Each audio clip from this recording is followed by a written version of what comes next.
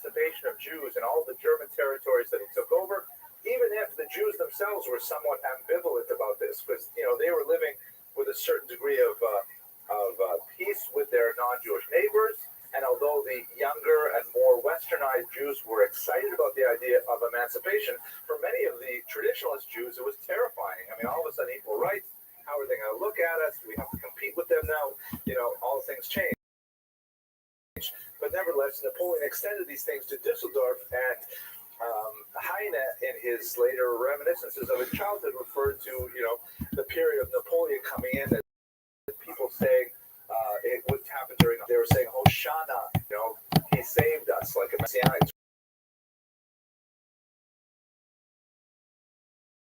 term when he came in. Specifically,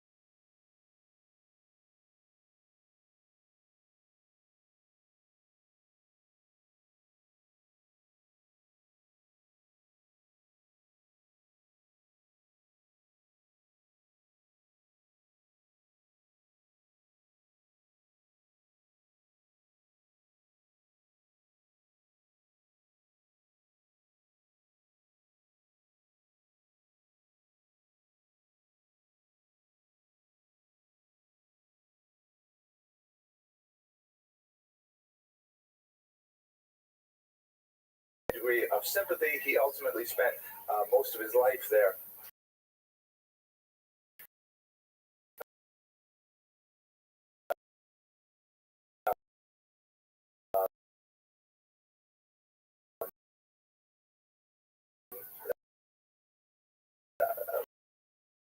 Was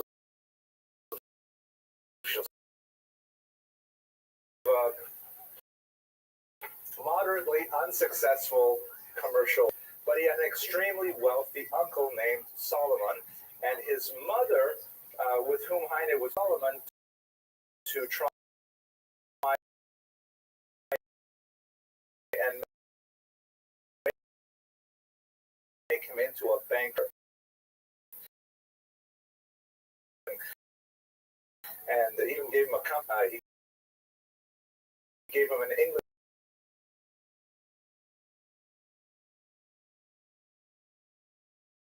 name, Harry Heine, in an attempt to,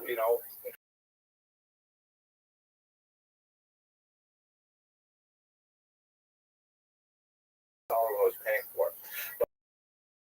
But his earlier, not omit that, he had a traditional Talmud education only to the even after his conversion. Let me, for example, read you one passage here from one of his works, in which he refers to the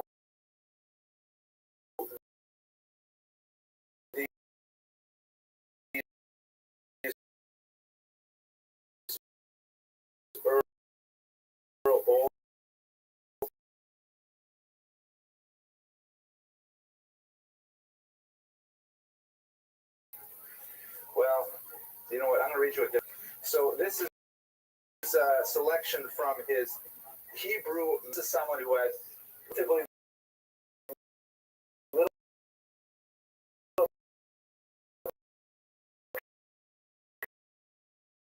connection with it.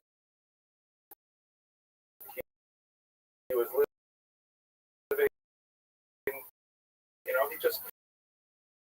he basically had fun, but he really is writing about the entry of Shabbat. This is from his Hebrew Melodies. Princess of the mind, she, like he's personifying Shabbat, she is startled and repelled both by trampling noisy passion and by pathos, storming forward with its loosened hair aflutter.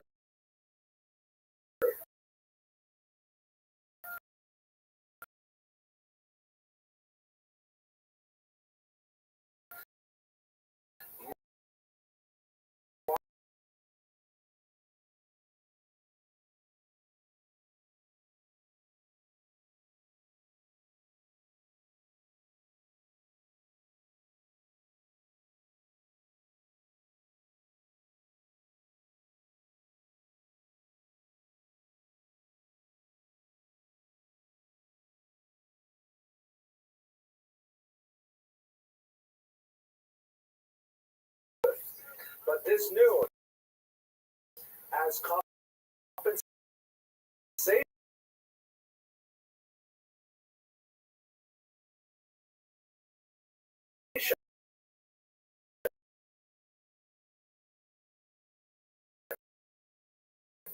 there shall smoke for you instead a repasholent, which it rhymes in German. Cholent is the dish of heaven, whose immortal recipe God himself and the holy elements rid in characters of lightning. Cholent is the true creator's kosher banquet of ambrosia, rapture bread of paradise, and compared with such refreshment, nothing more than devil's filth are the platters of ambrosia eaten by the false Greek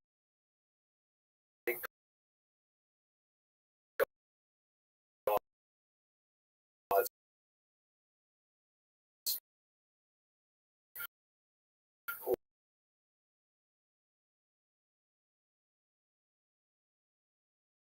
The Reformed Temple, which is, and he said, and it's kind of, he was speaking more about the Wissenschaft des Judentums, more for the Jewish people than the Reformed movement, rather.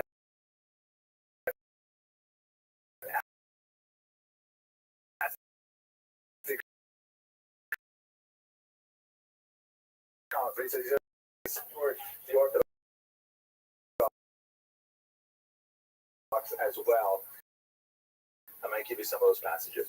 Anyways, here he is, kind of in a very popular thing among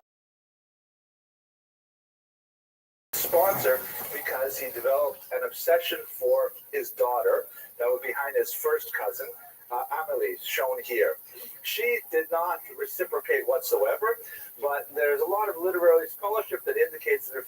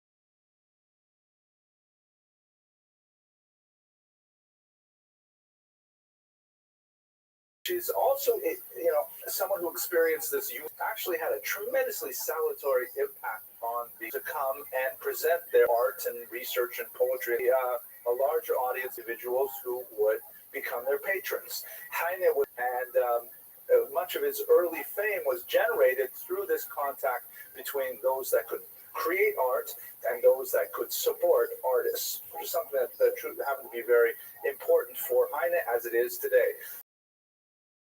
So Varnhagen is like, here's a couple of pictures of her. Her contribution to German culture is so great that they made a postage stamp dedicated to her. So let's have a look at some more of his writings. Let's try to understand a little bit more about who he is. So I mentioned his sense of humor, but I didn't give you too many examples. Here's a kind of a fun passage when he's talking about the social classes in Germany. He has these great kind of one-liners. So, for example, he says, talking about his first college where he was kicked out for dueling, for the most part, the inhabitants of Göttingen are divided into students, professors,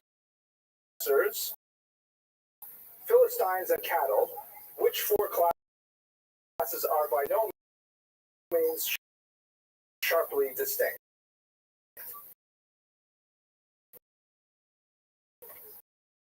Right?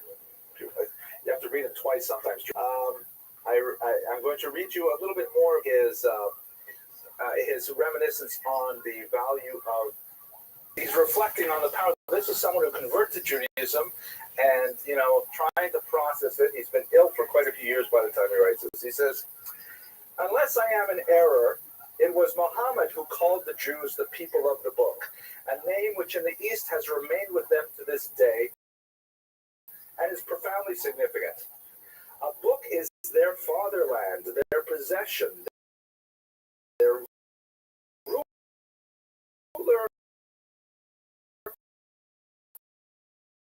their fortune and misfortune. They live with precincts. Here they exercise. Book is where we have those. From here, they cannot be driven out. Advised. Here they are strong and admirable. Immersed in the reading of this volume, they paid little heed to the changes which took place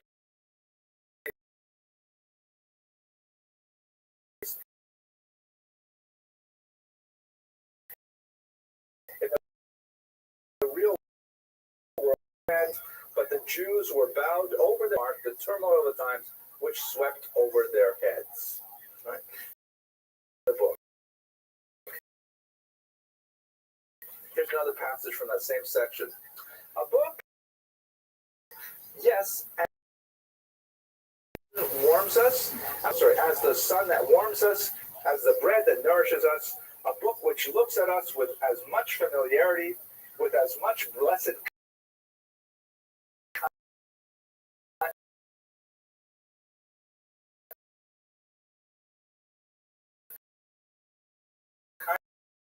kindliness as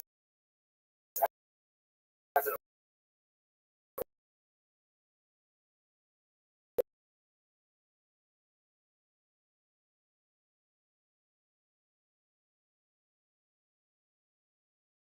lost his God may find him again, and he who has never known him will breathe the spirit that is wafted to him by the divine word. What they were doing when, during the conflagration of the gold and silver vessels, the candelabras and the lamps, and even the high priest's breastplate with its great jewels, or of Titus Vespasian, the villain who came. It's fascinating that he can have such tremendous respect for the Torah and the Bible, but he can't quite bring himself to dive in fully to it as his ancestors had. This is the Yiddish once again. So I'll give you just a couple of them a little bit later.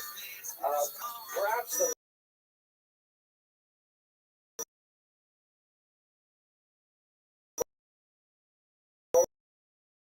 most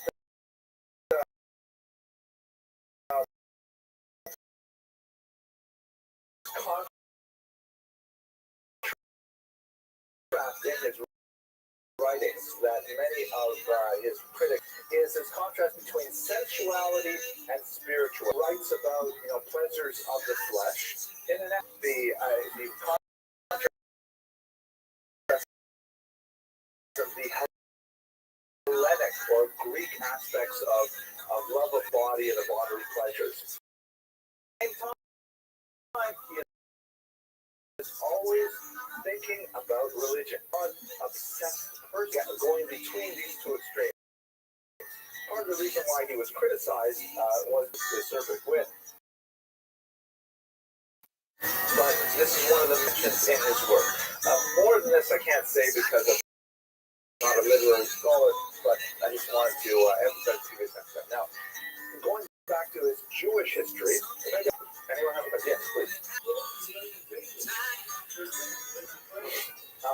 Well, they gave him he studied English in college in order to be able to do business with England.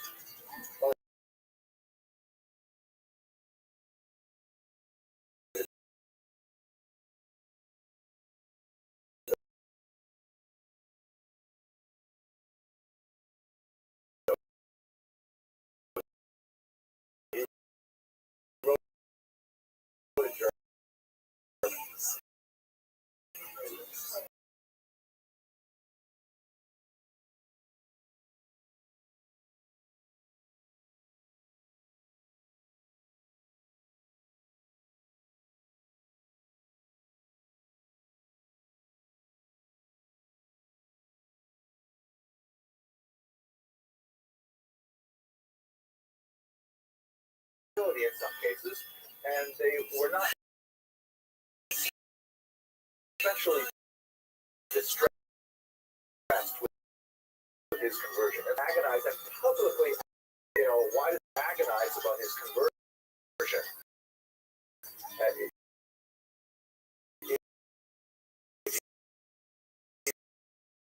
he's going to be a Christian, then be a Christian. But once he becomes a Christian, it validates his conversion.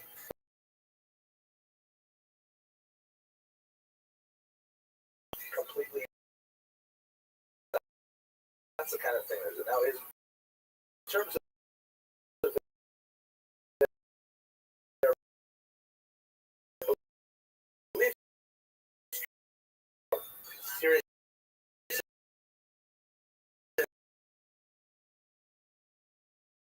enough, but they felt Judaism to give him at least an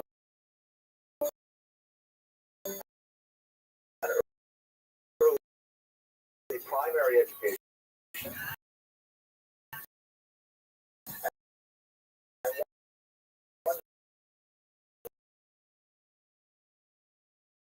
What about the fire of Torah? Yes.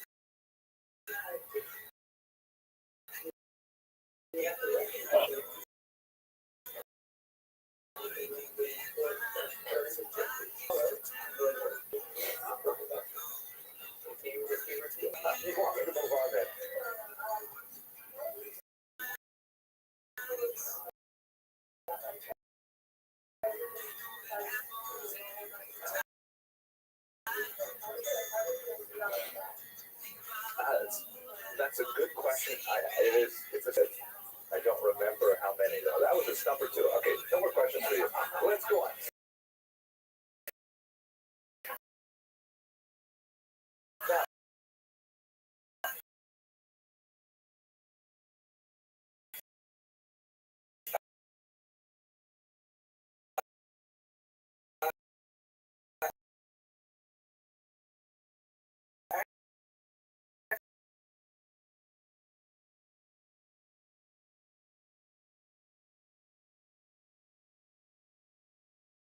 Another good example. The Master's Blood Libel was in 1840, where Jews were arrested in Syria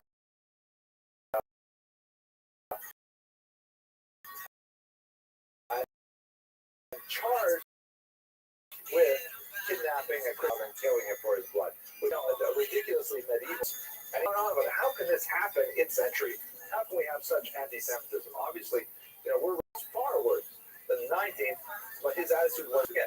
There was violence in 1819 that swept across Germany that affected high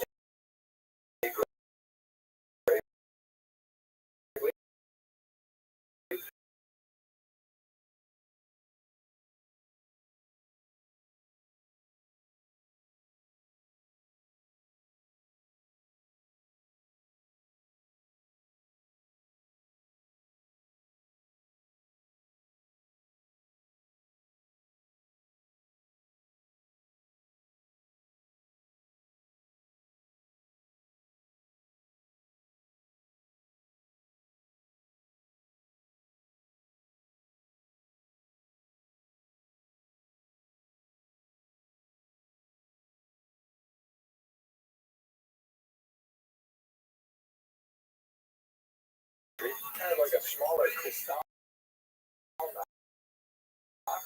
that shook up the Jews of Germany, saying, you know what, this is livable. We have to have some. It was a whole country in that there are many different cities. It was very little murder, for example. It was more like hooliganism, beat people up, that sort of thing. Big history books would have a little reference. Small history books would not, because it was important in German Jewish history, but not too much else. Okay, the last question.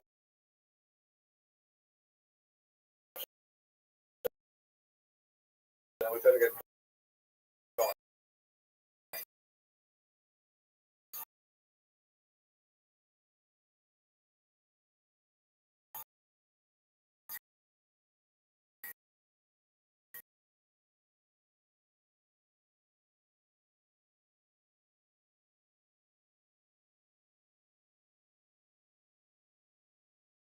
Jewish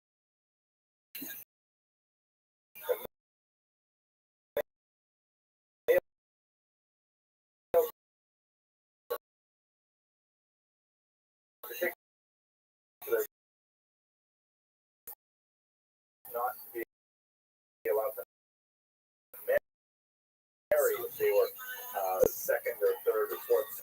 Okay, now another development that occurred, about which Heine was very excited initially, was the institution known as the Wissenschaft des Judentums. But it has other fascinating things going on, and we should study it like an ancient culture. Study it like the Latin language.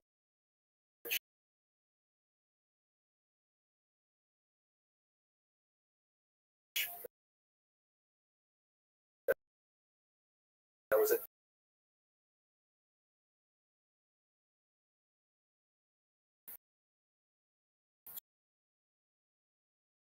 strange, decrepit thing, but let us dissect this corpse and about it. So it was a kind of a mixture of enthusiasm about Judaism, kind of like, you know, down enthusiasm.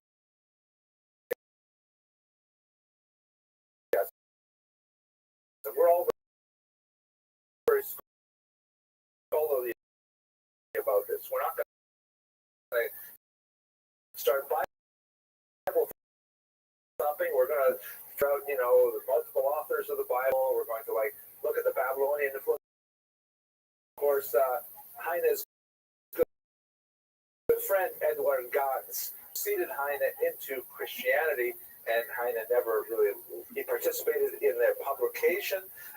But ultimately, after a few years of this, he felt that it really wasn't going anywhere, that they were not creating the revolution that he had thought would occur, that all of a sudden, this would be the moment of his conversion. 1820.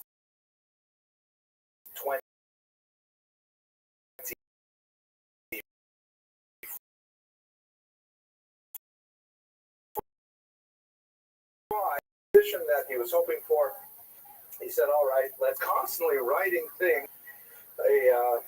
with tristesse about his reminiscences of the way he used to study Talmud. So, for example, here he writes an interesting poem about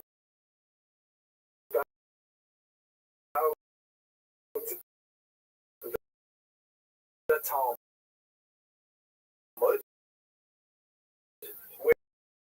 which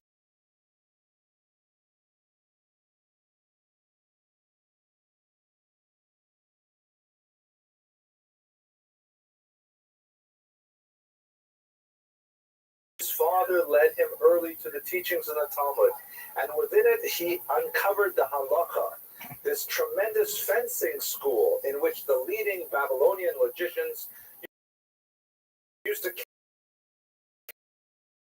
carry on their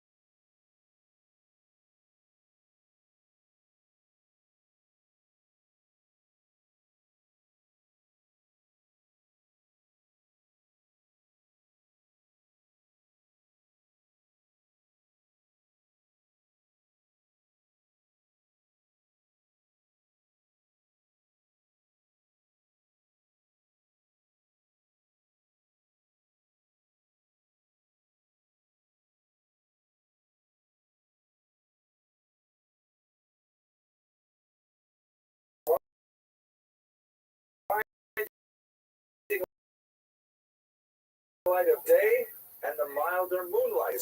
And it's to be reckoned, the Haggadah. Here he's referring to the mammals. So she got to work and planted her own garden in the air. Right?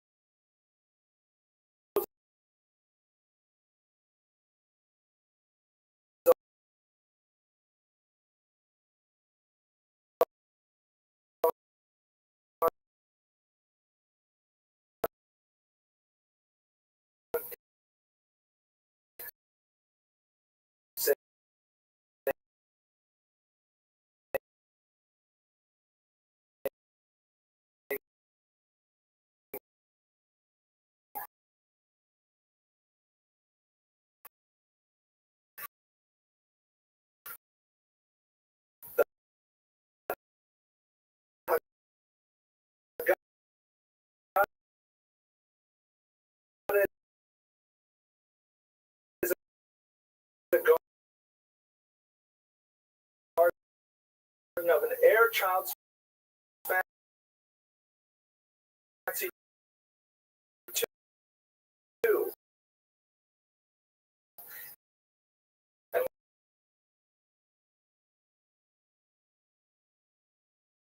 how it glowed, what a garden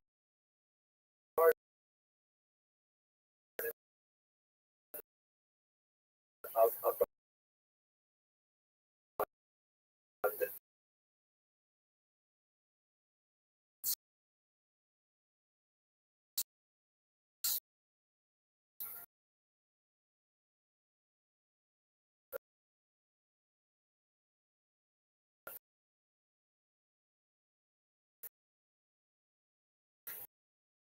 This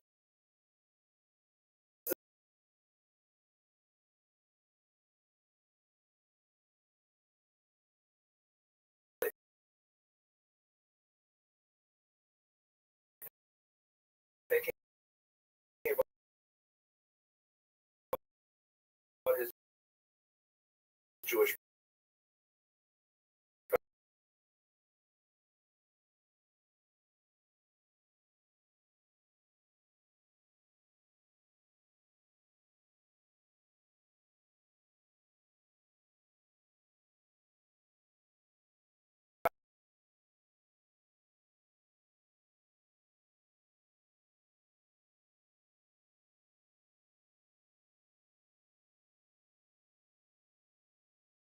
Was, constantly. Let me go on to some of his attitudes.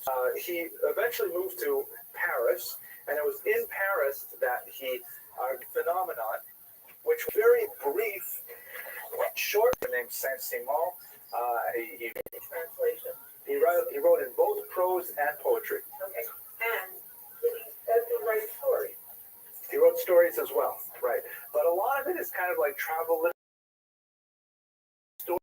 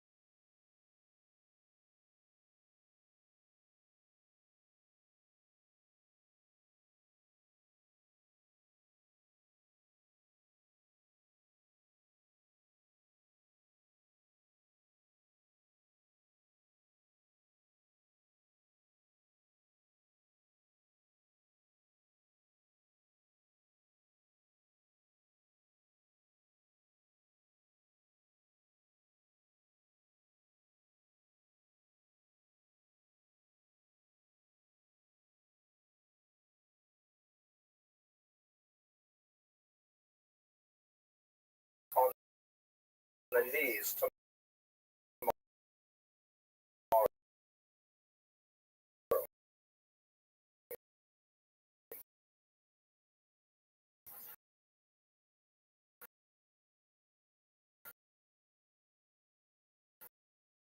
While some of them wallow in the filth fire of money changing,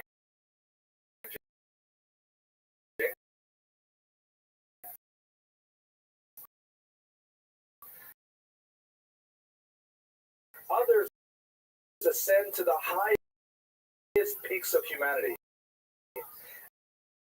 And Golgotha is not the only mountain on which a Jewish God is salvation of the world. The Jews are the people of the they shame and conquer their clumsy oppressors. Of mattresses to any kind of surfaces. People are not sure exactly what he was suffering from. It's quite possibly a venereal disease that he contracted from his days in Göttingen.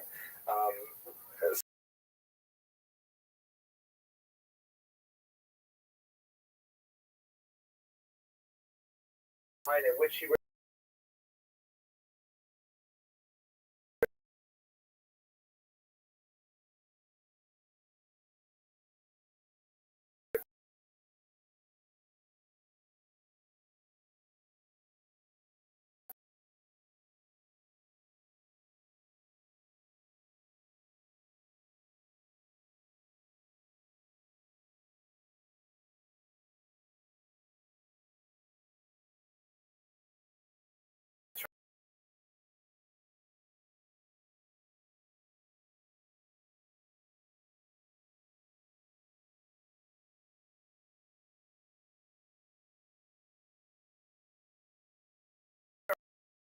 a slow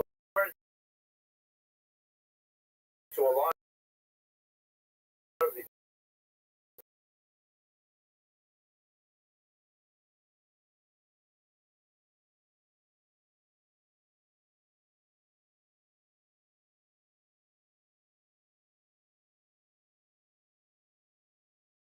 of the Messiah. I have heard which book of the Talmud contains the details that the great rabbi faithfully communicated to me.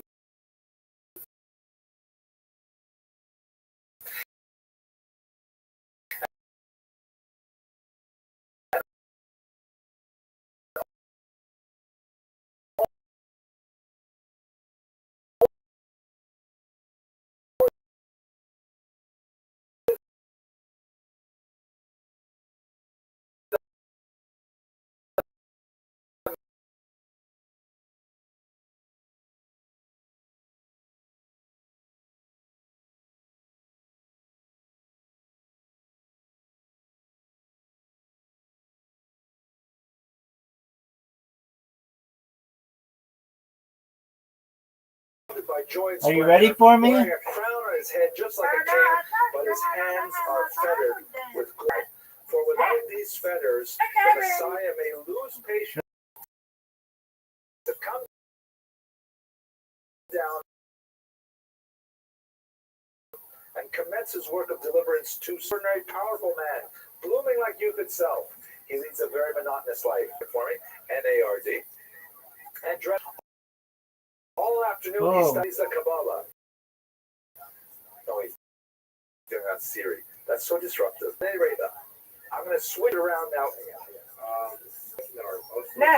No way. You are.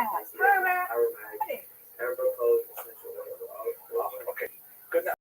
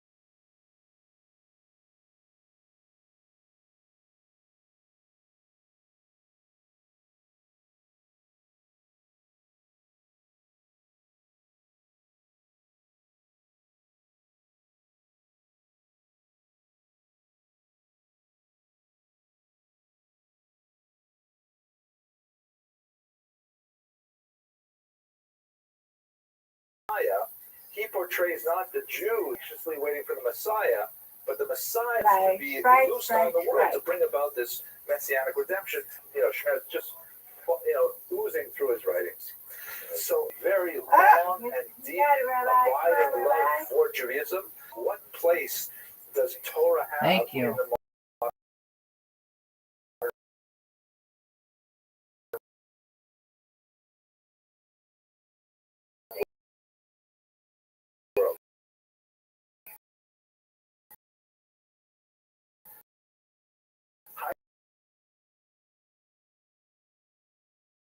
attention. I hope you enjoy the costume tonight and next week. It's a flower. Oh.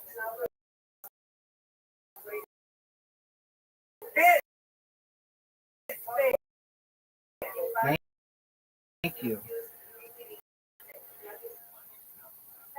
Pretty good, but not good enough. Good job, Miss Aquarius.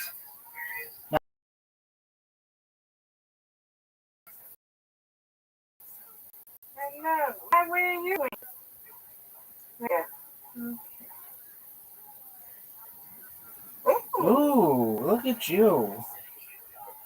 You're on fire today. You got it. Right. There we go. Yes. Welcome to another edition of This Week in Jewish History. This week in November happens to coincide with the anniversary of a terrible event in Polish Jewish history, the burning of the Talmud in the wake of the Frankist disputation. So we'll talk a little bit about Jacob Frank and his movement and how it came to Let's go, Rabbi. Let's go. Specifically, Right. in the sense of this very sad and unusual chapter in Jewish history.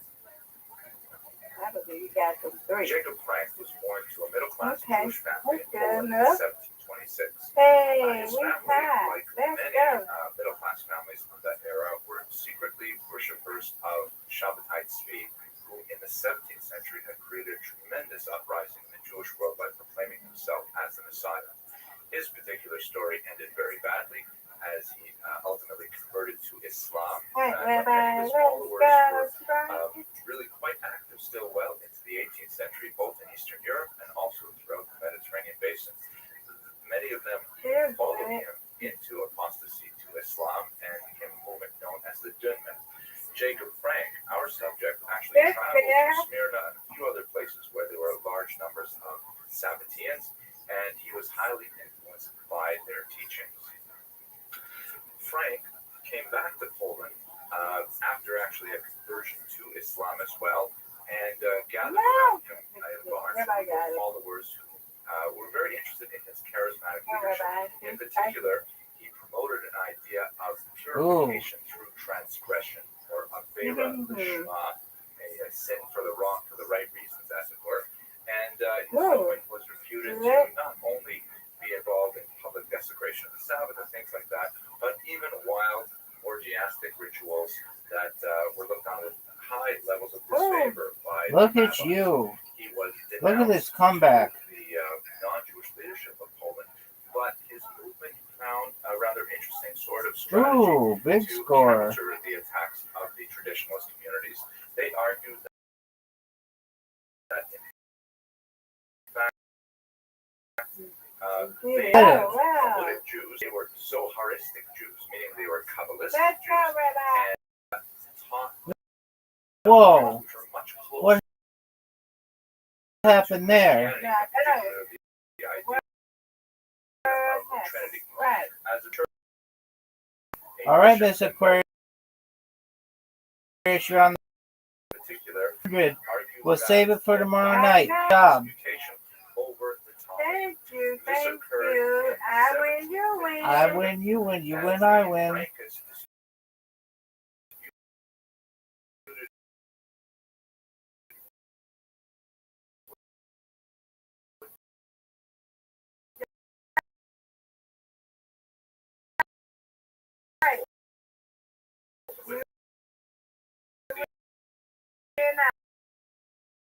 traditional I win, you win. over the Names to you, my friend. ultimately the church decided in Three favor days to of you. the Frank You too. tremendous Thank loss you. of libraries of the Jews of that era. Afterwards, converting to Christianity, attracting even more followers in his third religion. He made something of a career of it. He was in prison for a while. He carried himself as a noble, but when he died, he had a very large retinue, as you see in this contemporary depiction of his deathbed. The movement did continue under his daughter Eve, and traces of it lingered well into the early 19th century. The long-lasting impact, however, was the devastation on the Talmud, once again, resulting in a huge loss not only of the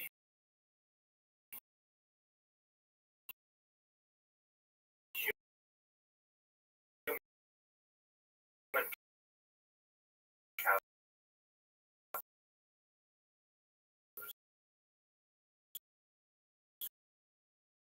who actually were attracted to Frank's movement,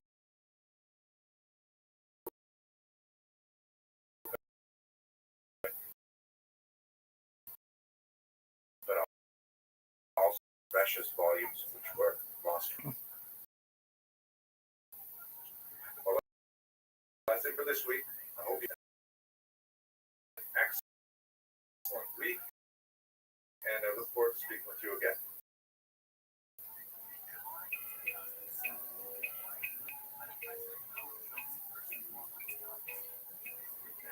Jews and Jewish subjects and represent them in his heart. So come look at the frenzy right now.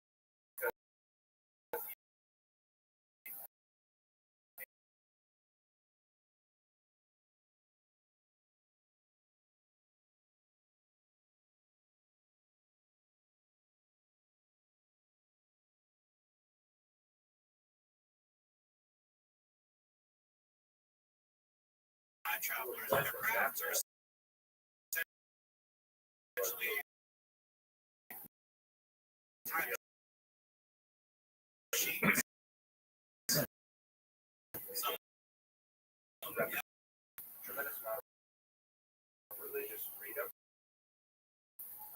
which allowed the Jews to feel very much Jewishly populated border of that city. Subject's borders are. This is perhaps one of the most famous representations of Jews, a portrait of an older Jewish man.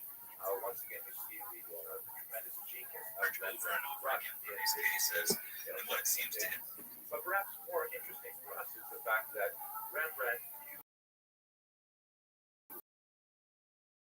17th century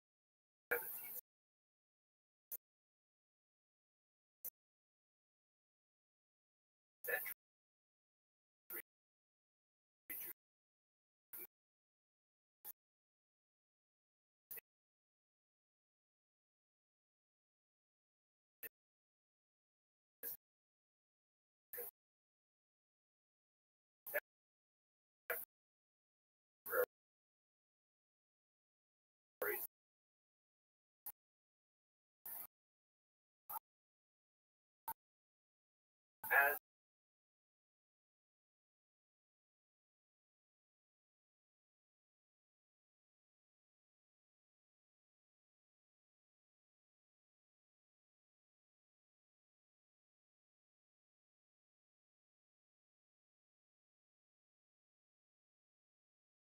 Jesus shown here on the right.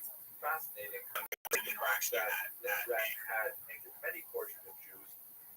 We also have an unusual phenomenon. A closer examination of the artwork itself shows that this rabbi is wearing some very suspicious jewelry, which does not indicate. And so many of those representations of Jews thought to be Rembrandt's are neither Rembrandt's nor still he has a profound connection between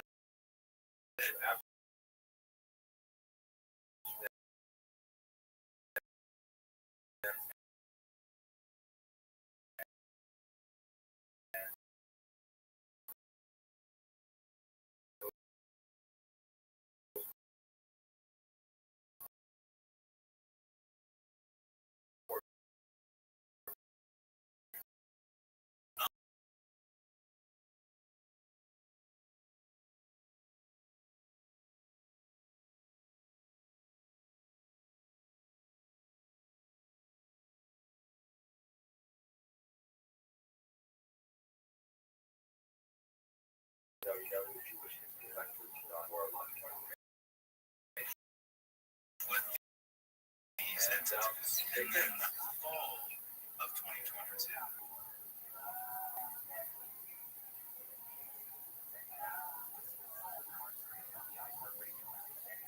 I've had multiple interactions with since they said through him, once you know who we are, you'll know how we know that 3 women came on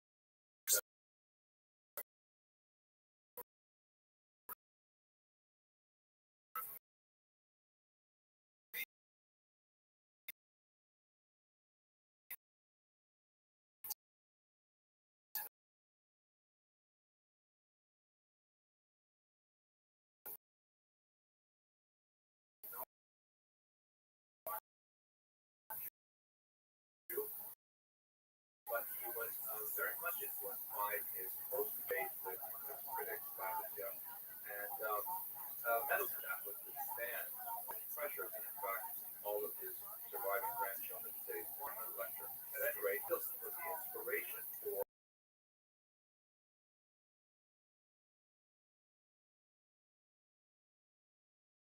down generation, father to son, until finally there was one son.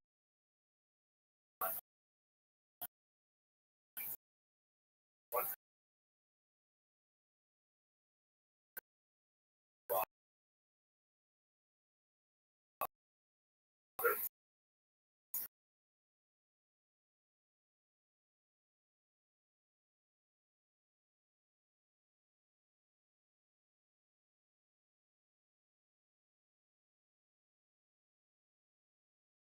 Here, of course, compared to the three great ones.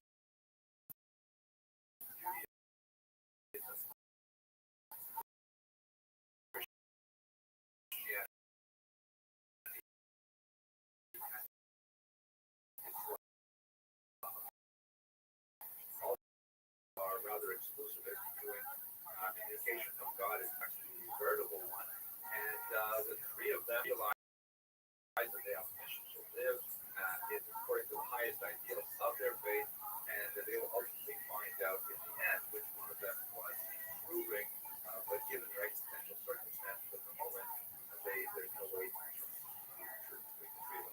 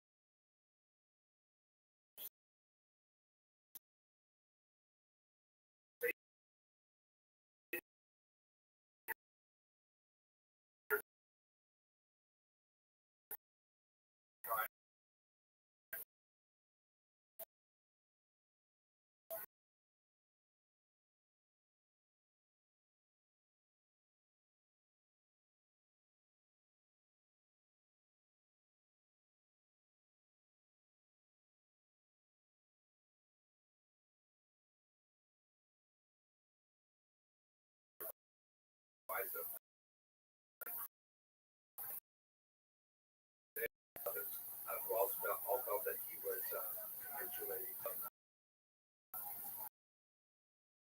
different views on Judaism as fairly tolerant. There were a few that had a profound impact on the Haskalah, the Jewish enlightenment. And I hope you have an excellent week.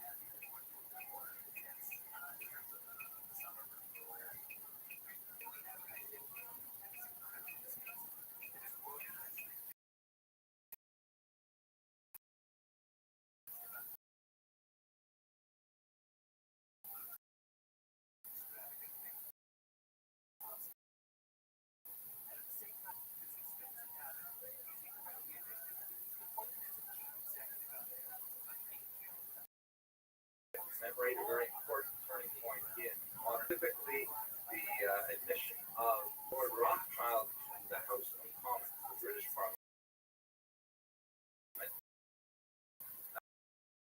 only after and the defeat of a particularly noxious law that stretches back to quite past. So it all begins with an evil law called the requirement for a Jews code. They were not allowed to present their case in a court of law unless they were going to undergo a humiliating ritual, which was intended to act as a deterrent to false litigation. The Jews often involved all kinds of really nasty and noxious elements, such as, for example, the Jew was often required to stand barefoot on a pigskin, as shown in 18th century.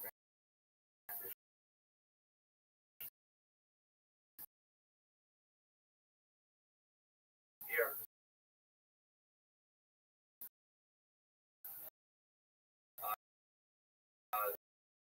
they were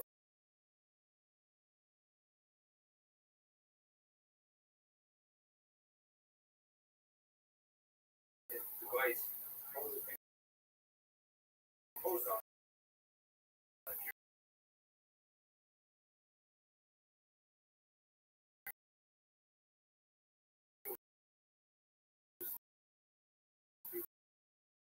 try to keep them from reform. Of course, and seeking redress of wrongs. A lot over the protest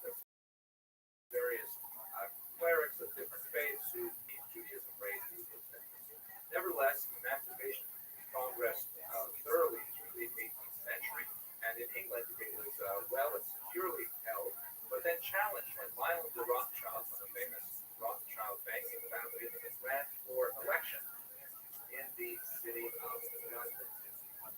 Rothschild ran for election in the city of London in 1846 and won. But when he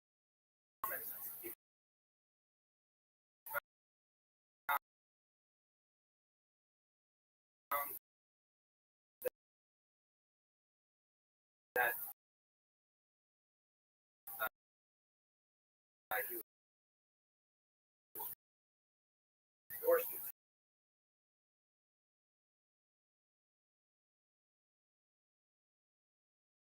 was passed there, but not passed, not ratified by the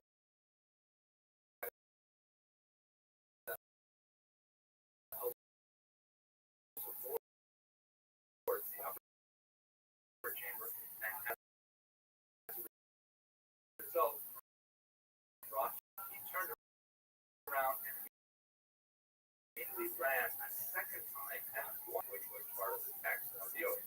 So once again, the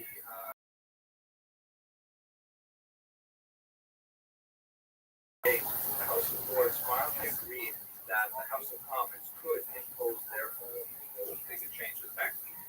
So therefore, they used an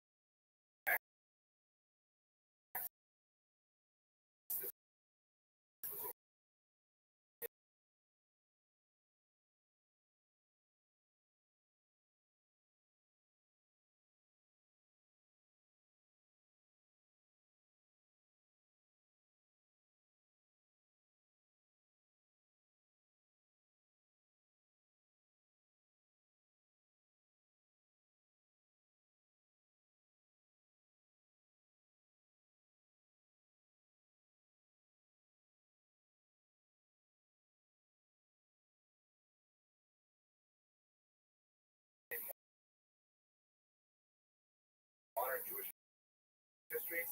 Enjoy this short lecture for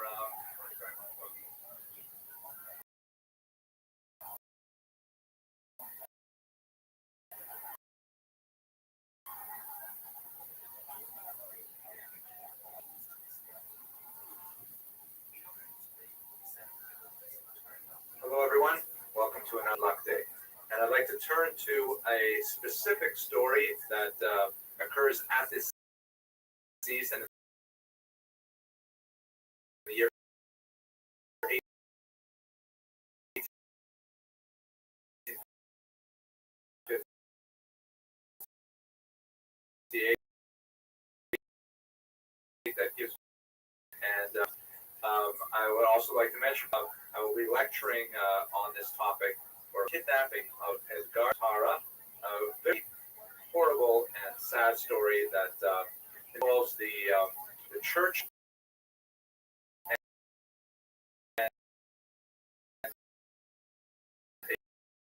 a young boy named Edgardo, who was a 6-year-old regular Jewish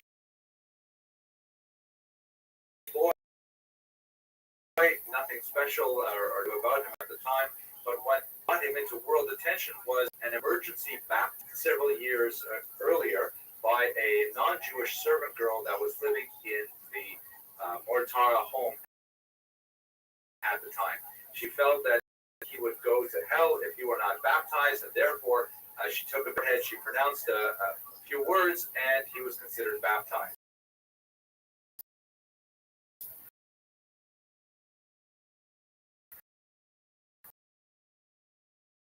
Now,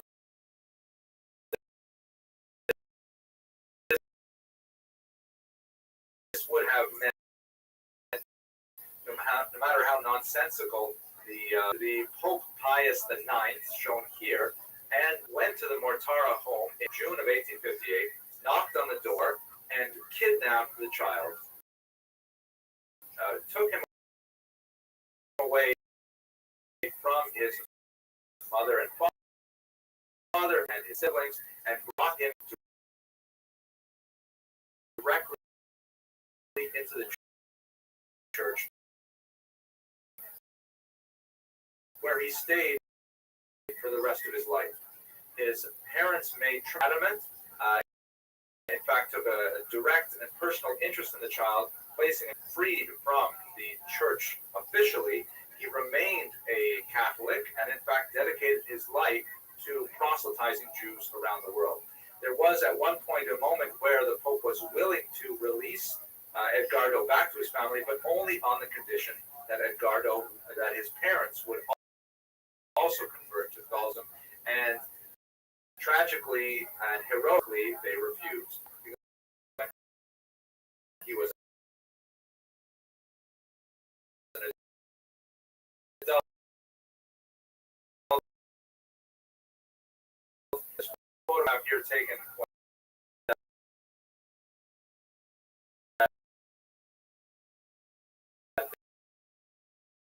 there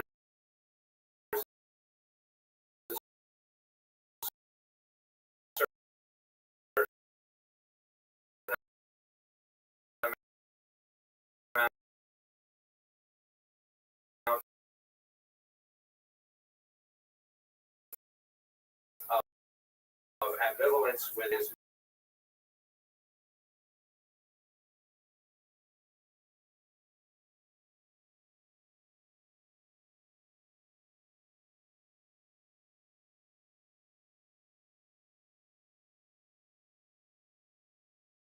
world as a whole was aware of what the Ninth was doing, and in fact protested significantly. There are numerous editorials, even in the New York Times. The folk hero of the time among the Jews was the great Moses Montefiore. In the modern world for Jews,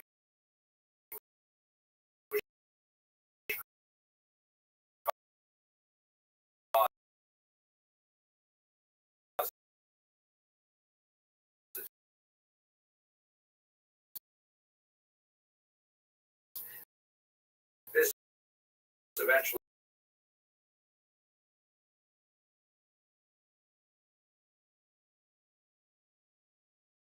as having achieved three of the discordant note in many Jewish minds, and he was the subject of a rather important book by David Kurtz, Mapping of Edgardo Mortara. Edgardo's story is one of exile within exile, Gallus within Gallus, and it's worth commemoration, a sad commemoration of Tisha B'Av. And may we merit to see no more pain people in the future. Thank you. Okay, ladies and gentlemen, why don't we get started? I think we're running a little bit late.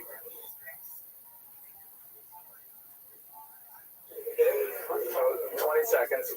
So watch the record there. So it's this time of year, I often think about my grandmother, Shalom. She passed away a year, 2 years ago, and this would be right around the time of her birthday. She was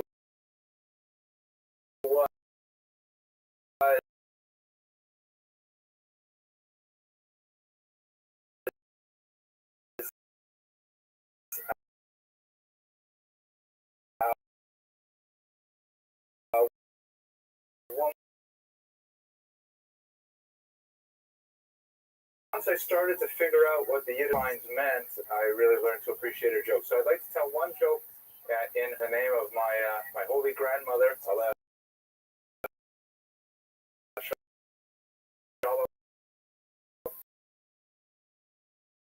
and maybe it'll be okay. I don't think the rabbi, because there are two brothers, and one every day how he treats people in business and so on. And after many years, he passes on and he goes straight up to Shemayim. As it happens, his twin brother is not such a mensch, and he's always trying to cheat here and there. He never goes to shul, very careless about the mitzvah. It happens, they both died in the same day, and this brother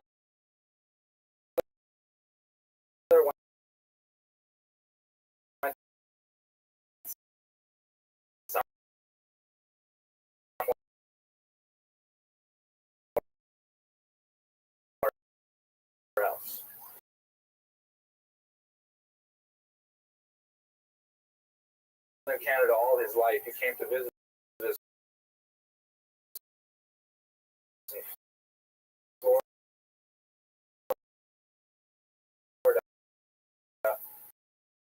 after we've been living here for many years because he had never seen a palm tree in his life. And the brother is enjoying Shemayim. He thinks it's a great place. It's a little bit like Boca Raton, but after a while, we should liven this place up a bit. We should have a party. We should have some crudités, maybe some cold cuts, maybe we should. All right. So he goes to God with his proposal that they should have a party. And he describes to God what he has in mind, that they gather everybody together and they have some food and they get some music. And God looks at him and says, for 5 people, it pays to hire an orchestra.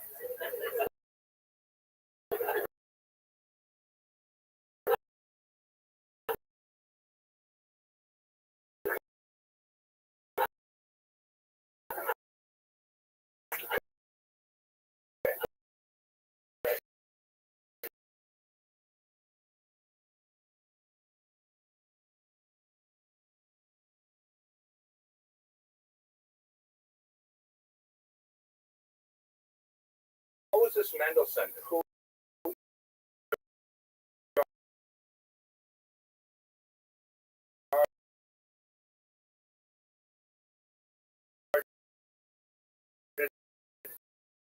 as a turning point in the claim to his really as their own. There, in understanding with a tragic image life, and at the same time look at his life and understand that the type of tribulations that he endures, how it would be possible for Jews to live as emancipated citizens in a free state. He, of course, would not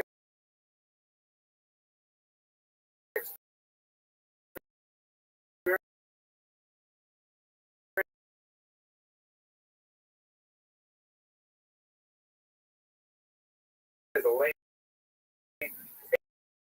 18th century in France.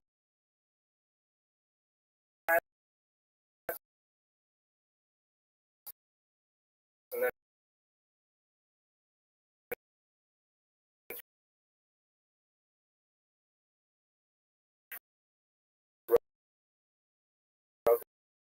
the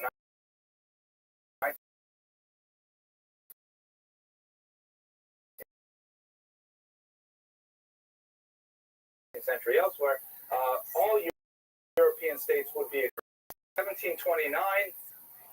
He lived in Berlin under a single king's rule. Choreography, the medieval when you get to the 18th century, but for he himself was personally observant, quite scholarly. He wrote extensively on the Jewish tradition, some very, very impressive translation projects of Tanakh and so on.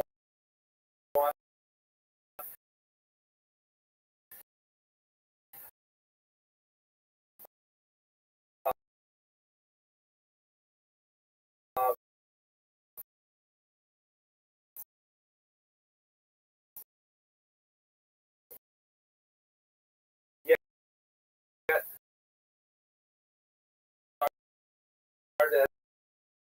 the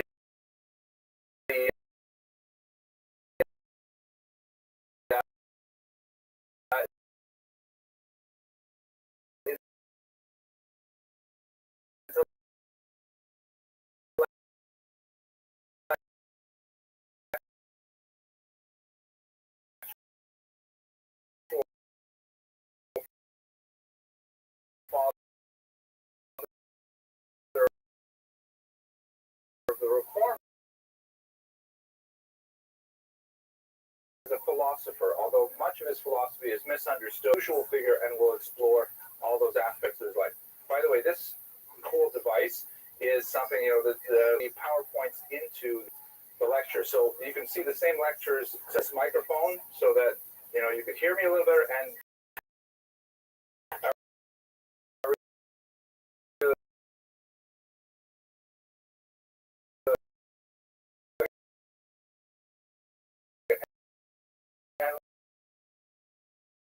watch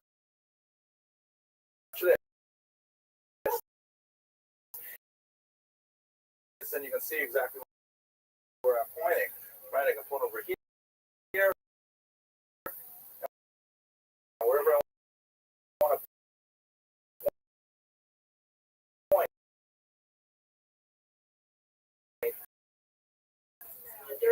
This is a really cool thing. Okay, right. So, I'm sorry.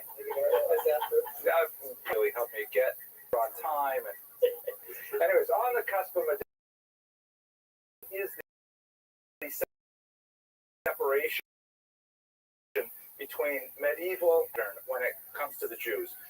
There's a lot of different ways to try to understand. I mean, in Germany, for example, has lived there. By the time we get to Mendelssohn, Jews had lived there for over 800 years, and yet they did not enjoy permanent resident rights. They could be and were frequently expelled from given locales at the whim of local rulers, and their very existence, economically, socially, it was extremely precarious throughout this entire period.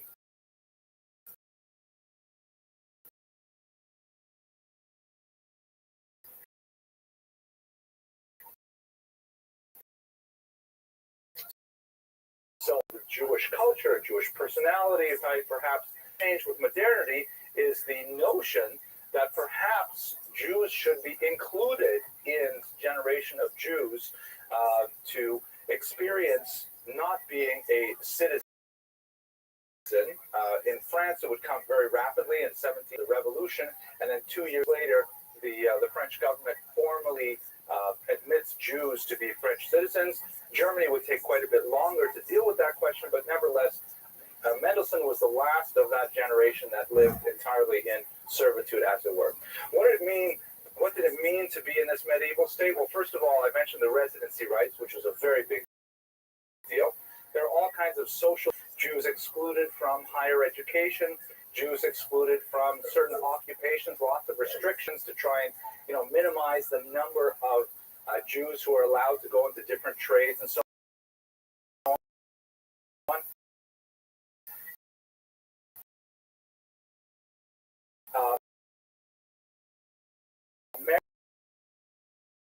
Marriage, where Mendelssohn made most of his fame. Oh, right, gotta catch up with the speaker. Where Mendelssohn lived, there were several classes of privileged Jews that were a financier or so on. Then your first would have the right to marry and dwell in Berlin. Your second son, tailors. Your third son could only live there if he also owned 3,000 tailors. So in other words, it was really tailors meaning like dollars, not tailors like soap, like muscle camsoil, right? And the fact is that they really didn't want Jews to live there. This is one of the reasons why we have in the 1840s, by the way, a large German migration to America.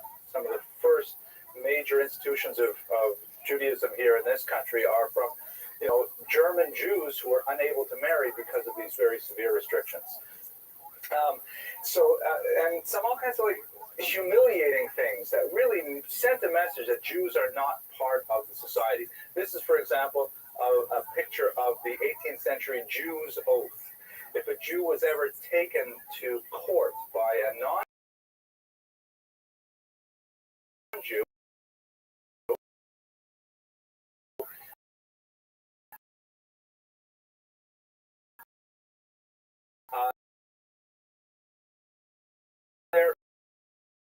the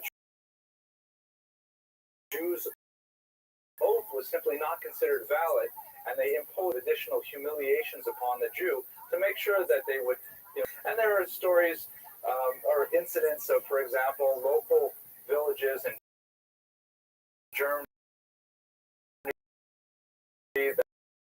that would hire the mayor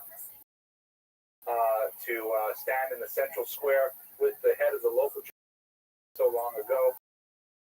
And those kinds of things really cemented permanently the idea that the Jews were transition. However, and this certainly had a lot to do with how Jewish culture evolved in Ashkenaz in particular, the concept that non-Jewish culture was fundamentally toxic, that it was, antithetical to Jewish values, us versus them, a very,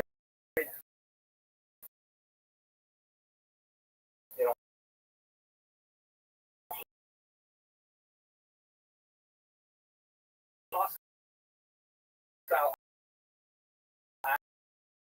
attitude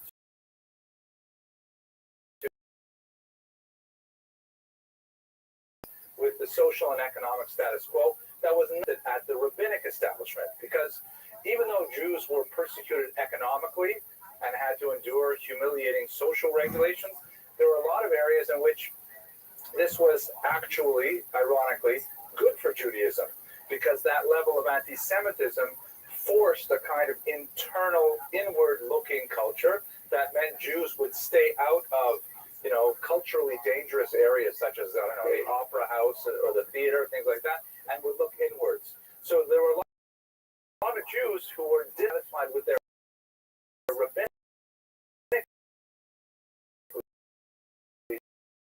leadership at the same time. And so there was a widespread ground.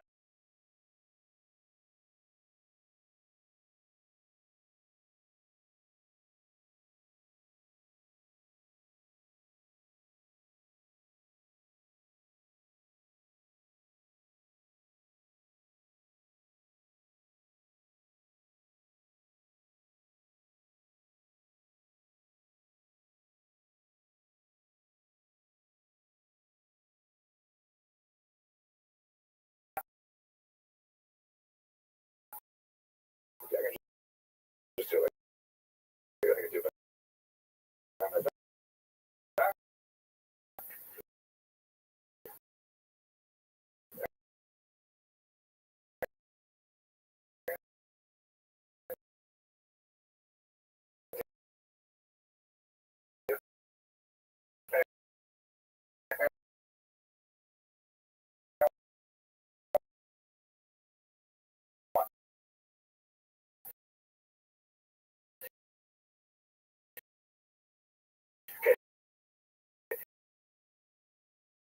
This period in non-Jewish history is called the Enlightenment.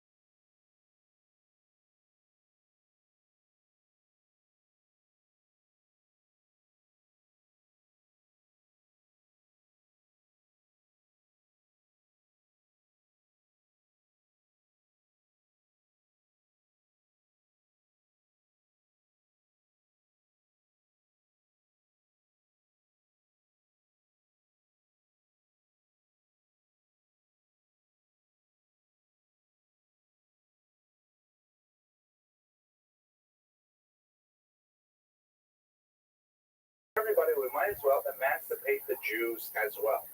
Now, we're borrowing this term emancipation. It's not a fair term to borrow. It's mainly a term that Anglo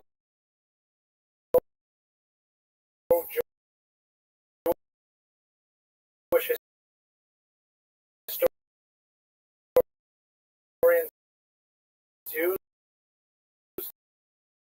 based on the second half of the 19th century, and as they were not enslaved.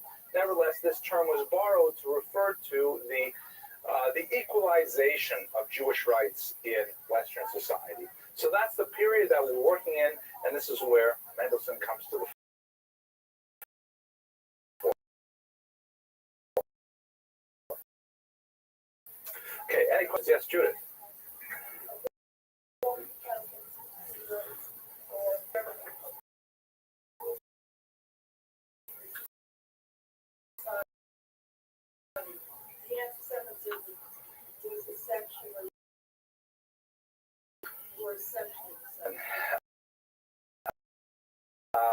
To repeat was the anti-Semitism experienced in, let's say, Catholic countries like France comparable to the anti-Semitism experienced in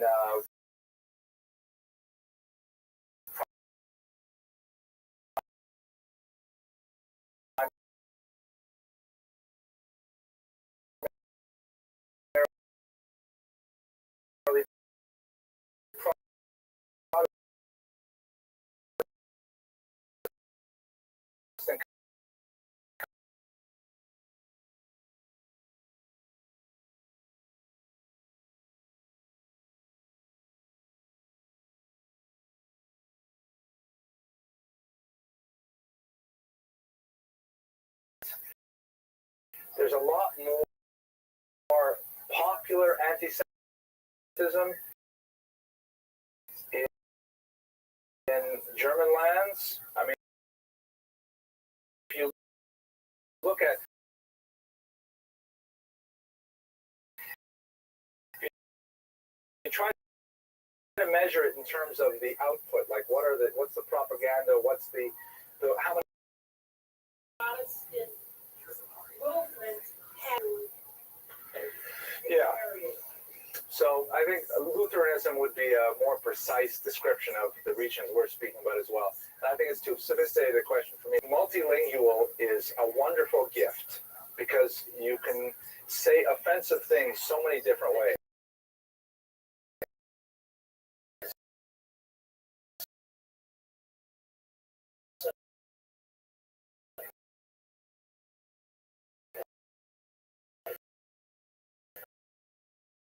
And it always involves the church, you see, or Muzikris, like, these terms are, so I would think that the coloration of, it's a fascinating question. We have to do it in the graduate school. Let's go on. So have a look at, here's a map of Europe. This is a map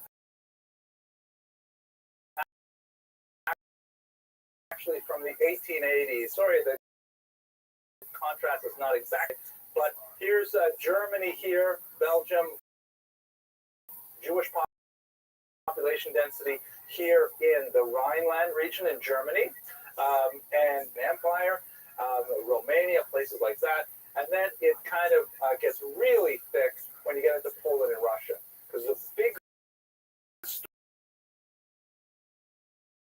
story here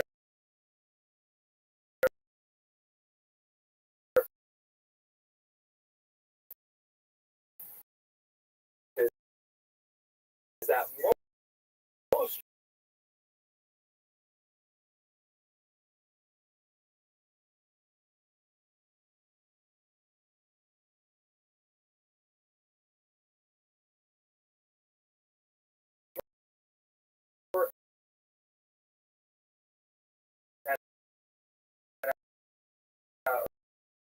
the lesser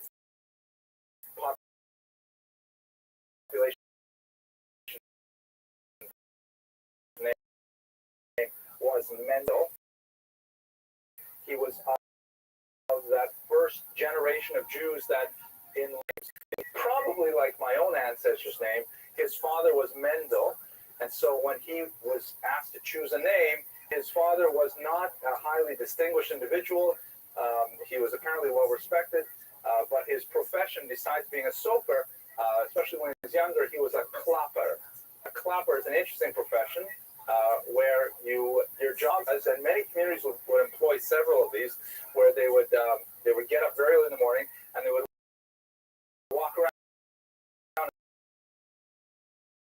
and bang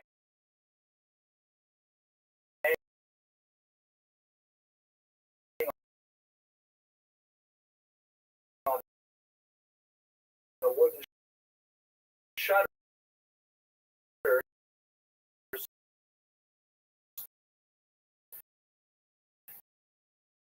to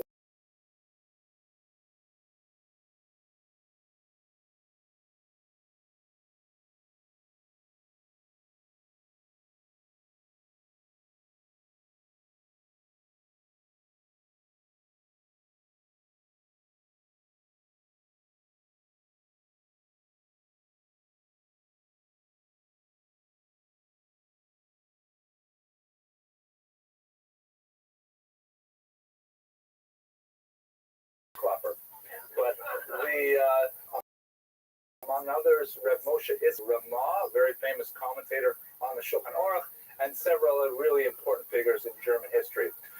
His father, Moses of Dessau, from Dessau.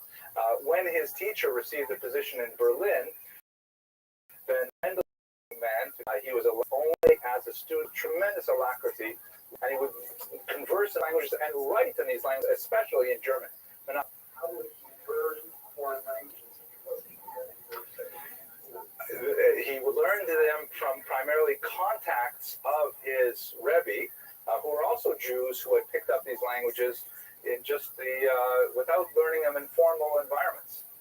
Just passing these things down.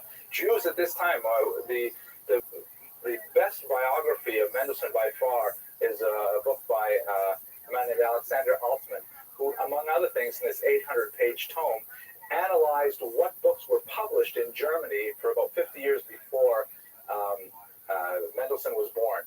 And there's just an incredible effervescence, thank you, of interest among Jews for secular studies, languages, things like that. We studied last week the quadrilingual dictionary that was written by, why can't I remember? I just gave that lecture last week, didn't I? Nathan of Hanover, thank you. Thank you for helping me out. So there's a lot of interest in these things, and he picked it up that way. But he was an autodidact for the most part. He got a job eventually, illegally, as a tutor in a rich man's home, someone who owned a silk factory.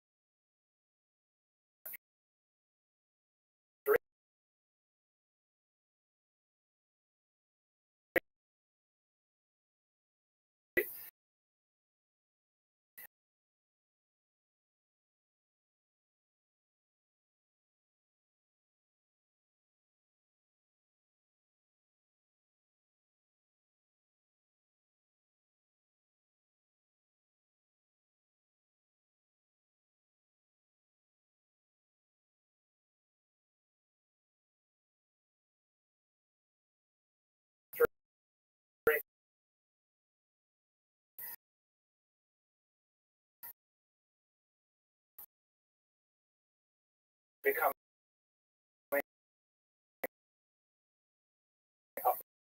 relationship to the famous Guggenheim family. And then a year finally earned the right of residence. Together they had 10 children, of whom 6 survived within the faith. And the other 4 all chose to convert because that was the only way to get ahead economically, socially, and so on.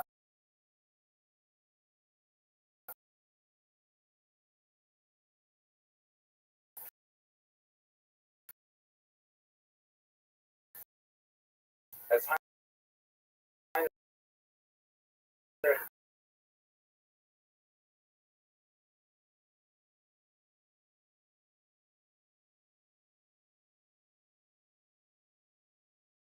unlike them, and of the 2 Jewish, neither of their children survived or sided. His personal family line is Mendelssohn family to practice Judaism. Early on in his question.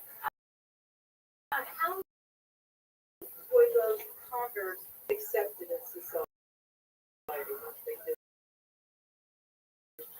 Get it over with, and then be, let's say, for example, like his great, I think it was his grandson, Felix Mendelssohn, the composer, right?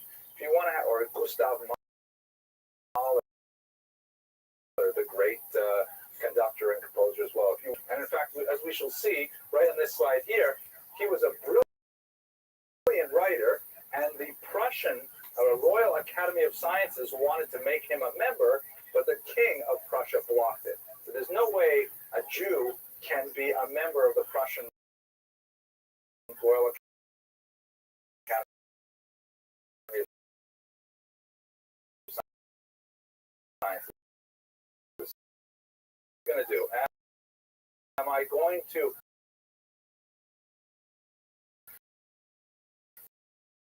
follow my career interests, my passion, my country at any time? For many Jews, it was simply not a reasonable question. Of course, conversion was the way to go ahead. So in his early youth, this is one of the many, competed in an essay competition. Well, Christianity has lost nothing by his demise, which is perhaps not the nicest thing to say that way, but at any rate, it gives you a sense of what kind of individual he was if he had all of these disabilities.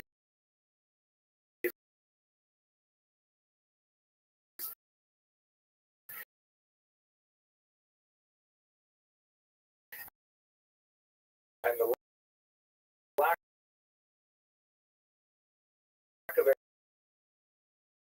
education,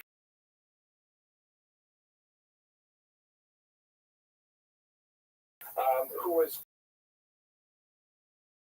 a Christian minister, excuse me.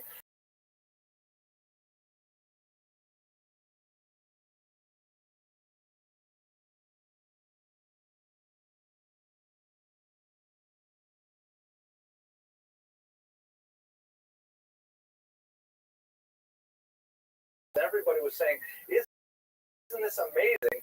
A Jew who was able to discourse in the highest levels of philosophy. Understand that from perspective of the 18th century, to see a Jew in these very highfalutin circles, a believing Jew doing these things, it probably would have felt like you were watching a trained monkey do the same things. You would be completely amazed because you just assumed that Jews were of a different order altogether, completely incapable of this higher order of thinking. And to see a Jew succeeding at the top of this field, it was something that people were constantly remarking upon. So Johann Lavater,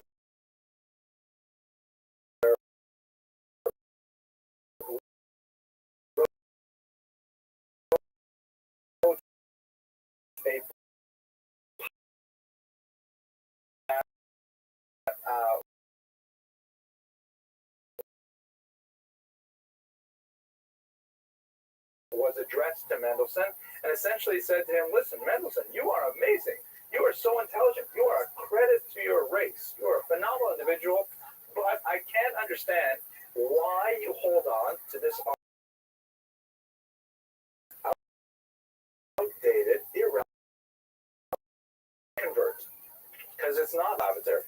If you're such a person, you must see the truth of Christianity, and you must become a Christian. Why would you old-time religion? That makes no sense. So one or the other. Either refute Christianity or convert to Christianity. One or the other.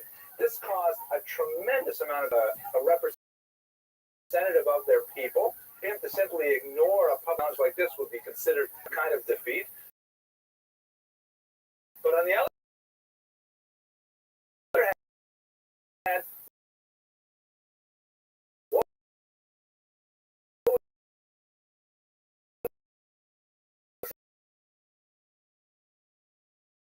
he's supposed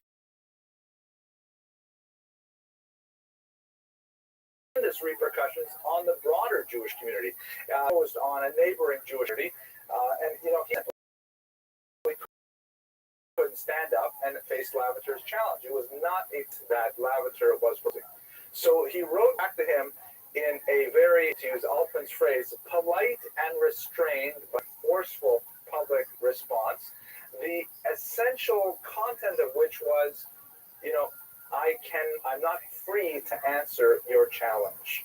I live as a member of an oppressed minority, and he said quite clearly, it's really not, frankly, safe for me to say everything I think about Christianity. But more to the point, Mendelssohn argued that it doesn't matter what I think about Christianity. He said that Judaism is a religion which is for Jews. It's tribal in that nature. Jews have the obligation of 613 commandments, whereas non-Jews only have these 7. So he says to Lavater, why are you bothering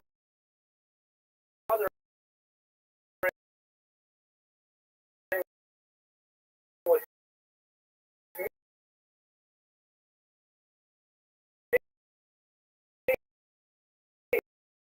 me?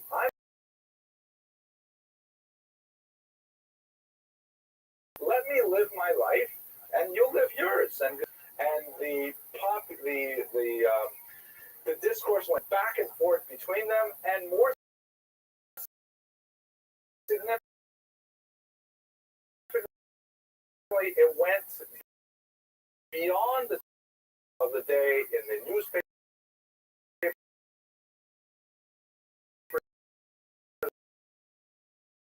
of the day. Primarily writing, incidentally, with the same status quo, or even be harsher with our Jewish minorities. So it was not at all what Mendelssohn was interested in engaging in, but nevertheless, Lavater's challenge put him in this difficult situation. Actually, it dogged him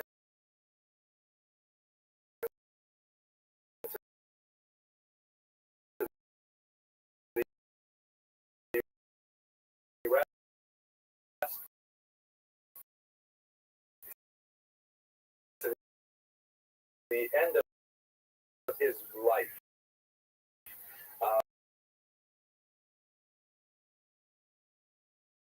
At the beginning, it's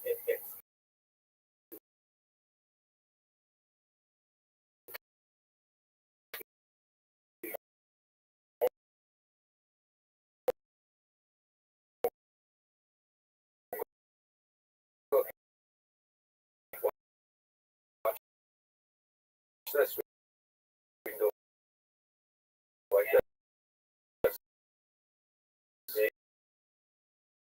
then because we cannot go to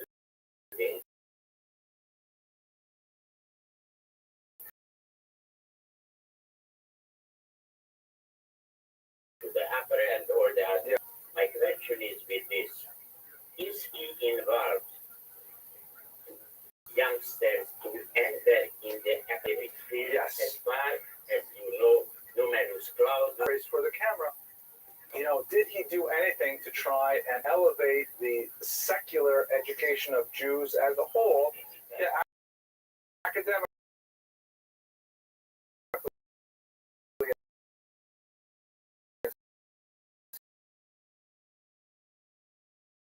And the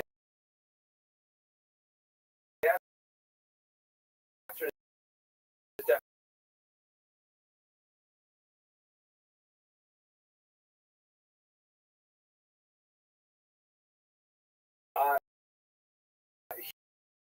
He and a few friends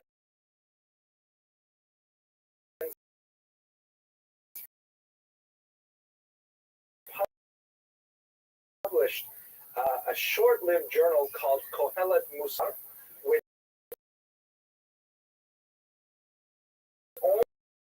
only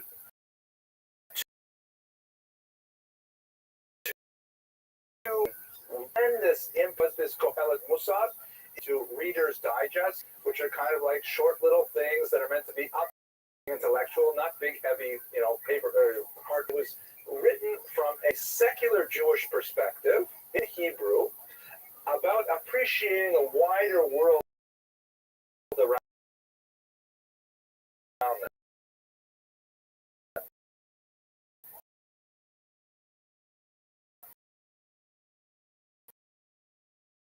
It was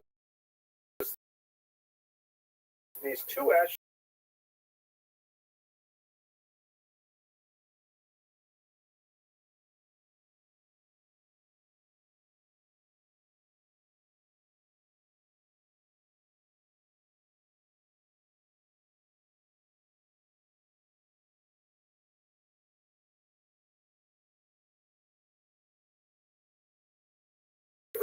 Let's just go on to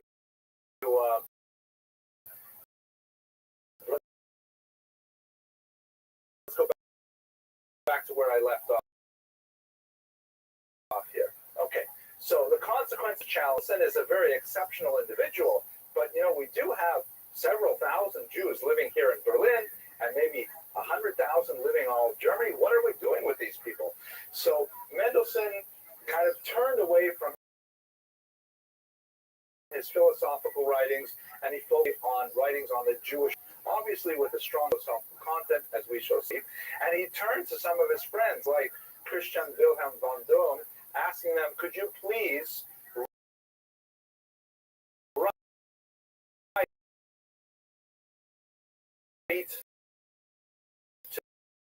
to this question?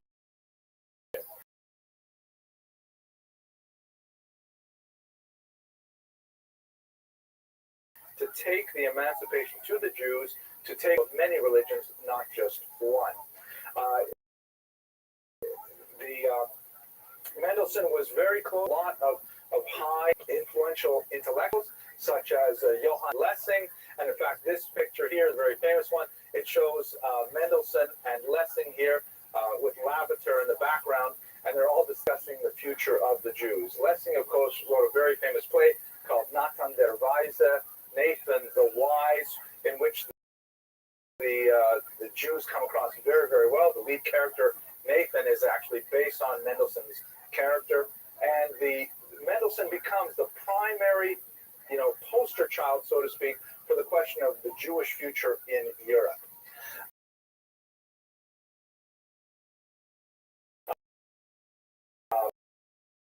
Then we get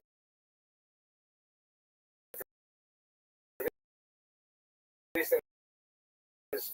Christian friends, because he felt only could really argue for the emancipation of the Jews, is to work on educating Jews. He becomes extremely complicated. Level is he trans German. You might think not such a hugely controversial topic. I mean, after all, in this shul alone, there's so much.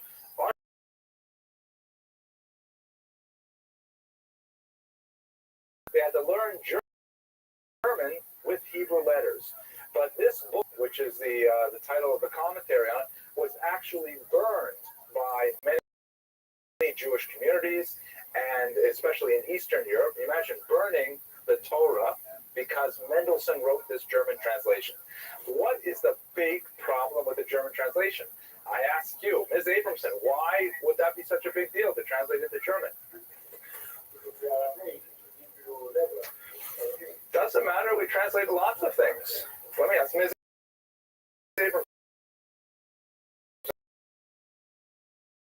What do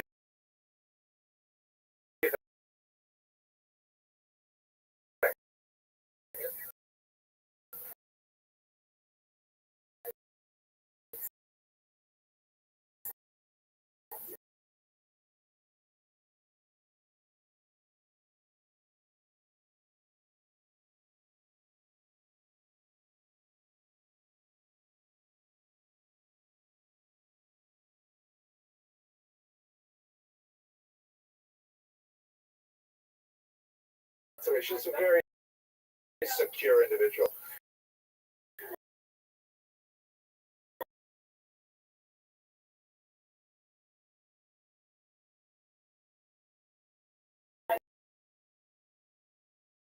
We have Art Scroll, primarily who need the English as a window into the.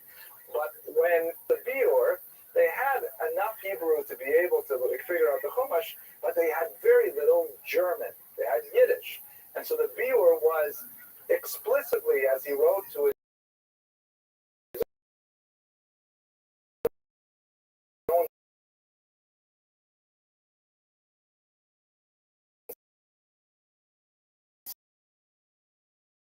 son,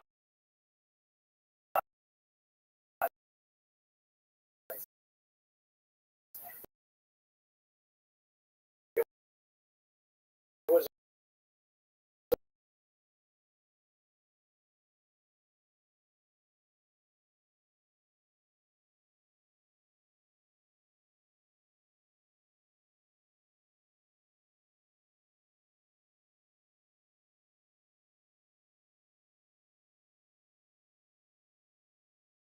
in German. Is it not to assimilate word? And in fact, the next sentence we would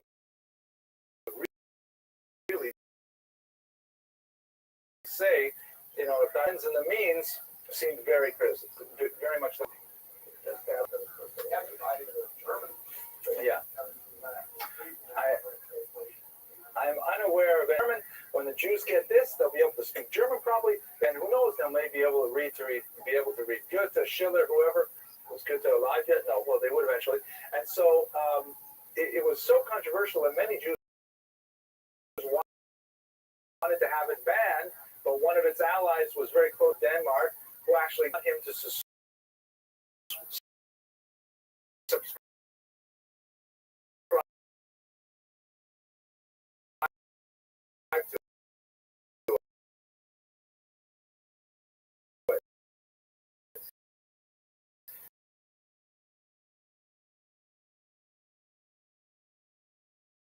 Subscribers was considered a very, kind of an. So, meanwhile, he's also working on a very important work of philosophy, which is perhaps his most significant.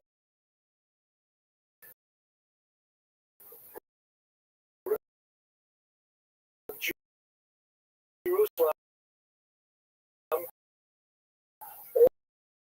or turn out exactly the way he thought it was very significant at the time. He was obsessed with the notion of what,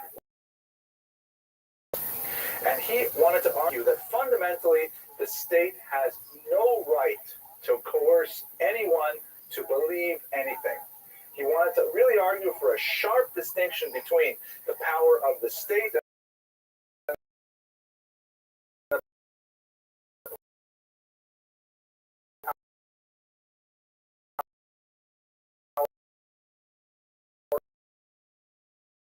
of the church.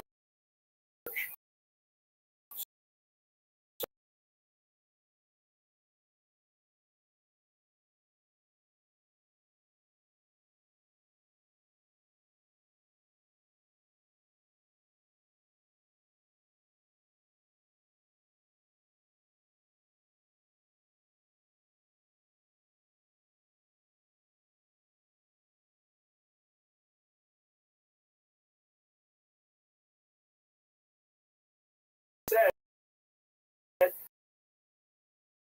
that Jews should also lack coercive power over their own, tell me what to believe, and at the same time say, but I do believe the rabbis should tell me what to believe. How can you argue for a lack of coercion in one place and for a lack of autonomy on the other? So, in the time of the ancient Israel, I'm minding his argument. I have to say I've tried to read Jerusalem, I think 3 times, and I've never gotten past 3 or 4 chapters before I get too bogged down in it.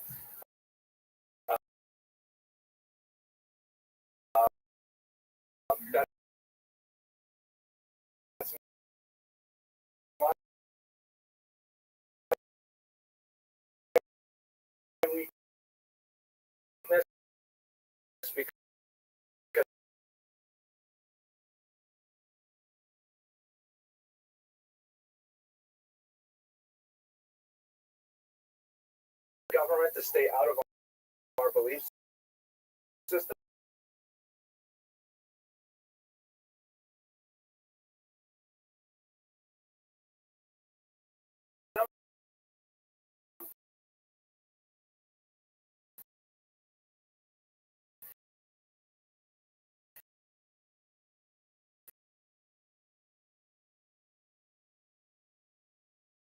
Could not tell us what to do, but at the same time, really encapsulates problems of living as a Jew. Okay. Next, he has a book called Altgläubiger, which is a group of later be called the ultra-Orthodox. Primarily those Jews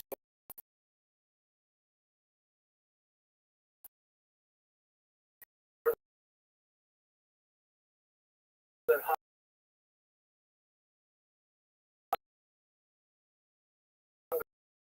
Hungary,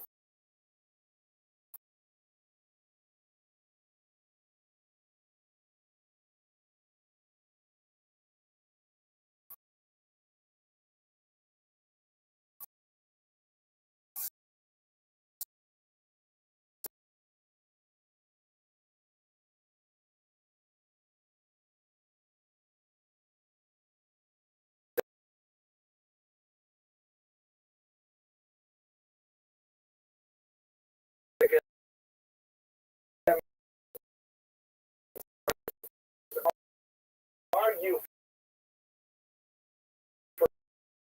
for example, that it's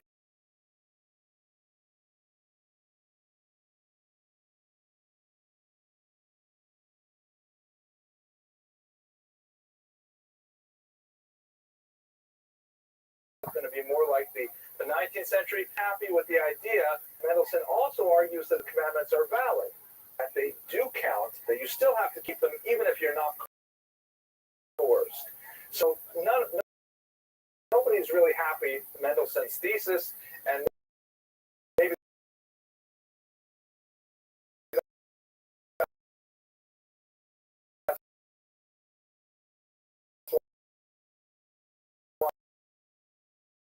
I find it so difficult to read today. But nevertheless, he did not. It's been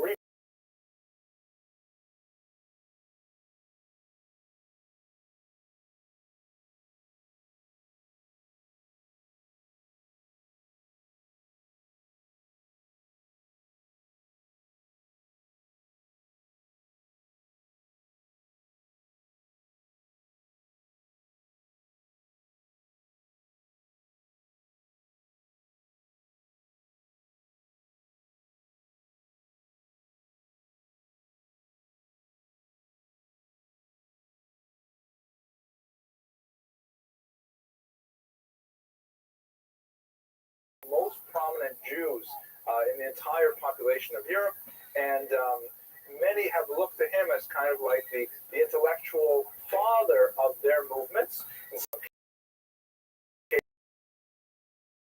cases, you would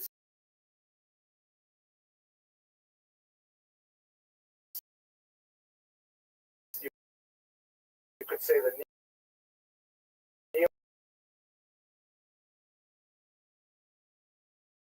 notion of autonomy. After a brief, it was kind of affair. He had written a long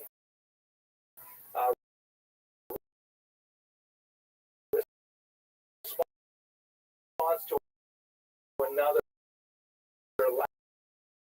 lavatory, and he was dead within a few days. I want to thank you very much. We're finishing a little early. I don't know why that happened. I suppose I talked a little faster, but thank you very much for your attention and your endurance, and I look forward to speaking with you next week when we're going to Eastern Europe to look at the life of Shimon Dovno.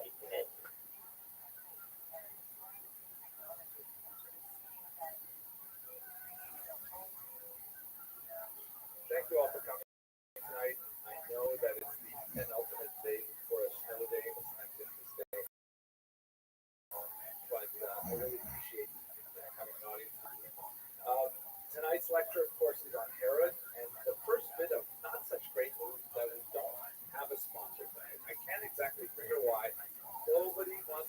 You're sponsoring this week? Oh, we got a sponsor tonight. Okay, thank you very much. I'll have to wipe that out. I was going to make the joke here, though. So tonight's lecture is sponsored by the Rothschilds. Well, I'll edit it later when I put it on the web. But the joke that I was going to make is nobody wants to sponsor a lecture from Herod because he's got such like an ambiguous sort of legacy. But we'll skip over that. Thank you to the Rothschilds for sponsoring this lecture. The purpose of sponsoring, I sent out that survey a couple weeks ago with fascinating results. We went over them very briefly. One of the problems that we're having is not too many people on the web actually know why we're doing this. The reason we're doing this is because we want to raise funds for student scholarships. We have this web page, the Friends of Jewish History, and you'll see it at the end of the lecture. There's a little box you can click on, and then you can give money and support our undergrad.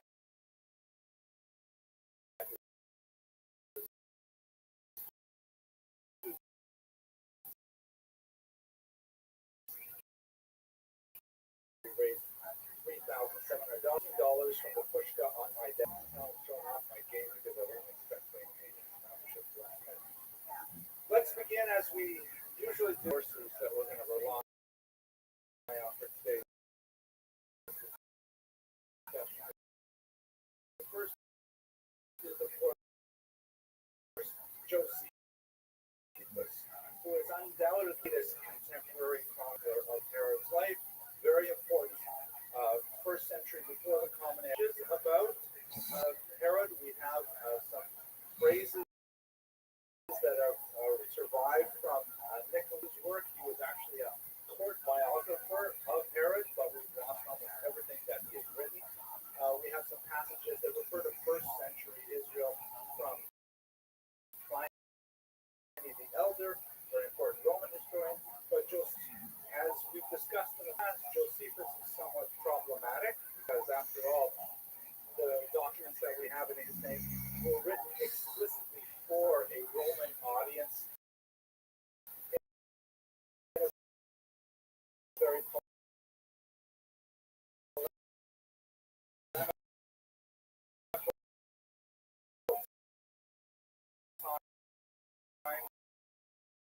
he has a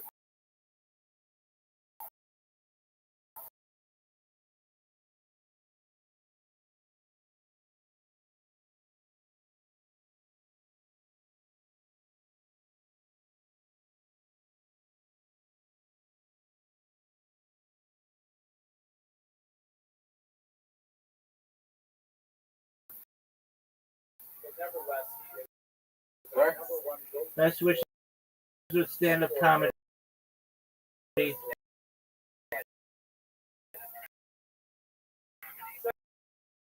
major body that discussions in this room. The authors of the Talmud, they were very polemical towards Herod himself, and yet they had an ambiguous sort of stance vis-a-vis his work, as we shall see by the end of today's lecture, because they admired some of the things that he did for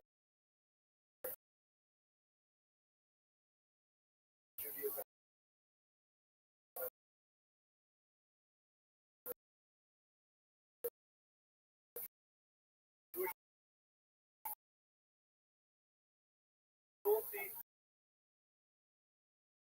And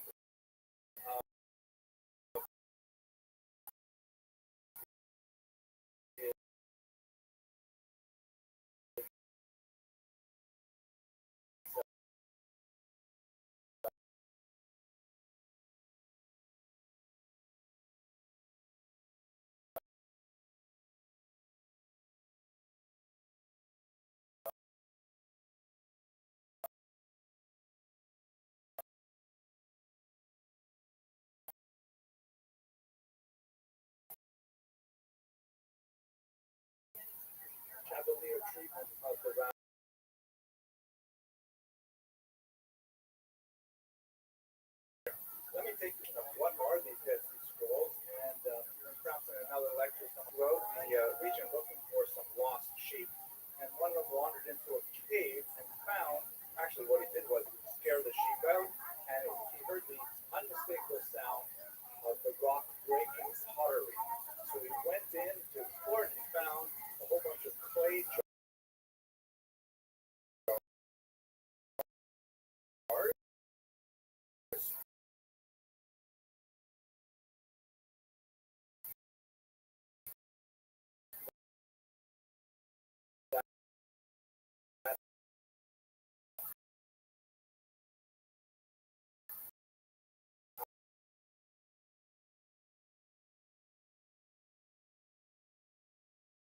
line, but it was all swallowed up within the political 1948. But into the cave, though, both different caves, there were these that were, it was clearly a man-made cave. It was hewn out. There were other caves that were artificial, that were natural, but this one was actually man-made. And they had these holes in the wall that supported evidently wooden shelves, and then they put the scrolls directly on top of the shelves. It was actually a library that was well used by the Qumran community. We'll speak about them, who they were in just a second. And then it was suddenly abandoned in the first century. After it was abandoned, who knows how many hundreds of years later, the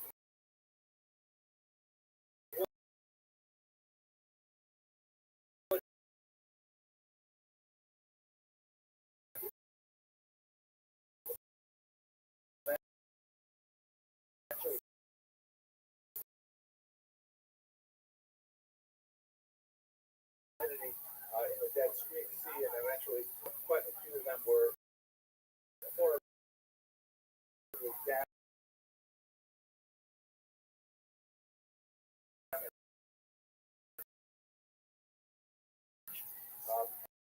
And they ended up with approximately 100,000 pieces larger than a centimeter, and it occupied much of the city. There's also a major political story behind it, was discovered, and when it became popularized, there was at that time, Lawrence Schiffman, who is without doubt a preeminent scholar, argues that the authors of these scrolls, that is the ones that were authored in the first century, were primarily pious Sadduceans who had left Jerusalem and set up this commune by the Dead Sea, which was principally male. In fact, some scholars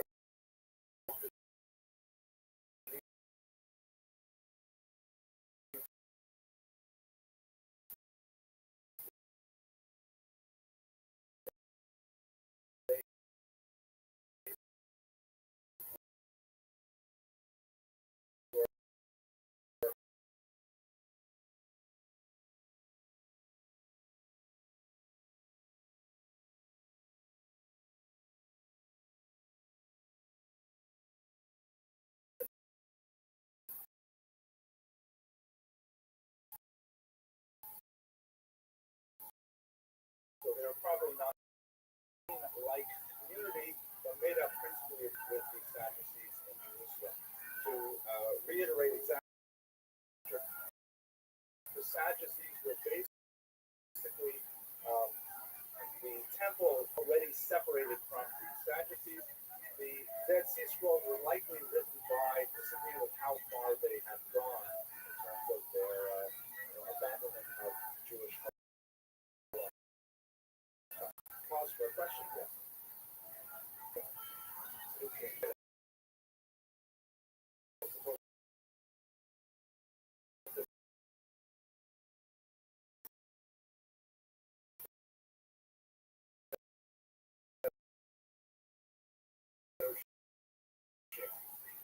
From the Dead Sea Scrolls about what sectarian, because when scholars first got these, there was a certain amount of Andrew scholars involved with Dead Sea Scrolls who tended to be politically pro-Arab in the early Arab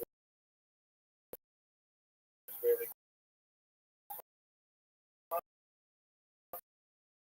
conflict, and when they did not, when they began to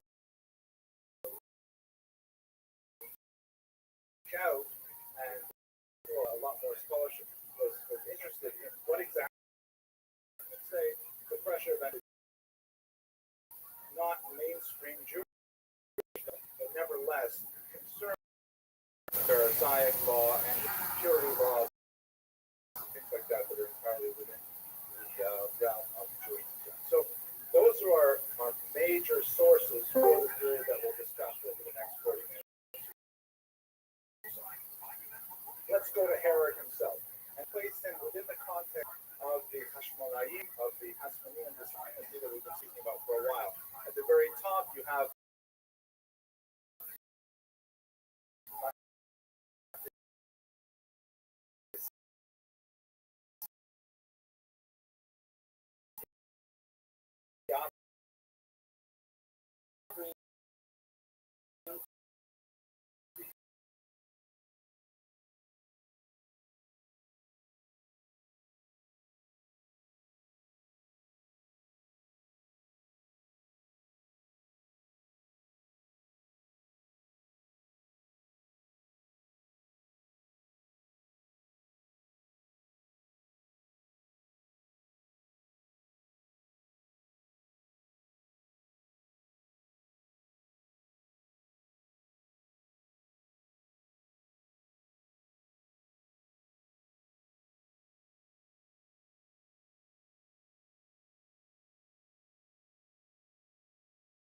Jewish statehood after the successful repulsion of the Syrian Greeks. The last of the survivors doing, he legitimated his claim to the throne because you could say he, and especially his offspring, who he would later murder, by the way,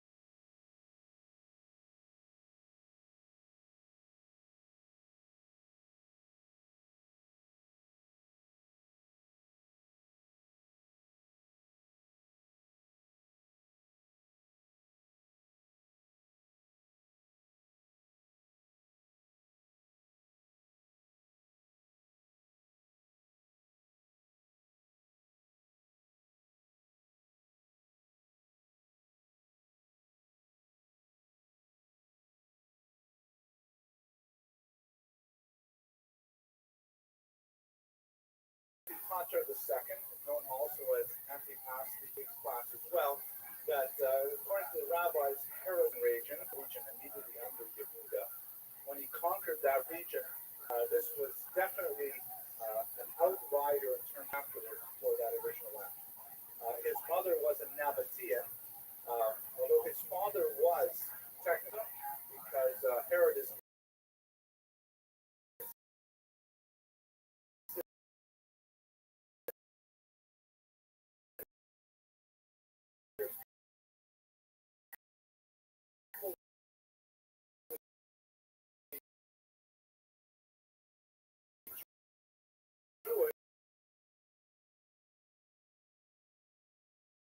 enemy of the Pharisees, of the nevertheless Jewish status. Question. His ability to be a king, however, was definitely criticized by the rabbis. They felt background was insufficiently, or is very significant. In the year 47, he was involved in pacifying the Galileans to the north to pacify the Galileans. There he put down a rebellion with force and he executed the Jewish rebels without a trial. The Sanhedrin, which was still in evidence,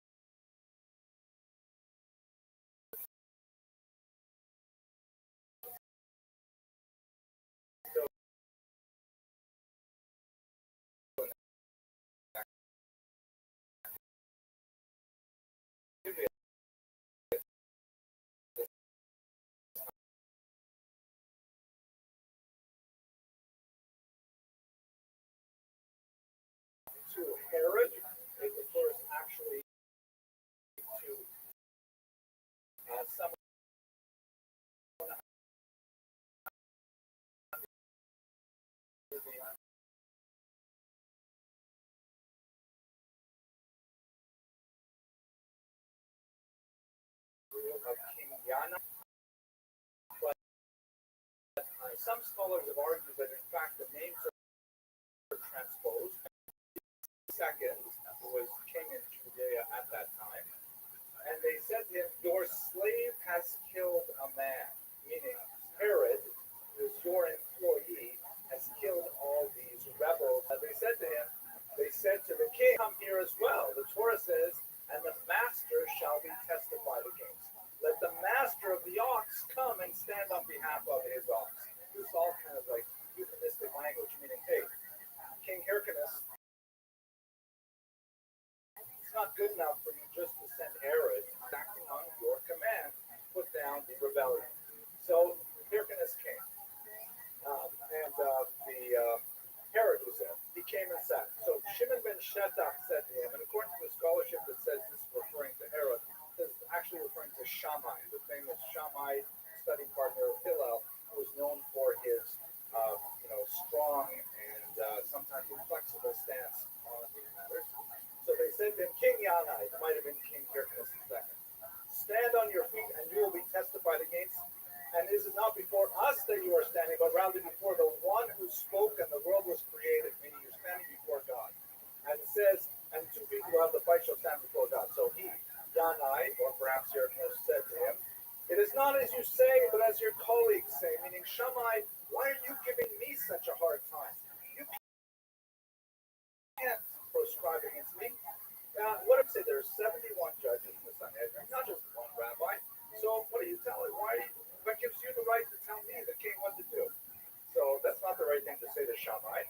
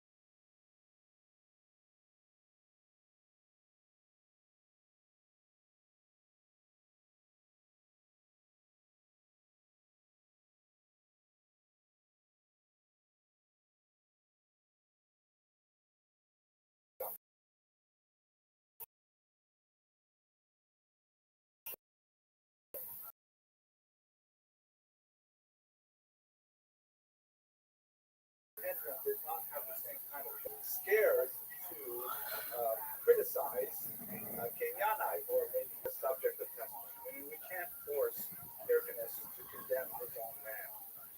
Bottom line of the story, it's an interesting kind of, before the Sanhedrin, armed and with a full contingent of soldiers along with him. And that was a very, very chutzpah, very, nerve kind of thing to do. I mean, to say, I don't really care what you're going to say, I'm going to do what I want to do anyways. And in fact, the Sanhedrin, according to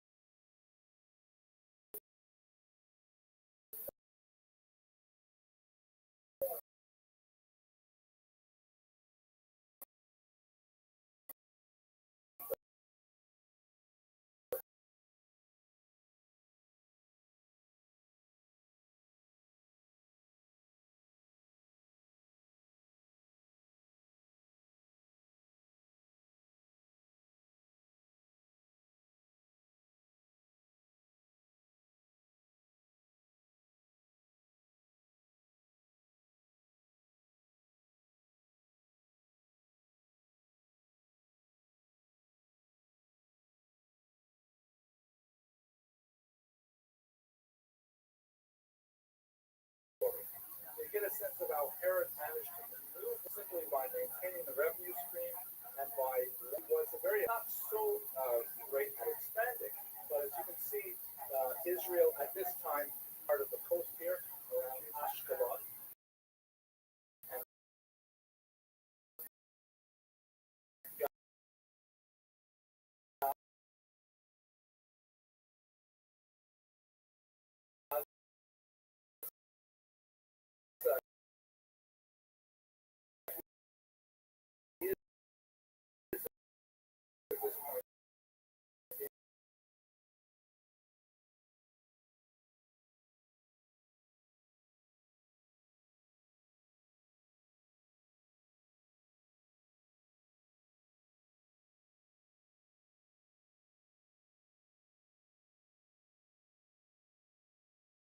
at this point,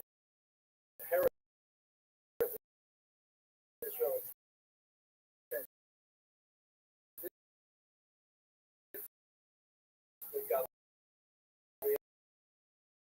and then way into Syria as well. The popular. He was the king and the friend and ally of the Roman people.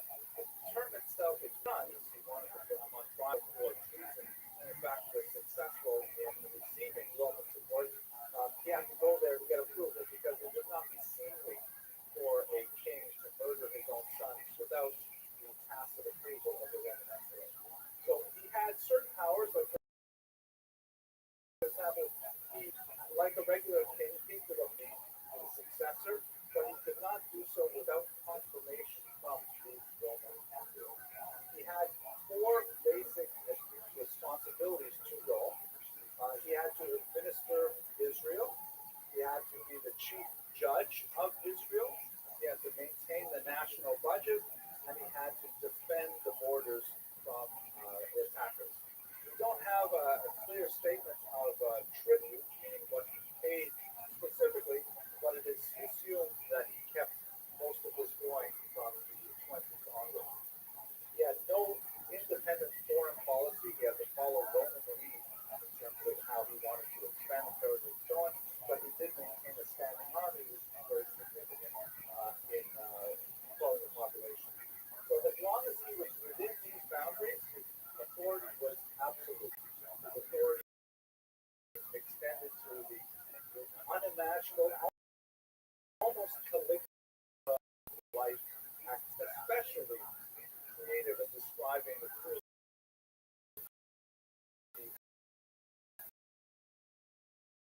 that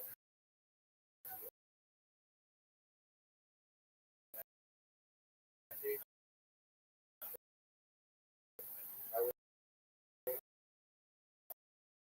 share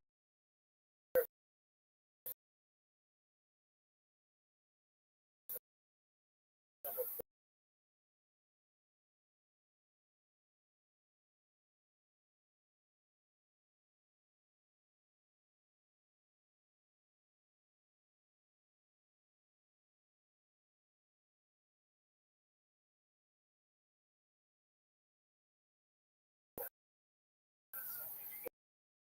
which does not have any other contemporaries, or maybe we'll just since you've asked to return to it now briefly. And it does give you a sense of who this person was and how he was viewed. And there's also historical debate, which is not completely out of step with the way the Pharisees would have viewed him as well. Although there are some embellishments that we don't have a Pharisaic tradition. For example, according to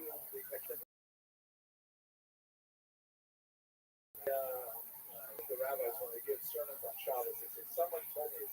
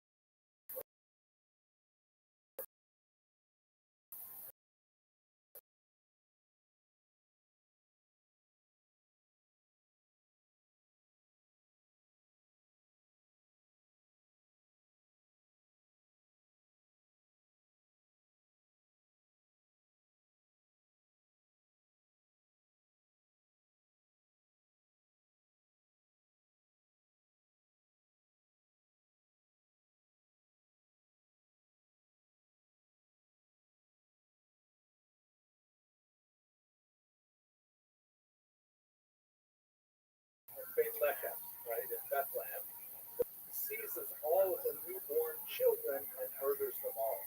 We don't want to have a rival for the cooker of Moses' generation of babies, right? And a lot of the Gospels are modeled direct on Jewish motifs from Hebrew.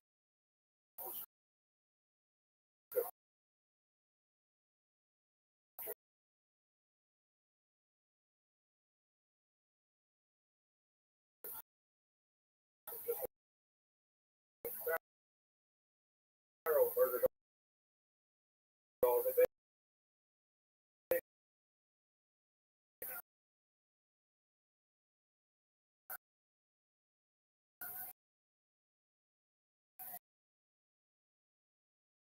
So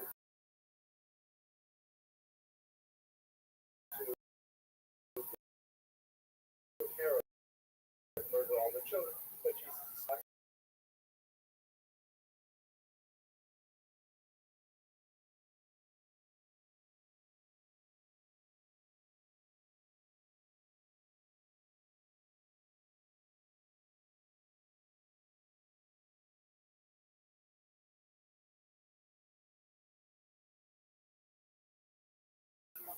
really wanted the Jews to like him.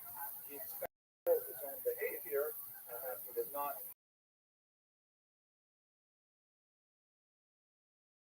for 30 odd years, so it was not without some success.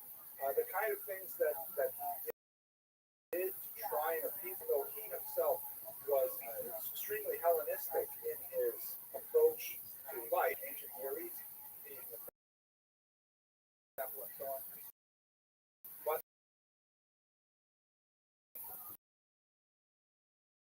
he knew the sensitivities of his population. As a result, not have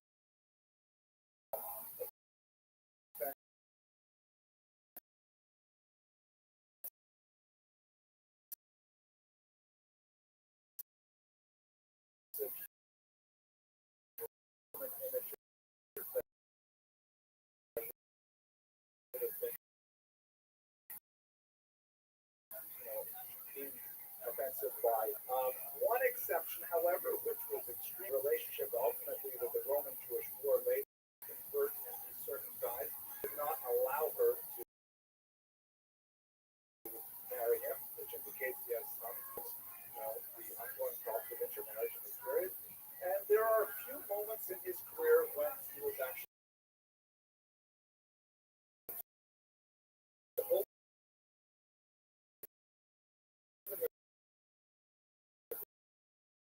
granaries when they were famines.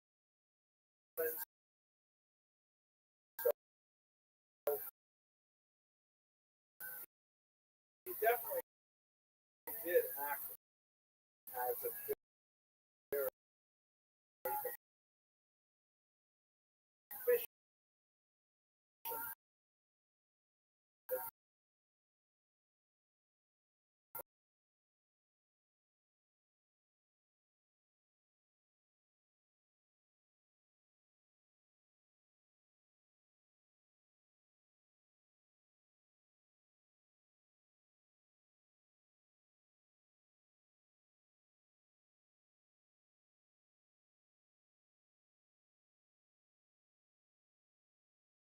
basic pieces of Herod's art all over Israel. Most important, without doubt, was the structure the rabbis called Herod's building. The rabbis at the time were uncomfortable with extensive refurbishment of the temple, but never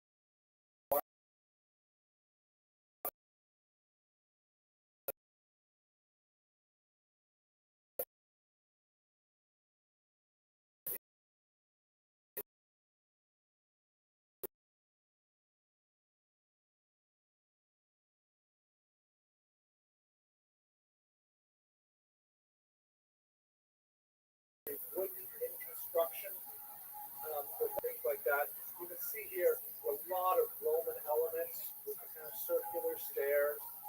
Here's the palisade around it, and in fact, the temple walls that the rock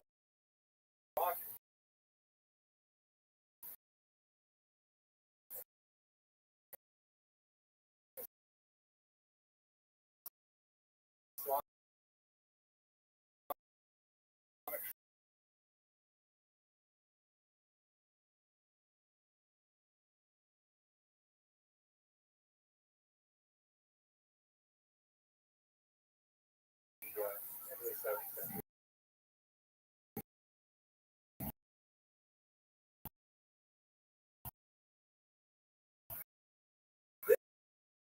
This building lasts much longer, and in fact, it is present today.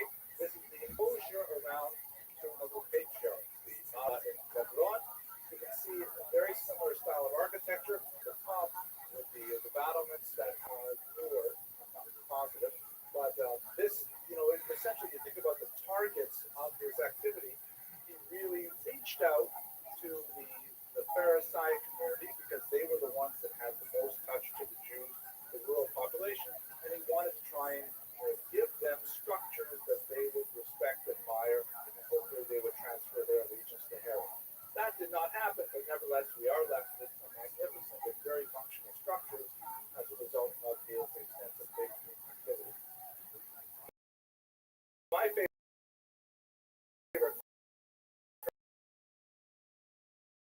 personally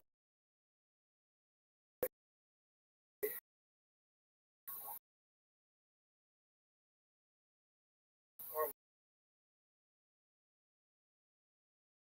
maybe my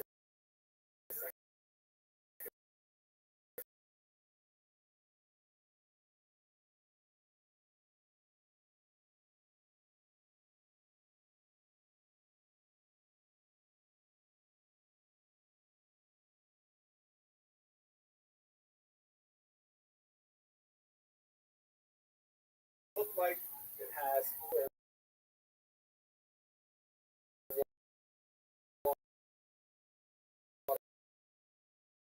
pools out here in the palace, jutting out on a promontory of structure, but modern this area has been extensively excavated, draining ocean in the background. Here is a gorgeous shot of an amphitheater that he built, which has been thoroughly renovated and now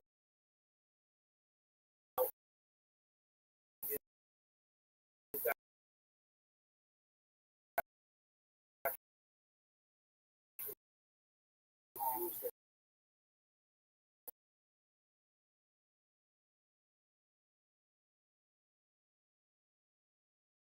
setting and watching it. I mean, I don't know if it would be really nice if you're sitting over here, the sun would be in your eye. Gorgeous architecture, you get a sense of the grandeur. And finally, a lot of major, not finally, almost finally, major public work, like these active that run up and down the coast carrying water. All classical Roman architecture for public. One hand, yeah, he murdered. No, Mike, come on. His relatives. He's watching the news. Come back in the morning. If you just think about the buildings he put up, it's hard not to like them. Sorry, I take that back, right? But nevertheless, he did leave a tremendous architectural legacy. Here's my favorite. The palace complex at Masada. Now, he did, from time to time, create these little hideaways for himself. There was a period of time where he had to hide out among the Syrians, a period of time when he had to hide out among the Romans. So he definitely tucked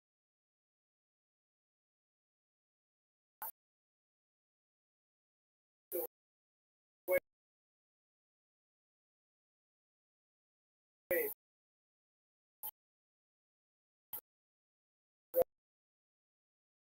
Israel. It's a redoubt that is on one of the flat scrolls were found. Very inaccessible place, and of course, the Jews, the zealots would make it their last stand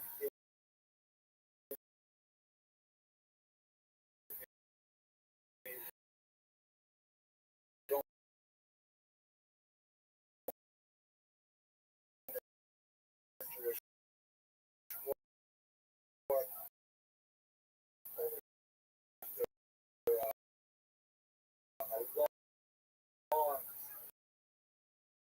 siege in the 8th decade of the first. Three-stepped palace complex. Here's another view of it in an artist's reconstruction, and it must have been absolutely gorgeous. Imagine what it would be like to have the view over the mountains of Poland. First call up, you must enter a high level.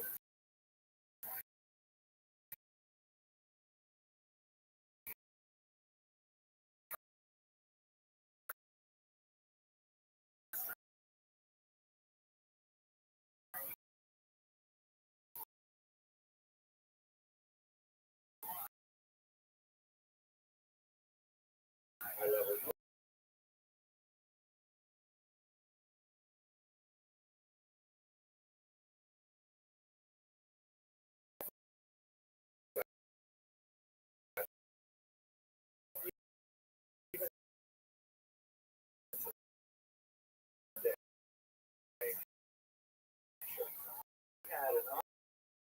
I think it's like a generational thing. Every visitor to Israel has to do this. You have to Nevada, in the wee hours in the morning, the light transforming them to be a well, a lot of art work over the centuries, and a lot of dramatizations in plays and music and so on. So just to get a quick list of the kind of people that he killed and why he killed them. He killed Antigonus, you recall, that was one of the rivals who were thrown early on in the conflict of difference. Then, when he got to power himself, he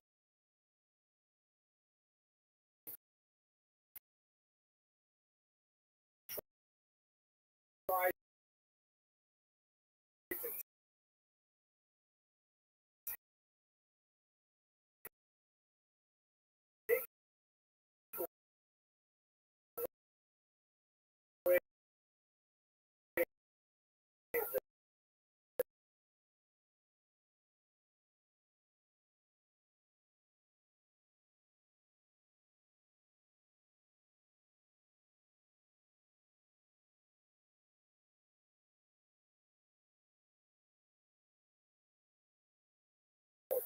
he had, however, was of course this Kashmir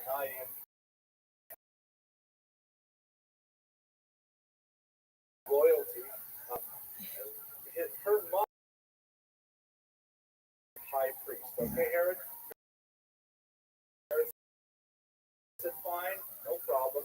Then, when kind of perhaps Hellenistic type sporting event, Herod had Aristocles drowned, and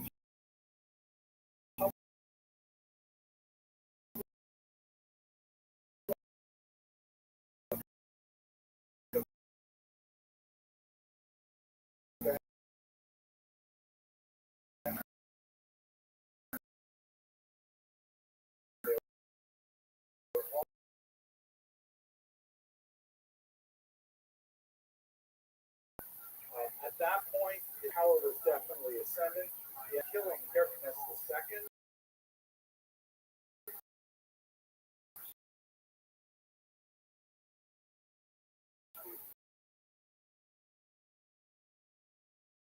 Prior king, who was wife's grandfather.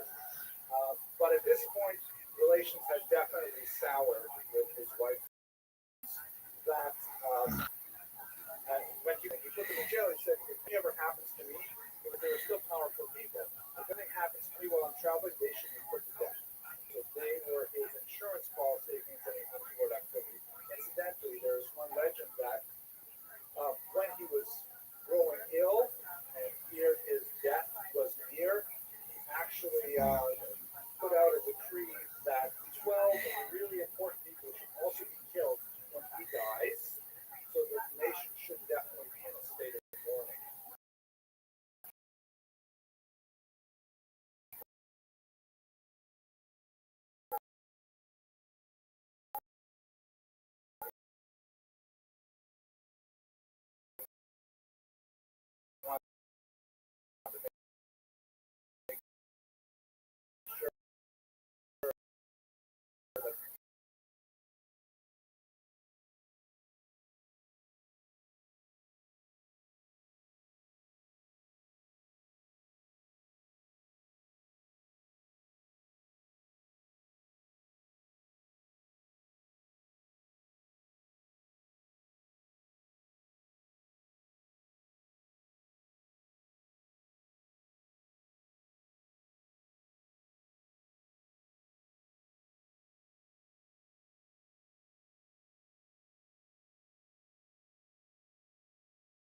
some time that they had spent in Rome, because they felt that their father was not treating their mother appropriately. His own, the Emperor Augustus is rumored to have said before he assented to this, it is better to be Herod to Mariamna. He apparently immediately felt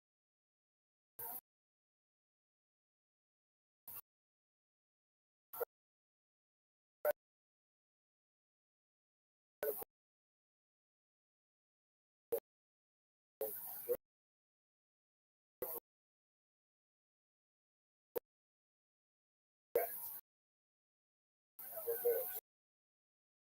And he could not get over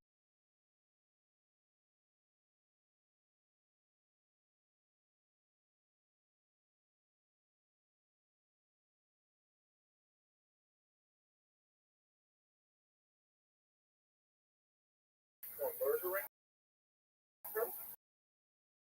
All of these people around him were killed. He was in a state of madness when he fell into it. I think madness would be fair to say. He definitely fits within the Greco-Roman tradition. It's a long, dark tragedy where the protagonist descends to the very bottom of human morality and is constantly self-flagellating. If Josephus is being, unusually literary, it's not borne out by the other sources, which clearly reference this kind of activity on the back part of Herod. Portrays him as mad. The text says that he suffered from an infestation of worms that invaded his body, and that he was tormented physically and mentally by them until they finally ate away at his brain. Ultimately, he died miserably in pain, probably from renal failure, surrounded by people who did not respect him, and shortly after his death, his reign was done away with, and of course he very rapidly descended into the Roman Jewish rule. So to try and put together this complex life and achieve some kind of sense of what is his legacy, it's definitely very ambiguous. On the one hand, clearly an evil character, not someone you want to put in the pantheon of greats in Judaism. And in fact, if I was some of the commentaries that I received on the survey that we sent out earlier this month were very negative, positive hero types. And we will talk about God willing next week. We'll talk about the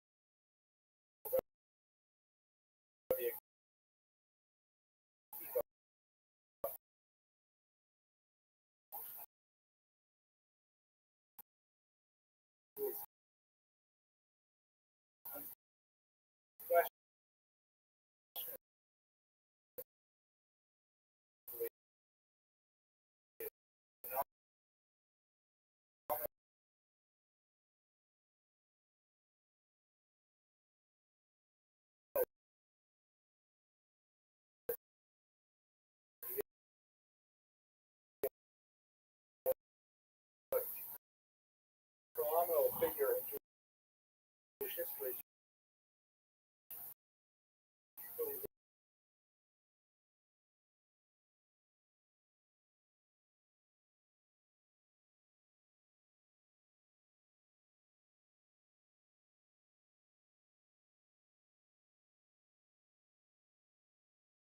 Were put off by the kind of decisions that he made. And this, that produced structures of incredible value to the Jewish people. They never result of Herod's own activity. The original was Herod's building together for complicated figure.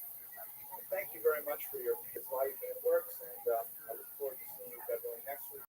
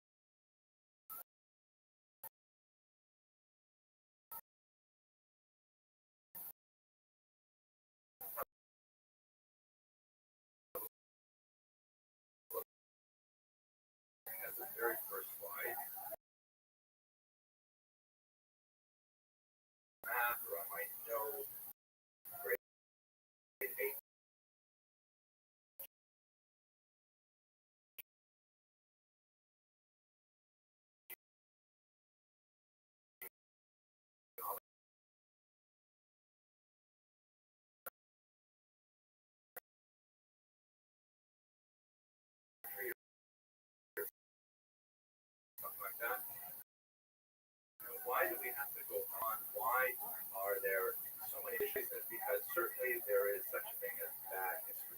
So there are people who distort history, who don't of historical analysis, was occasioned by the thought of Leopold von Ranke, shown here on the right. I'll give you a close-up. One of his most famous quotes is this phrase, "Yes, I get it, between the way it actually was." Meaning we're going to try and get history right. Let's just get all the facts right.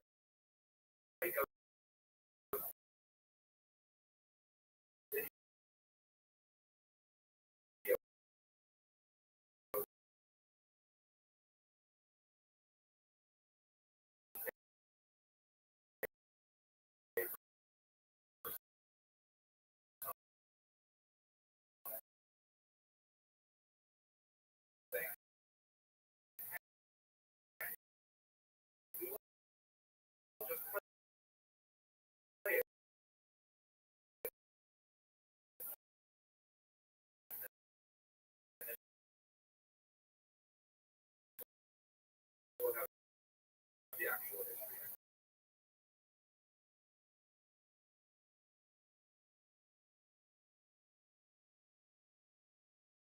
Element, though, he definitely is right. And that is the notion. It's certainly wrong to distort history, try and airbrush out a very important figure in British history, Oliver Cromwell. And he was famous for demanding it be done without removing any of these identified rules or words.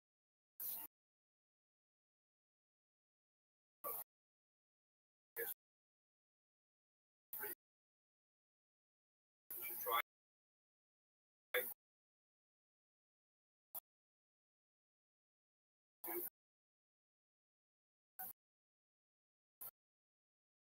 portray all of the negative aspects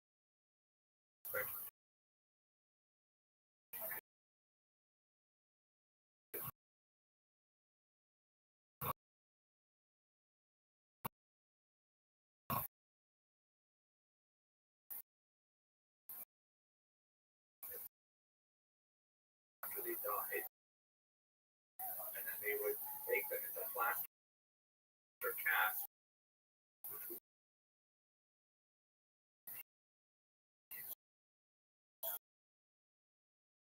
sold and distributed, was a popular kind of item, but it's valuable for this image, for example.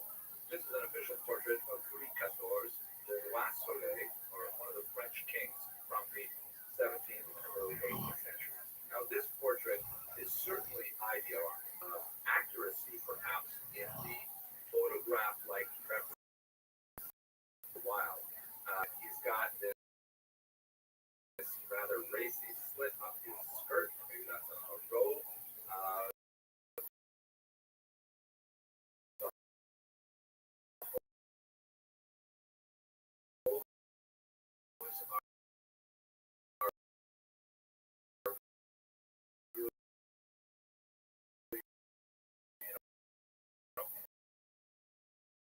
Quite impressed as they go.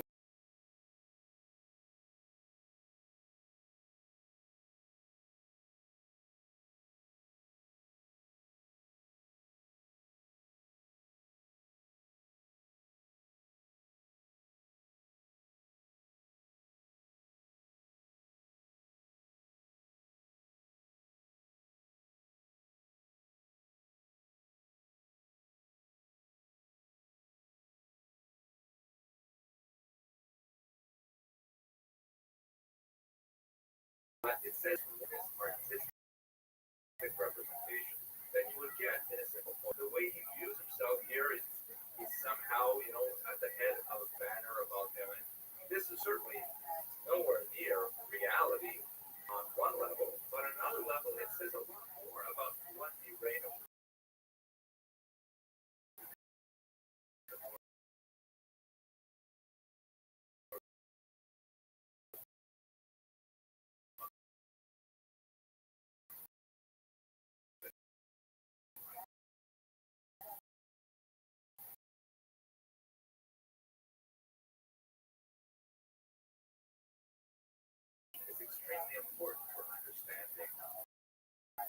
understand that history is on an attempt to capture the realities and the photograph-like accuracy of some kind of reproduction of the past, poetic license, in the sense that we've got way too many facts, an abundance of facts. For example, does it matter what shoe size Louis XIV wore? It does if we want to try and identify a particular there or not. But does it really matter for the larger history? No, it is accurate. But on the other hand, by the poetic license, on the other hand, if he viewed himself in fashion, there's no way to actually do that, but it can be captured.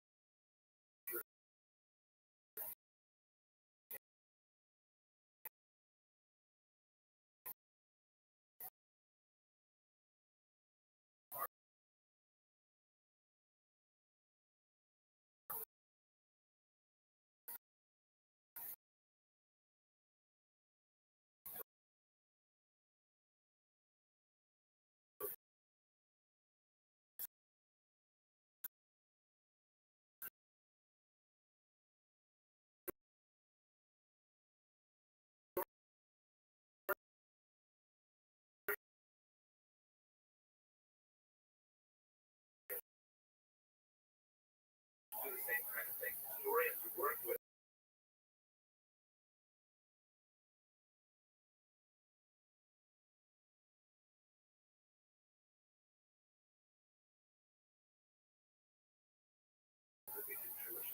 So, what do we mean?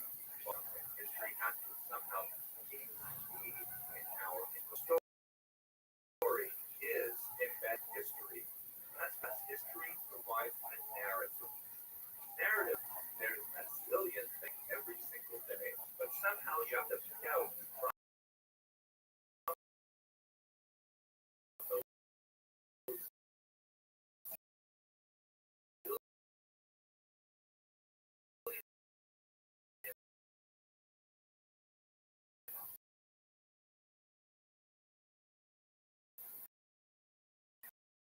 that come together to form the coherent story.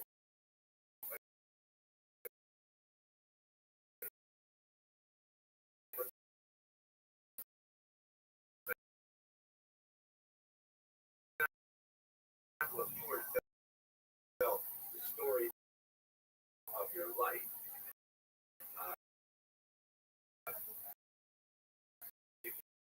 If you were born where you were born, who your parents were, key moments in your childhood, they come together, and that makes the story of your life. So this does this narrative do. Narratives typically affirm victories and rationalize defeats. Life story. Let's say we have a positive, healthy vision of ourselves, then it helps us to consider the meaning of our life a coherent.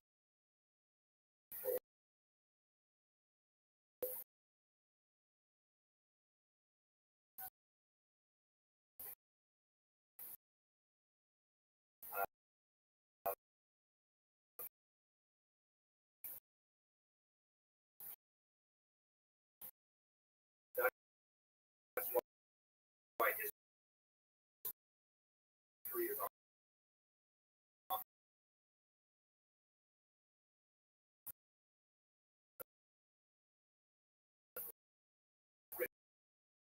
in the battle as just, and the honor of religion, and because like their natural resources, and we want to firm the victories and nationalize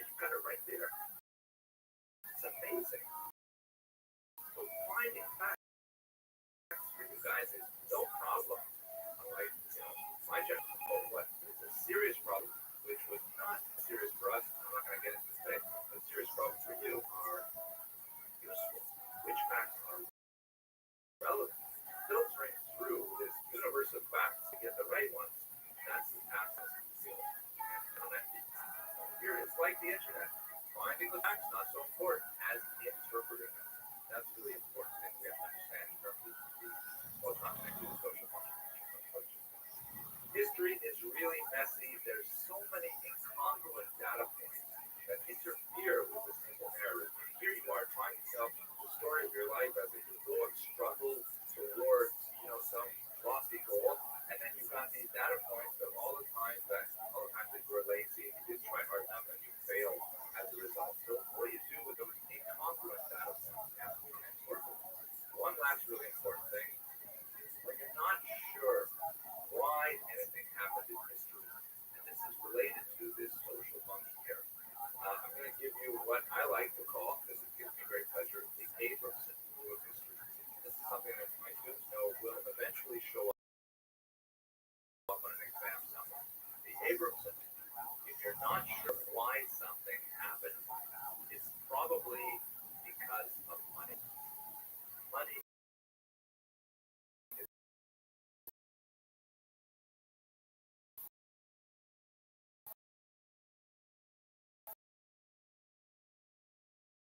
really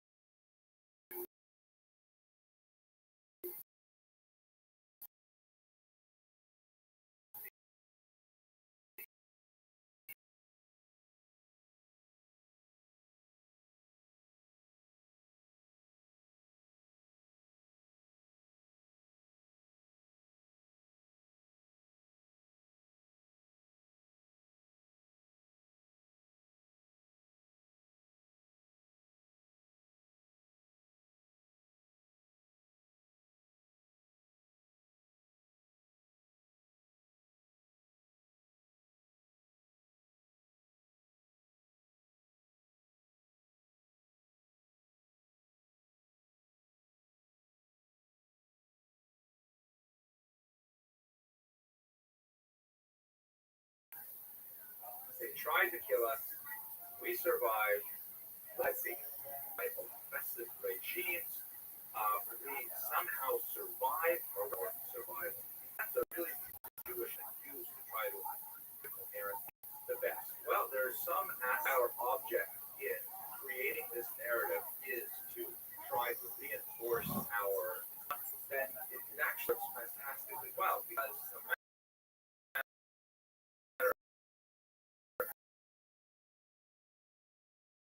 how much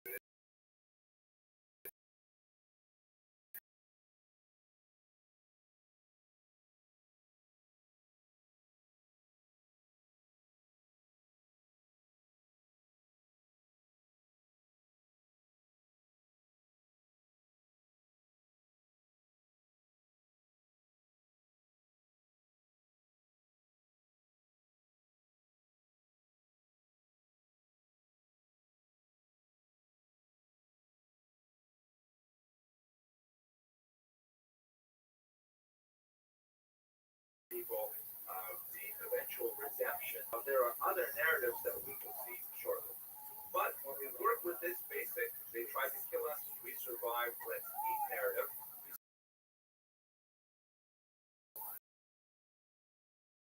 we see that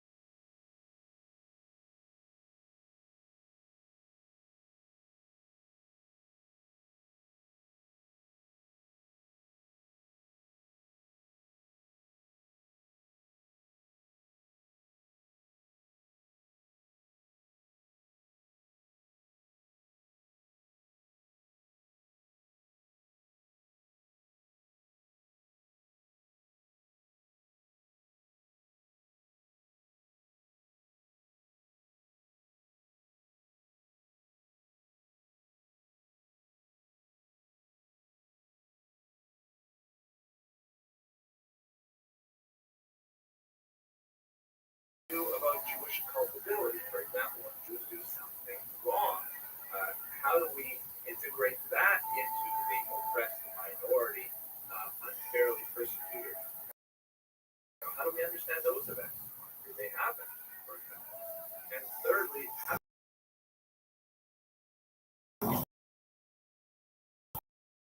you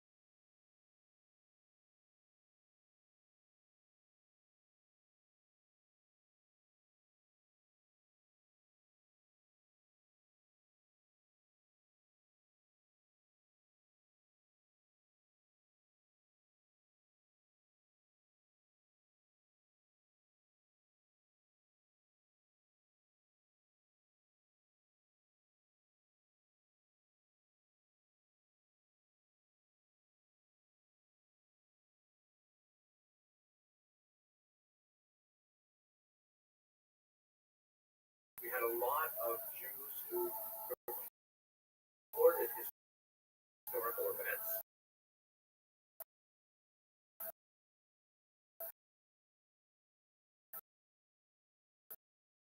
Uh,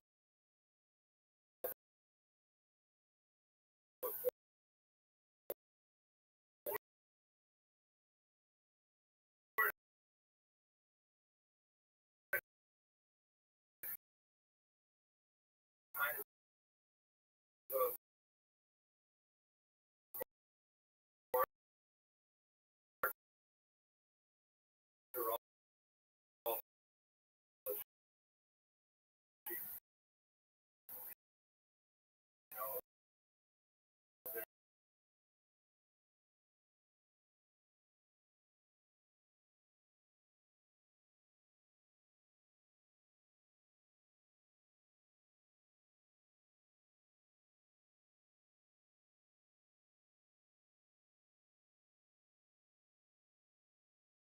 one massive work that the whole kind of put together, and it told us really proud about being Jewish, which was extremely significant for the social function of 1956. However, Grant's work was not, he coined the phrase, which you see at the bottom of the screen, Grant was unnecessarily laudatory of Jewish activity.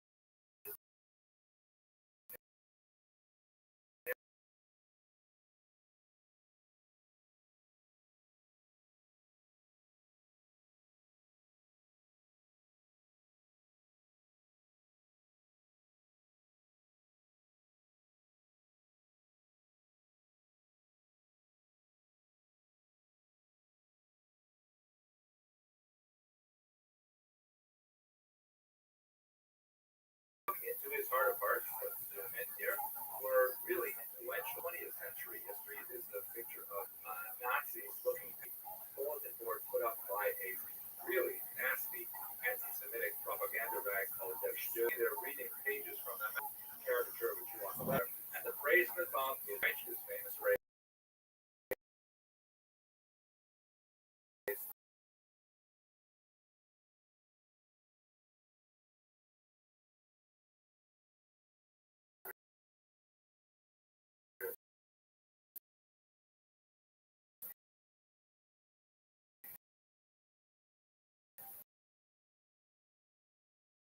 So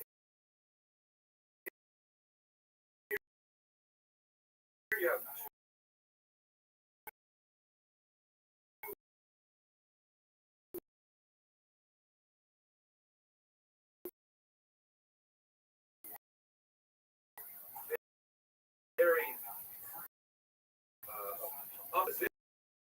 traditional models as to what Jewish history means. On the one hand, you have Red promotes this heroic aspect of a peaceful, peace-loving minority, and you have on the other hand the Rothschild model, which shows the Jews as agents that the history try and tease out, what is wrong with the following. For example, source bias. This includes the bias of the author, Raoul Hilbert, did not read Hebrew or Yiddish. So he wrote a fantastic, amazing, multi-volume history of the Holocaust.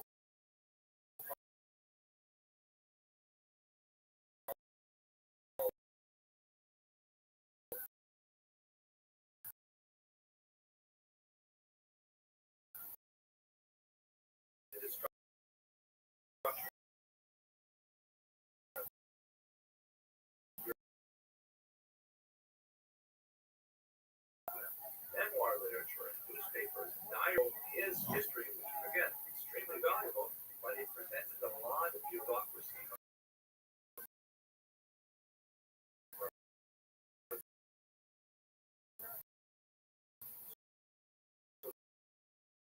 The sources that a historian turns to is the document, the final book of history, let's say, trying to push an agenda data points or by downplaying them or by taking out of context and so on. And finally, very common historiography, hagiography refers to the writing of legends. So for example, Rabbi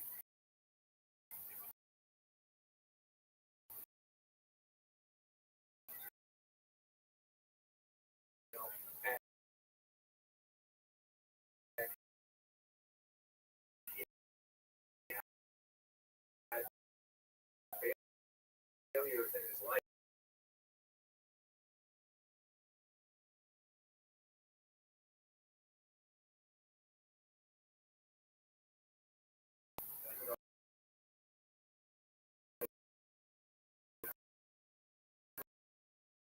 Friends is not the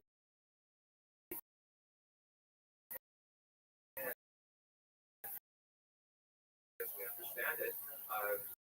Much more has been written in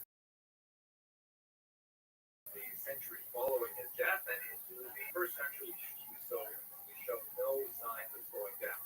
You'll note here another very different view of Kabbalah, of the Hasidic movement, and so on. Dubno, living in the Russian Empire, emphasized these as true expressions of the Jewish spirit, of the whole culture, and so on. And then later in the 20th century, the great American historian, originally born in Europe, Salazar, in his magisterial 16-volume work,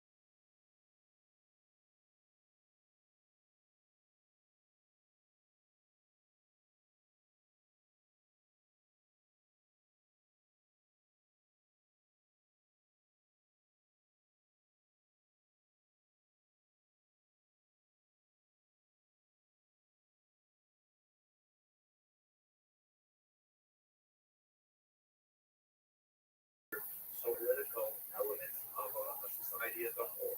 So this is just a basic reading the time that the Jews spent out of their country from the destruction of the temple. Okay, great. I hope you enjoyed this short lecture, and I hope you'll think about it. Your task now is to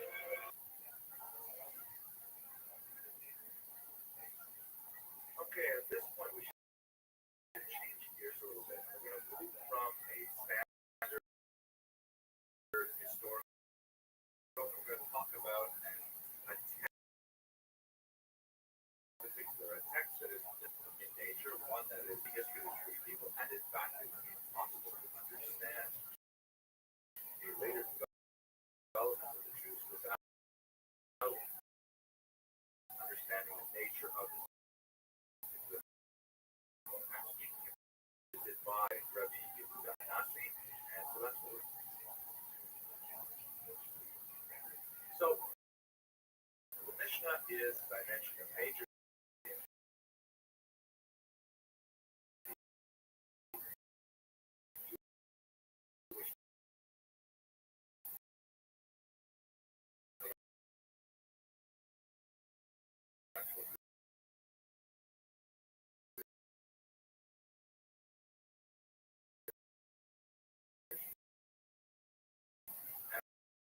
perhaps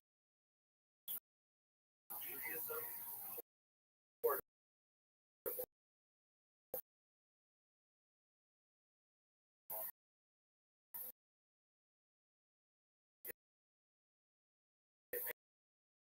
made it diaspora Judaism.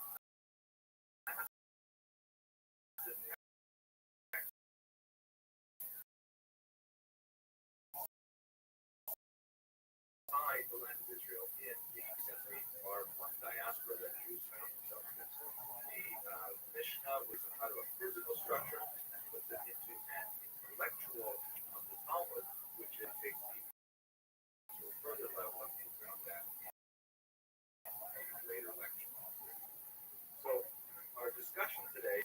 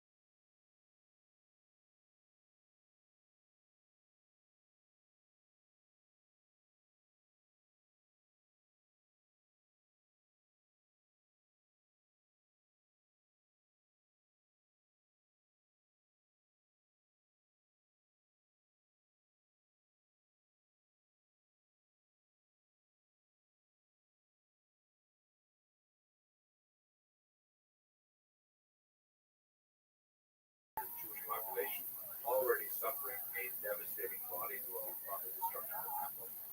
There was an attempt to regain Jewish sovereignty of some sort, or at least self-government in the land of Israel under Bar Kokhba in the early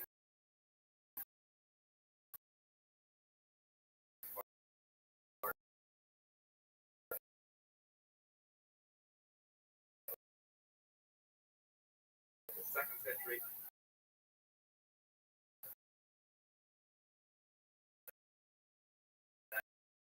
Unfortunately,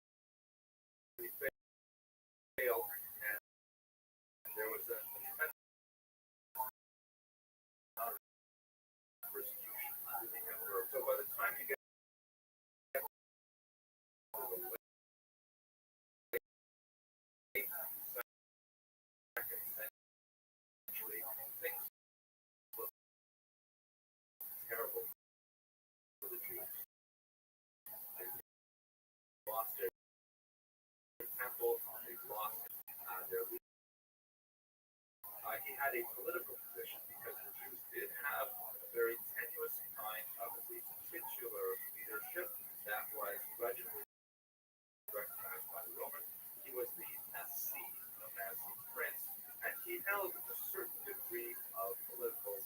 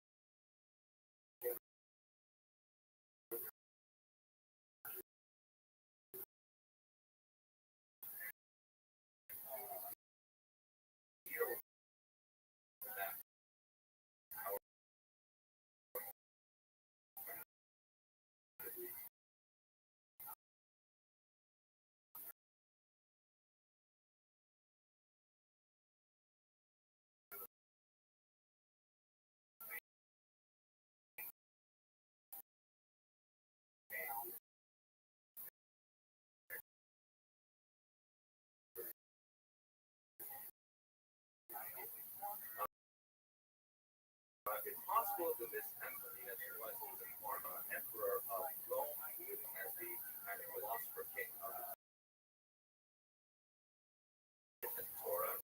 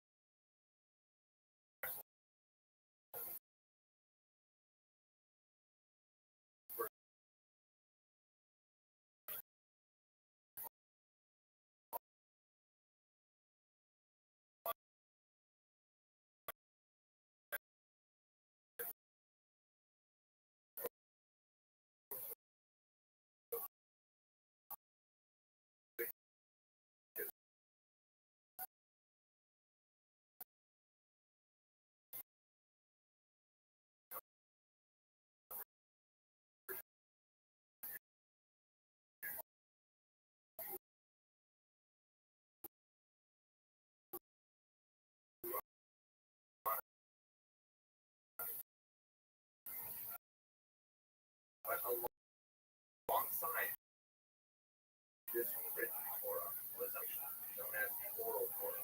So we have several references to a lot of passages where through which the is understood. This is perhaps one of the most significant kind of what's the word for essentially behind the oral Torah to some degree creates its own oral Torah. What exactly is in this oral Torah? Well, there are three basic expressions of it. The first is exegetic.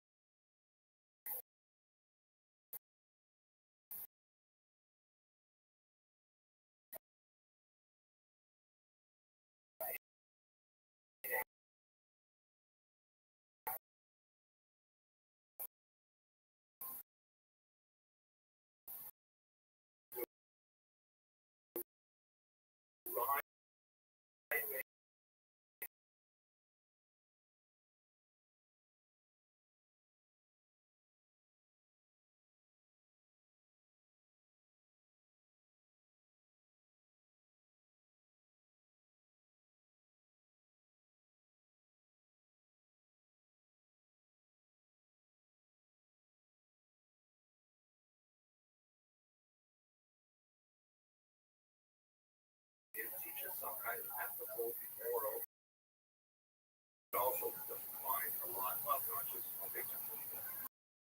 Finally, the legal expression of the oral Torah is what we're going to be focusing on today. That is the midrash. Meaning, okay, this much the five books of Moses. How are we supposed to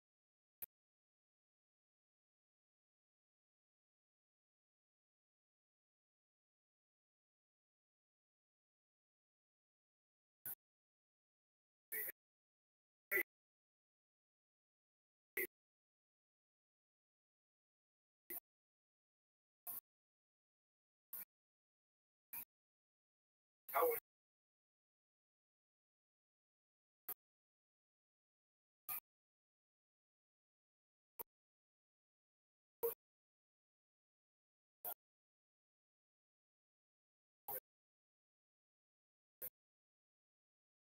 interpret?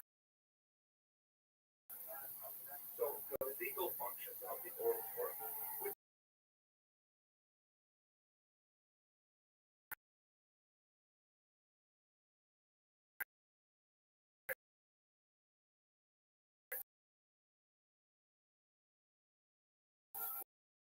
explained at great length, or at least discussed at great length in the midrash, are threefold. Three of the book in Hebrew. And then it says, the last one says, to be laughed at for the rest of the year. In fact, the oral Torah clarifies when it says pre-8 Hadar, it's referring specifically to a citrus fruit known as the throat, which is shown here on the slide, a little kind of greenish, sometimes yellow. Secondly, the oral Torah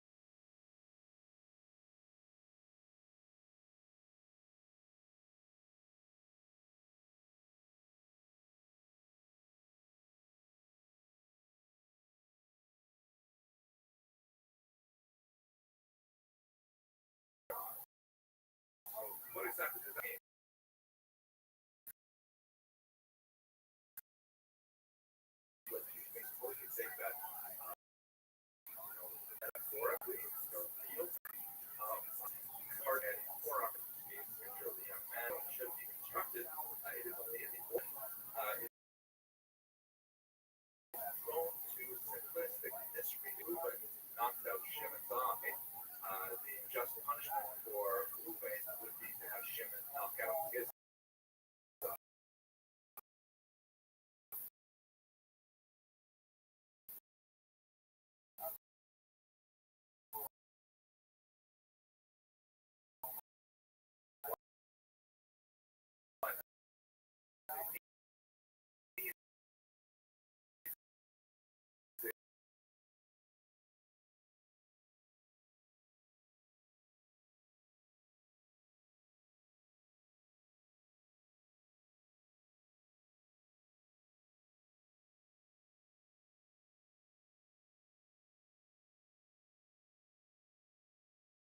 What the oral Torah is, at least the mission part of the oral Torah. So when we write the oral Torah, as it were, there was a tremendous amount of huge break in tradition to commit it to writing. And those tremendous peasant social pressures and the dispersion of the economic realities of Jewish life at the time. So therefore, he instituted this very bold plan to gather rabbis from all over and to collect all of the oral teachings that they had received. He collected them assiduously and wrote them down, and then he took all of these texts and he organized them into a form.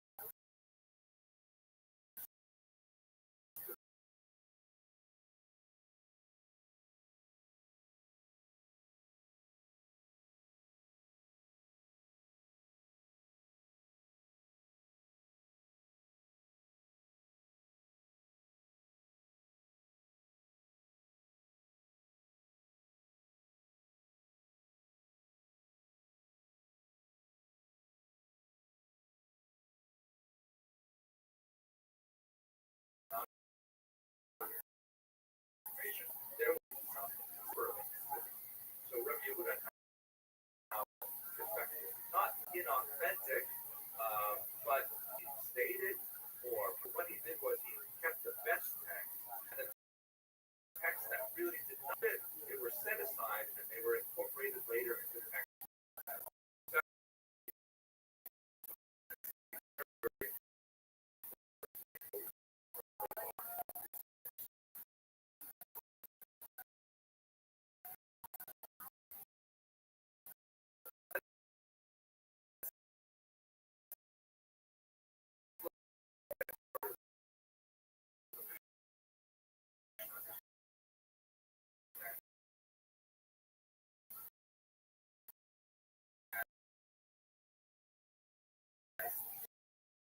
Right. Or C. And this is basically any of law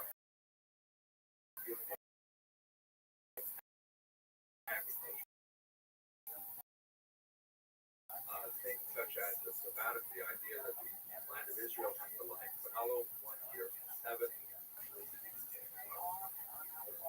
nashim or women. It's probably better meaning is written by men for men. And when it deals with women, it's really all about how to relate to women. That's why it's one of the mysterious topics of the mission. But what it deals with, for example, is marriage, divorce, levirate marriage, the concept that a man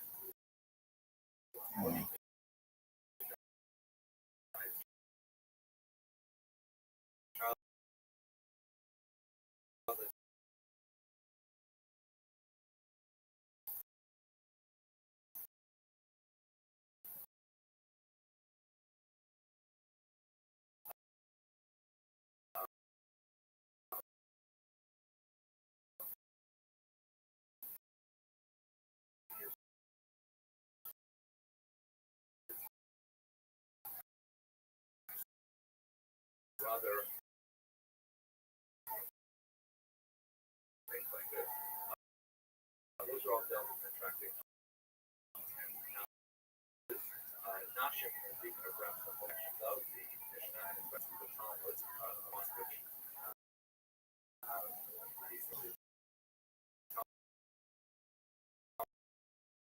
is really essentially extended commentary of the Mishnah, as we discussed.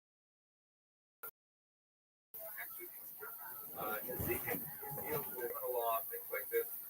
Ruvain's cow eats the grass, and Tahara deals with the complex laws of maintaining ritual purity for several functions.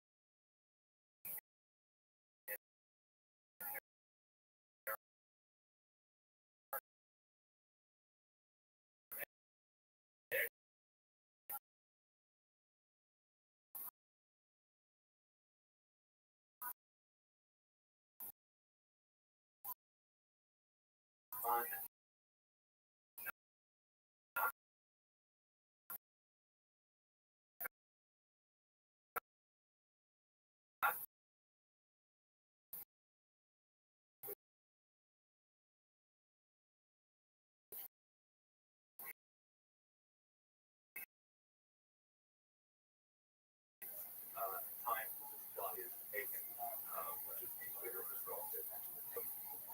Rabbi X says that and you'll go on to something else. And so here you are, if you're trying to read a law book, a law code, you're saying, well, which one is it? I'm not seeing the correct text. And so as a general norm, rejected opinions are cited in this text. This is something which is really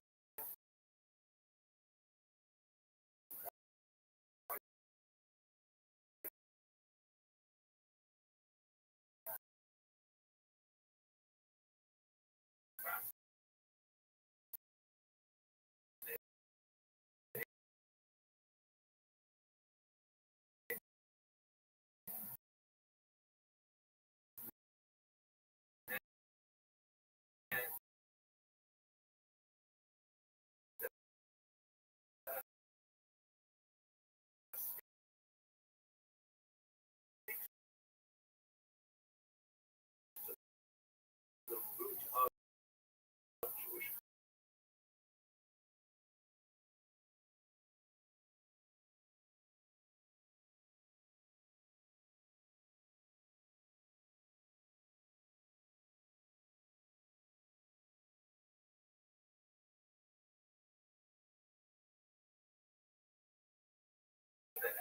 Most famous, perhaps, is retracting the necessary discussion of Jewish philosophy and ethics, which thought and morality.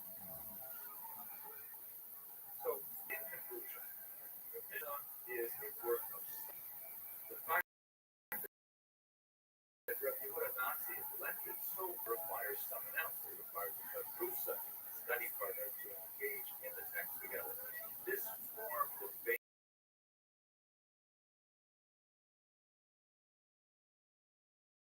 basis of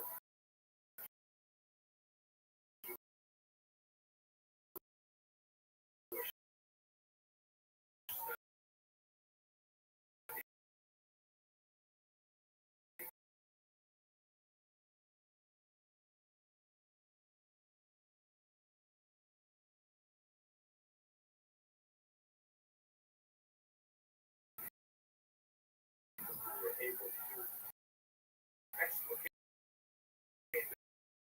this complex doctrine. And in a way, this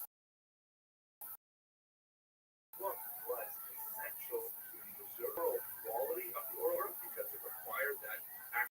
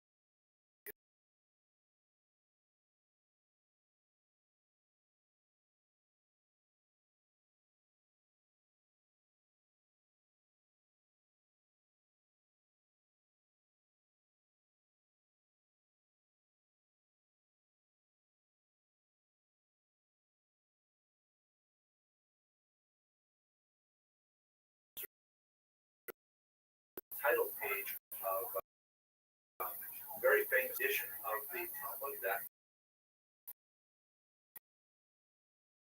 published by the widow and brothers from Vilna.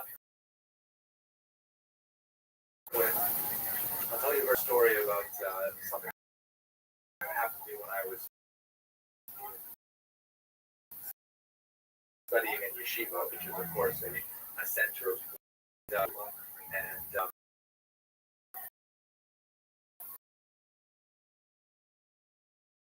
one they had this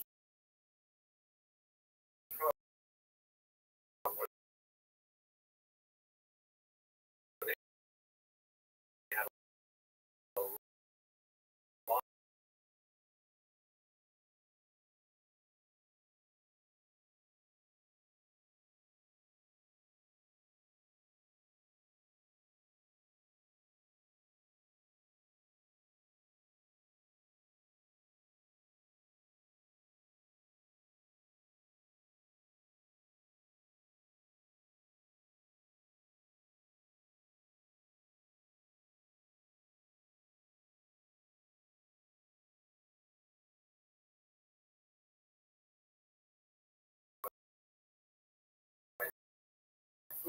for these often impoverished and go into the yeshiva, into the cafeteria, and then afterwards they would take a second portion and they would take it up to the dormitory room. And the problem was that, this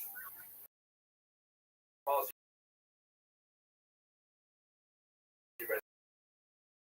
like this, the yeshiva provides food for one X. And so when I came out of lunch that particular day, I happened to glance back and I saw the sign and I saw that someone had portion. So this is an illustration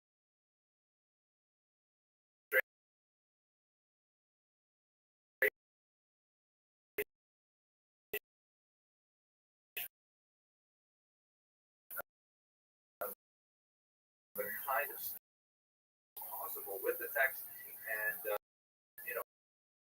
really a phenomenal mental exercise that has been the primary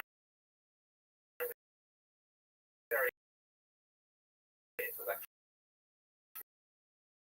occupation for the Jews of the diaspora for about 1,500 years. So I take a lot of stuff from I wrote a couple of years ago that is a brief and introduction to something they call the Sea of Talmud. It talks a little bit about my personal encounter with the Talmud. It has a lot of like fun stories like that in it, I think, and a lot more material which really talks about what exactly is the Talmud. By the way, this photograph here, two things. First of all, it's not photoshopped.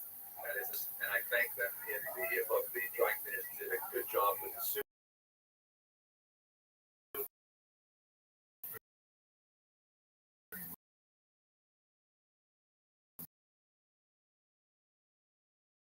They cleaned it perfectly well. They wear it again.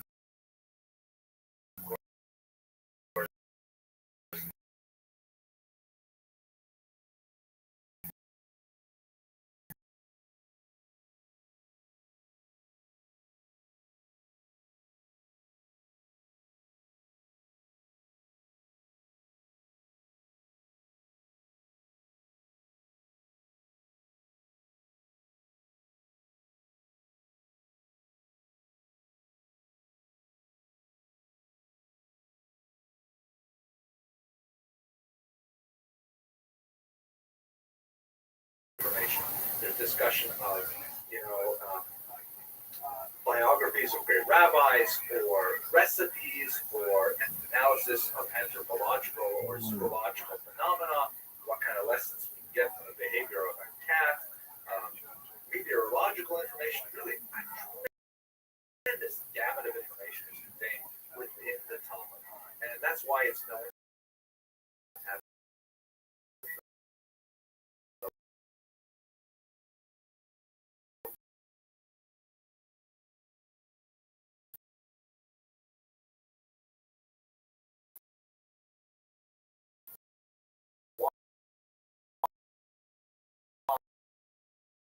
Torah are combined into this overarching massive doctrine of Jewish practice, although there are a lot of Mishnayot that go into very different. But in order to understand that Mishnah, quite often the rabbis have to bring in Midrash, which is essentially rabbinic commentary on the various biblical passages, and very creative kind of commentary, much like that sign that we saw outside the yeshiva in Jerusalem. And finally, the Talmud has a tremendous amount of mystical thought. The Kabbalah, a lot of the esoteric teachings of Judaism are brought into the Talmud in the context of this discussion of the Mishnah, or one of the many fascinating distillations. Hence the term.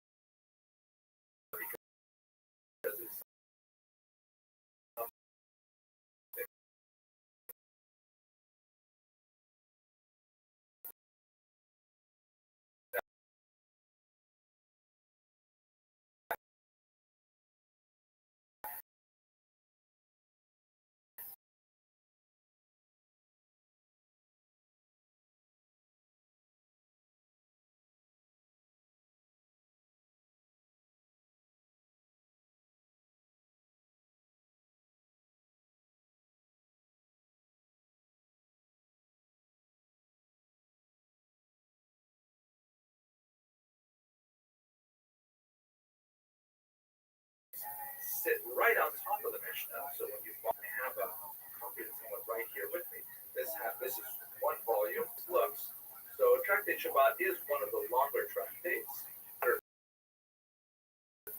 pages. It actually goes to double. See, this is 157. No, that's right. 314 page folio size. Oh my gosh, I give you so much detail there, but I better not. But you look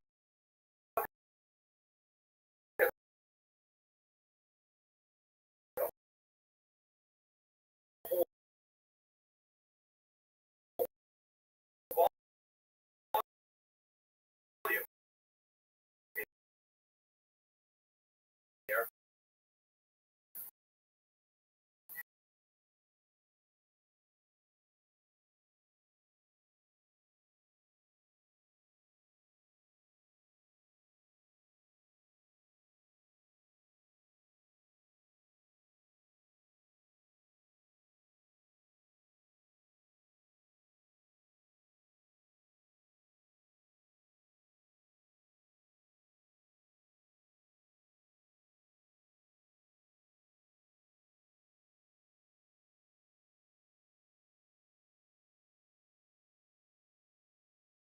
The rest is commentary.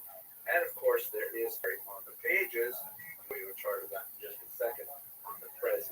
But anyway, back to the Prezi, though, first of the Mishnah and the Talmud, basically listed here, and their topics.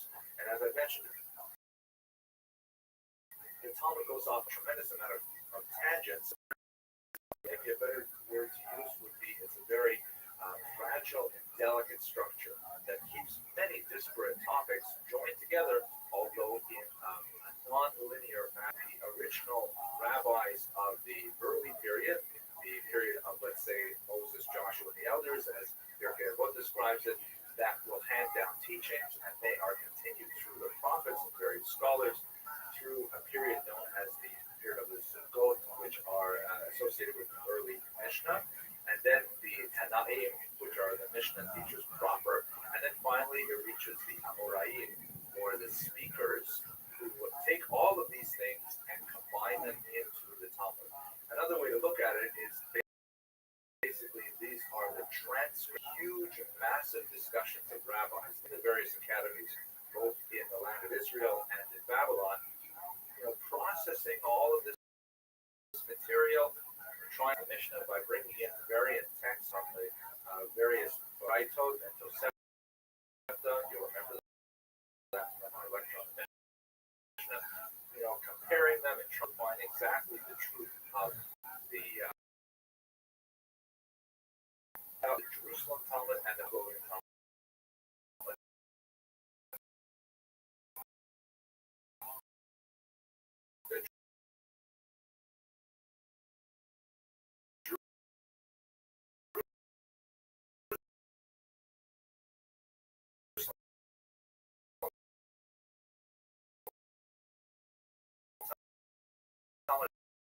Is actually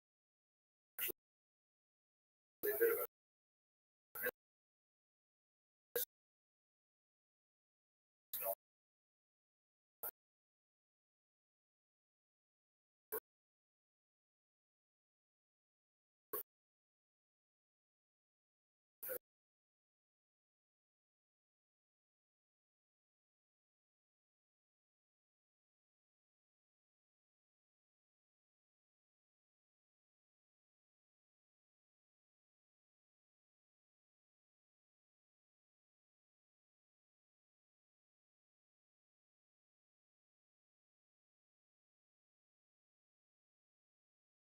which are in the Jerusalem that are omitted from the Babylonian agricultural law that was related to living in the land. Babylonian time is especially expanded in the area of civil.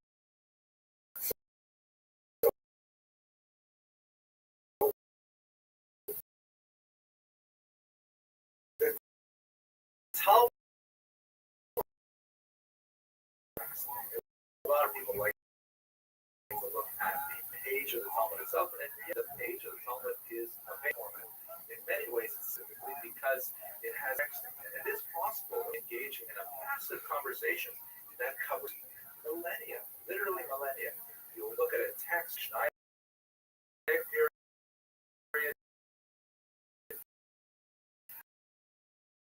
quoting a Bible earlier, that will be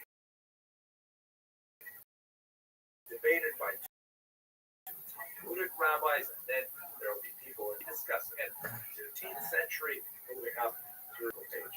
The page is divided into three basic areas. There is commentary on the text. That is basically a way to try just get a sense of really arcane Aramaic idiom that is difficult because of linguistic difference, where we no longer have Aramaic as vernacular. It was, of course, not vernacular.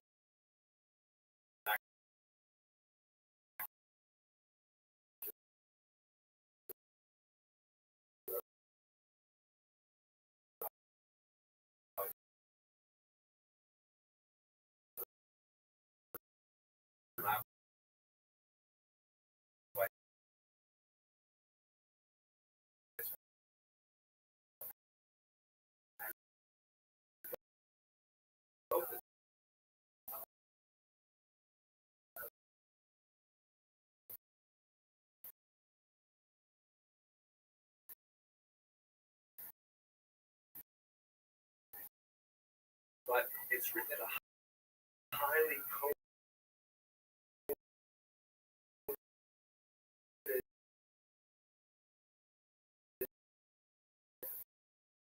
and condensed version.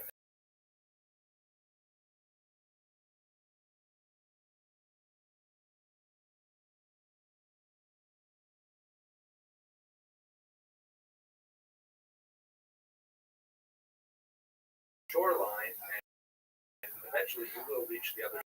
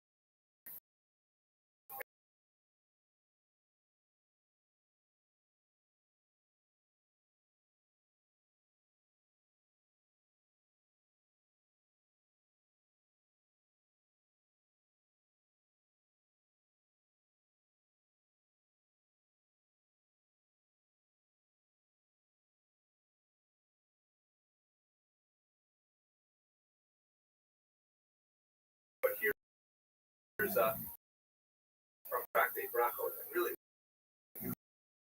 spent a lot of time talking about all of the details, but just to give you a quick look, you'll see that the Mishnah occupies a central portion of it that comes from the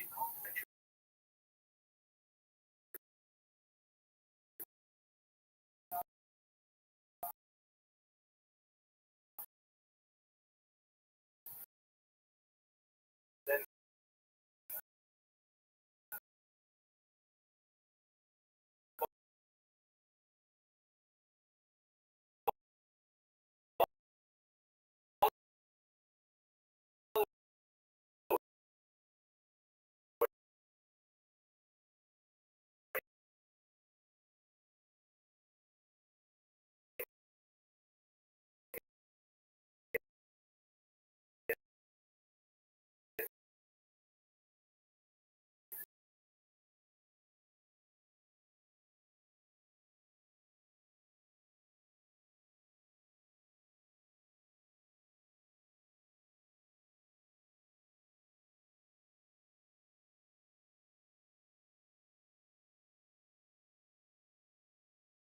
on the right-hand side, it'll be on the left-hand side in other pages. It's always on the center of the binding, though, is the commentary of other texts, such as the Code. And that's a typical page of commentary. Okay, there's a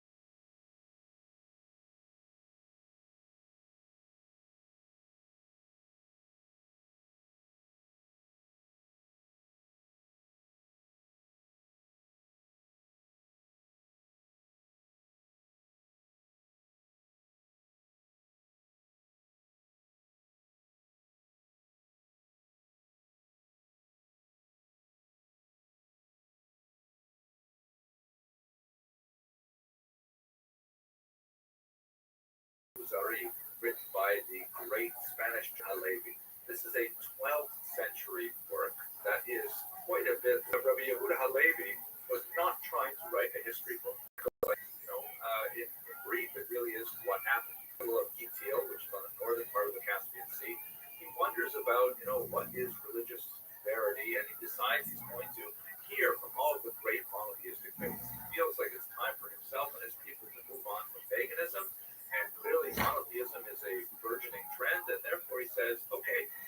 find out about, what's going on with the monotheistic faiths. He calls for a debate between the three great Western faiths, that is Christianity, Judaism, and Islam. And he has all of the leaders discuss the historical elements of their faith, and ultimately, after he hears all of them, he decides that Judaism makes no sense, and he converts himself, and his entire nation follows into Judaism. That's the basic story as presented in the Kuzari. Rabbi Yehuda Halevi wrote it, environment of Spain, which had Muslim and Christian population, was to give Jews an opportunity to defend their faith against the arguments of the other two great monotheistic faiths.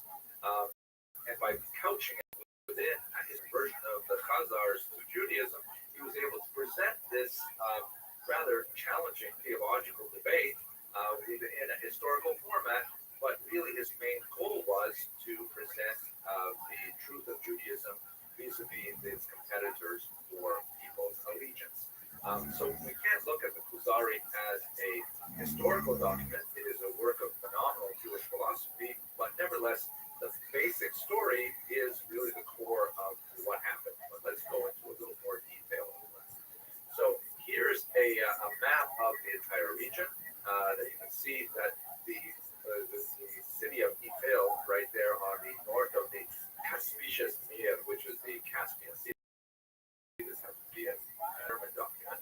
And they really extend far. You can see up towards the left, you see Kiev, which according to the great Ukrainianist Omelian Prusak of Harvard, the late Ukrainianist, he believes that Kiev was actually a Jewish outpost of the Khazars, which is fascinating to think that,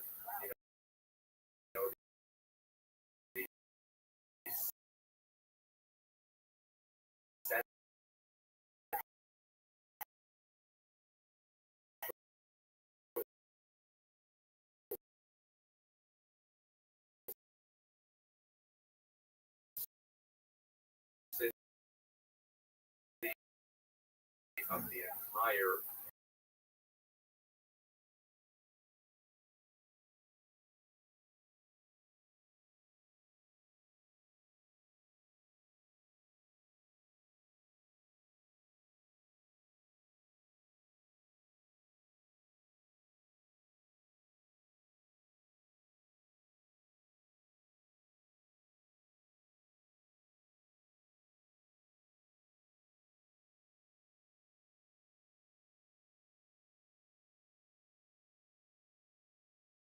a 10th century document that was written, or if it comes to us from Spain, this is a beautiful view of the Alhambra, a very important Spanish palace that many believe was actually constructed by two responses from a King Joseph, who in fact told the whole story of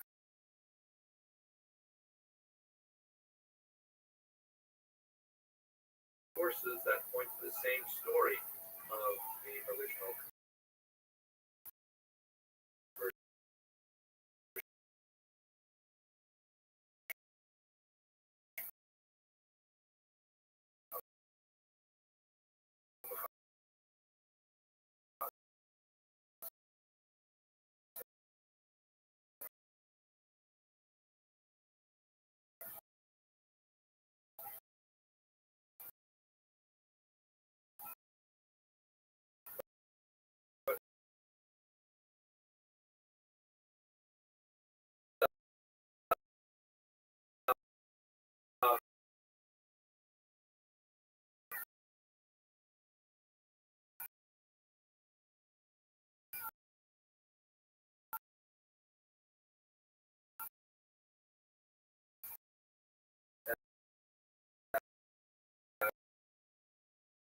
we have some evidence from the Cairo dynasty.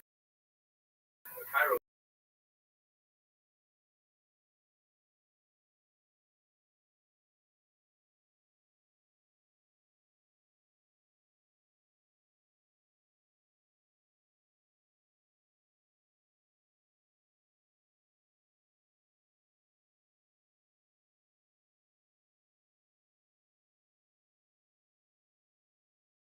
not it had sanctity, was stored in the Ben Ezra synagogue, where they stuffed away all these documents, not only holy documents, including autographs of Maimonides himself and all kinds of other really famous works, but they included marriage contracts to books, business contracts, doodles, shopping lists like, honey, would you please pick up some baba ganoush on the way home from the shuk? All these kinds of documents were stored in the Cairo in Giza. And then at some point, probably in the 12th or 13th century, it was sealed up, and it remained sealed until the 19th century when it was opened up. People found about 250,000 documents of Mediterranean history. This compares, by the way, with about 100,000 documents for all of Arabic history. So it's a phenomenal treasure trove of information.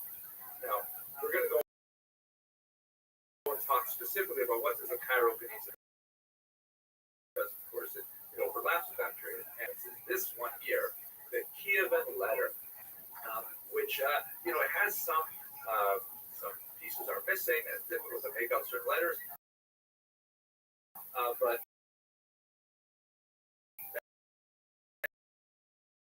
many scholars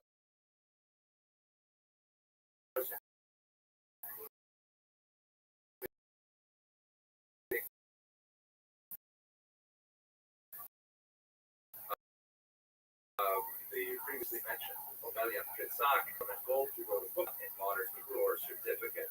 The document says you give him, you be generous with him. And essentially, we still have these documents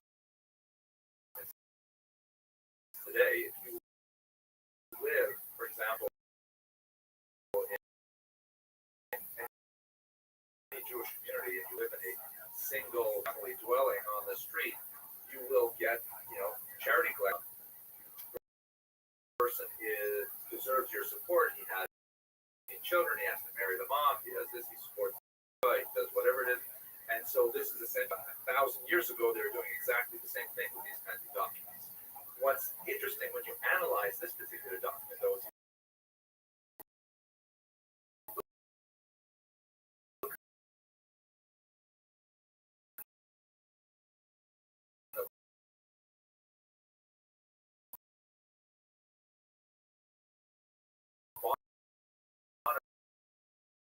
left there.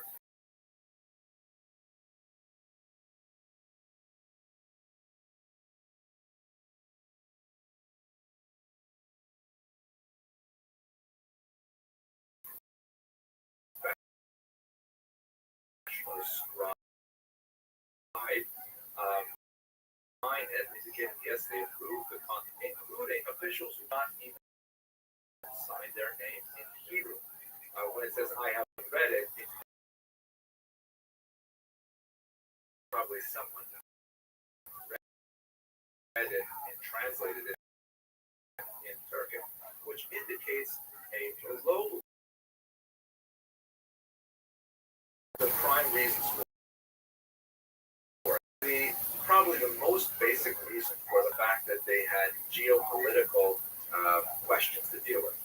We saw this map earlier when we looked at the spread of Islam. I've added this kind of yellow region. But when you look at this, you see, okay, Islam is rushing up.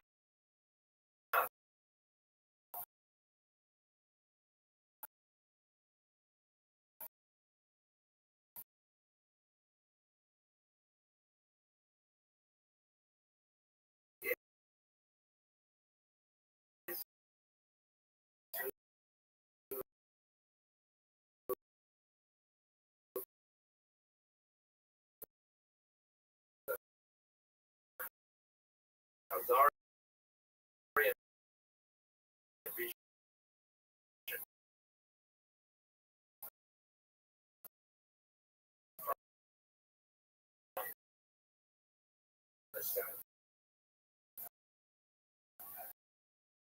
Islam is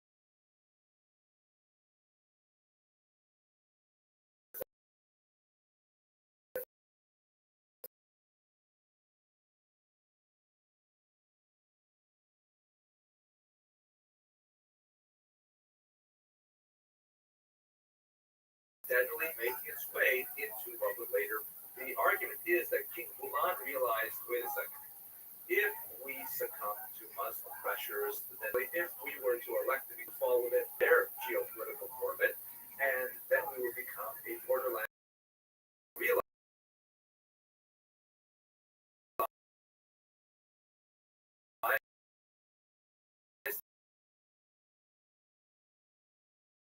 that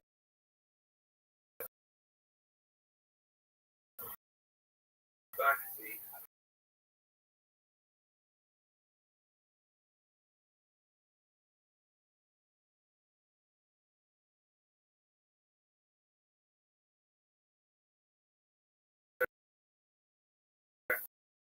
power integrity, at least some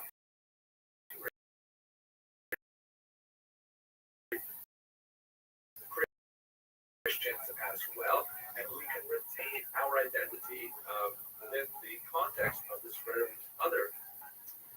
So there's evidence from medieval travelers that in fact the level of their Jewish commitment was fairly thin. Travelers like Benjamin of Tudela and Regensburg, talk about the Khazars and really excite their attention that there is this huge Khazar kingdom. Not to mention the Geonic responses that has survived from Babylon, which is not so far from Khazaria. The Khazars, they don't seem to be really on the radar of the rest of the Jewish world. So we really only hear about them in the century with Hastai. There's some significant question that maybe they did practice very basic rituals like circumcision, and that's like one of the most fundamental Jewish rituals. As Jews become assimilated, it's one of the very last rituals to go. Perhaps they were Karaites. They practiced a form of Jewish expression that denied the validity of the oral Torah. That's also a possibility. It's kind of lost in the dark. And it's very difficult for us to determine this from the archaeological record. If you see, for example, this coin from early Khazaria, it looks like a Jewish symbol, but the fact is the Star of David wasn't a Jewish symbol for many, many hundreds of years later. So it's hard to really understand what kind of Judaism they practiced. But the bottom line is they probably were not practicing full rabbinic Judaism as evils were. Many scholars feel that perhaps the reality of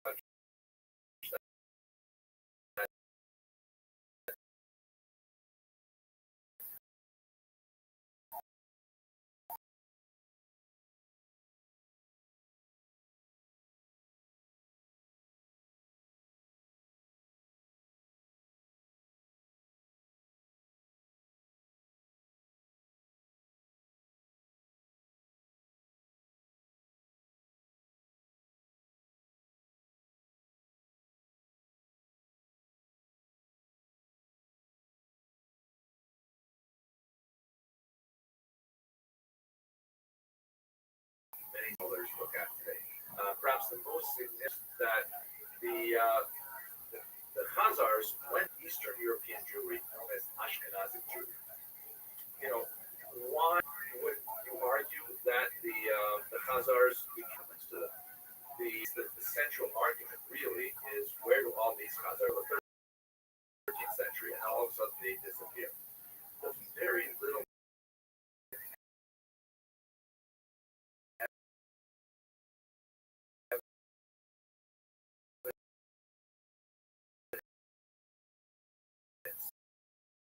indicate that the Khazars had any influence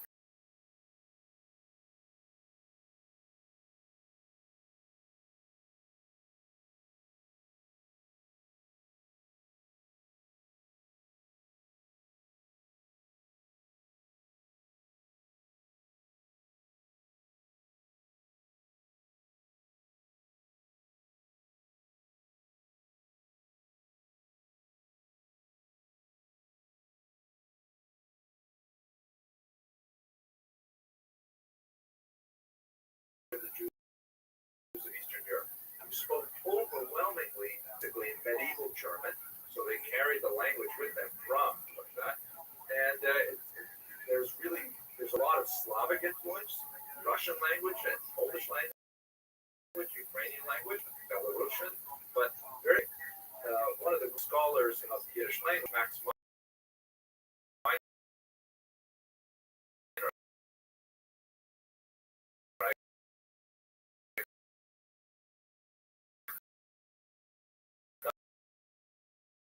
does argue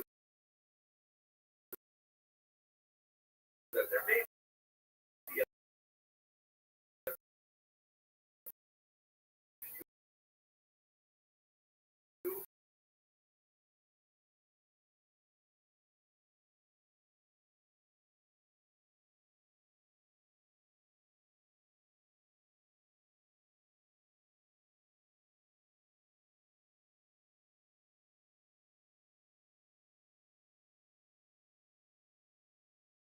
Ukrainian termists.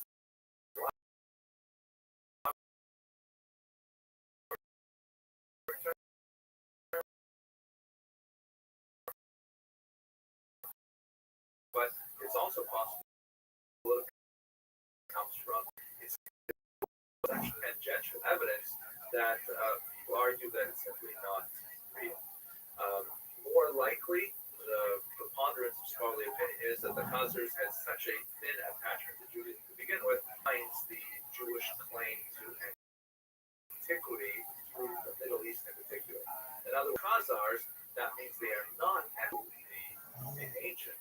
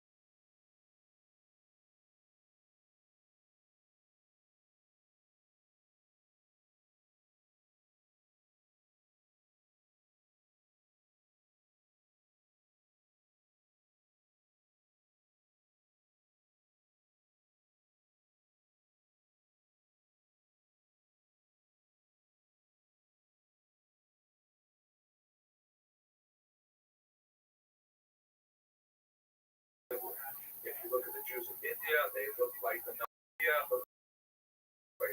of Ethiopia, and so on.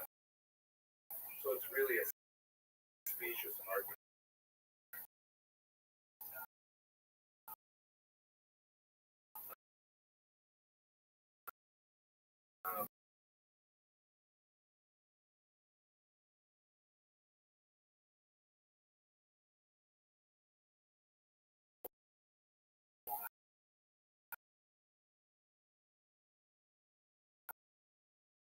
What about the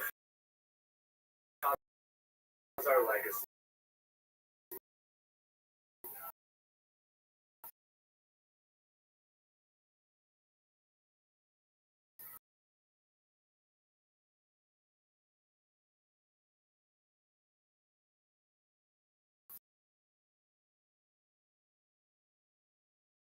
So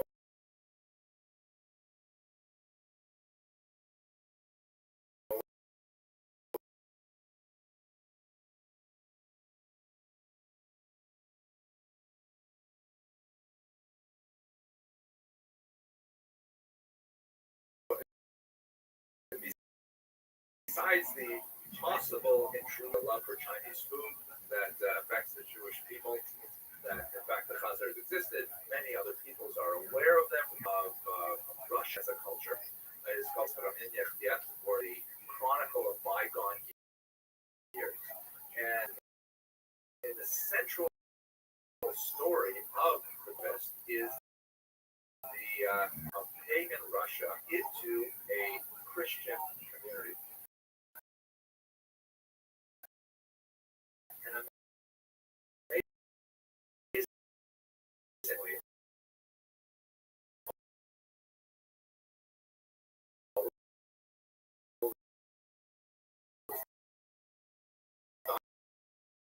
is written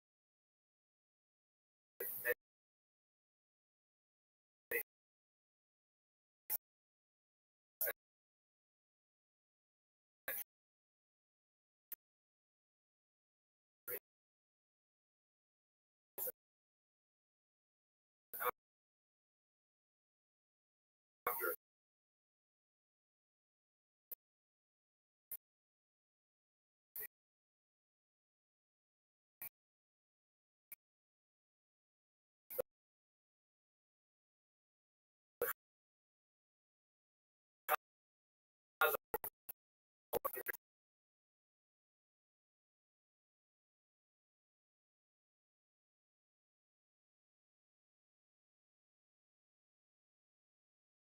Because of our many sins. And beloved in exile, forget it. I don't want that to happen to me. And so therefore he turns away. Sign me up. Let's first drink a l'chaim. And the mother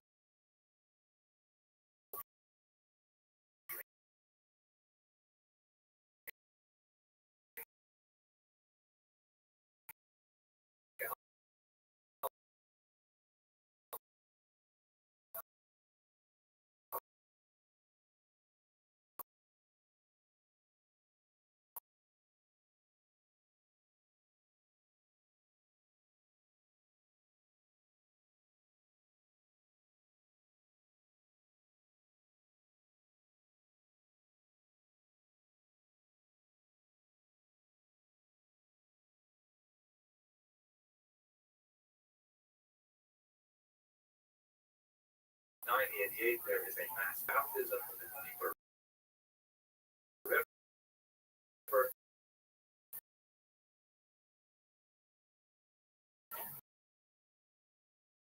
And ultimately, Kiev and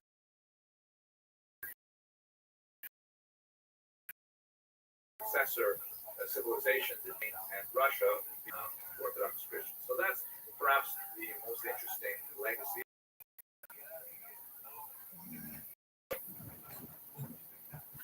Obviously, we like to think there are a lot of supernatural forces involved, and one supernatural force in particular.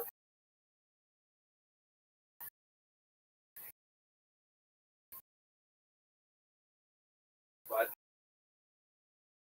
if we,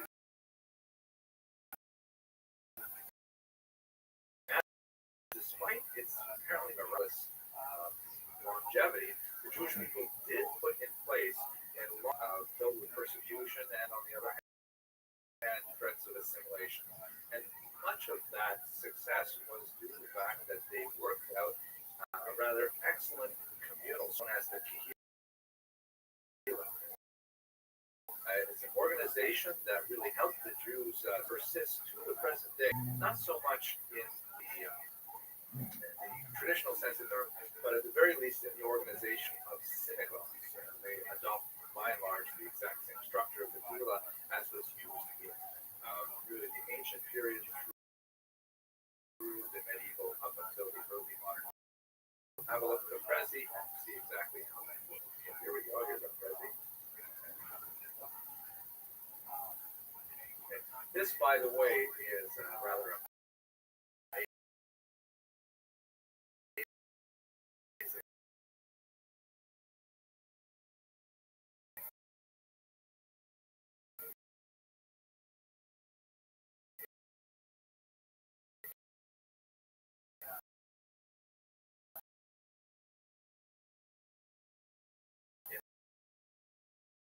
This is the Orthodox synagogue in Poland. I chose it just because I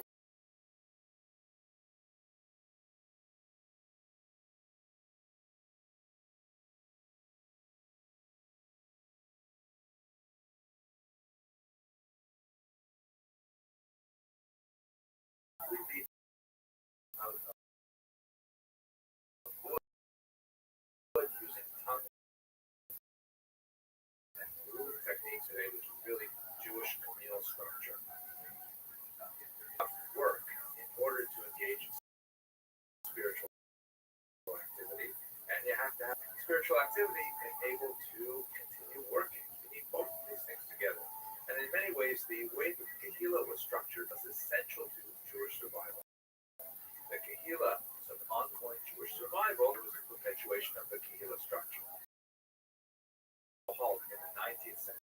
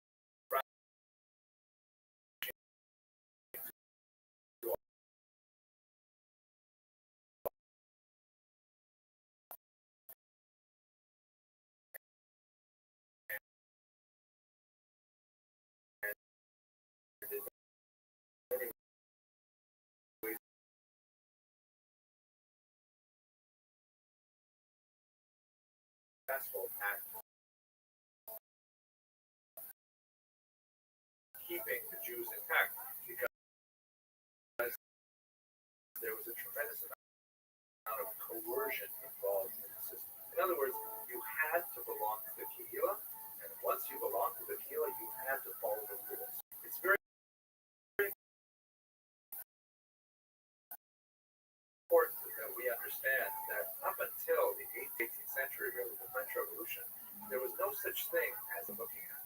There was no such thing as saying, I just feel like moving out to a different estate, let's say in a feudal system like the Christians or the burghers and so on.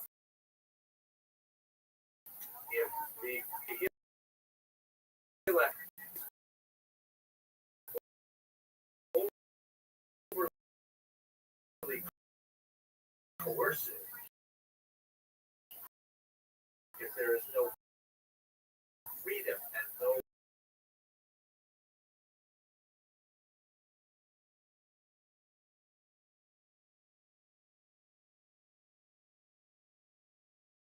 should view the fact that they did so within the context of an often hostile minority.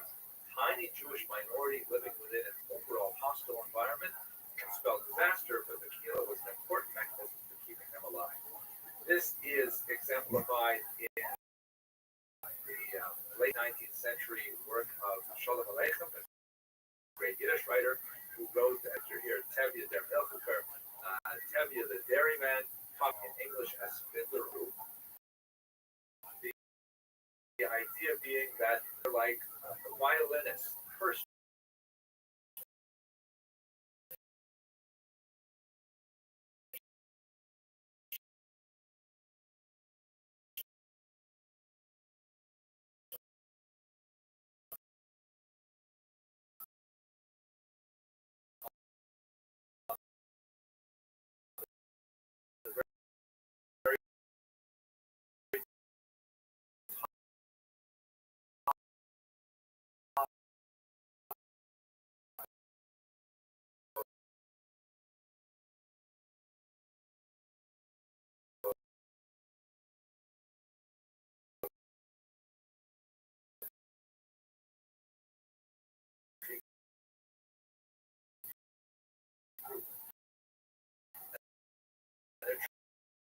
trying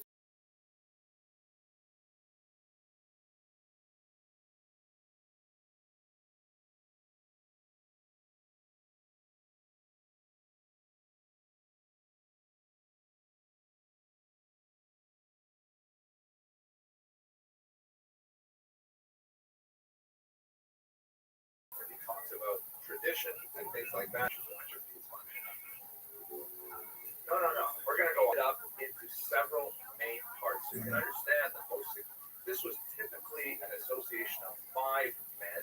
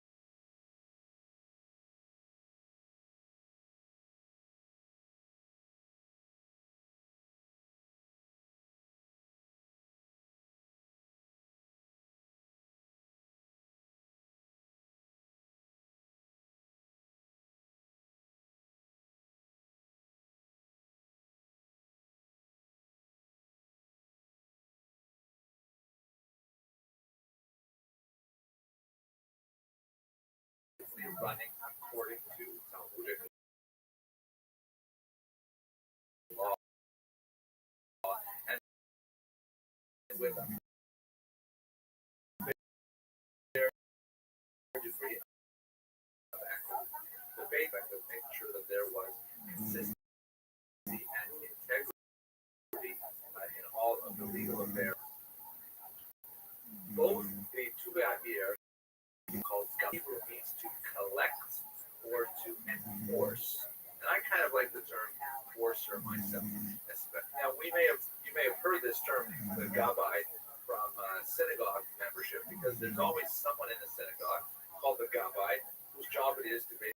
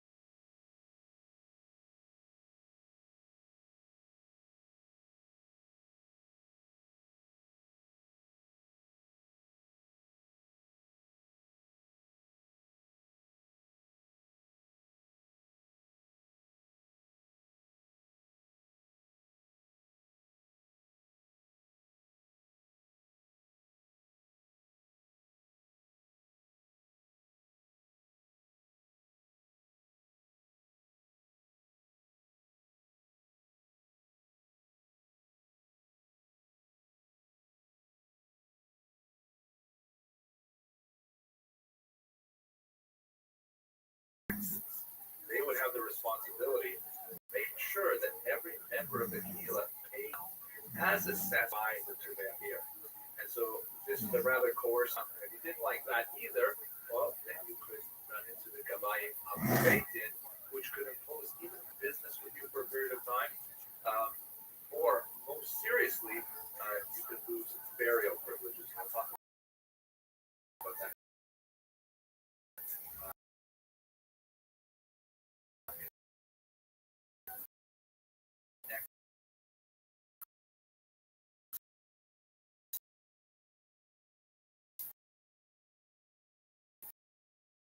Slide.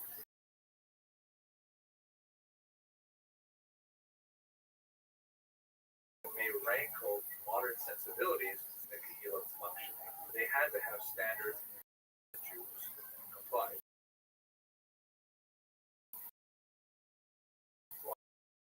I should also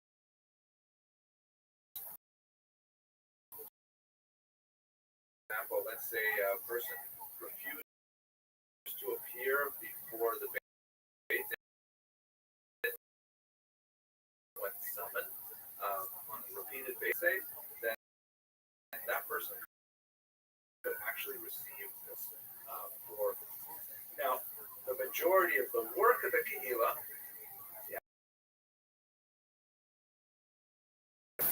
the word chevra in Hebrew means association or group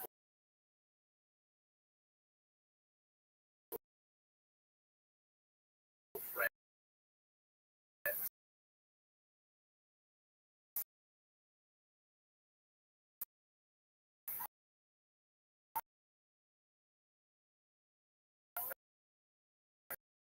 Translate this term as committees.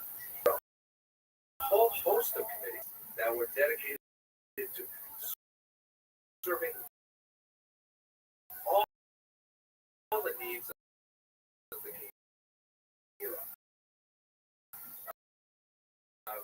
Things like take care of orphans, take care of widows, take care of poor, take care of travelers, study association, you name it. Anything that the Kehillah organized, it would create one of these free-form committees, again, dominated by women, given to them by the Tuva'ir to their first home. And so there would be a chevra, chevra, that would go to the Tuva'ir, and they would say, all right, we have so many brides this year, we need so much money. And the Tuva'ir would have to disperse those funds, ideally from taxes within society, and they would rely on the Tuva'ir to provide them We should also understand that compared to surrounding Muslim or Christian society,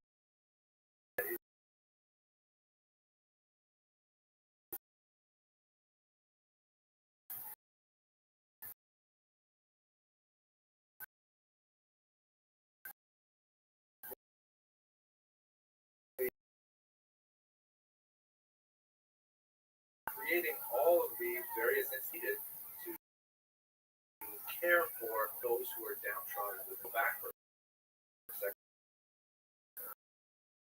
Remember these guys. One of the missions was collecting, for example, poor relief. So their name, one for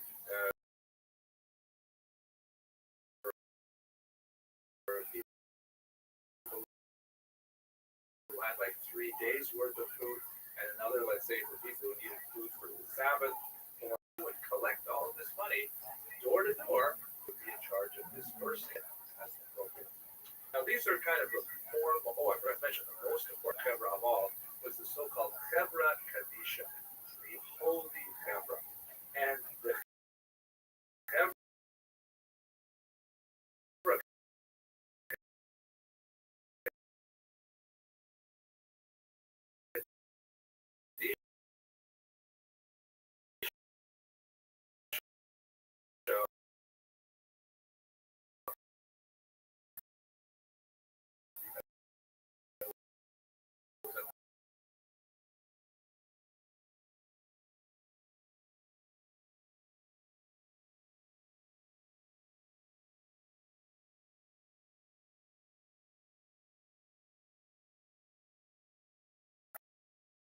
had tremendous authority. They were so commanded by the faith in, or in some cases the Tuvair, that Heber Kadisha could withhold, and refuse to bury a Jewish member of the Kehillah was sufficient to get them to comply with the standards of the Kehillah as a whole. Power structures that were tolerated within the Kehillah for special occasions. One of my favorites, for example, is that if a woman felt that she was not considered adequately, for whatever reason it would be, she could actually go in on Sabbath morning during the Torah reading, go right up and stand on the bima with the Torah open, and refuse to allow the service to continue. Of course, it requires a separation of men and women during traditional services until her case was heard. And this was a huge public embarrassment for the Tuvair or the Beit Din if they had not been handling her case properly. And it was kind of a threat that many people could use, women could use in particular, to exert their will despite the lack of his power. The way the occasions in which this would typically be exercised, let's say, for example, if a woman was separated from her husband and her husband refused to grant her the requisite get or bill of divorce. The way Jewish law is ultimately, divorce only happens when the husband was dire in the 20th and 21st divorce rate.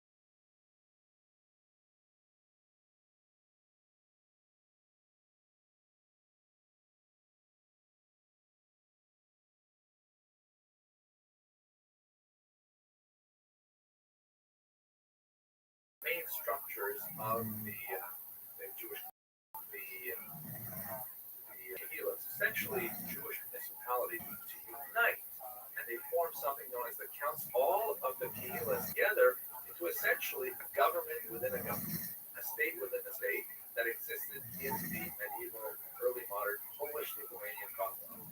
They would have meetings twice a year in the market city.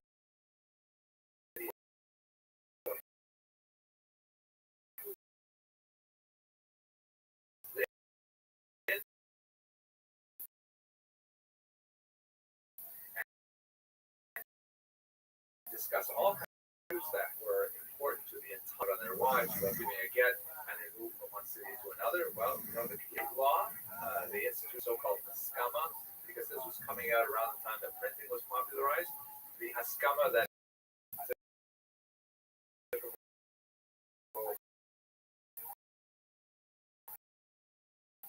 traditional religion was usually if you read it, things like that. But back then, the first copyright, telling readers of the book that they are not allowed to refine and derive things like that. They also, kind of interesting, they engaged heavily in sumptuary legislation, which essentially are laws limiting consumption. How so? One of the things that went on and on in the Polish-Lithuanian Commonwealth was that Jews were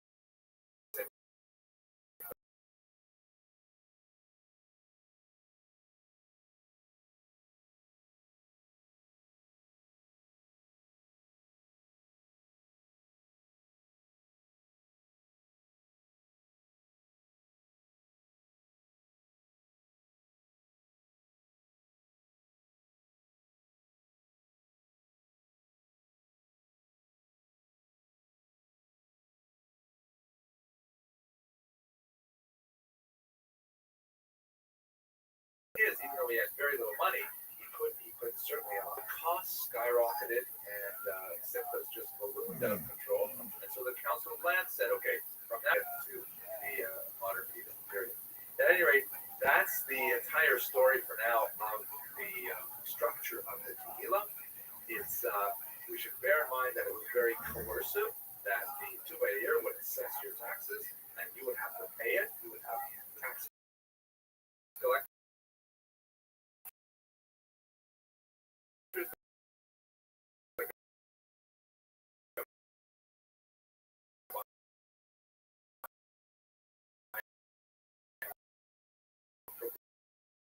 Progressive tax, where if you made less money, you had to pay less to the funds and so on. But the 2 a year with the people,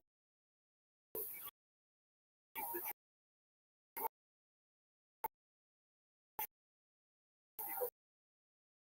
in line,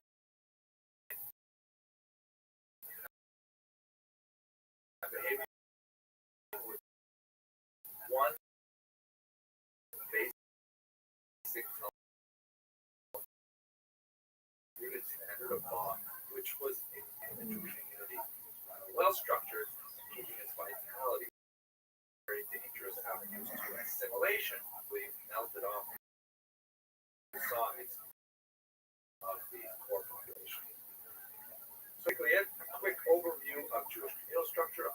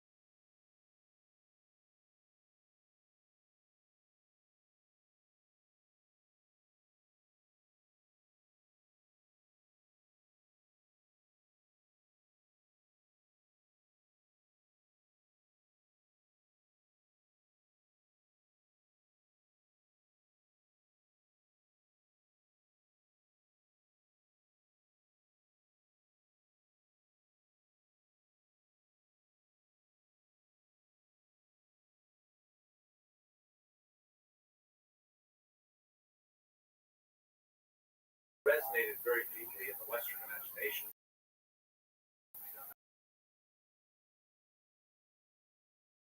And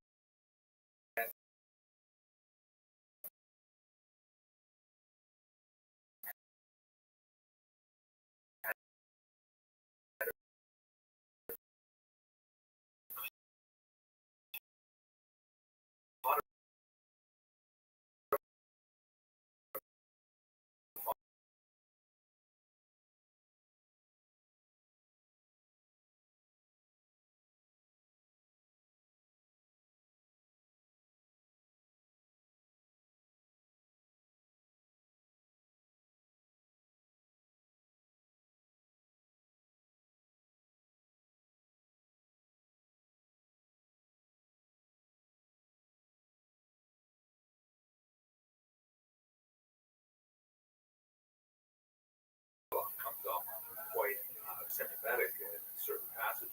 But let's try and understand what are the ways in the economy and how that people around the Christian economy.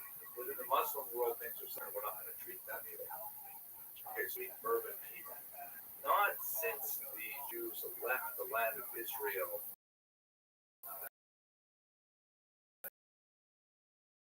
in the first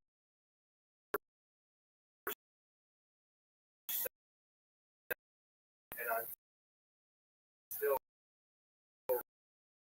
really their return in the late 19th century with the Zionist movement, have Jews been carried into any significant degree. For example, here is the Jewish farmer.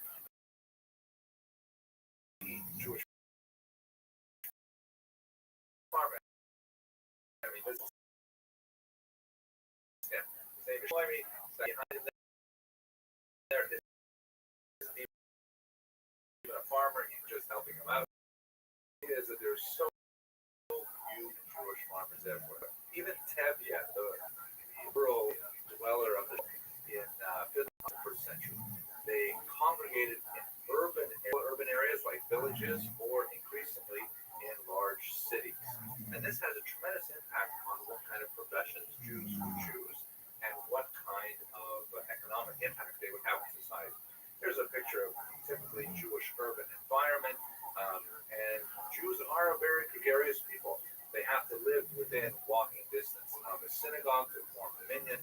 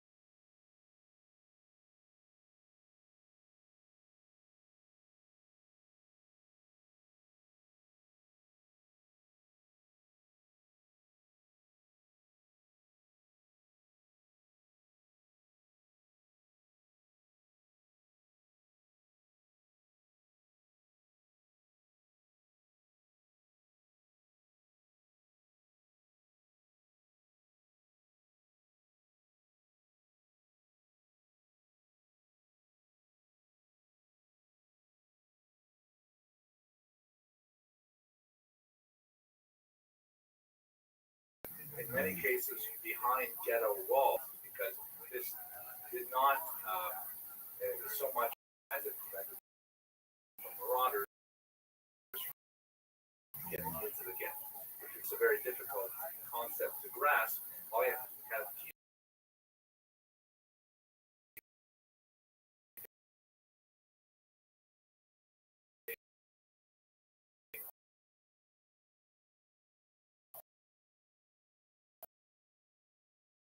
avoid.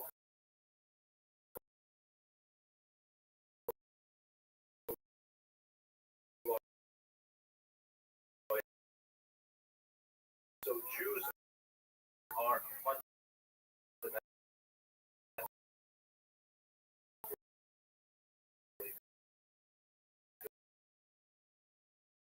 very urban population. I wrote Jews because they were increasingly living in larger towns and cities, this is what built. These were where peasants would gather for their urban homes. Take away the ancient period when Jews lived in their land. Take away the modern Israeli period where they live in a modern society. In modern society, we wants to know exactly our individual taxes. But this is not at all the case in the much more primitive medieval environment society, in which people basically kind of like were coalesced, forcibly so.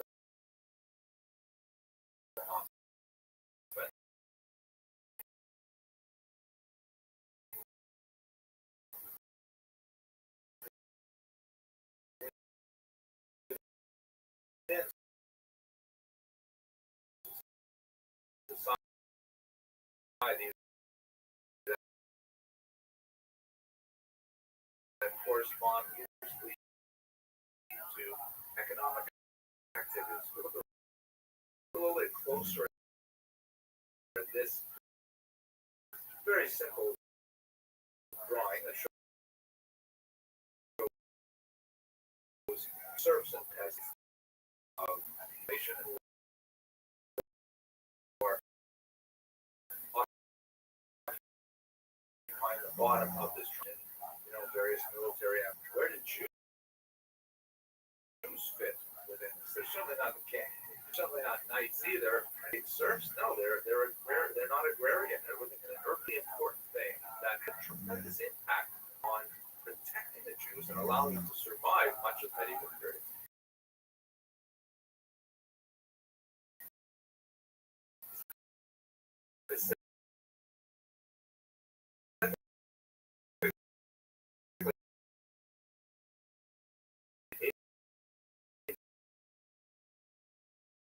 History, which is money.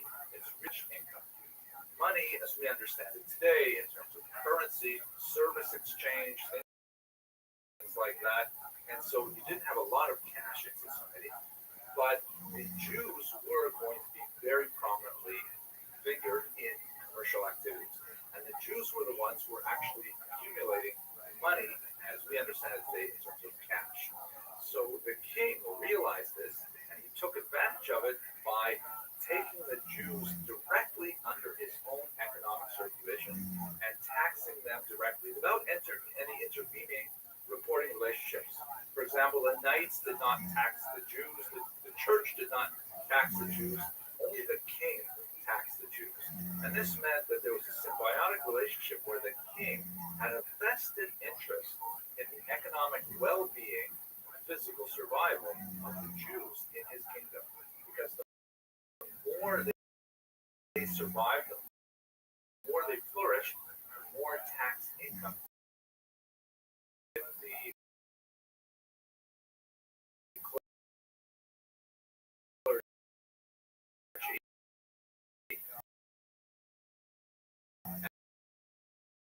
and there was a secular side was extremely influential in protecting the Jews. How were Jews making money?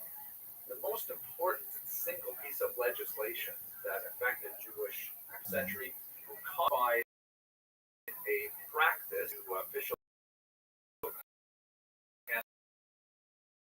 law that allowed Jews to as petty money lenders. Important. Not only were they allowed to act as money lenders, that Muslims to a different degree have in common, forbidden to lend or borrow fellow. The verse in Deuteronomy says that you may charge interest to a stranger, you may not charge interest to your fellow. Which means, as the Jews interpret it, Jews may not borrow money and pay interest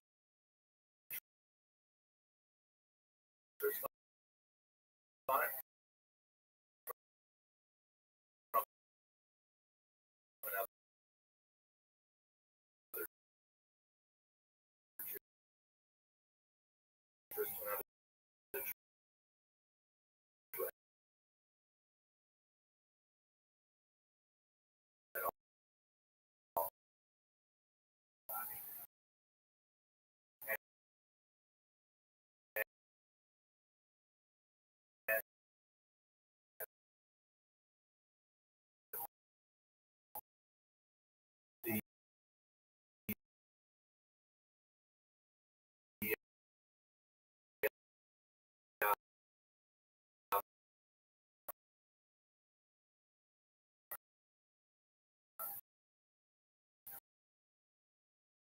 I've tried calling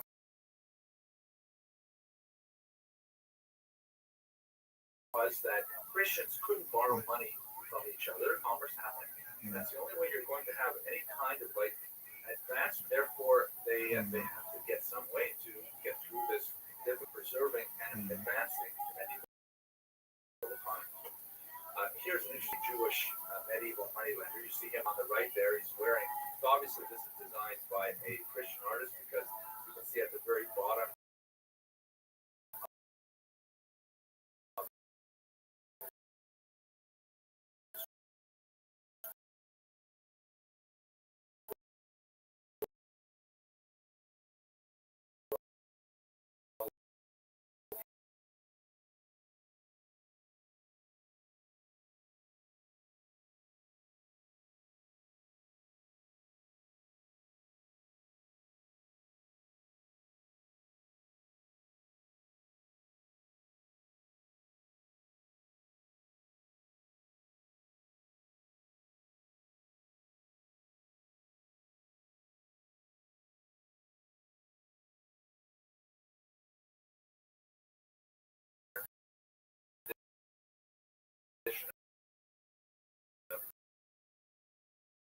Empty pockets there, and he doesn't have any pants. Of course, so I'm just joking. He's wearing clothes. But anyway, he's got his hand out saying, "I need," and then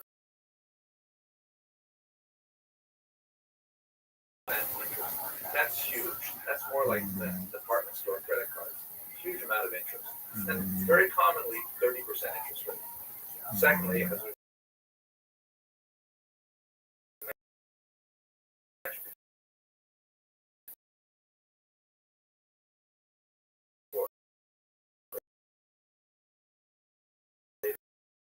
is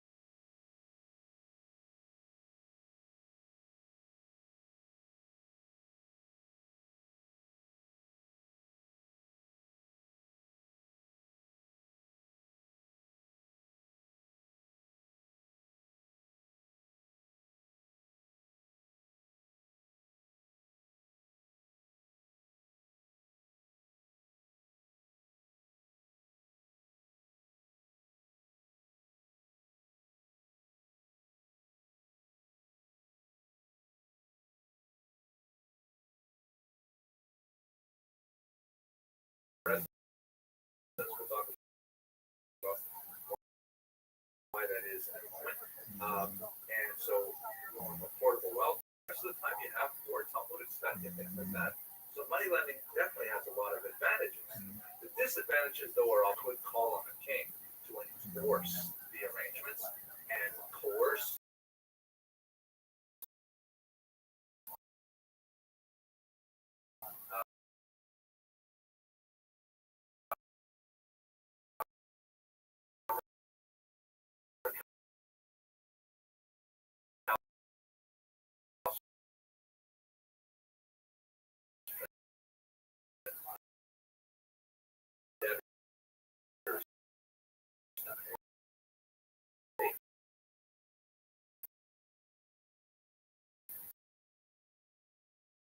But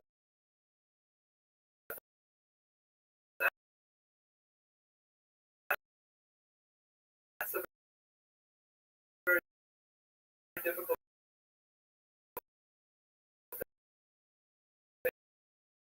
thing to do. You know, you've got to a lot of weight to work. Even though this is an essential function in society, it's bound to promote some situation like in the 13th century where the Jews would be lending money to Jews out. It'd be easier to just wipe our debts clean, not more Jews. Then, as for example, what happened in France in the 13th century, the Jews were actually expelled.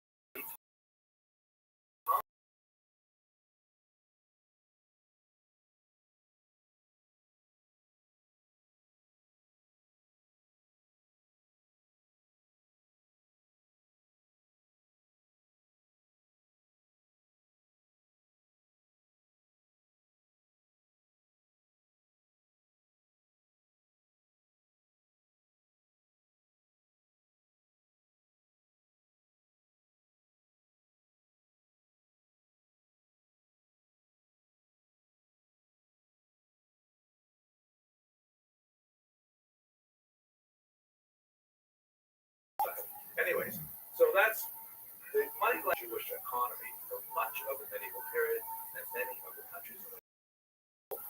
So Jews were highly active in a whole range overnight. They don't have a lot of time or leisure to develop specialized crafts. Jews excelled later on in history. Also silversmithy, making gold objects, anything from simple spoons and knives, things like that. You can tell, by the way, by the kind of surnames that you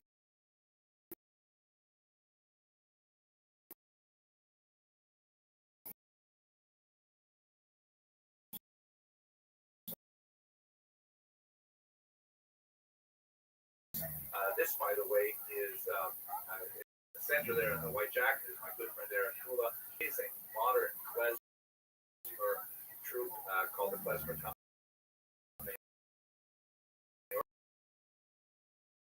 Orchestra.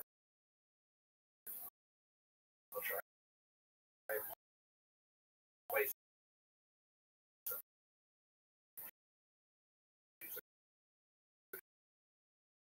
is the background that I added this video. Jewish, certainly in 19th century. Interesting aspect of Jewish activity was taverns with looks like Polish, perhaps Ukrainian clientele. Jews could set up these way stations or either come in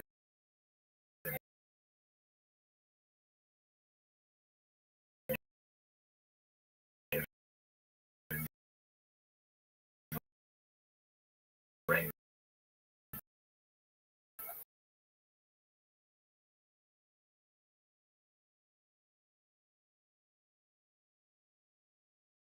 Eastern Europe, called Provenantia, and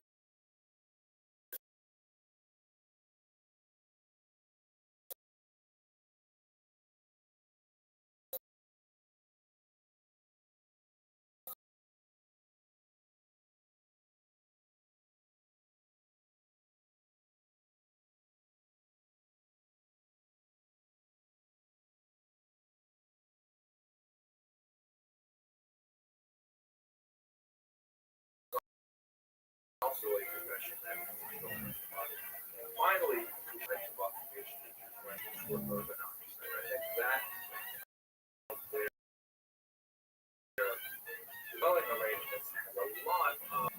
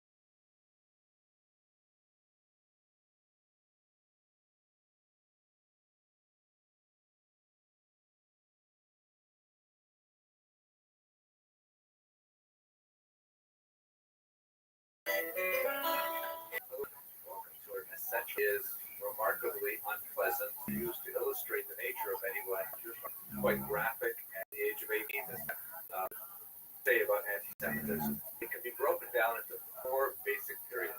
One of the really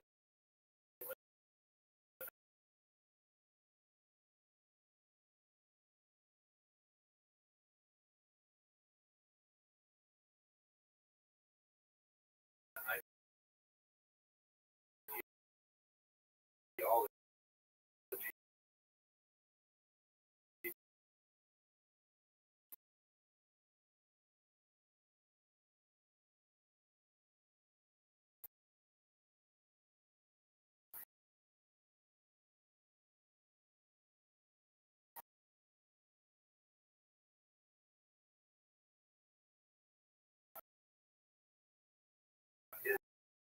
that it really is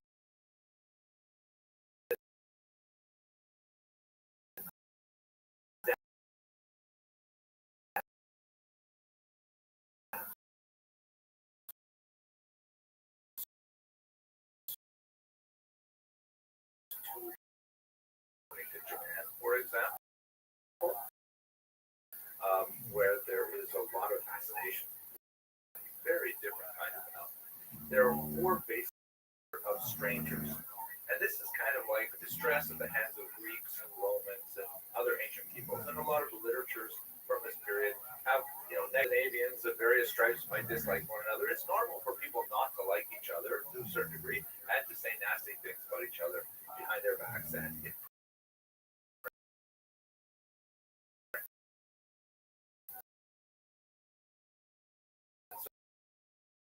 so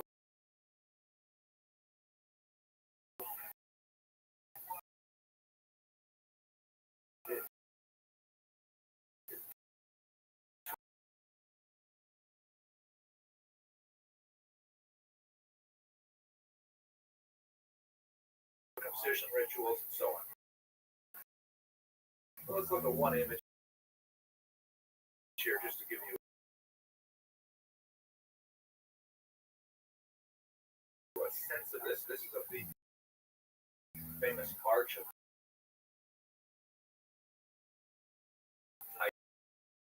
Titus or Titus. Commemorate people misunderstand this, and nothing could be further from it. It's certainly, a piece of war monumental architecture. It commemorates a Roman victory, no matter how brutal it was and how much the Jews disliked it and how much the Romans may have reveled in their victory.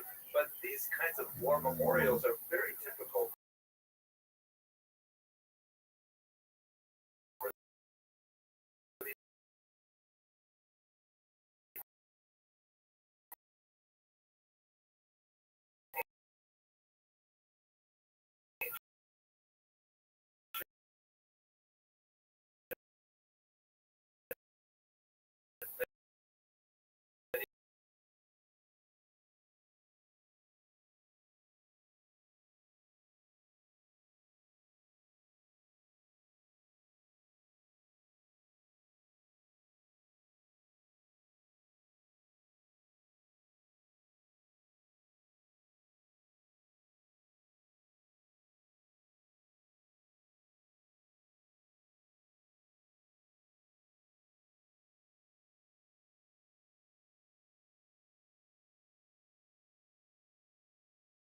the normal kind of conflict between Jews. Anti-Semitism, intercourse or fish people, but rather the kind of birth pangs of a new religion out of the old. And there will be tensions between the mother and the daughter, of those two religions. So Christian anti-Judaism is basically represented as a kind of a logical dispute between a rabbi and a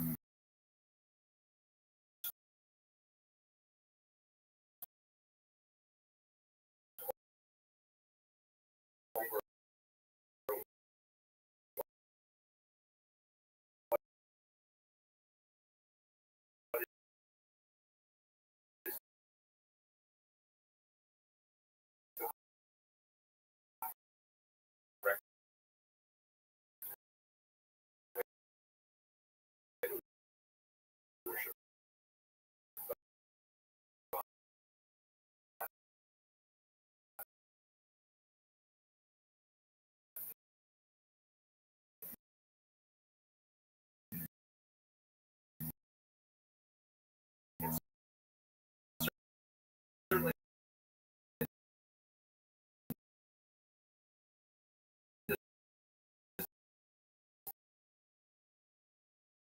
not.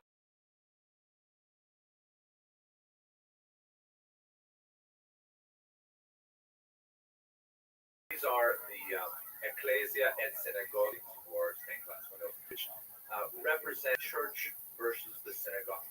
On the left is always the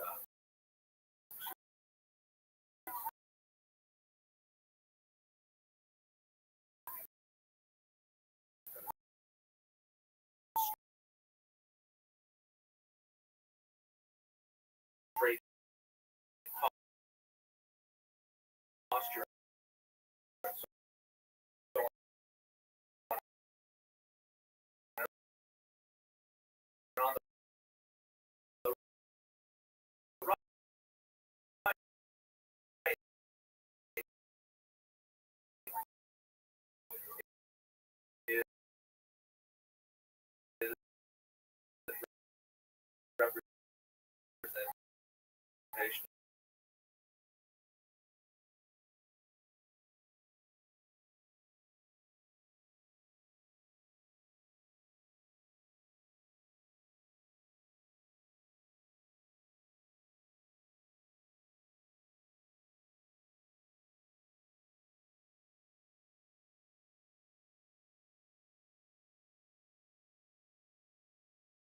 What is really very clearly depicted there.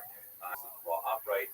And here's a really nasty one, 14th century German indicating divine approval. But on the right, synagogue not doing so.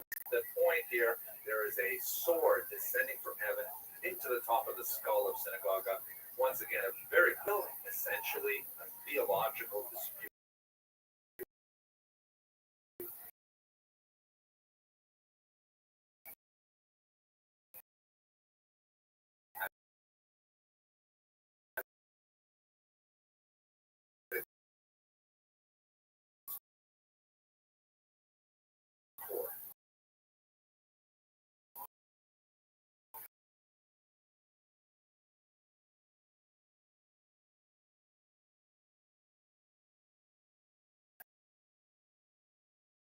That's why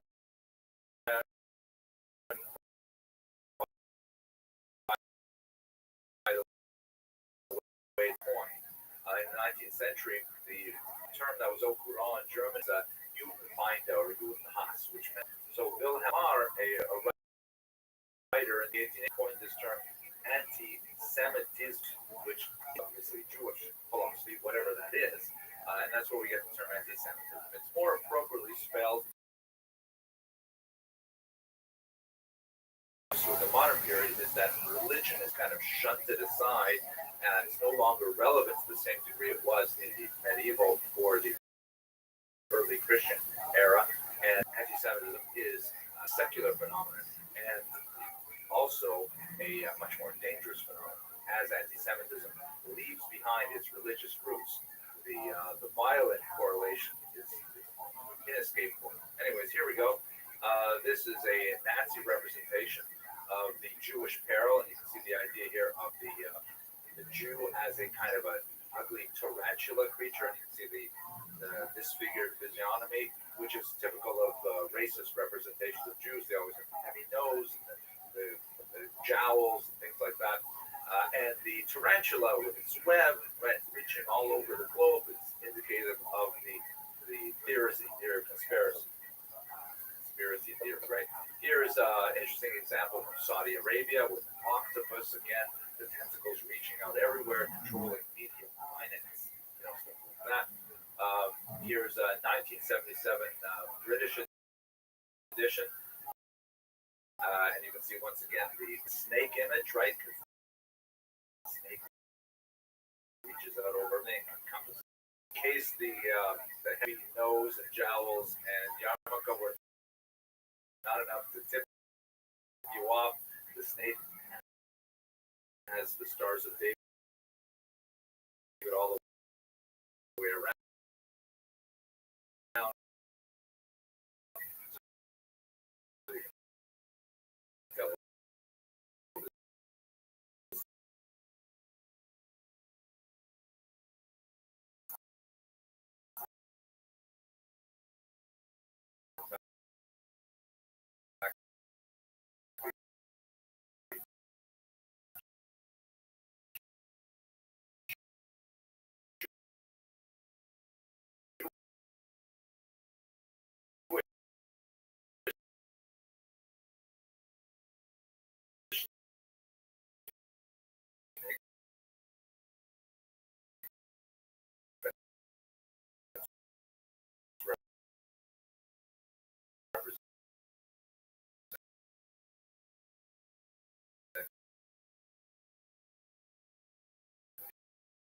Here.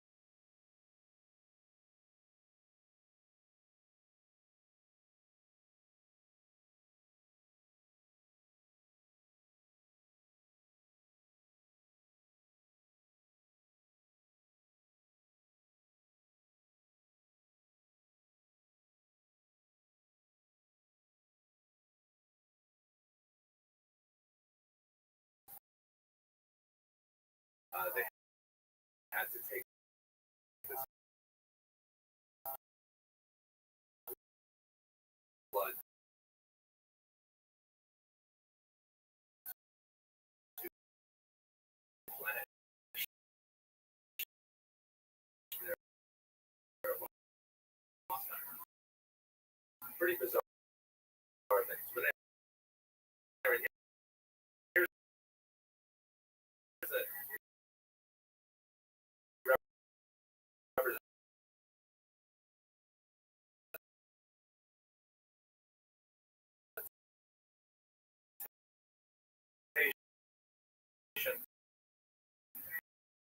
of the murder of Simon of Trent. Tell their Jews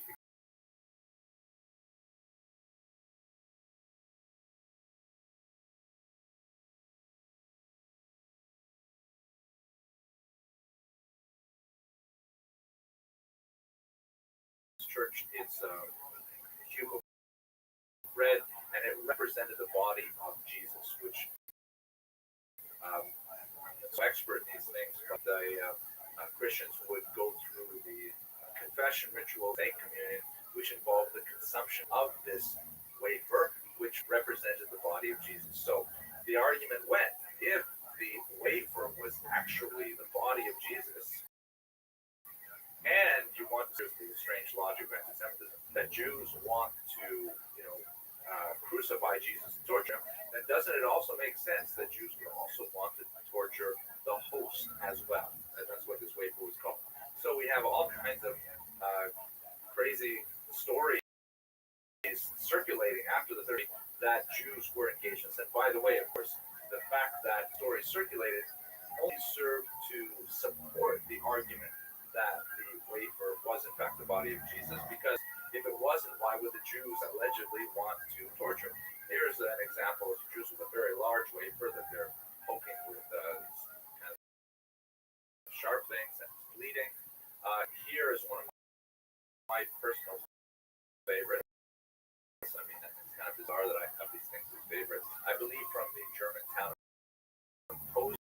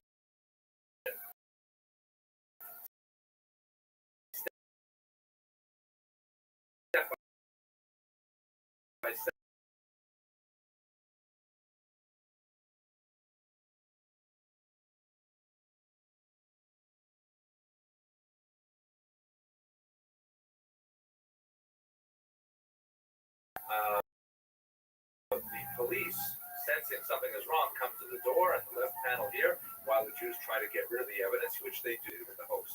Then the angered Christians break in, they arrest the Jews. On the right panel, some of them, there's horrible tortures taking place with the Jews, and they're set on fire.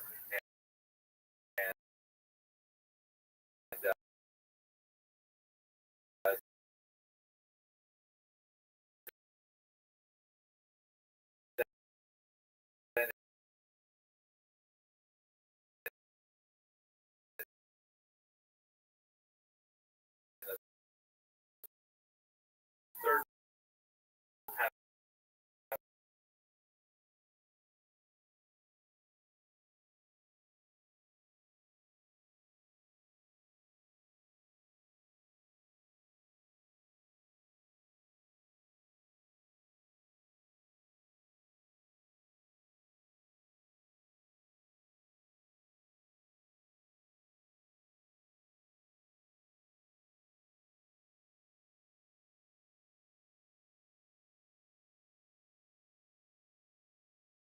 image of the host desecration is one of my favorites.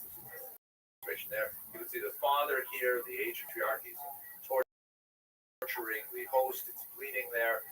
My brother, whom your father threw in the cauldron for suggesting very nasty stuff. But wait, it gets worse.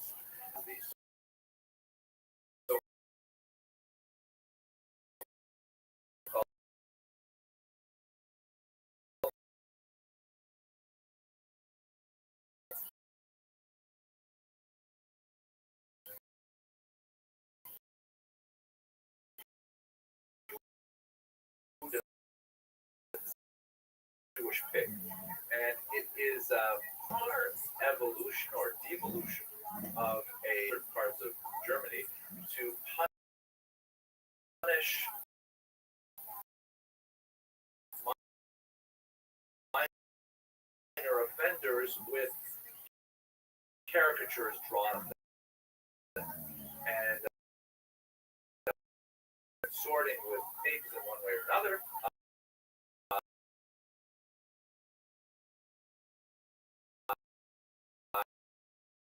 And they were often labeled as Jews, as a cheating device. And later, as that judicial device went into disuse, the whole idea of the association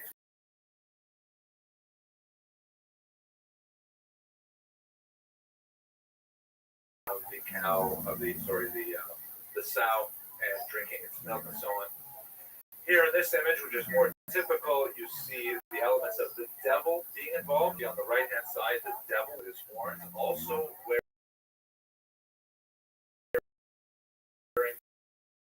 the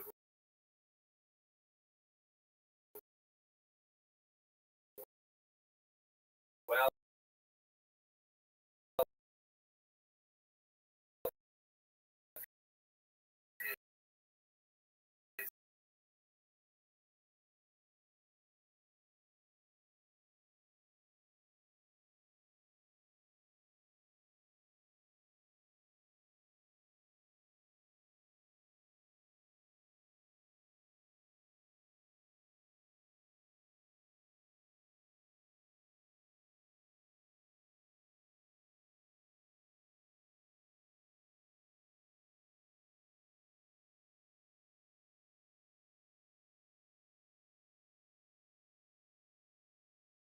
Minor variation based on artistic license. So if we take this all as a whole, I think the most important third period of anti-Semitism, I really should have said it earlier, is that it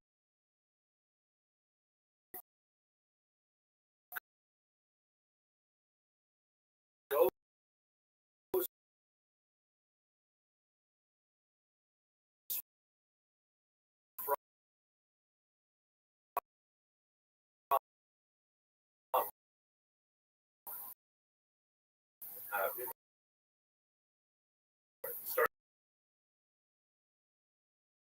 starting with the first level, you have the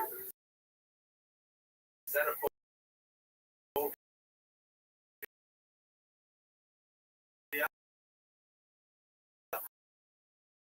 which can be the ideology behind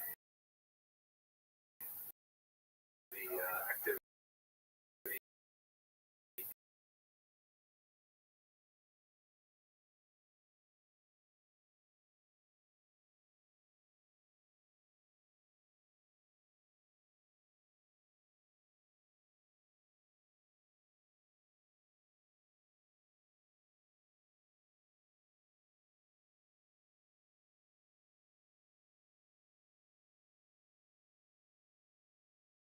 And conspiracy theories.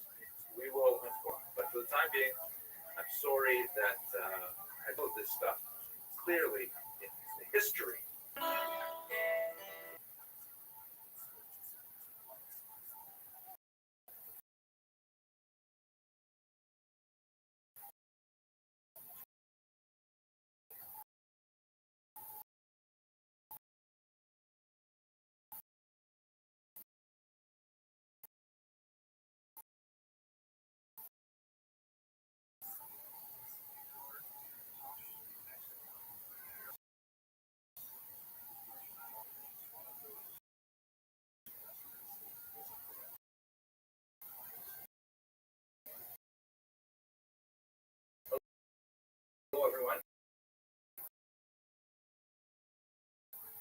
Our topic for today is what is modern history? And the goal is to try and figure out really the meaning of all three of those words. Modern history is a tough one, but we'll try and listen to space about it. The picture that you got in the background there is kind of interesting. It's a popular at the time when immigration began in 1881. But like this is welcoming the Jews from Eastern Europe to American shores.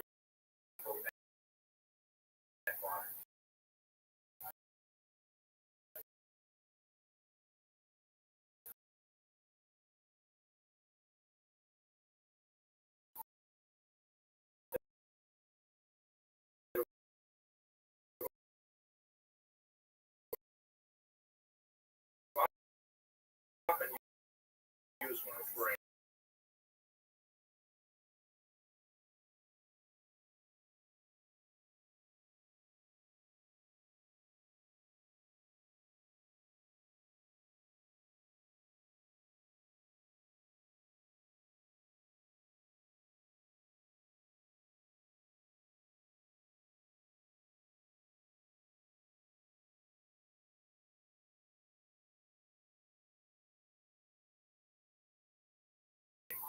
So basically, the traditional Christian Europe and the scope of human achievement looks something like this. Until there's a real break with Rome in the 5th century, and it goes to the Dark, which is the medieval period. Medieval actually means between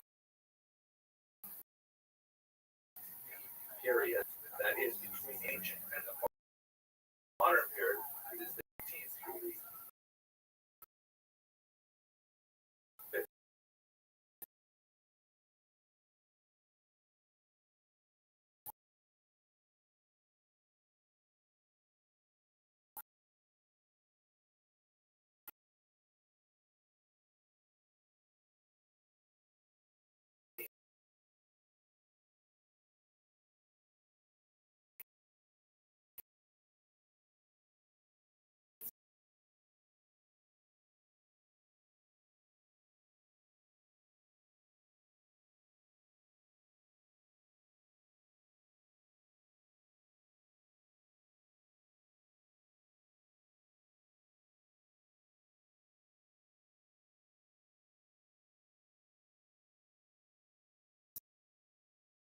Like the 3rd century.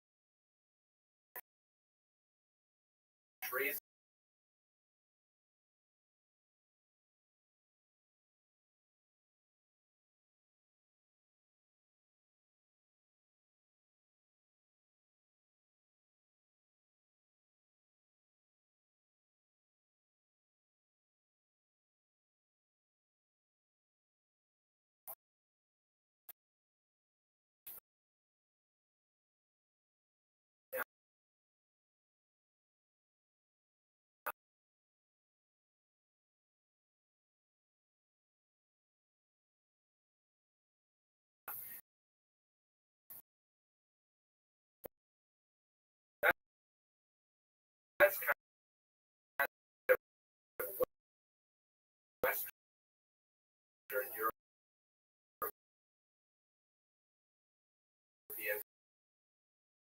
Christian history.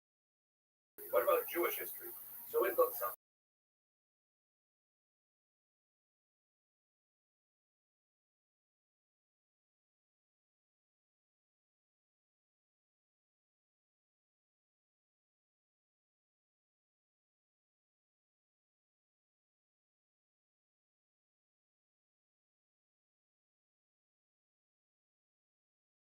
Known in Hebrew theology as generations, which indicates that Jews who are away from that defining moment of science who lose their spiritual sensitivity to God, their spiritual sensitivity to it measures really, I mean, in a larger sense, it measures really Jewish spirituality, and this is a form that doesn't make sense for Jewish reason. What exactly are we talking about? We have to talk about it's called modern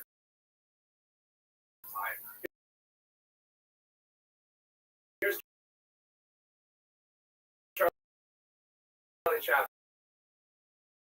on the left.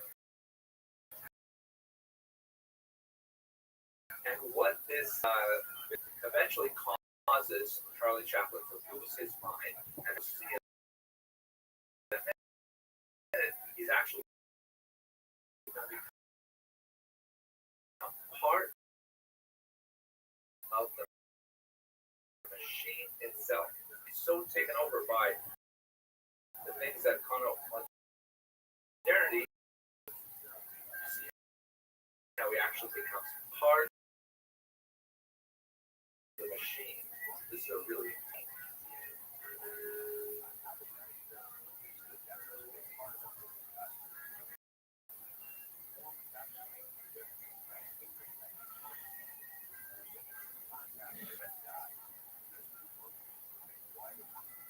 backward skirt, and then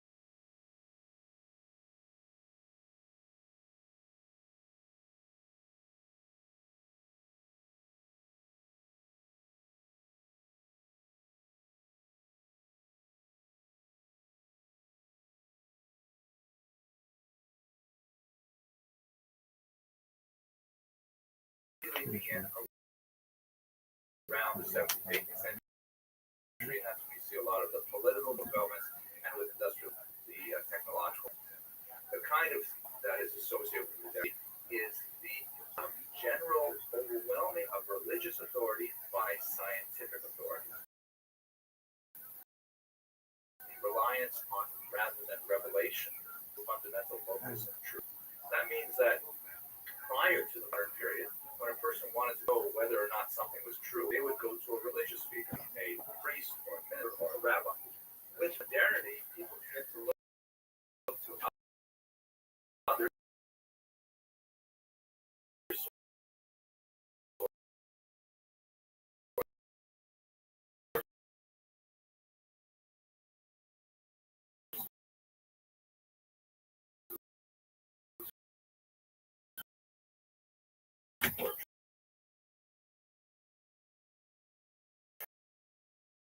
They go to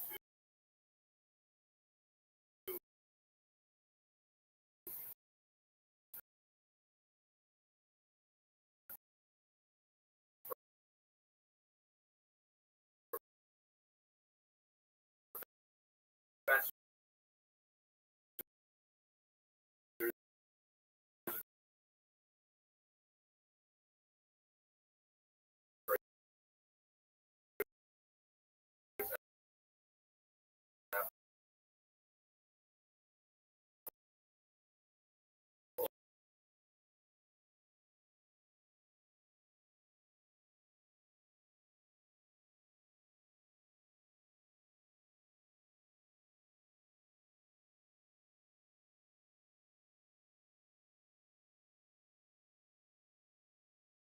women's roles change dramatically. The way we relate don't have to go to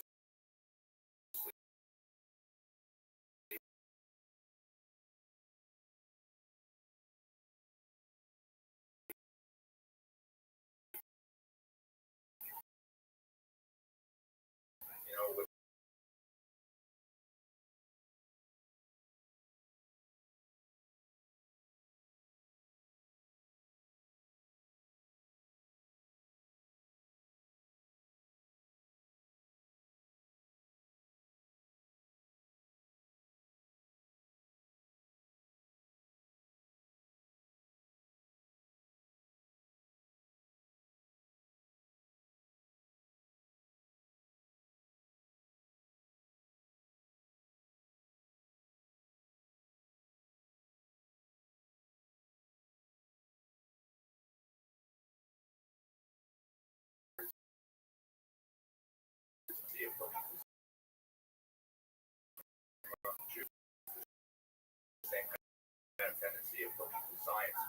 religion, but specifically within the course, but basically the so-called Aufgläubige, or the traditionally Orthodox Jews, that term was not coined until the 19th century, they begin to bifurcate, and you have the growth of what would later be called the Reform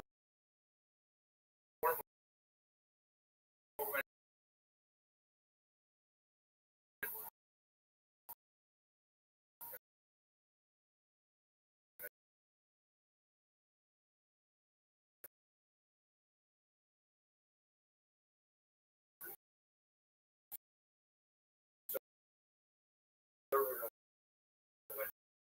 Those are expressions of Jewish. There are new economies where they begin to get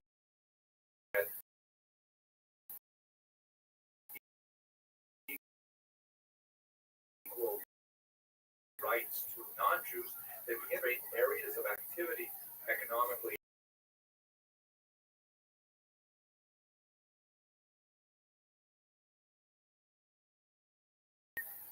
With the decline of the Kehillah as schools and no longer even affiliated with the Jewish community, or in some cases affiliated, and nevertheless make the dictates of community standards. This creates kind of a massive amount of fissures in the Jewish world, and as a result, the Jewish modernity is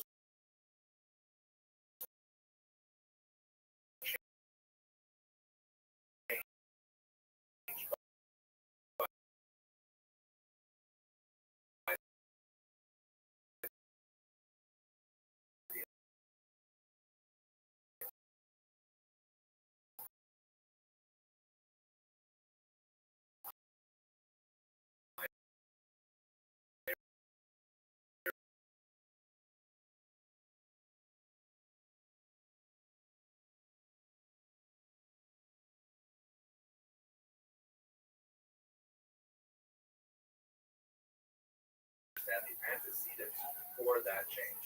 And Jewish history and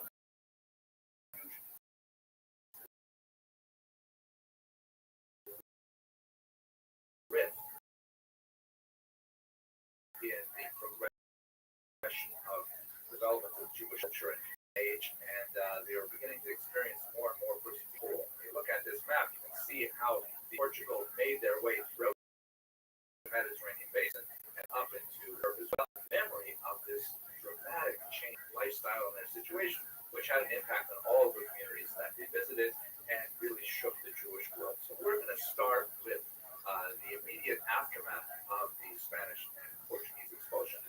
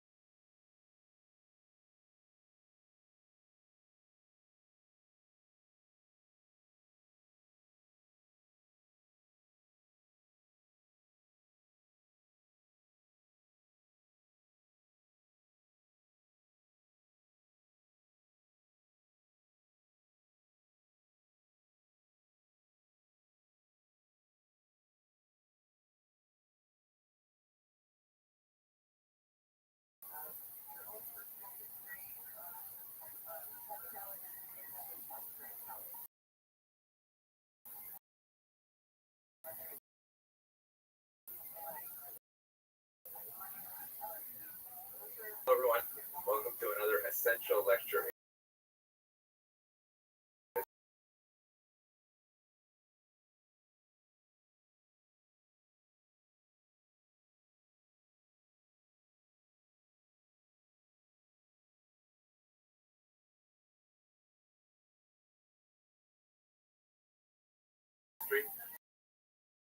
Today's a little different from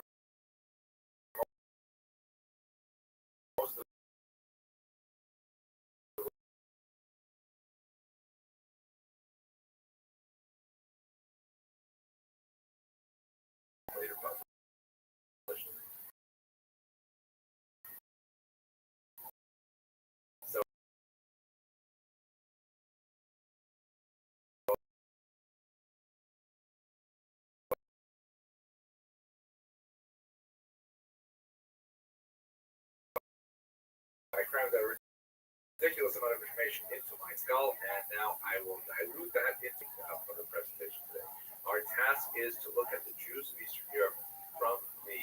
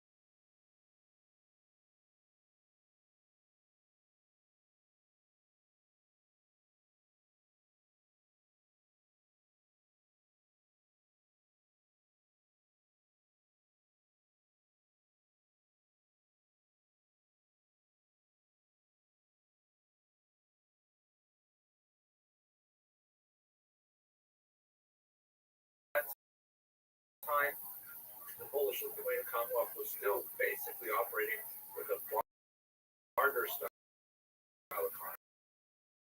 They didn't have a very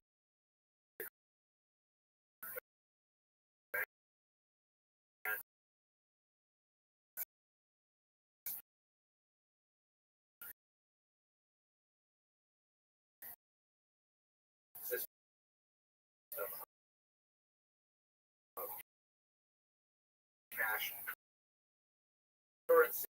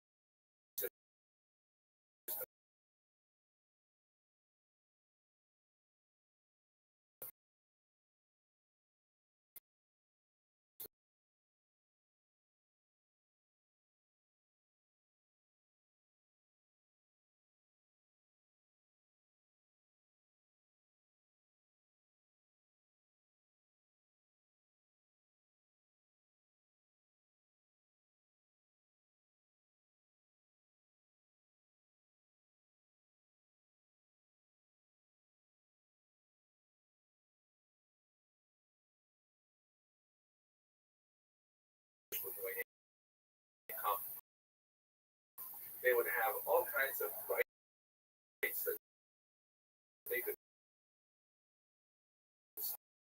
stipulate and argue for early on. For example, the right to distill alcohol, to produce it as a that the Jews found very attractive, so that they would come to these communities. When you combine that with the anti-Semitism they were experiencing in Western Europe, it looked like a no-brainer that Jews should go to the Polish-Lithuanian Commonwealth, and in fact they did. And this was something that originally looked like a fantastic. Basically, there was a triangular conflict going on here. The Jews formed one point in the triangle. Another point was formed by their overlords, the Polish nobility, who were primarily living in the northwest, in the cities of Poland, like Warsaw and so on. And the third point were the masses of Ukrainian peasants who were living on these large estates called Latifundia. The Polish men were loath to go all the way out to Ukraine farms and all the people living there who were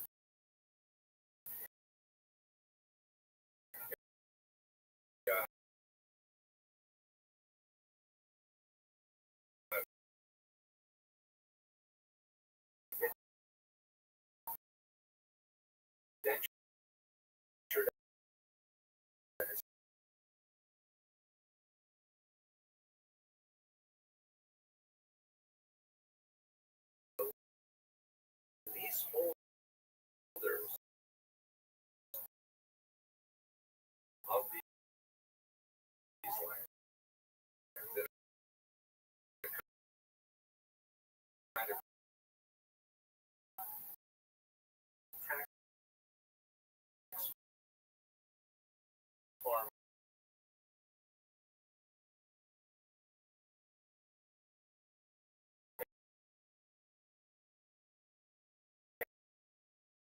scenario where Jews would be the exact same.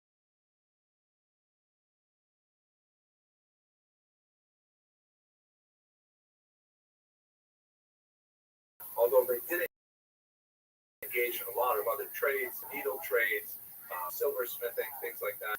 The essential aspect of the economy was this fundamentally exploitative relationship in which the Jews were charged with the task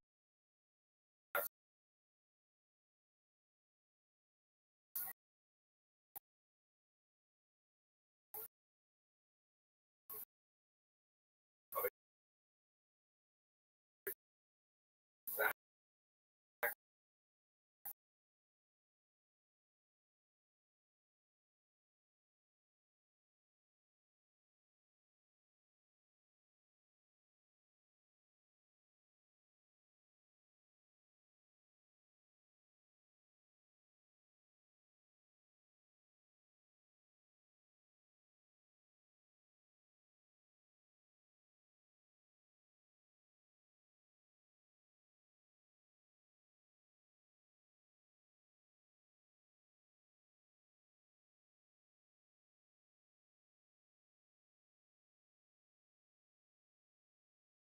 in English.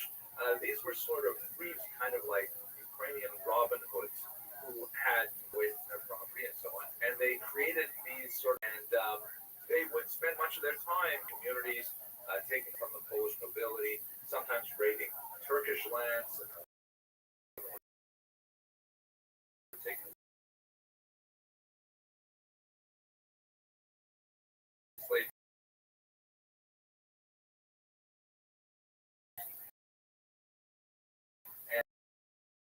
And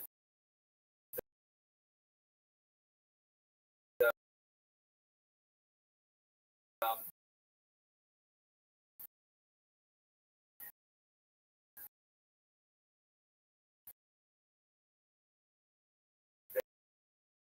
they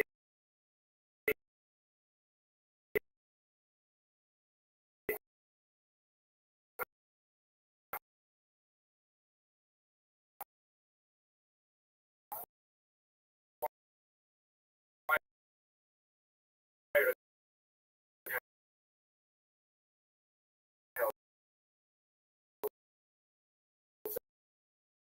angels. They were kind of like swooping in on the Poles with tattoos and everything and wreaking havoc because the Jews, of course, were essentially, it was not only an economic conflict between the Poles and the Ukrainians. It was also a religious and a national conflict. The Poles were Catholic.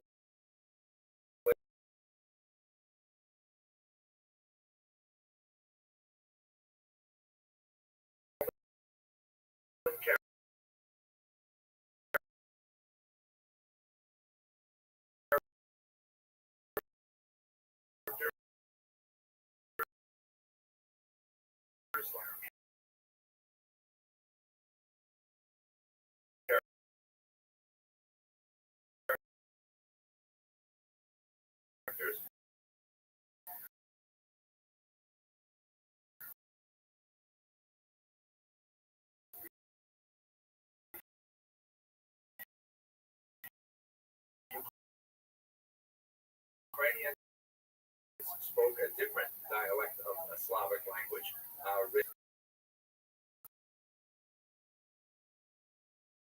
different.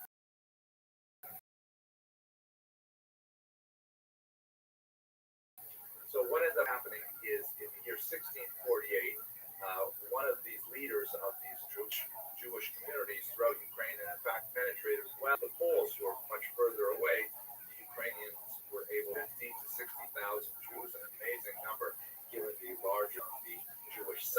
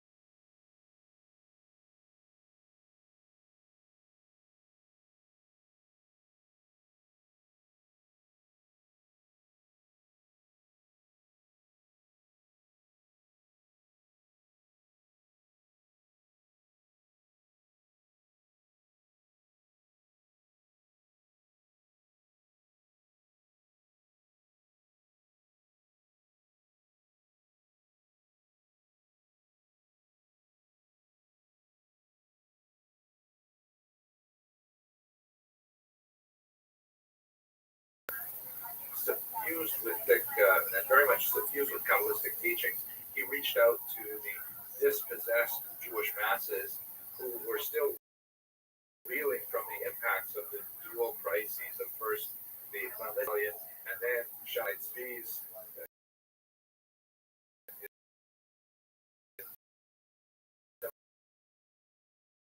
demise.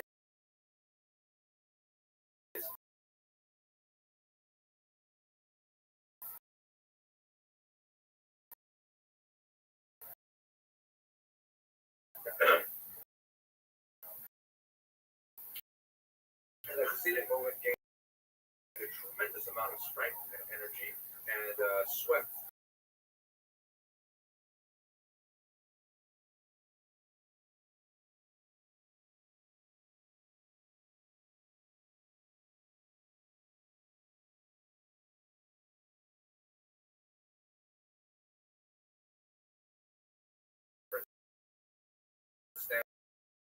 standards with regards to slaughter of animals for the kosher laws, different times of tremendous opposition by the traditional Lithuanian community, which viewed this man, Rabbi Kramer, better known as the Vilna Gaon, their leader, who felt that the Hasidic movement was ultimately the traditional norms of Judaism in a way that was completely unacceptable. A series of bans and counter bans between the so-called opponents of the 18th century was a phenomenal amount of fighting going on between these groups. Ultimately, it was resolved once both groups realized that they faced a far greater threat from the Haskalah, a movement that was burgeoning in Western Europe, and we'll speak about that in the next essential lecture. And they came to a truce, a kind of a modus vivendi, which really has persisted to the current day. Okay, that's about it for Eastern Europe. A quick rush through this period. I hope you found this lecture useful, and I look forward to speaking with you in the next.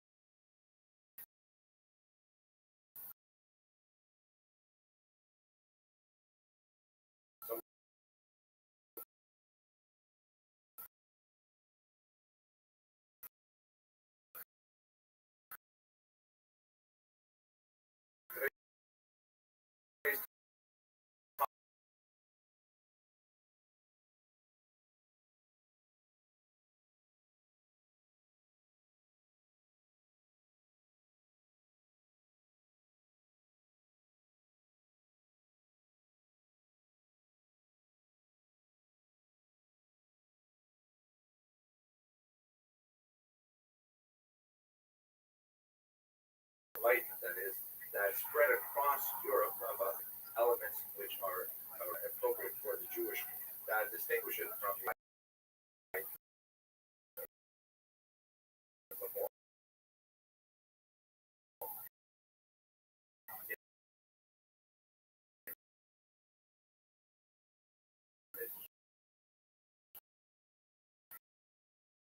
in the generality.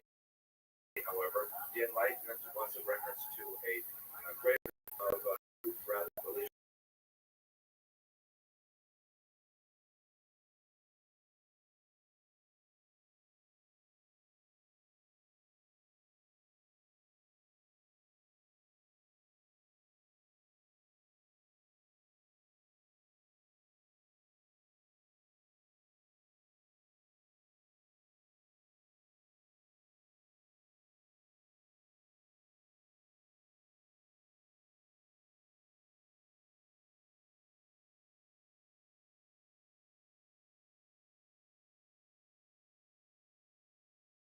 That is, Jews who wish to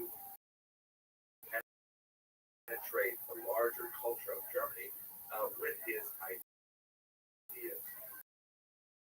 He was an extremely controversial in many quarters. His translation of the Chumash into German was received with great applause to the West, who felt that it was really an opportunity for Jews to apprehend thinking properly. This year they had a text that was in Hebrew, experience proper vernacular German, whereas Jews in the East felt that it was a tremendous transgression to use the Hebrew text in this manner, that it would open up the floodgates of assimilation. And in fact, none of Mendelssohn's grandchildren were Jewish. All of them ended up converting to Christianity in one form or another, and in fact, his commentary was burned. Nevertheless, he is sort of like the central figure in pushing forward the Haskalah. And even though he himself maintained that strictly observant lifestyle, his followers, the second and third generation of his intellectual inheritors, were not able to retain that sensibility, as we shall see if you look at some of the longer lectures. So what's very important about the Haskalah politically, as opposed to intellectually, is the fact the concept of emancipation. Emancipation was a term that later Jewish historians borrowed from American culture. Somewhat they were the freedom of the African Americans. And Jews wanted to kind of term in English language at any rate, hijack this term, granting of equal rights to Jews in Europe. Now, Jews were not slaves in Eastern Europe, but they were subject to a large variety of disabilities. They were considered non-citizens. Generally, they were resident aliens. And they had to endure all kinds of ritual humiliations, like, for example, appearing in the town square once a year where the mayor of the town would slap the chief of the Jewish community across the face, all kinds of strange things like that.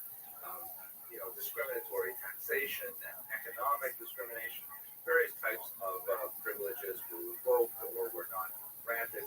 For example, this is a picture of the Jews' oath, which is a 17th and earlier century phenomenon.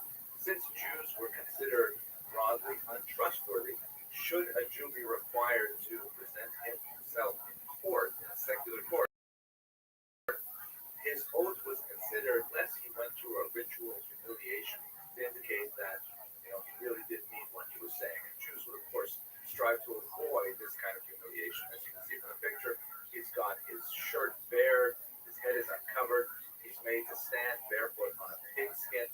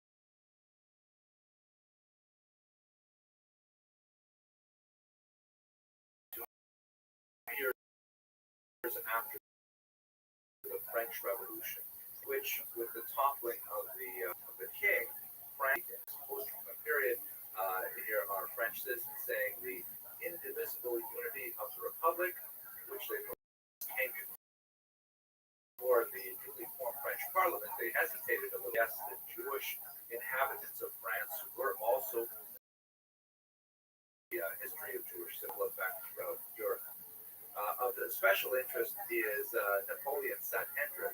So, as I mentioned, in 1791, the Jews were given equal rights, but within a decade, there were a lot of complaints from non-Jews, particularly in the Alsace-Lorraine region bordering on Germany, saying that the Jews had taken these rights and had used them in an exploitative and unfair manner to oppress their non-Jews that they had come into competition with. Obviously, this is an aspect of economic competition because Jews were suddenly allowed into various professions and into various economic activities that previously been closed to them, and a lot of markets shifted as a result. So there was a certain amount of pushback on emancipation. Napoleon thought about the question, and ultimately he took a very bold, characteristically bold act. He summoned a Sanhedrin, meaning he tried to reestablish the grand court of the Jews that had not existed for 2,000 years. The two millennia separating ancient Israel and 18th century, 19th century France did not follow Napoleon.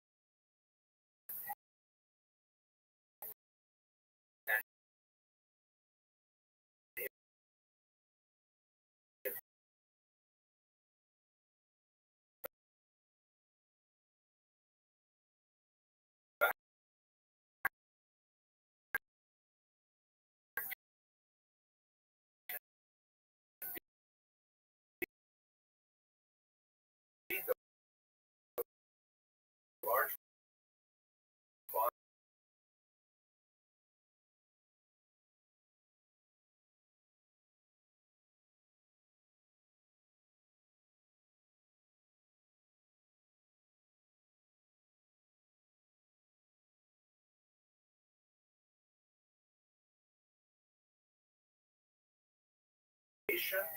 who are temporarily appearing in France, which is historically how Jews put themselves. They're part of the Jewish people, a kind of tribal biological relationship, and they anticipated an eventual return to Zion under a Messiah. Or they were asked if they would defend France against its enemies, which was a very subtle question. Would Germany, who are more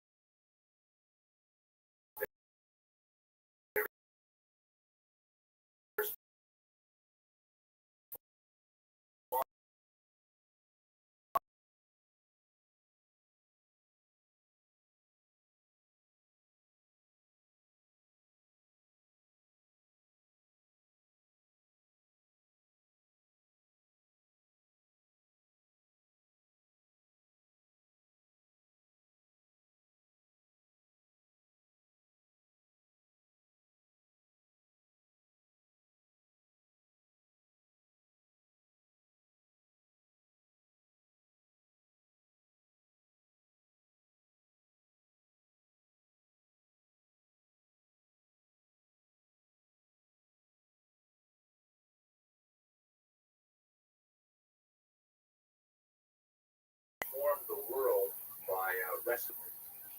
So the whole of the Hashkalah in Western Europe was really tied to the right. Only they behaved appropriately. Only required questions like Napoleon with the right answers. Now in France, it happened suddenly, all at one shot, basically, and then a little bit of a hiccup.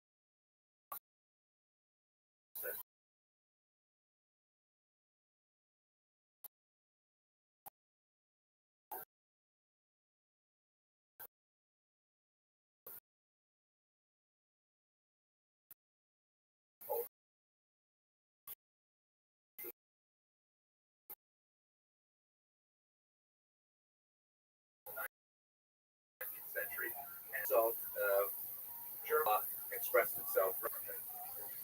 So let's look at the distinctions primarily. The Jews there were for this goal of emancipation.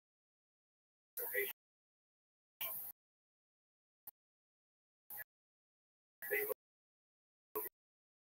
believed that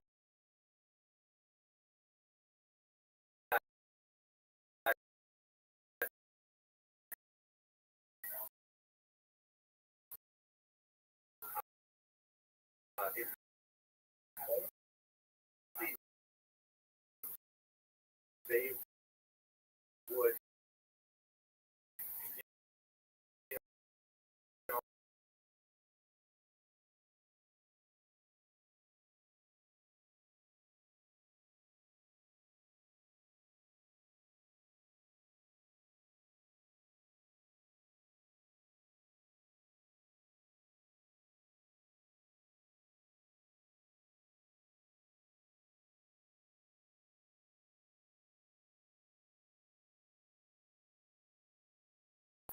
in a somewhat apish manner, long hallowed religious traditions and so on, in order to try to appear more German. And that legislation, as you said, rather revolutionary fashion, either through socialism, which again, Zionism, the bulk of the Zion, a lot more freedom of movement, a lot more freedom of activity. In Eastern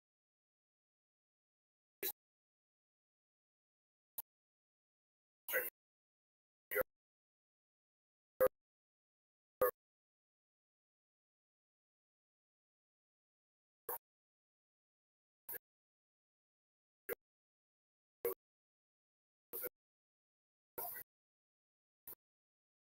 great yearning for Zion, which represented a challenge to the status quo.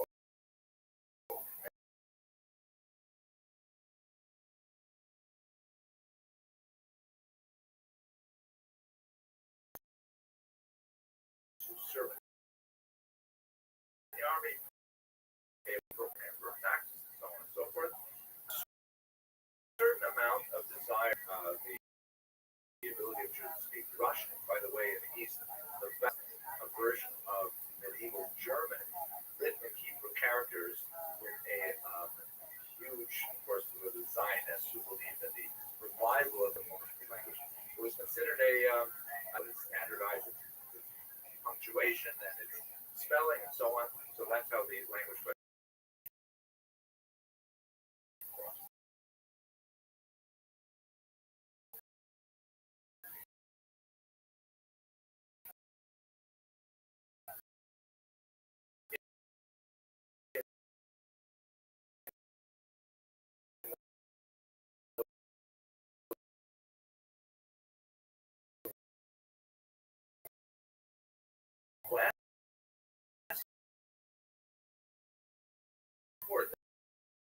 That is the idea of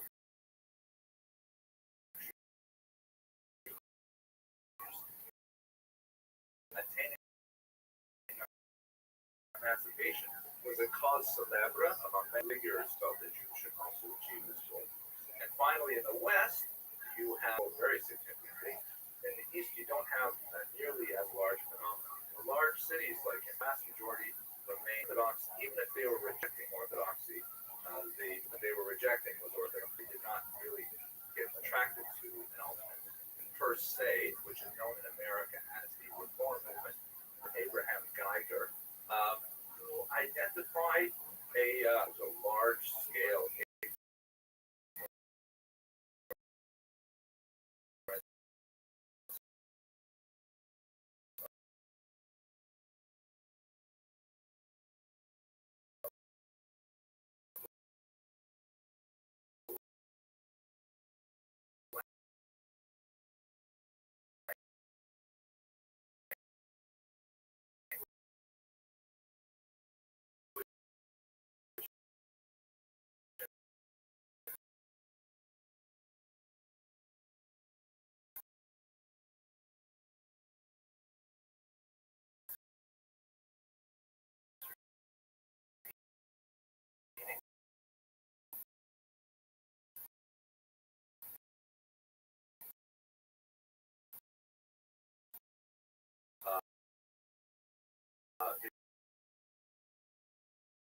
so on, and they felt that they wanted to emulate more Protestant German norms in their form of worship.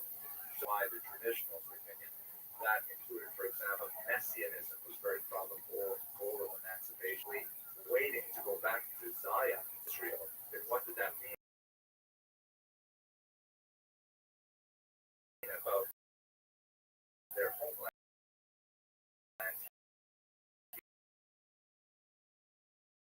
Here in Germany.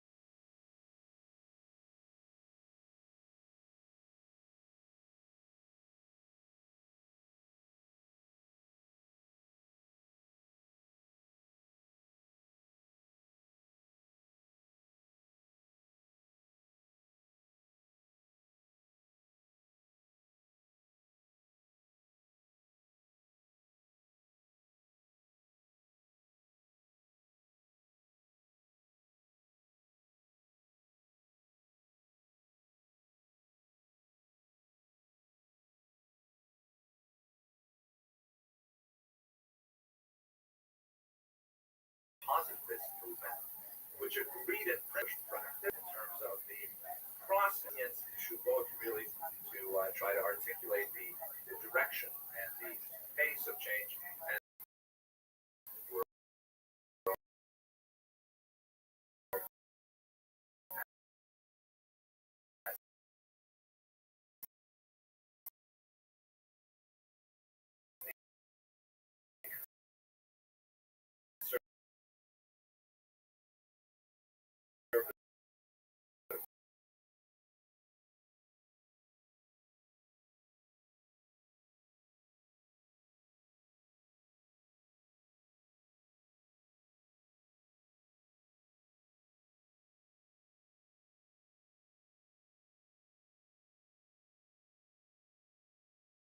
entirely the 613 both as being eternally valid, etc., etc. So let's to these movements. So there were two basic reactions, very different in character. The first is exemplified by the writings of the Hatam Sofer, a very important Hungarian rabbi, who felt that reform, either in its liberal form or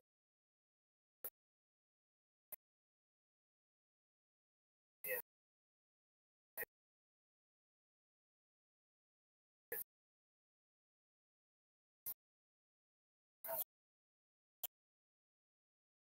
conservative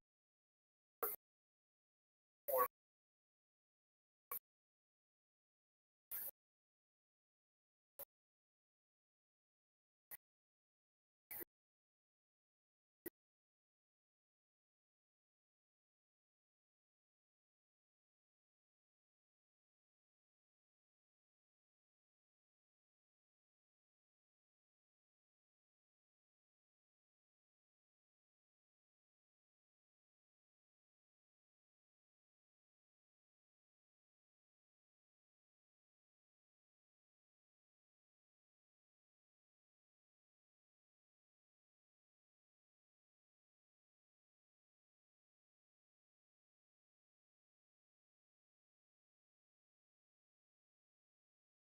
state for a certain sacrifice.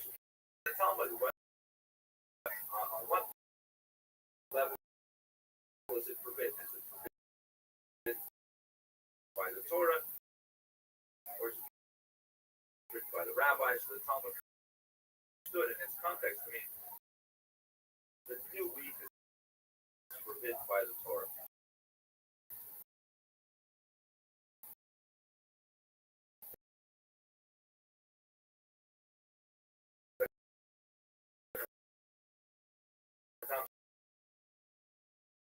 So took that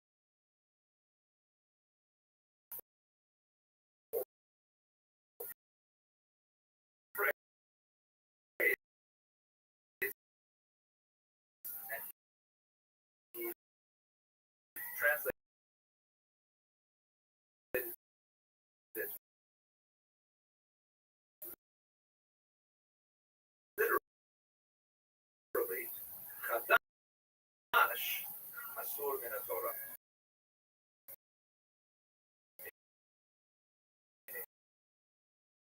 Whatever is new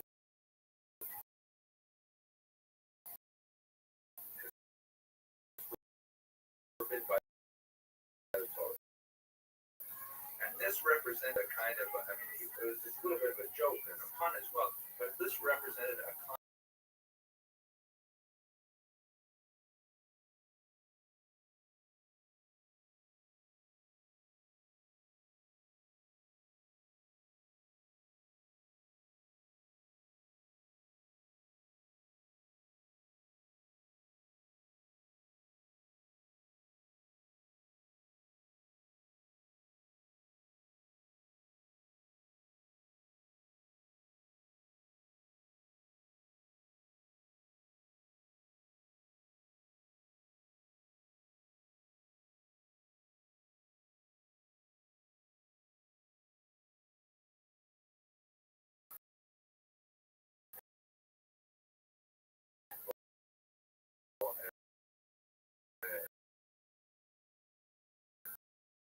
violent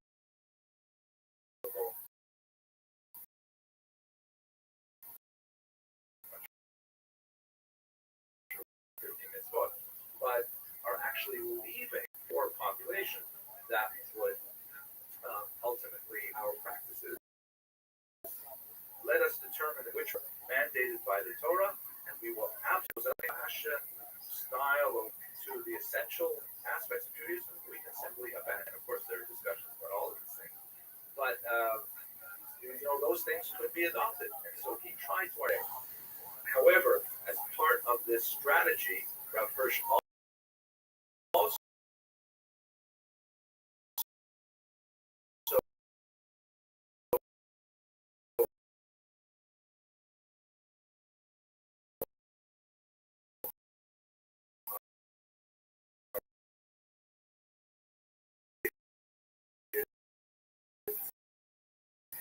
the Auschwitz, which means he separated and said, I'm not sure what it was called. Maybe I should tell you. Let's just he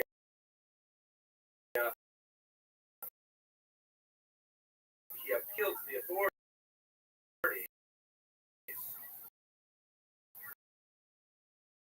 was very unprecedented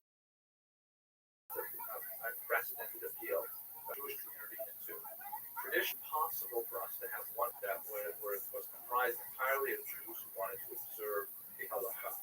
This strategy of retreat, of strategic retreat, was emulated throughout the next few centuries as a way to maintain the standards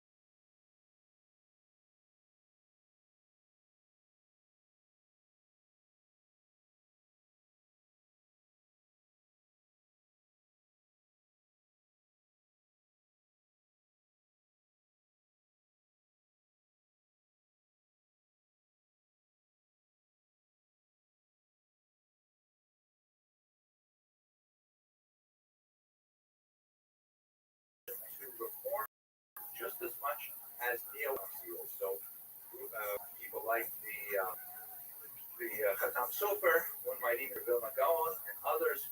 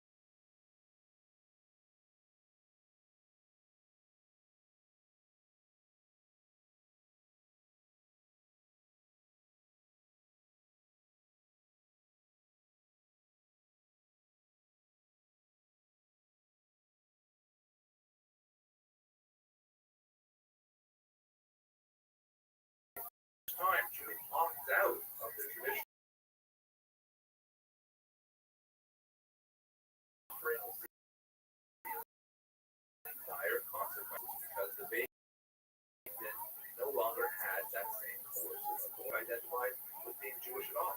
And sometimes many of these movements were really stepping stones towards that, as we see, for example, with Moses and others. So that's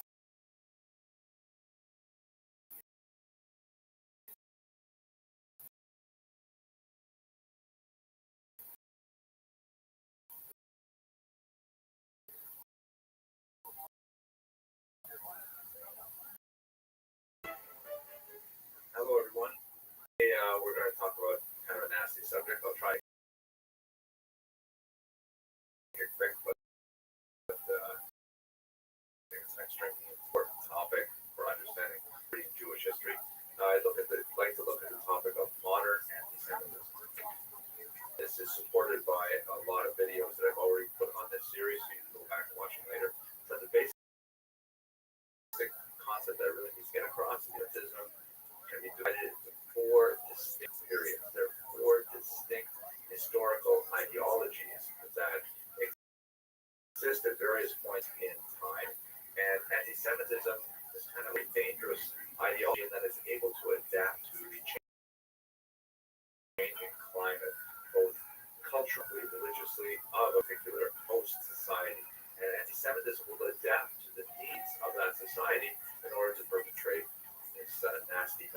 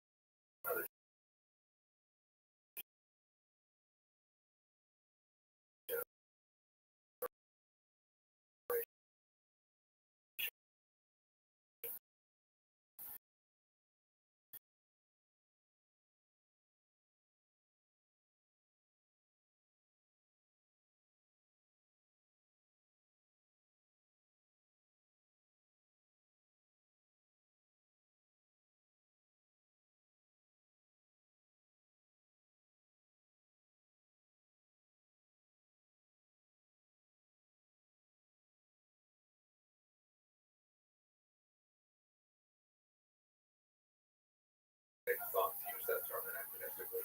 A very different basic element they contain. Ancient xenophobia refers to the idea of the hatred of that which is different, which itself from its mother religion. Is medieval Jew hatred, which is perhaps the nastiest of all the periods of anti-Semitism in terms of the message.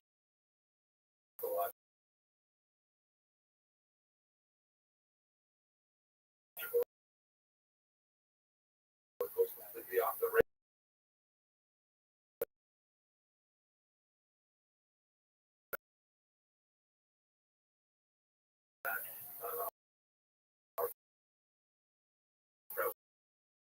In the medieval period. The period that we're going to talk about today is modern anti-Semitism, late 19th century onward. That's really what term had to be invented, is because the existing term, the German terms, if you would find or Judenhass, for example, were considered in 19th century German society very, boorish, and only people of very low thought and sensibility would actually resort to that sort of ideological mindset. By coining the term of a philosopher named Wilhelm Marr, trying to give it a more scientific sounding name, to say that, that's not, which is specifically this idea of Semitism. I mean, as you probably know,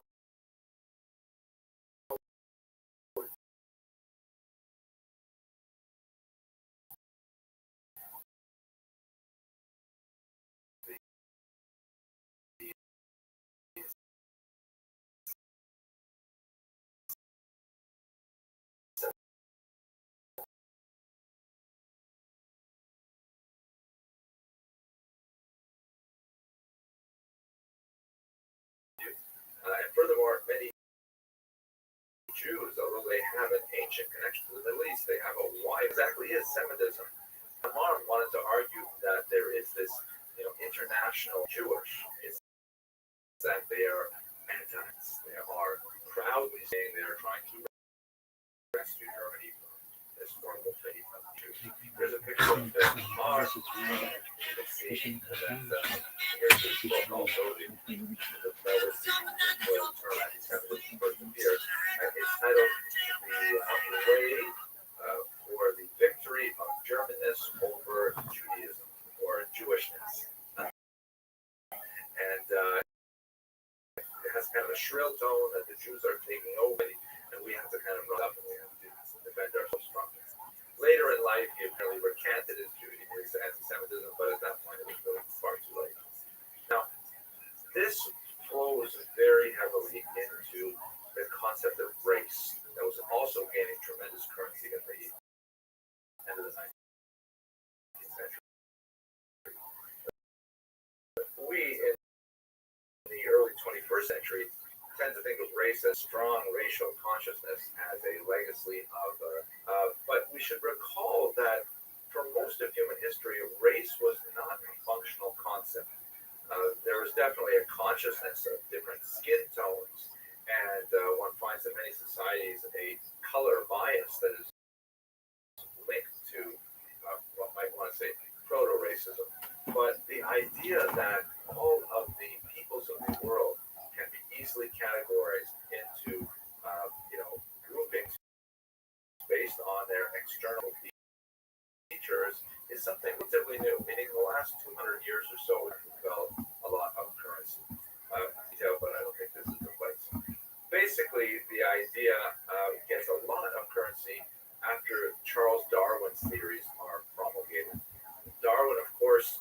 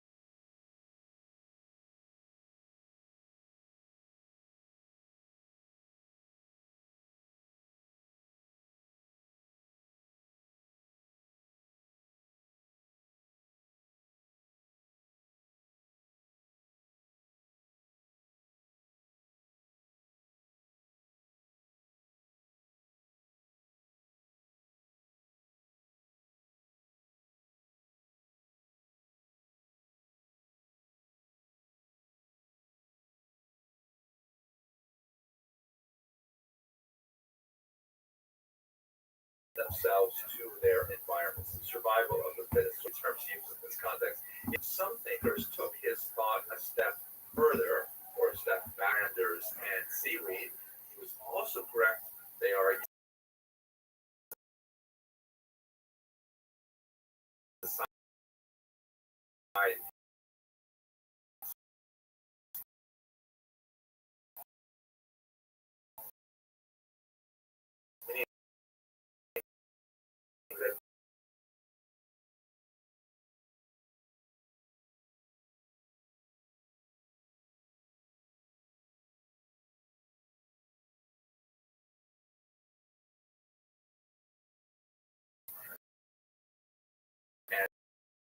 And survive.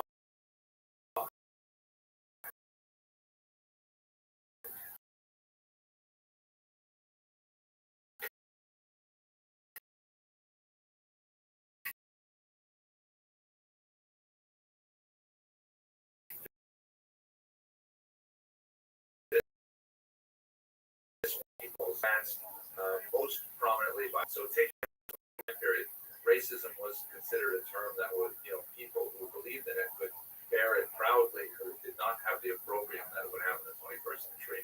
And eventually, of course, it built in this, survival of the fittest. So I'm going to get to the main point. This is what you have to get out of this lecture. It's religious war. It basically just away from all of the arguments that were prominent earlier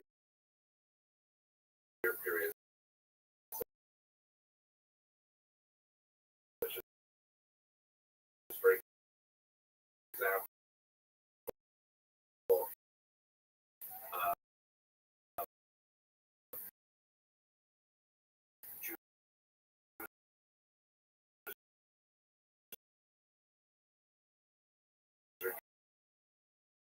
guilty of deicide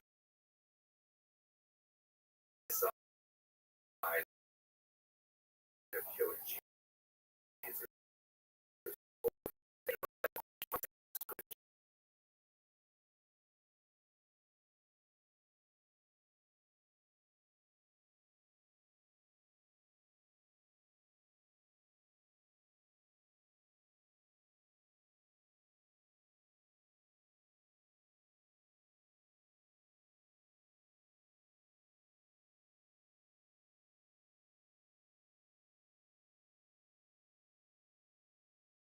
Here he's demonstrating for the benefit of the rest of the class that the character of the people could be expressed somehow in their physical appearance.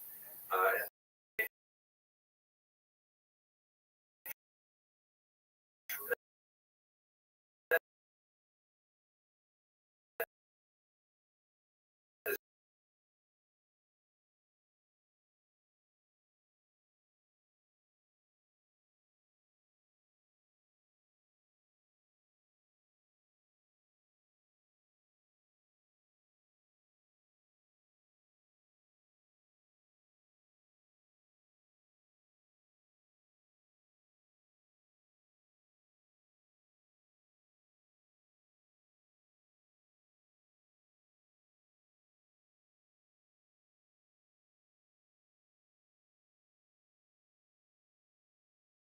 scientific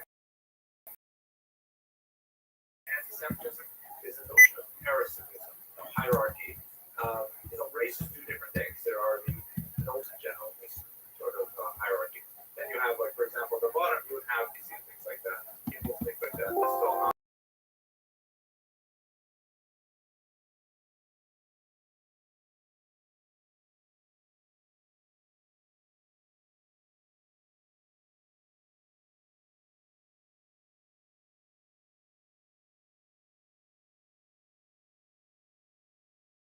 Mushrooms. They look like mushrooms, but they're not. They're a totally different character and so on. And in his children's book, really twisted piece of children's literature, the Nazis were teaching young children how to recognize the difference between, regular mushrooms and toadstools, regular human beings and Jews.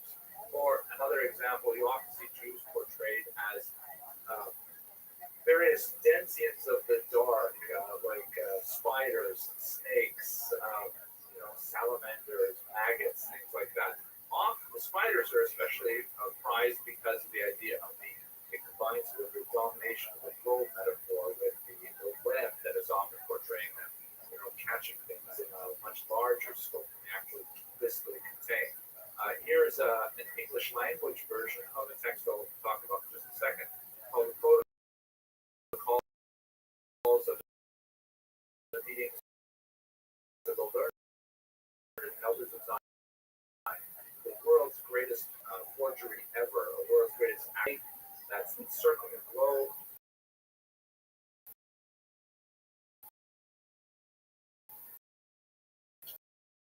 He's wearing a yarmulke, he's got heavy jowls, he's got stars of David all around him, very helpful kind of clue as to the notion of it. Finally, this is one I hadn't seen before, and actually got kind of a maggot, a massive, ugly maggot sitting on top of the globe, and reflected in his eyes, you can see very faintly, is the American dollar sign and the Soviet hammer and sickle. And the idea is that, the Jews really are at the root of American capitalism and Soviet communism. And the German language caption in the top left talks about how Jews will feed on the peoples of the world. That's this idea of parasitism. The other major element which you see combined in those other images is this concept of conspiracy. The notion that while it's no longer fashionable to hate Jews because of some religious purpose, it may be hated because of some supposed massive global conspiracy that they're all engaged in, including slave prisons and so on. So here is one of the world's greatest architects of this conspiracy theory, the Rothschild Sergei Nilus, in the late 19th century, claimed to have discovered the record of the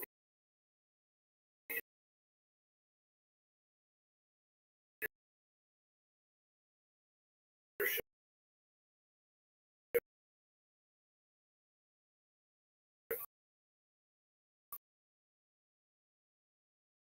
of this secret world conspiracy.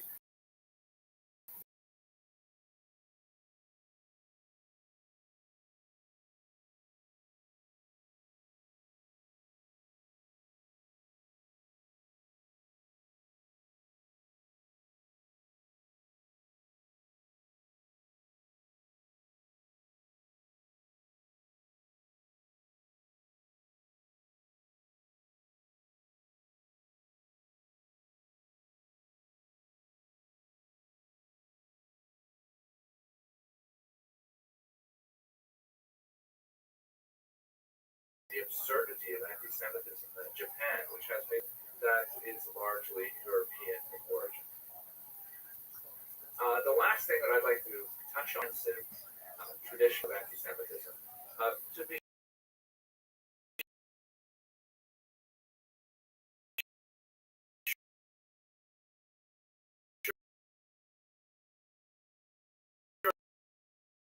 sure,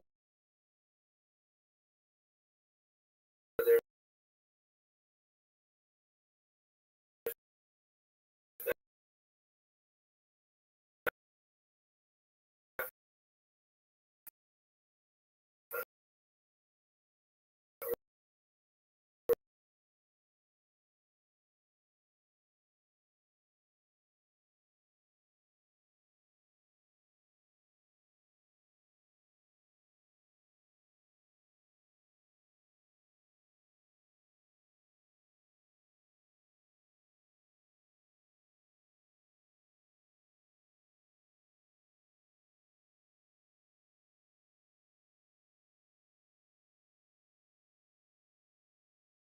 recent decades, especially in those terms, roughly, it's probably not so fair right now, but Arab anti-Semitism has really begun to catch up the European models, primarily by borrowing from them.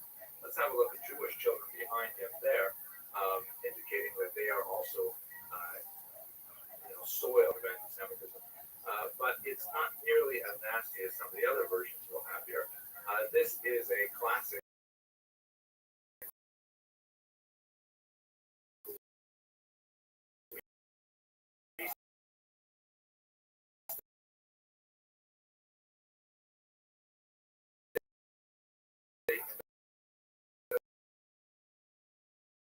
the Christian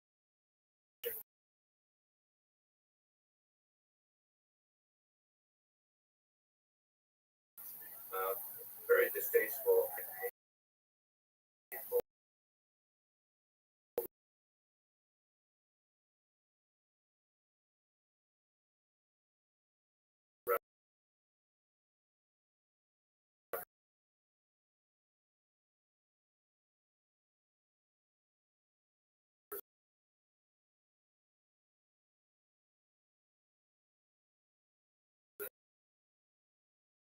representation of what is essentially motif, but transformed into a narrative context.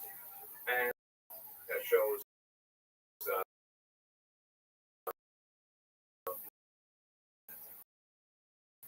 contenders for the 2012 presidential election on the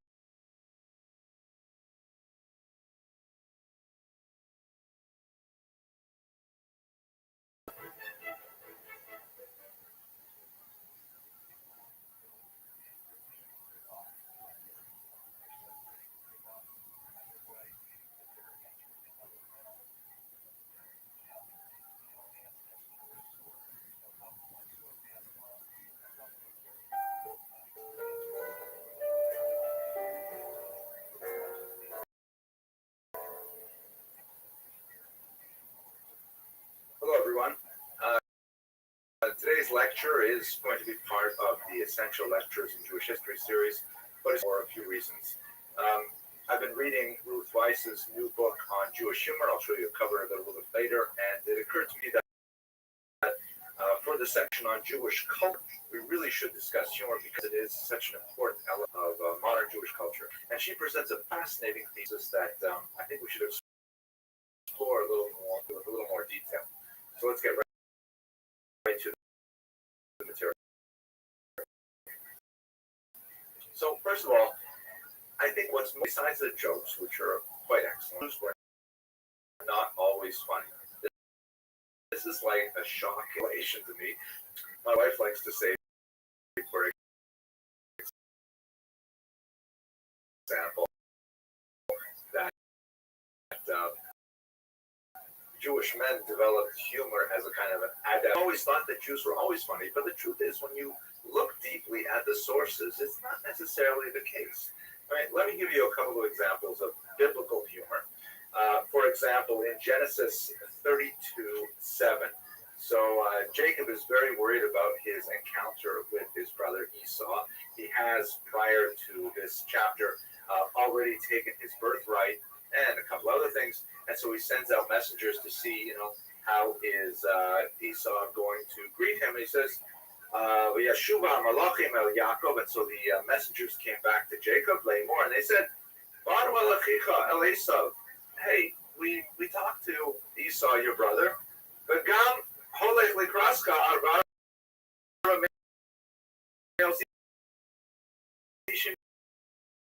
And you know when he's coming, he's bringing 400 guys. Okay, it's going to be 400.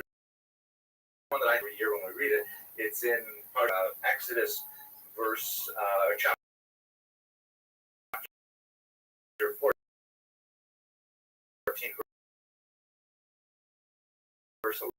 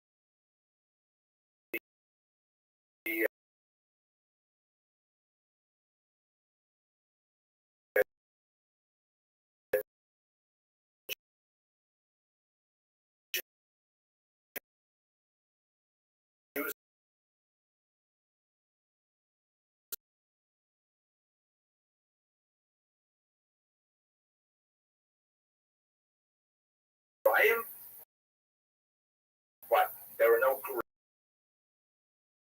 graves in Egypt, that you had to bring a couple of jokes in a rather massive book. It's hard to imagine that a work so central to Jewish discussion of two guys have a bet, and they want to see who can make the famous sage Hillel get angry.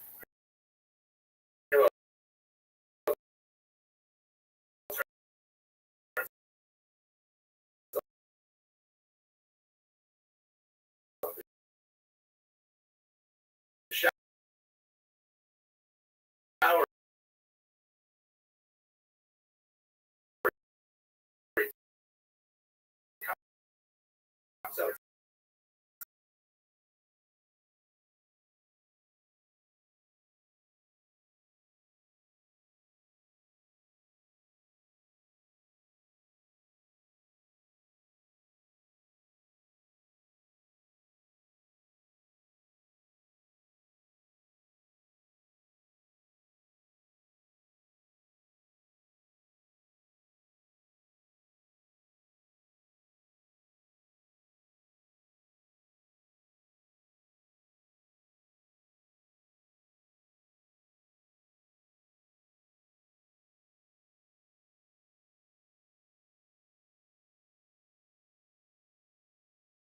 use 400 years.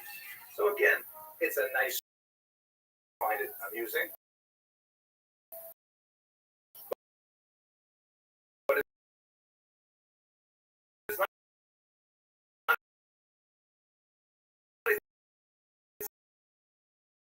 exactly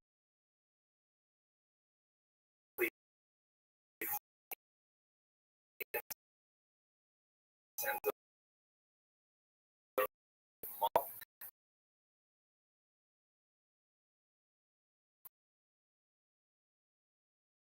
fact is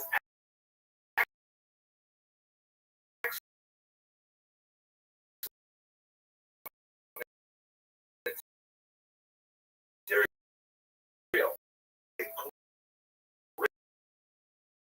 Great material for humor, and yet the rabbis of the Talmud don't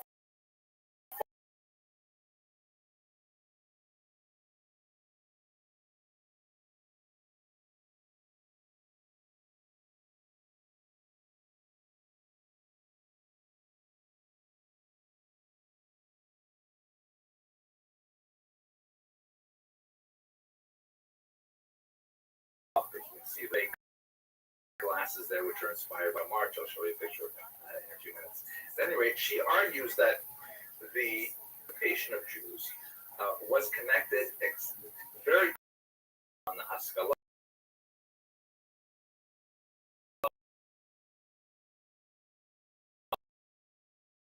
of central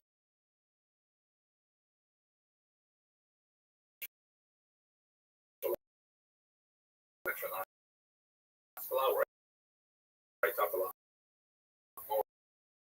more about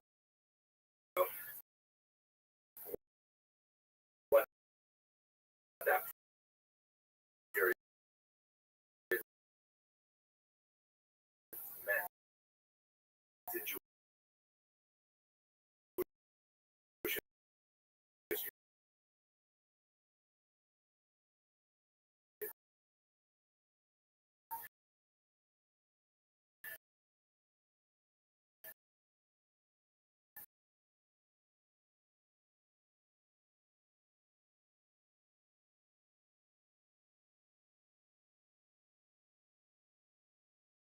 A form of Protestant Christianity, did not end up getting the job, and he spent the rest of his career an acerbic wit and a tremendous sense of humor, and he was incredibly influential. Identified with that feeling, particularly in Western Europe, and Shalom Aleichem, which is a greeting in traditional Yiddish, and Hebrew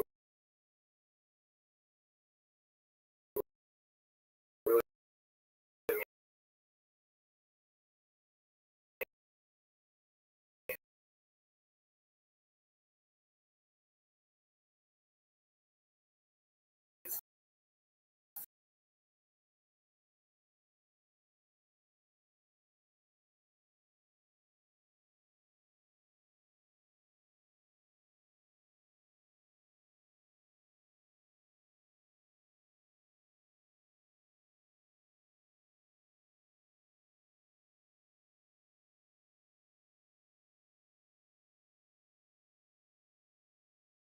in order to understand Shalom Aleichem, you really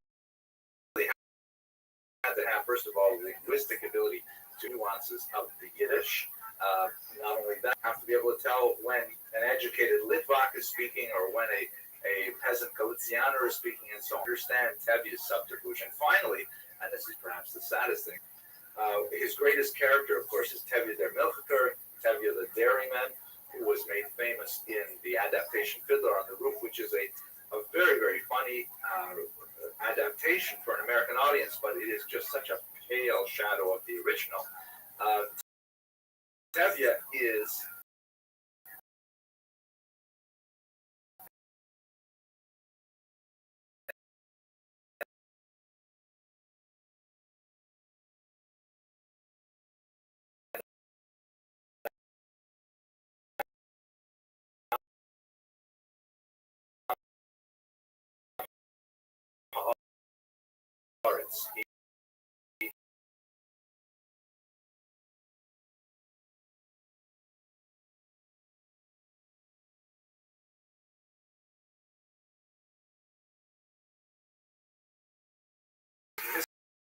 misconstrued it.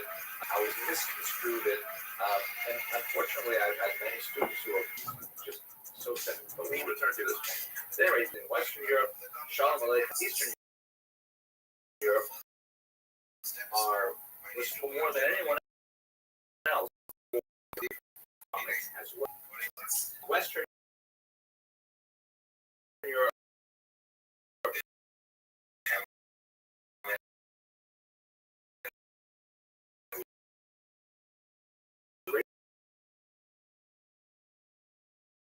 radiating into Eastern Europe. This is a period when achieving emancipation, meaning they're gradually emancipation. The process begins, and again, I encourage you to look at the lecture on the Haskalah for more details on this.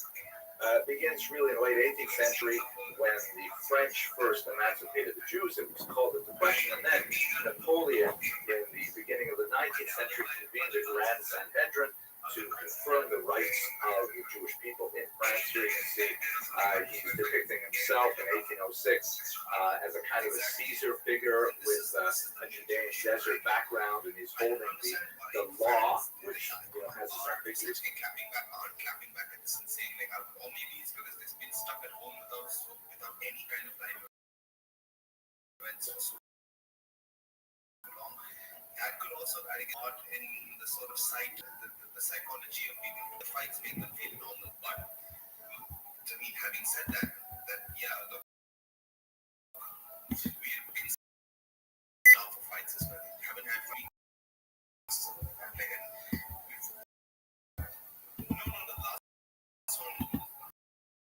The last one was the Kevin Lee Charles Oliver one.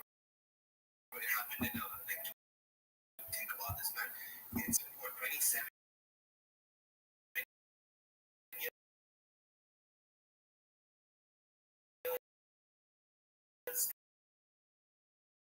27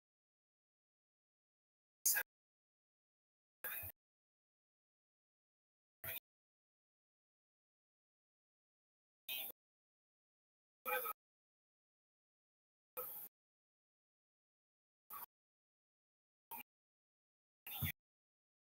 Years of the UFC existence.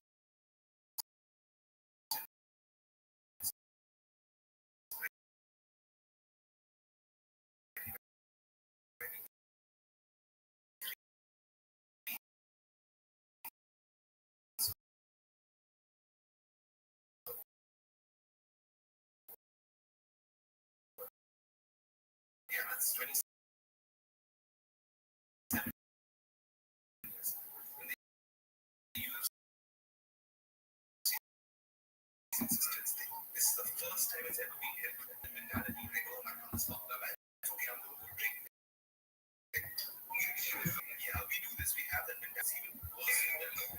Yeah, it's even worse. So you guys are just normies, man. We are hobbies. That a little bit of that in us, and like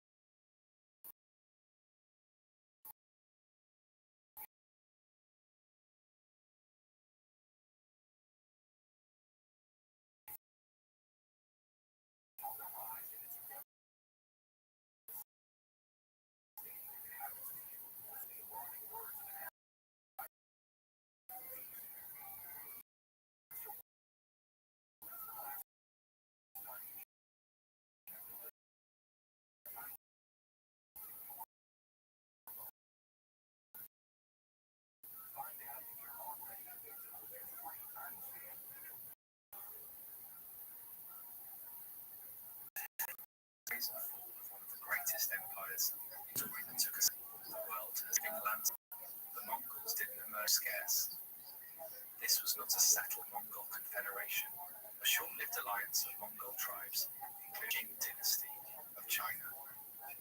During one of these raids against the Tatars, a young noble named Yasuge Bar-Tar captured a Tatar chief named Temujin Uge. When Yasuge returned to his camp, he found that his second wife, Hola, who had been taken from her murdered husband, had just given birth to a son. The newborn was clutching a blood clot the size of a knucklebone in his tiny fist, an ominous sign that could foretell greatness or violence. To commemorate the boy's birth, Yasuge sacrificed the captured Tatar chief and named his son Temujin, meaning blacksmith, symbolizing strength and resilience. This child would one day become the legendary Genghis Khan. Temujin's upbringing likely mirrored that of other Mongol children at the time. He would have learned to ride before he could walk, mastered archery with the iconic Mongol bow, acquired the skills necessary for herding livestock, practiced tracking and hunting game. Crucially, he would have been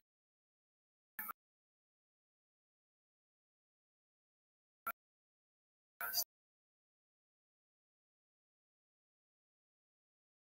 in the lore and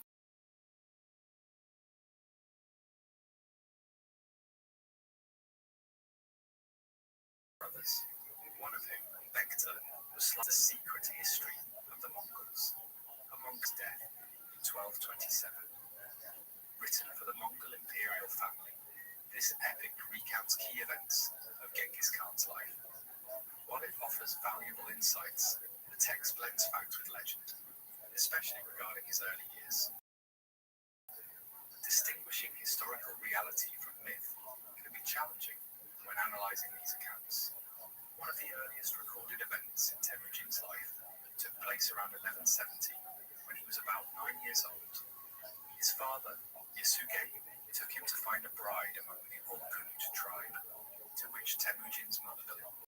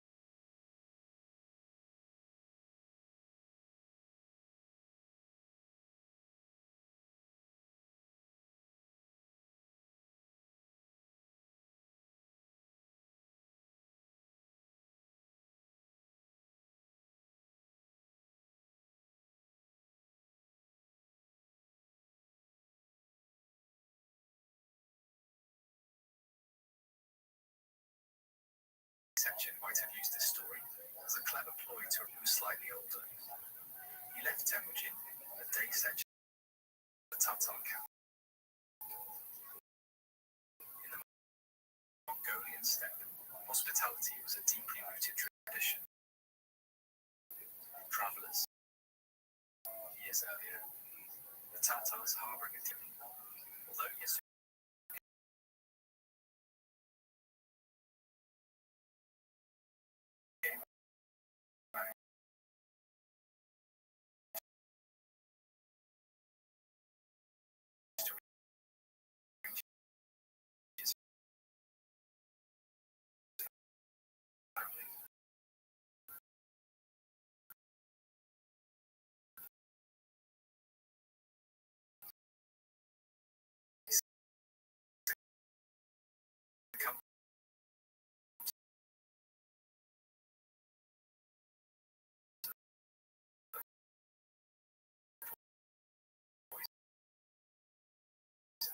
shortly after Temujin arrived.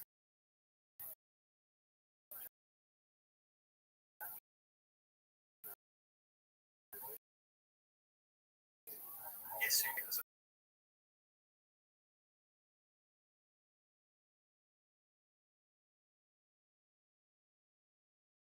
tried to support her was killed, and she, Suchigel and 7 children, were abandoned on the steppe, without any livestock, teaching them to gather roots, berries, and even fish, an activity looked down upon by other Mongols.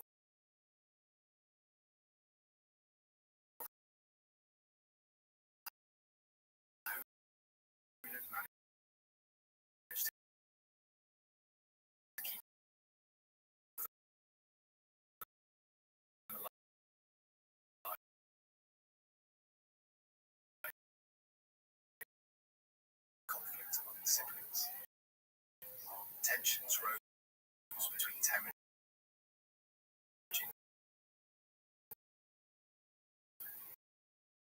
and Bekta, Suchigel's eldest son, who bullied the younger children and took their food.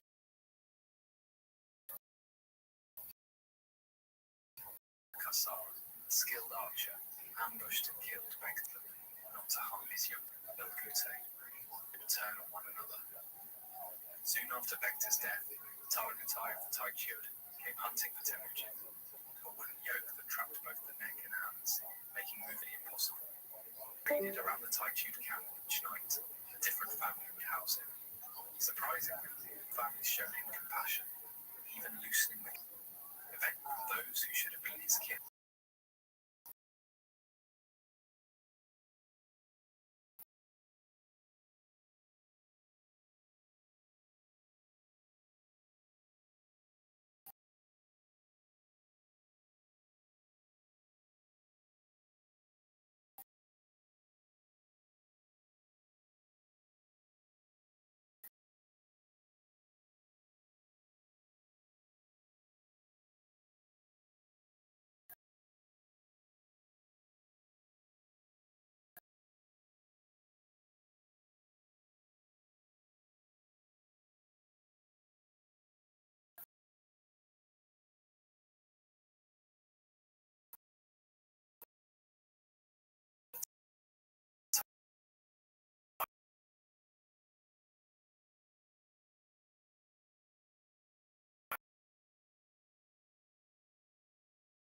Taichud under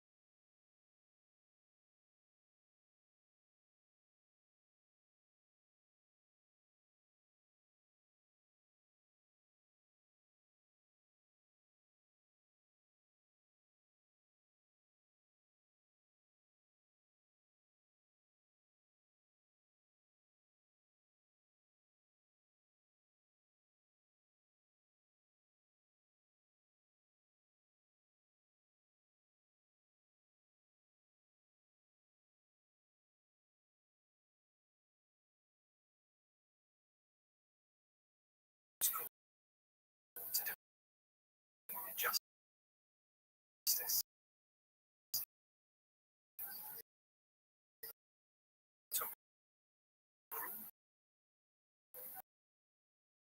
Enticed by the potential plunder of merchant camps,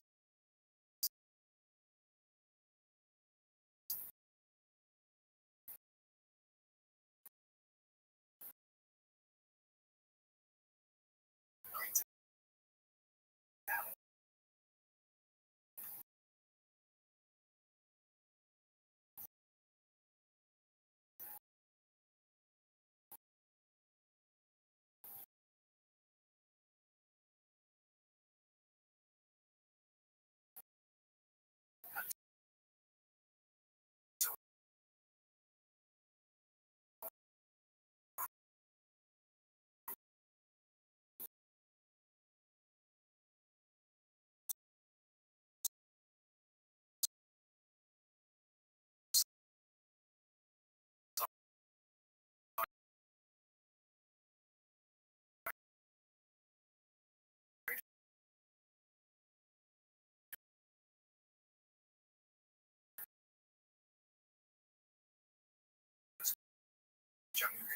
childhood friend of Temujin's, and now an ambitious war chief, linked to part of an organized military campaign.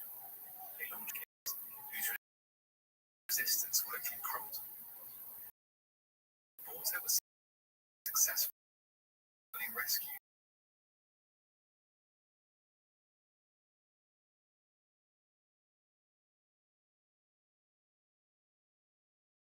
Taking a small group of followers with him. Interestingly, some of Jamukha's men factions.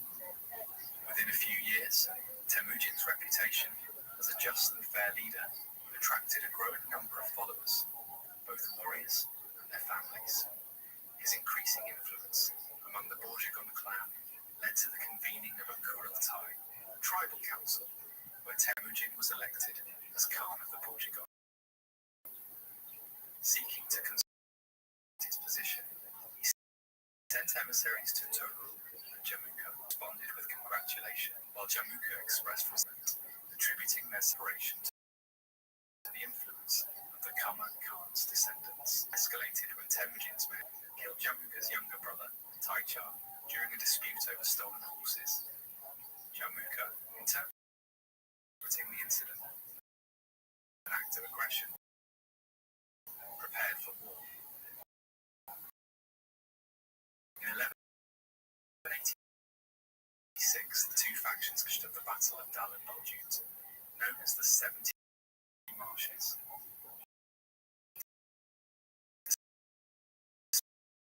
Despite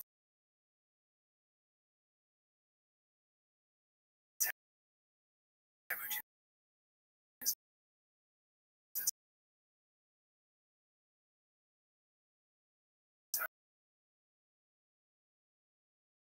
determination,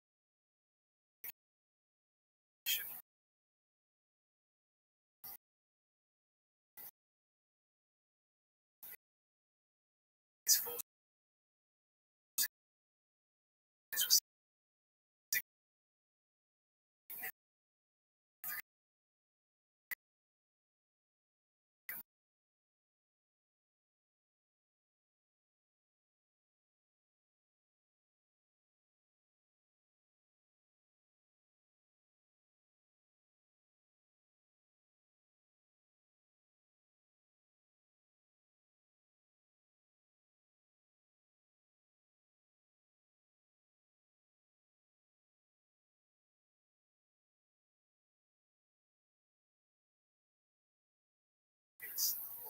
after the defeats at Dal and Ballia to eliminate him when he had the chance. Jamukha's decision to treatment of prisoners.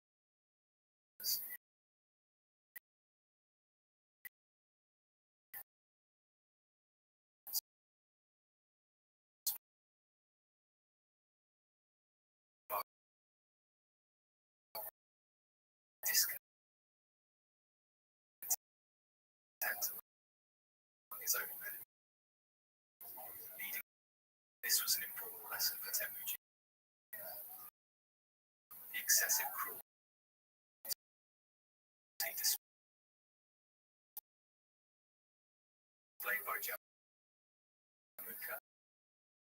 made his followers uneasy, and as long as Temujin remained served as a focal point for those dissatisfied with Jamukha's leadership. From this experience, at this time rebuilding his forces, gradually recovering from his refuge move, considering the Jin were traditionally his enemies. Fortunes turned, demonstrated when Tobruk fled to the Tang of Shisha, Karakitai, during similar circumstances.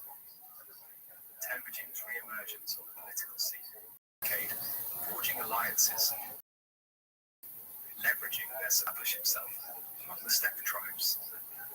Though alliance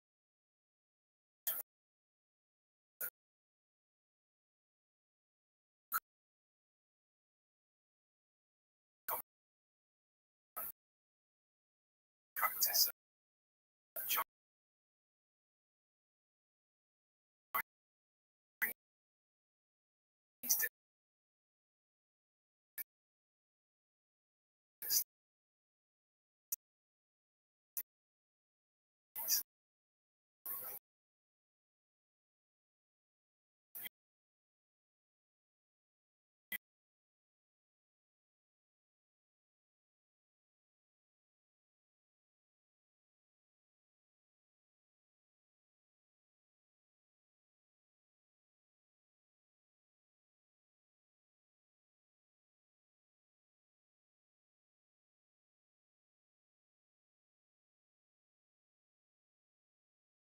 temporarily stabilized their power, strengthened this recognition. Temujin launched campaigns against Pharaoh the Night by subduing rebellious vassal tribes. These efforts marked the beginning of Temujin's gradual rise from a fractured political outcast to a powerful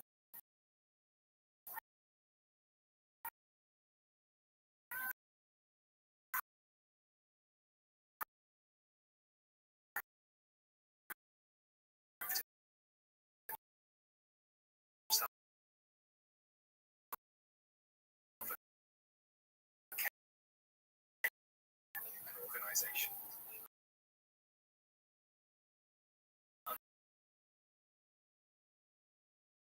Unlike many of its rivals who were typically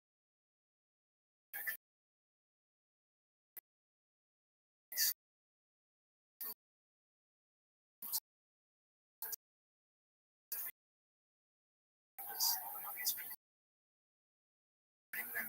but also strengthens were highly valued in his ranks. Those who demonstrated both would not go unchallenged. His actions, along with those of his allied enemies, across Mongolia,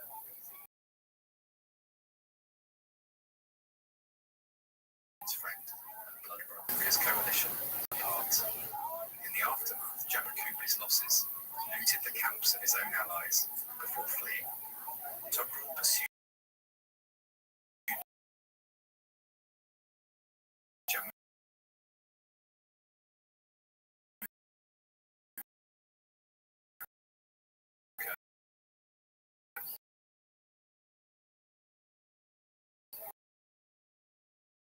while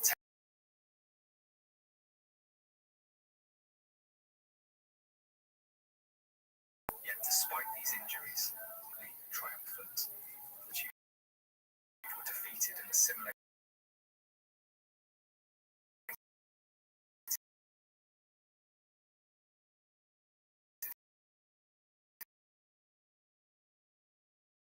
into his growing forces.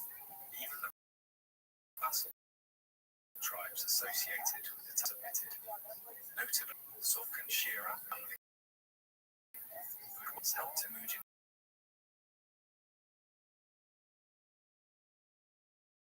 commanders, leading major campaigns in China, Kara Kitai, and even pursuing the Shah. His loyalty was rewarded because of his initial trait Temujin deeply valued.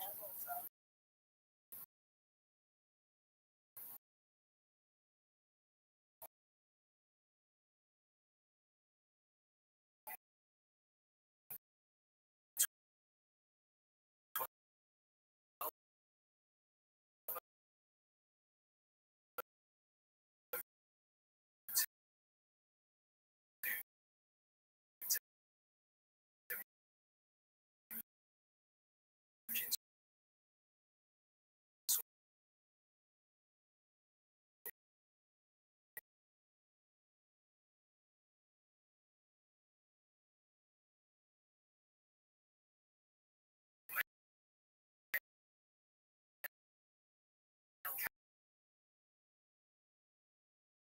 captive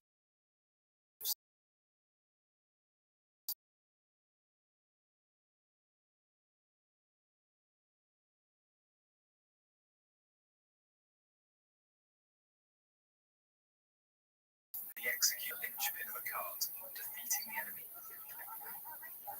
One with provisions allocated to the families of fallen warriors, their families would be cared. Discipline remained.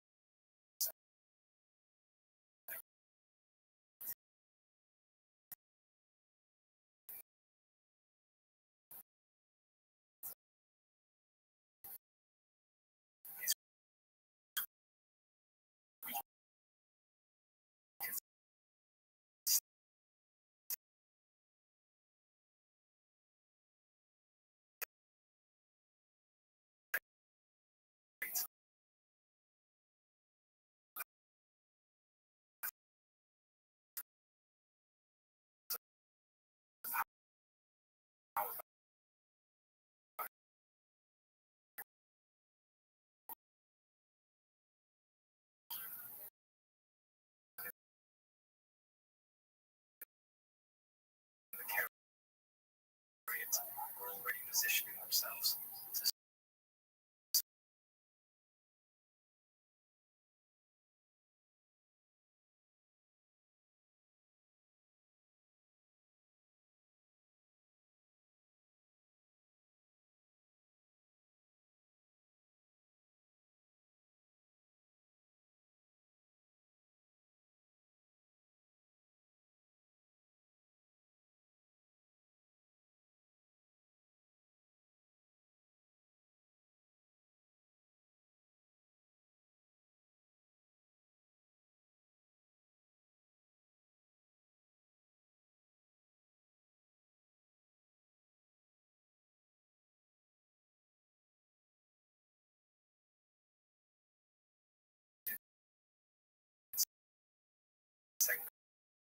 comes here. Stoking his distrust eventually. The second convinced Topol to betray his former ally. Their plan was simple. This persuaded him to send scouts ahead. This delay proved crucial, as sympathetic herders named Badai and Kishlik overheard the plot and warned Temujin. Realizing the betrayal, Temujin escaped just, forcing them to retreat. However, the victors failed to counter inability to assert control over the coalition, coupled with Jamuka's frustration and his secret warning to Temujin, meant that no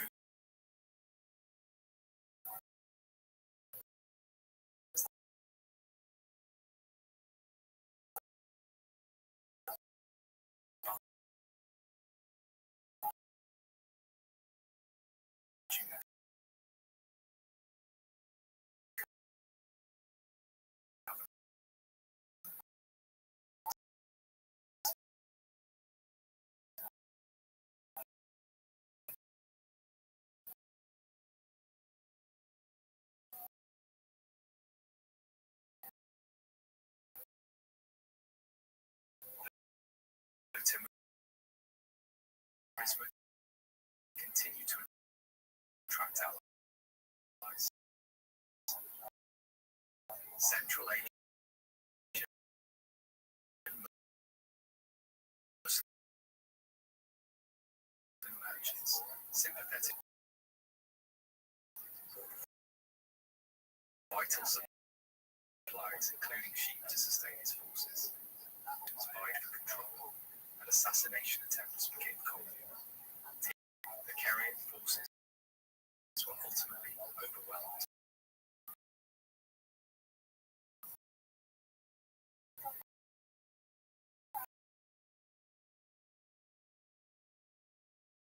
And their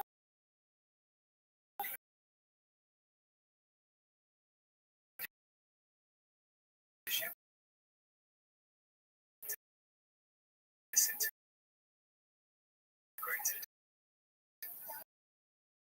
Toggle and his son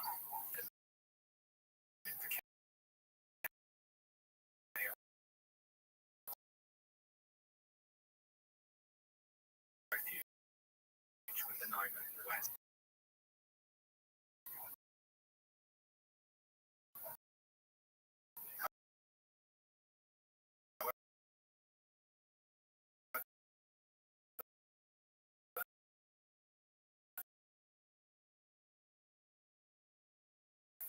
His appearance let out his identity, refusing to believe. This coalition included Jamuka, despite their combined forces, while Tayyip Khan himself clashed with his son Kuchum, his wife Gubesu, close to the south, hoping for support. However, he prepared his army, reorganizing it into the renowned decimal 1,000 and 10,000. He appointed to strengthen the chain of command. Moving early in the spring of the harsh winter,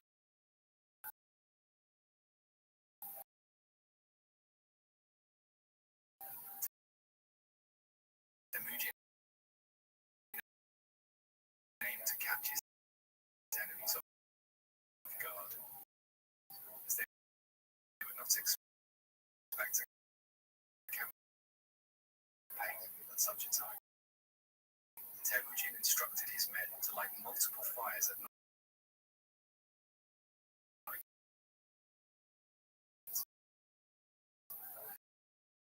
creating the illusion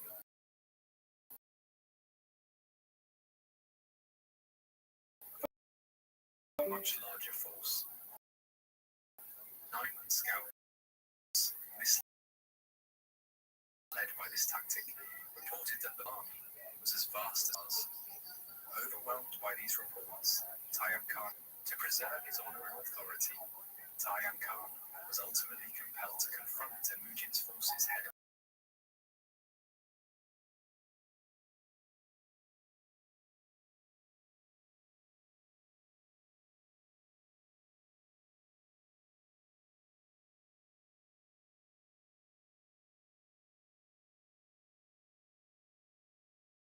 Back, unable to withstand the disciplined advance of the Mongols. The impending defeat, Jamuka chose to abandon Tayyab, taking soldiers attempted to escape, but tragically fell from the cliffs to their deaths. By morning, the remnants of resistance were easily overcome in Mongolia's history. Although some minor resistance persisted, Khan managed to escape to the Karakitai, where he would seize power in 1211, only to face similarly. The surviving sons of the Merkin chief sought refuge among the Kipchak-Kagran tribes in the distant west, but even that was insufficient to escape Mongol pursuit. In 1205, Jamuka, once Temujin's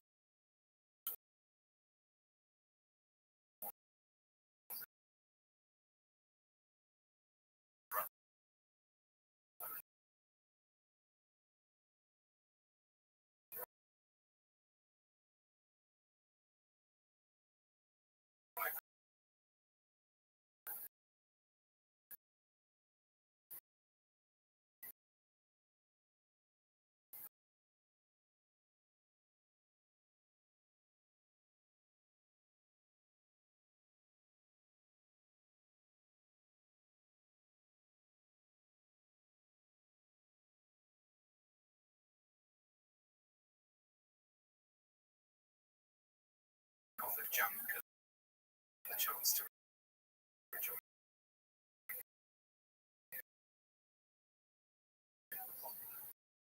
Jamuka, however, declined, requesting instead a bloodless death. He assured Temujin that his soul watch over his friend's family. In accord with Gregory, he was declared the supreme ruler of all the steppe peoples. No longer were they fragmented as Kariat, Nair, Tatar, or other distinct tribes.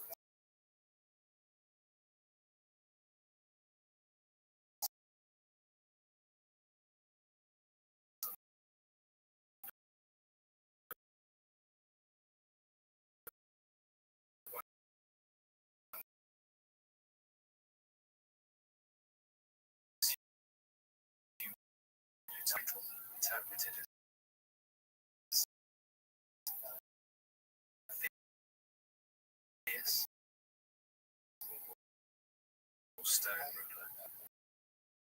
This proclamation mottoed, we will explore early military campaigns under Genghis Khan, focusing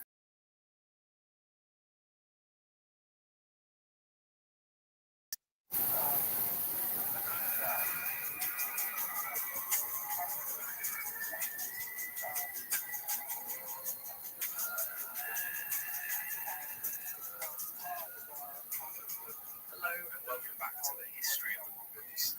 I'm your host Kyle. In today's episode, we delve into the sophisticated strategies and enduring legacy of Genghis Khan as he laid the foundation of the Mongol Empire. We will explore his efforts to consolidate power innovative governance.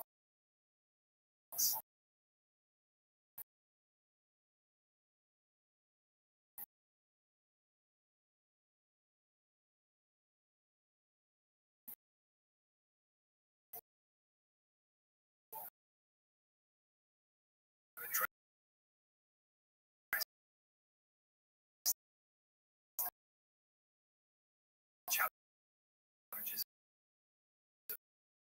of tribal.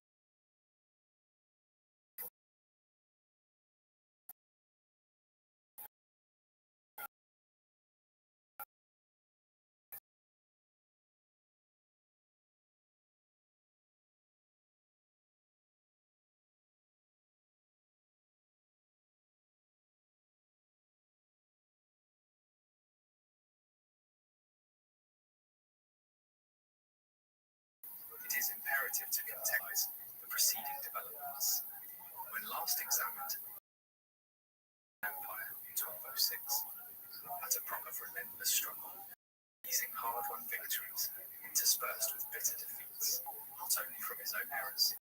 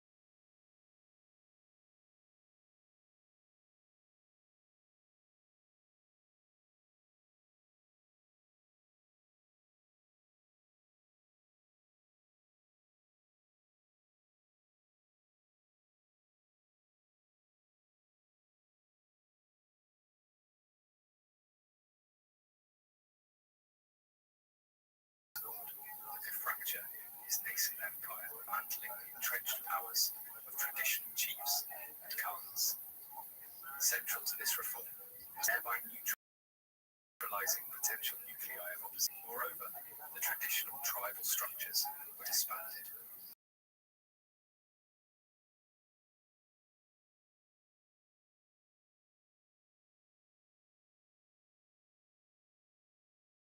Jack and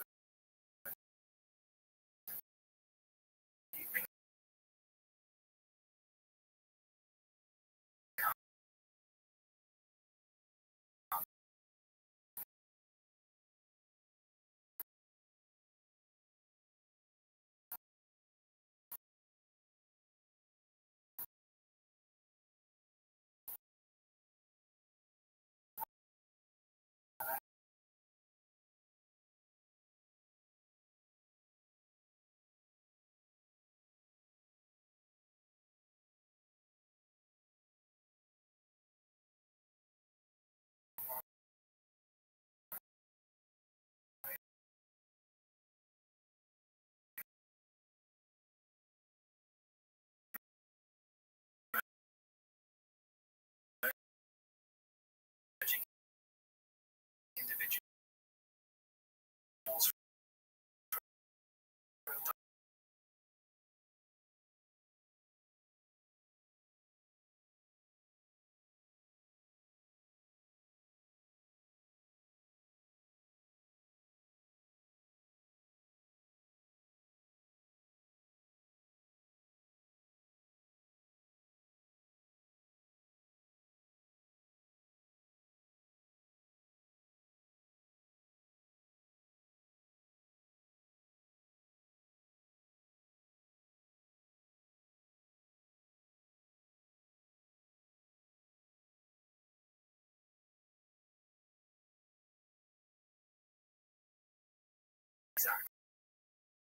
acts were believed to disrupt spiritual harmony.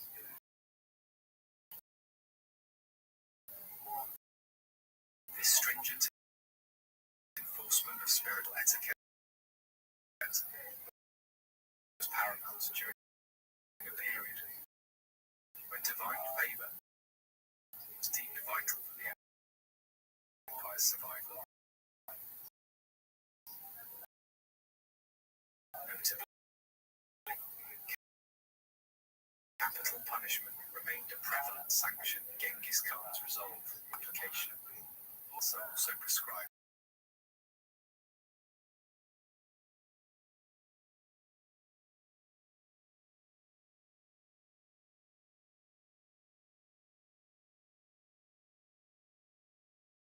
as our narrative unfolds.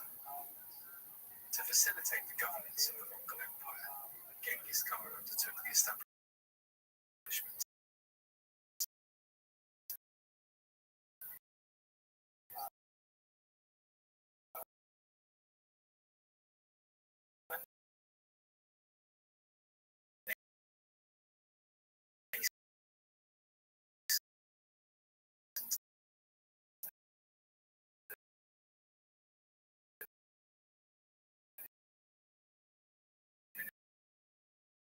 administrative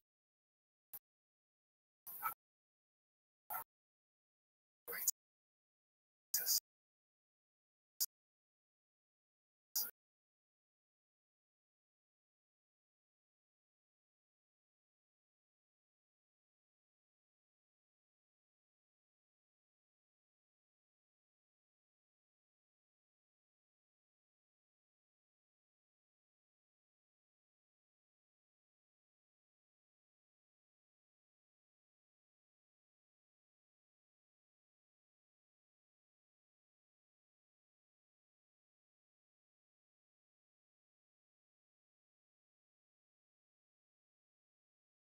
For 10,000 men in Ilmo fort.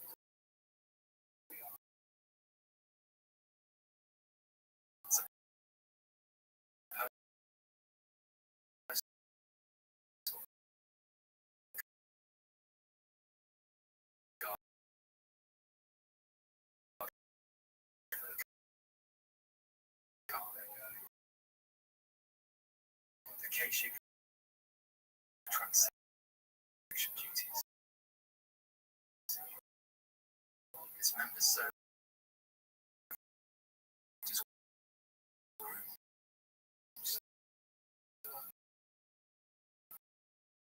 meal preparers, caretakers of the Khan's care, and overseers of his livestock, armaments, and trusted individuals. The Kashik represented both a means of fostering elite political consolidation. These strategic measures fostered the core military values of the Mongols: loyalty and discipline. Armies often operated across vast racial autonomy, underscores the institutional loyalty embedded within the Mongol hierarchy. Even when the Khan cast in the fronts, his commanders made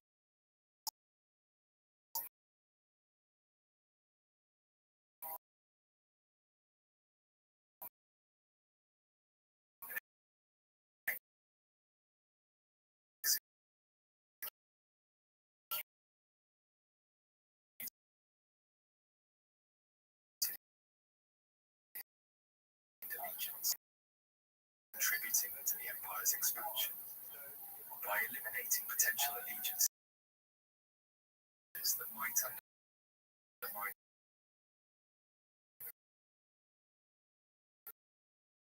Khan's authority, rewarding demonstrated competence. The great Khans cultivated millions of reliable military apparatus. Soldiers demonstrate a reciprocal to families. Instances of defection among Mongol forces during the period of imperial consolidation had earned considerable reverence. According to one account, it was Kokochu who conferred the title of Genghis Khan upon Temujin in 1206.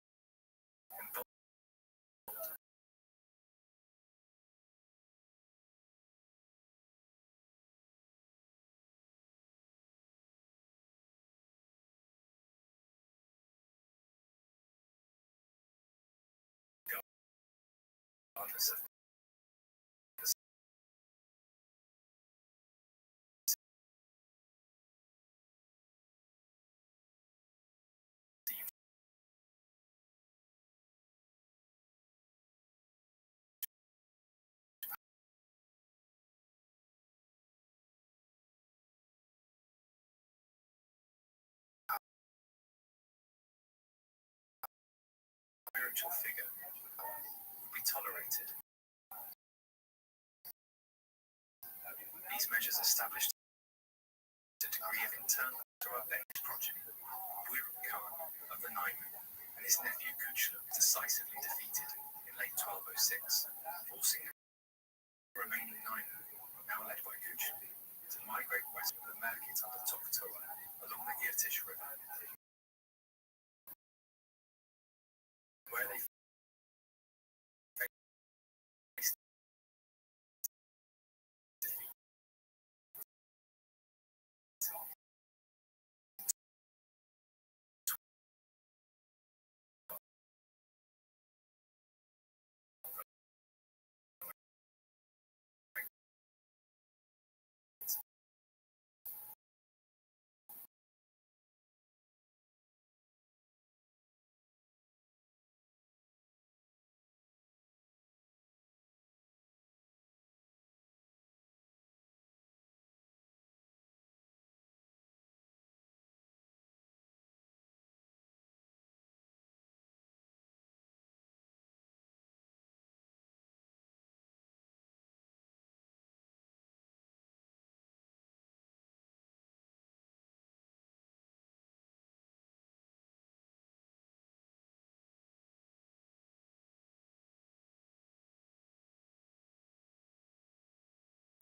External threat to channel their martial vigor, engaging in campaigns not only serve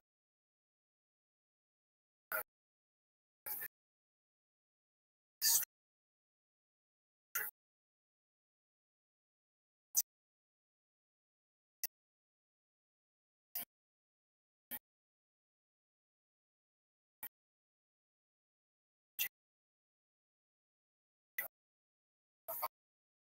environmental conditions of late 12th century Mongolia, exacerbated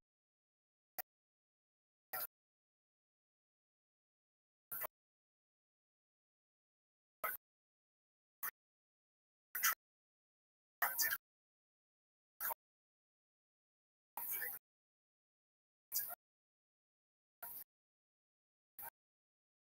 And significantly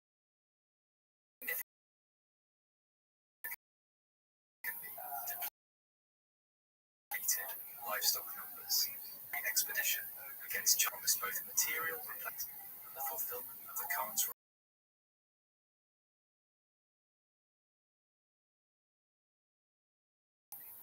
Perceiving Genghis Khan as a vassal, the Jin's acquiescence was unlikely during a preemptive strike outrages. It is good to emphasize that at this juncture, the Mongol did not conceptualize world domination, fully subjugating China.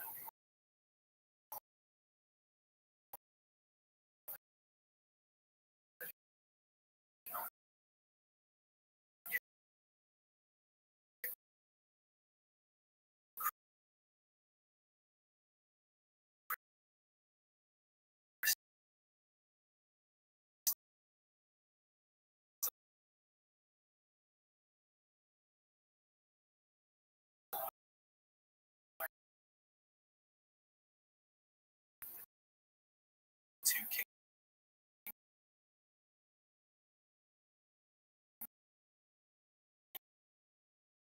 strategic objective.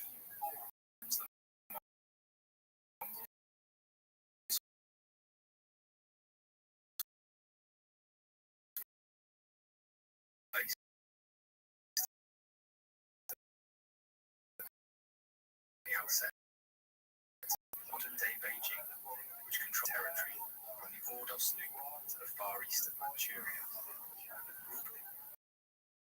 Originally from Manchuria, it was certainly the strongest single force in the world at this point, with a population of about 40 million, mainly Chinese. But a notable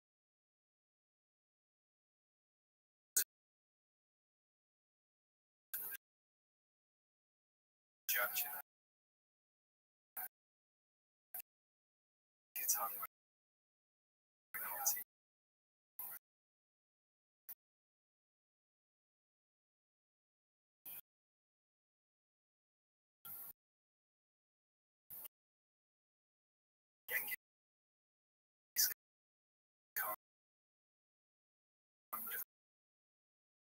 considered them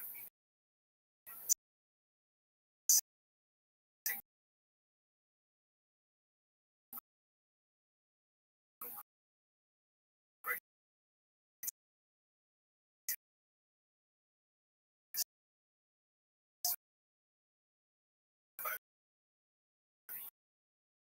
face. To the west of the Jin dynasty, the Gansu corridor was the back door to North China. The Xia dynasty, or the Tang King.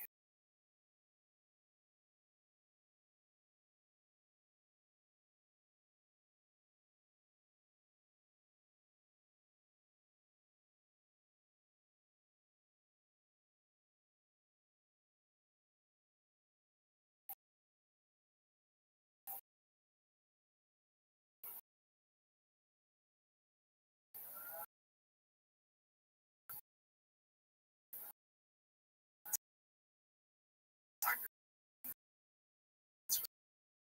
sent out to meet the raiders. Destroyed.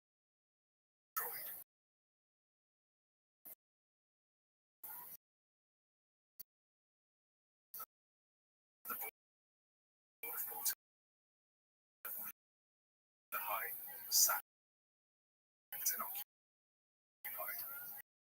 until early 12th.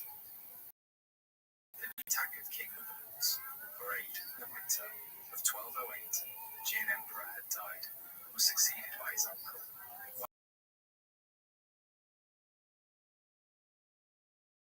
Honed and sharpened by decades of continuous war at the tactical level, they were a storm, outmaneuvering and surrounding their enemies on the field.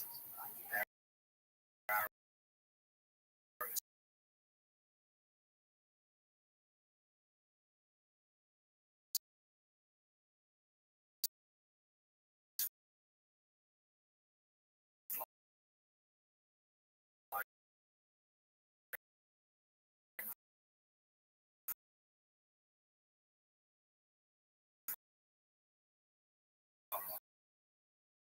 hitting hard and striking.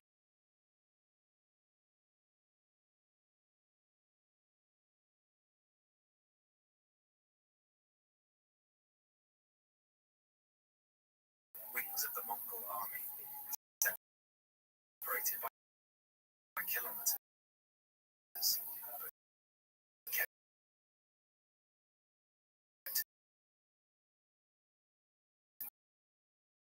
touch through messengers, signal arrows, flags, or in their units of 10, 100, or 1, leading into nothing. Isolated, these horsemen were quickly surrounded, filled with arrows, picked off.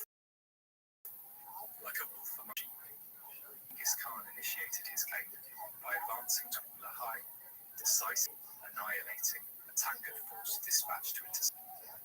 Shortly thereafter, the fort fell, proceeding south of the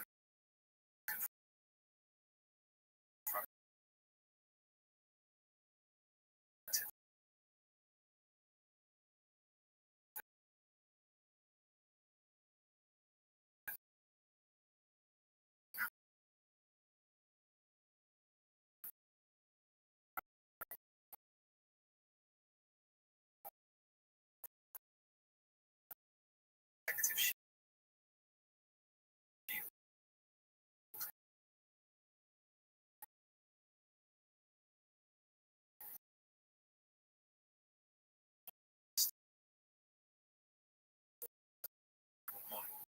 Yinchuan.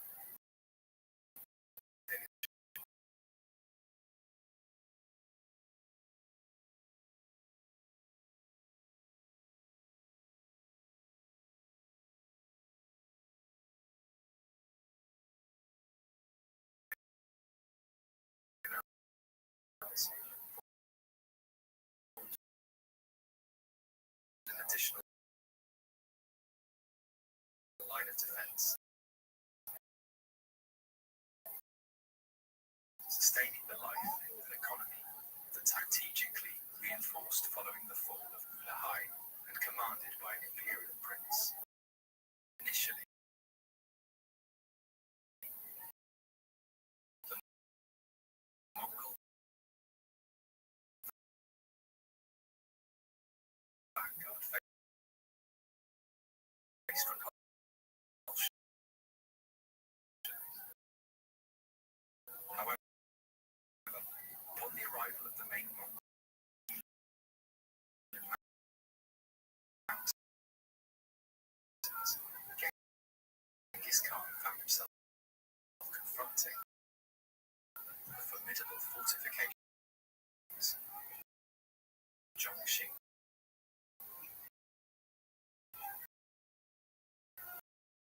The city's thick stamped earth walls, interspersed with roads, protected by the irrigation canals, energy in the surrounding countryside, was irreversible. In January 1210, the Tangut recognizing the inevitability of defeat,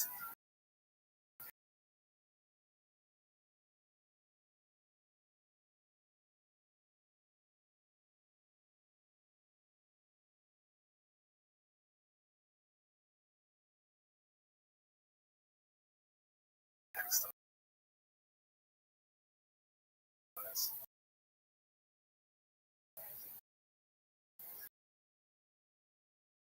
In early 1210, Genghis indicated by his successful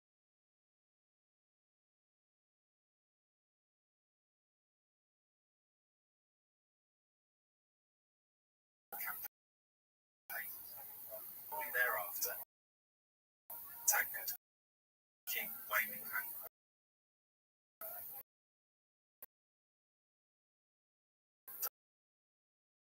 died under circumstances marked to the first Mongol conquest. While the Mongols' significant challenges when faced with cities, their ability and tactical ingenuity in open field engagements proved decisive. Although they lacked a reliable method for countering well-defended tribute, nonetheless discontent simmered within the Tangut resistance.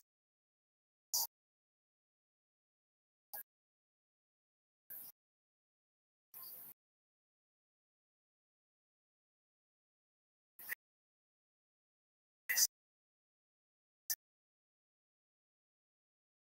internal discord would ultimately precipitate the kingdom.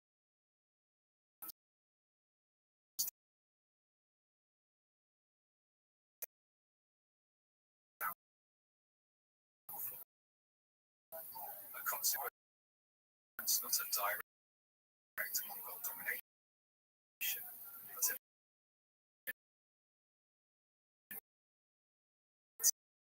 internal strife catalyzed by the uneasy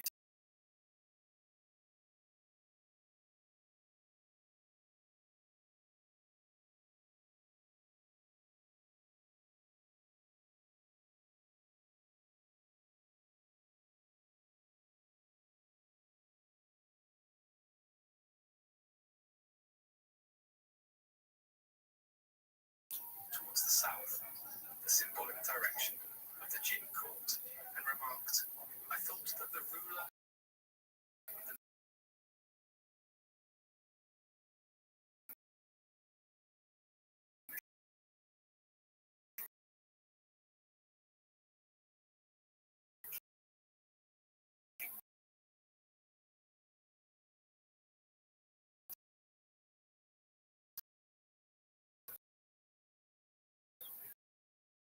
must be from heaven."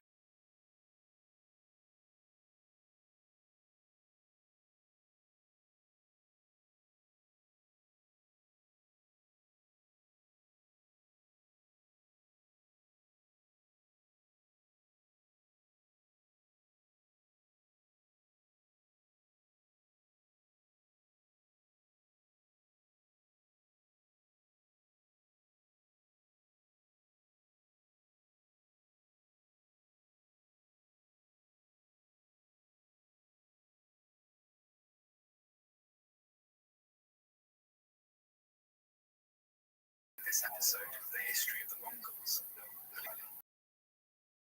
subscribe if you want to hear more.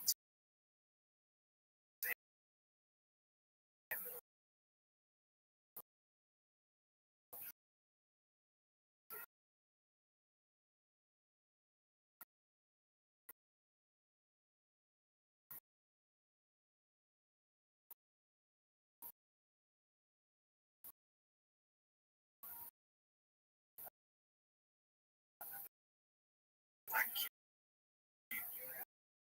See you all next time.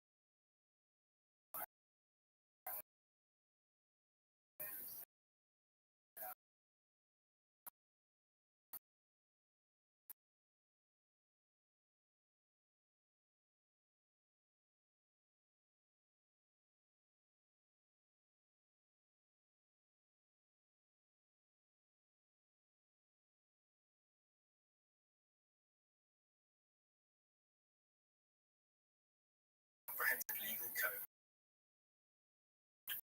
and reorganized his army and units based on the destiny, laying a foundation marking the beginning of his ambitious campaigns beyond Mongol borders. Next major challenge is confrontation with the powerful Wei Xiaowang, good merchants, as well as defectors from the Jin dynasty.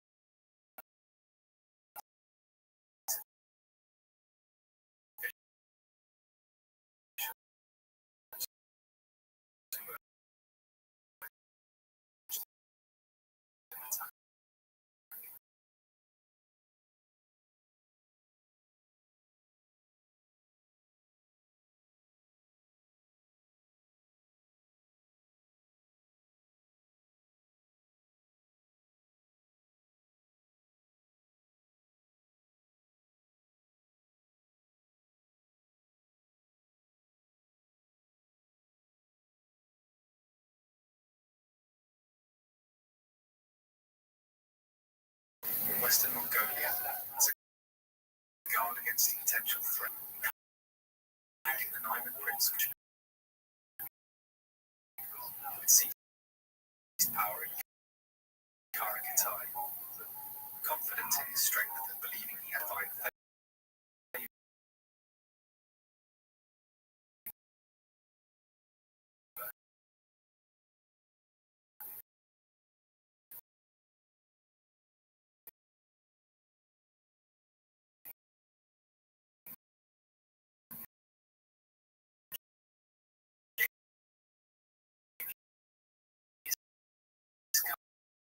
Khan set out south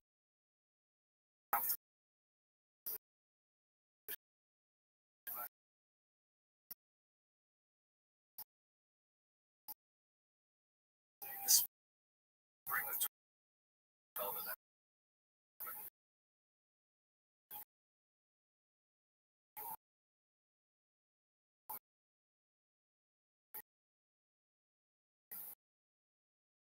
His force of approximately 100,000 was divided into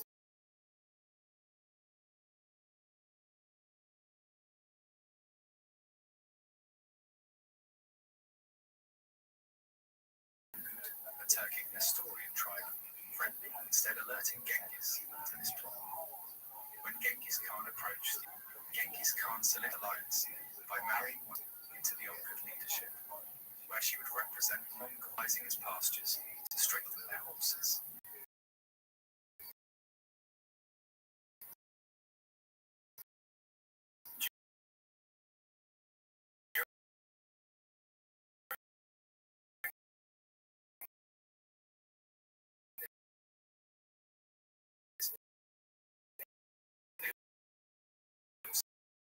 So captured a few Jin-controlled towns,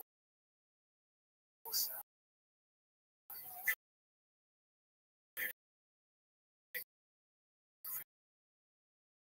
Fuzhou, which fell off to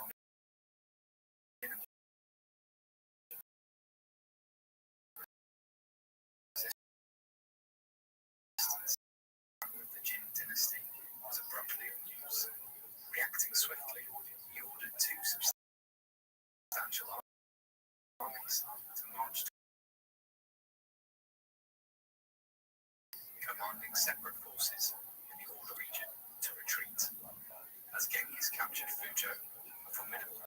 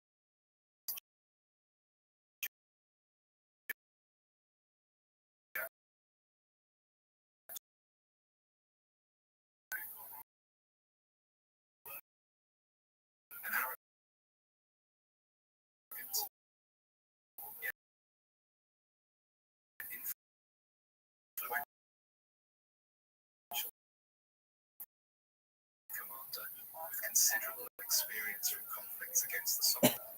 It's worth noting that historical records refer to him by supporting Shah, a force commanded by Wanyan Ho Shah, to fortify Rothschild power, strategic location between Fuzhou and Yehu.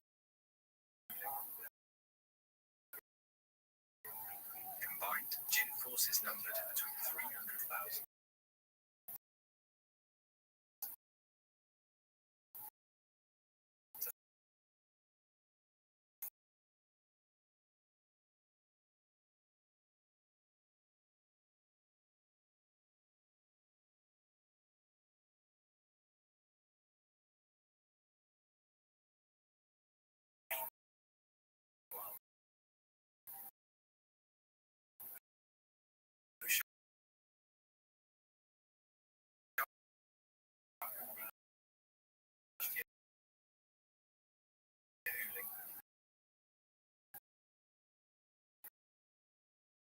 Positioned his forces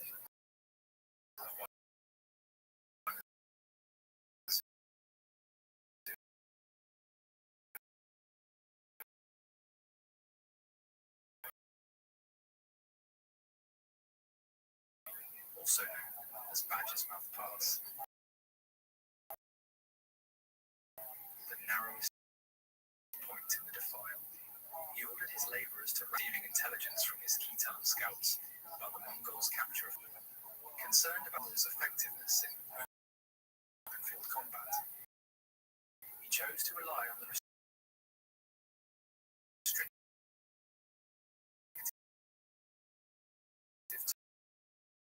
terrain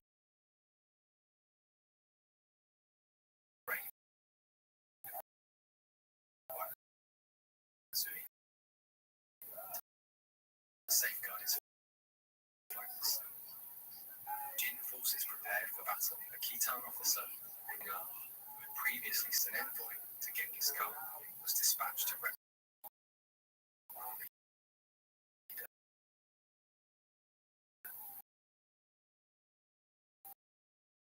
However, the real objective was to gather intelligence to lead the Mongol advance. Mingna, a proud Khitan who had come to admire Genghis Khan, to provide the information. The Khan saw an opportunity to exploit logical errors. Realizing that they had assembled a massive army to crush his invasion with one decisive strike, Genghis himself, the Jurchen and cavalry faltered, beating to the mass Chinese infantry behind them. This retreat foot soldiers, leading to a complete down with discipline. The Mongols captured like rotten dogs. Shah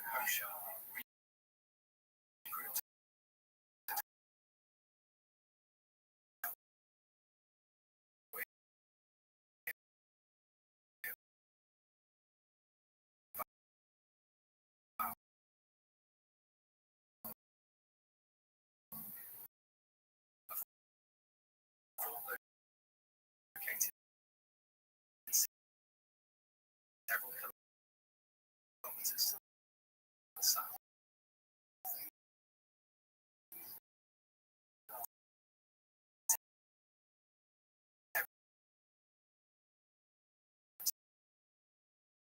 Taking a last stand.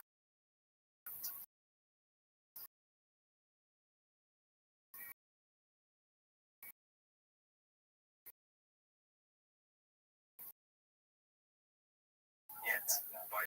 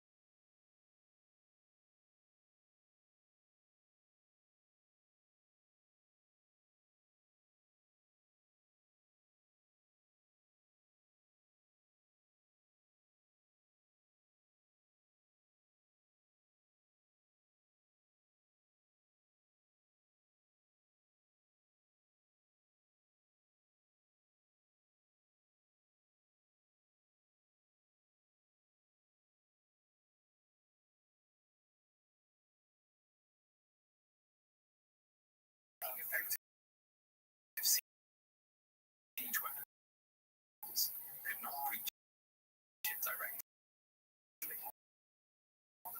General Neuer, one of Genghis Khan's most skilled commanders,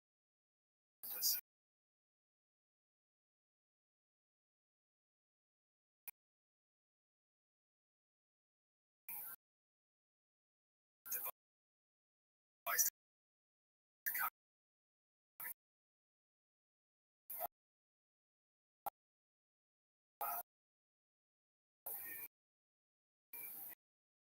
feigned a retreat, drawing the garrison out.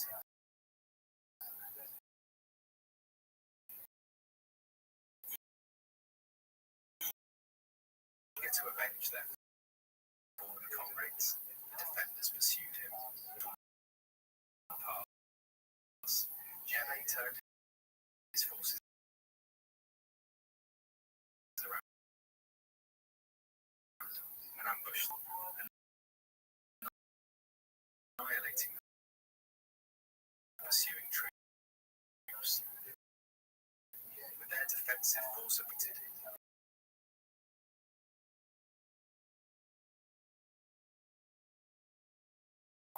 may not have planned long-term occupation, or given the Mongols limited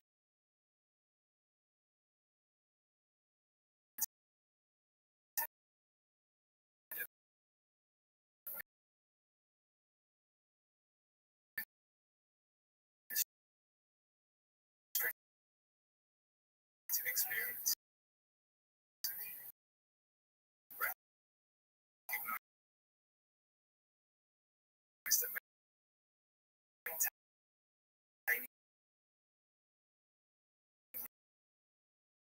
these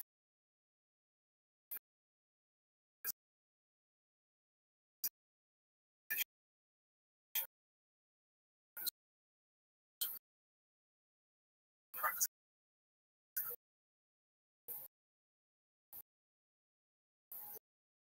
while the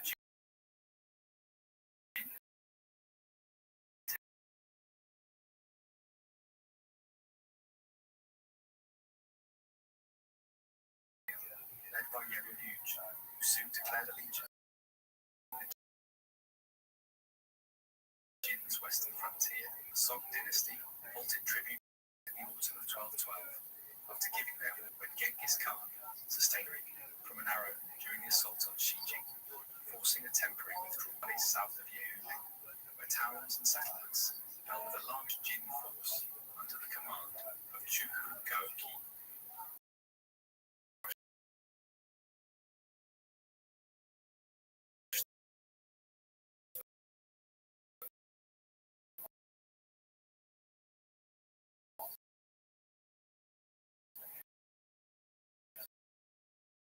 Survivors fled advance.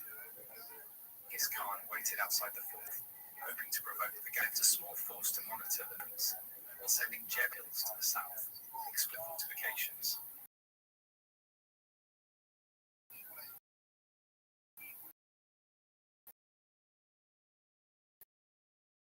Jebe's sudden appearance on the southern side caught the Khitan commander off guard, leading to a swift surrender. By the end of October 1213, the road to Zhongdu lay a secret to Zhongdu, by whom had been ordered to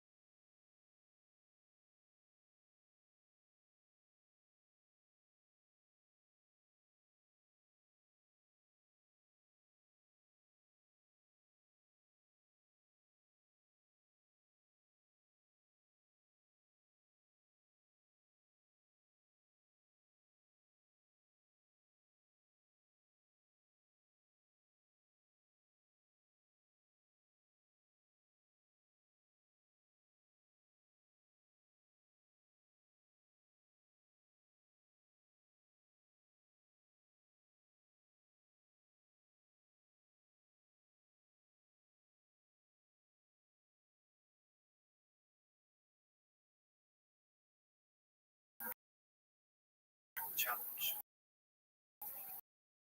As the Jin capital since the 1150s, it was heavily fortified, with nearly 30 kilometers of 12-meter-high earthen walls, 3 lines of moats, fortified by 4 outer forts, each with its own defenses.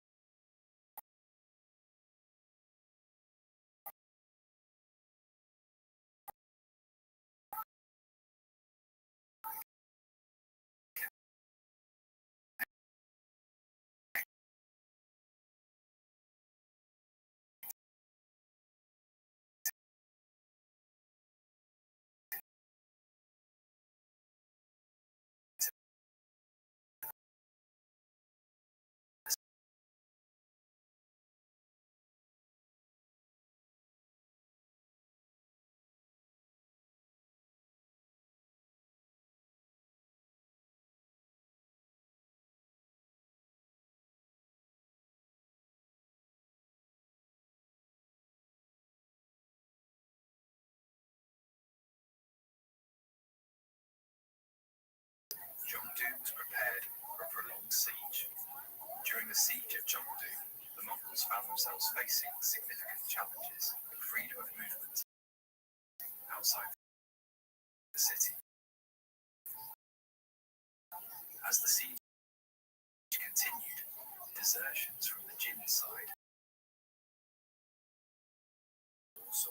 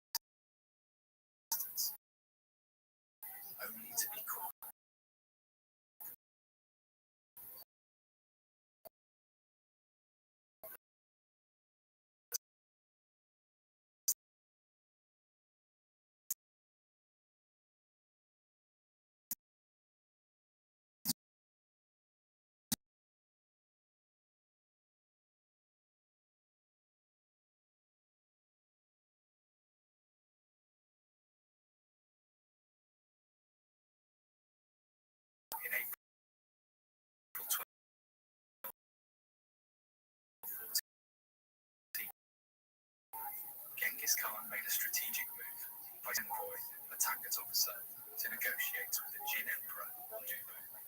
The proposed terms demanded that the Jin formally submit and that Wadubu release heaven would say, I am willing to withdraw my army, but what provision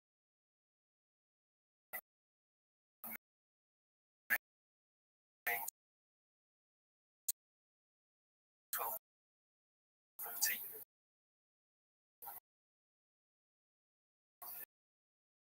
the Jin Emperor capitulated, offering a princess bride to Genghis Khan, along with a substantial 500 boys and girls as servants, 3,000 horses, grams, alongside 10,000 bolts of silk. Pleased with this victory, Genghis Khan withdrew to Onkan territory. It remains uncertain what Genghis Khan's long his remaining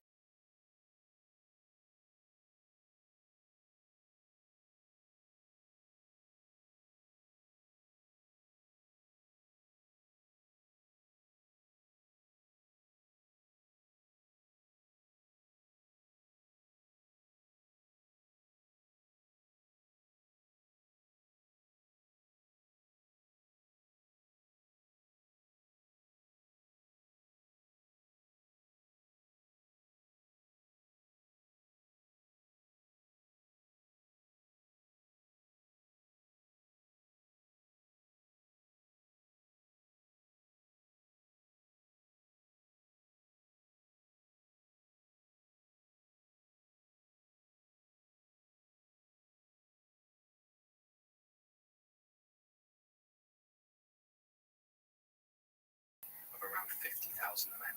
By September 1214, although the garrison was significantly reduced, the remaining defenders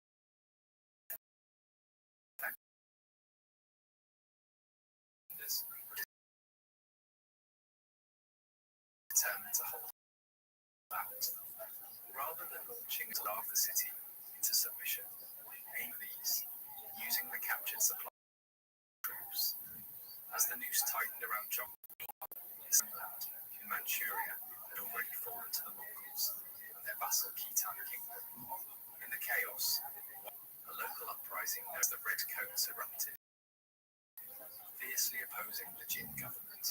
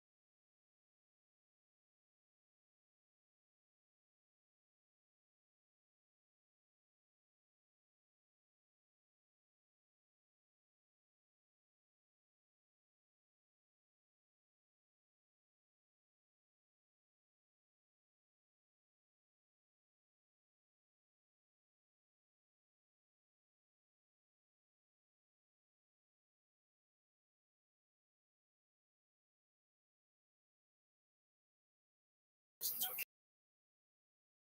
killed.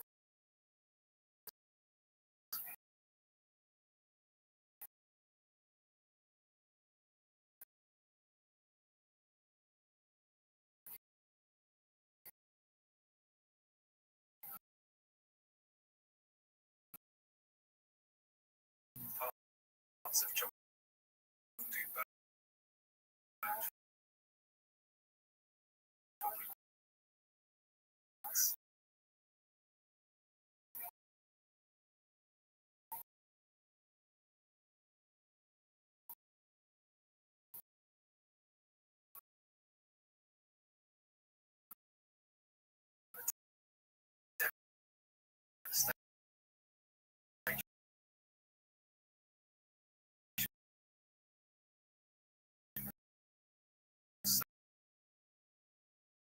severe that when a Khwarezmian embassy are horrified to see piles of this, who was so immune to Chinkai ownership and within the range of his arrows. Genghis did such bold and symbolic gestures.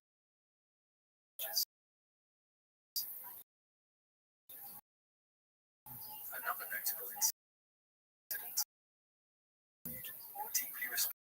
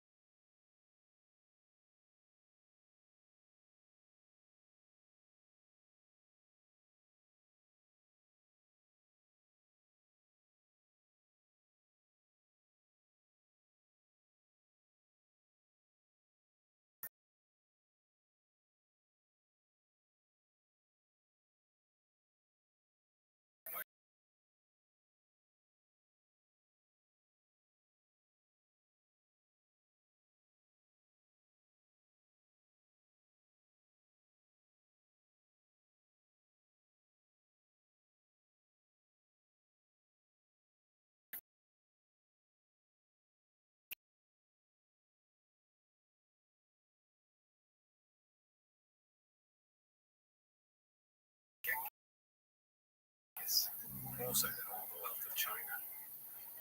The fall of Shangdu and the flight of Emperor Dubu dynasty were granted to another. To the people witnessing these events, it seemed clear Genghis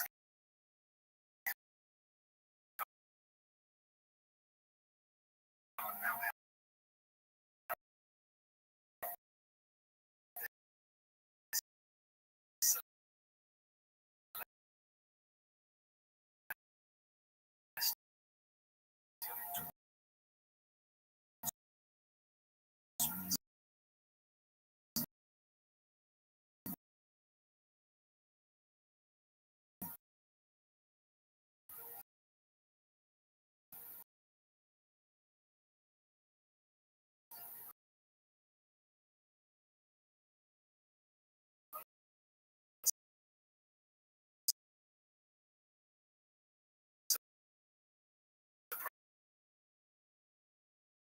rise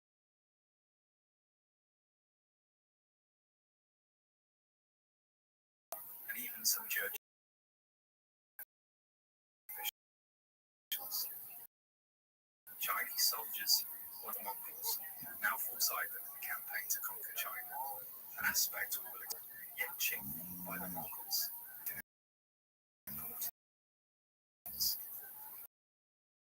However, it would only regain significant prominence decades later.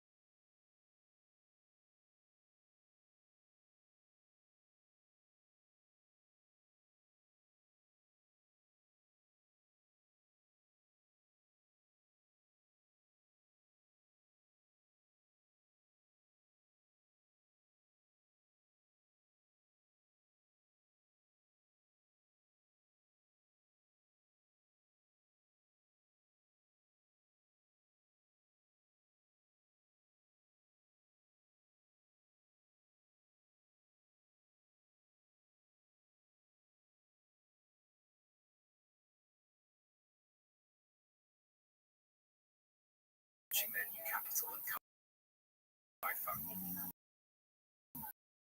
consistently outsmarting and defeating Jin forces.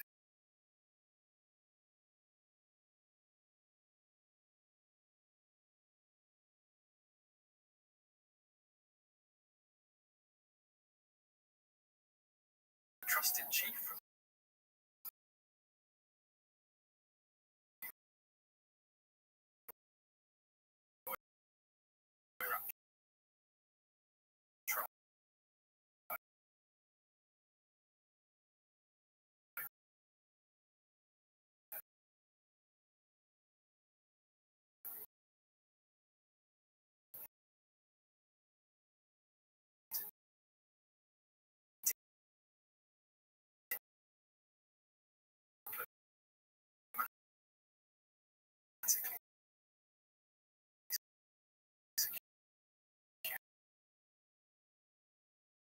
this escalated matters significantly,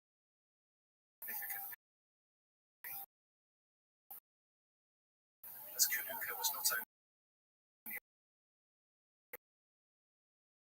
a respected tribal leader, but also an imperial son, married to Genghis Khan's daughter, Chechiagan, unable to respond due to illness. Consequently, the responsibility fell to Oracle.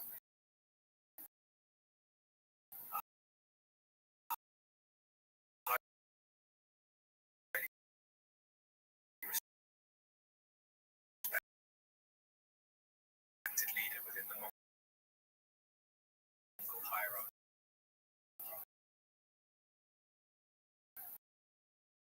Oracle, one of Genghis Khan's closest confidants, had grown up under the care of Genghis' mother, who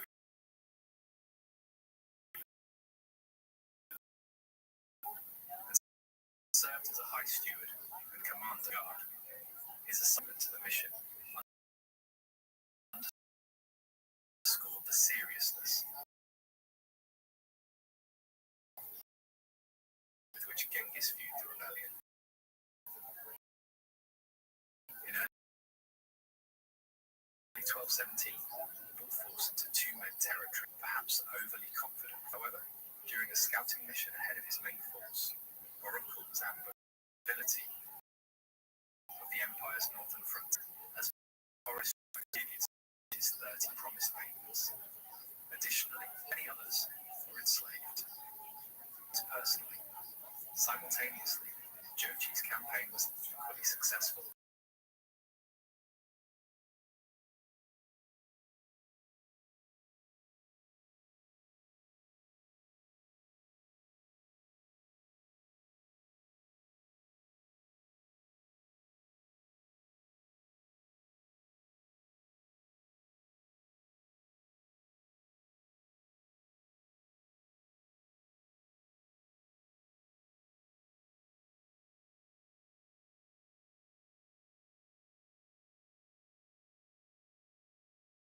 Forces.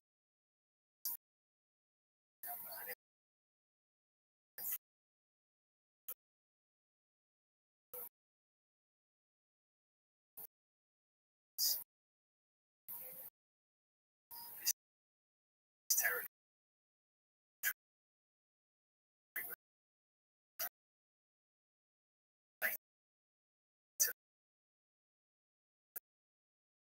inheritance to Goldwell. Defeated adversary of Tyan Khan and the Magid by Tok'toa fled westward forces and decisively defeated these fleeing enemies near the Irtish River. Tok'toa, a personal enemy, responds refuge with the Kangli, the eastern branch of Kuman Confederation.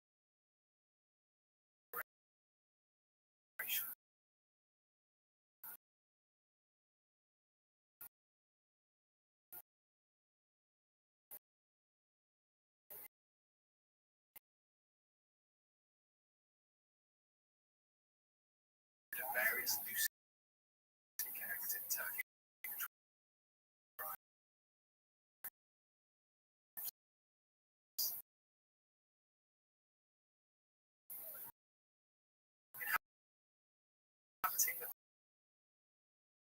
vast Eurasian steppes stretching from the borders of the timing of the campaign against the Merkids. Some sources associate it closely with earlier events, like the battle near the Irtish River, while others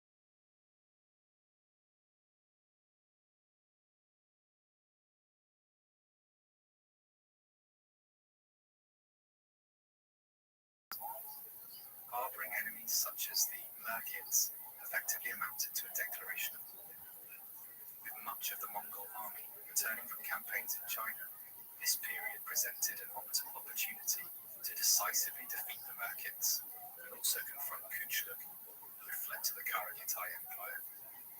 This campaign around 1217 to 1218 is notably the first major military operation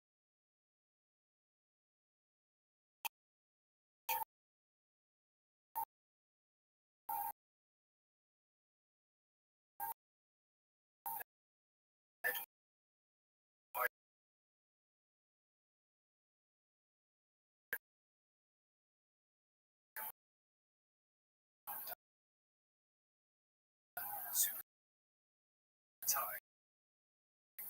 though historical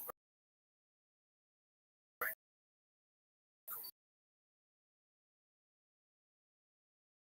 are unclear.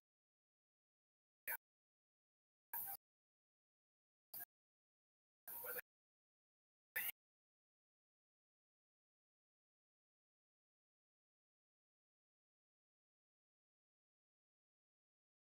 and defeated the combined Merkandi forces. According to historical record, Yuan westward between the Ural and Volga rivers, penetrated Jack territory, where they conclusively destroyed the remnants.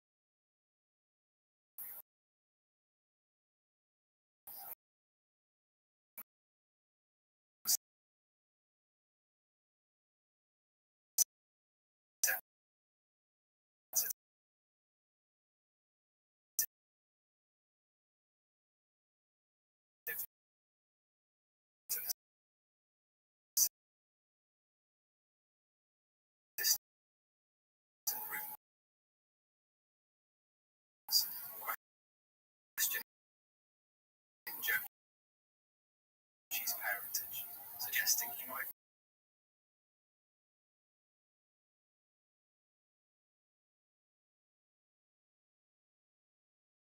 executed Kulkutan and his family, grow over the following years ruthless than his father, though it also underscores Genghis Khan's fundamental belief that sparing an enemy only invites future danger. Had his own adversaries recognized this, Genghis might not have survived his tumultuous early years.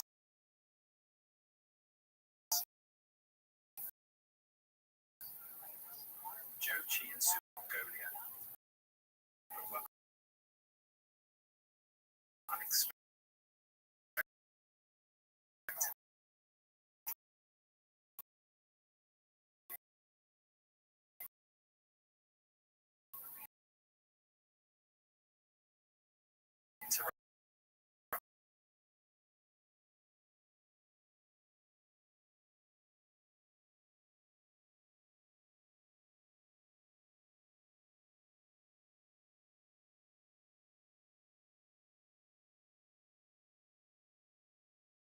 Son Muhammad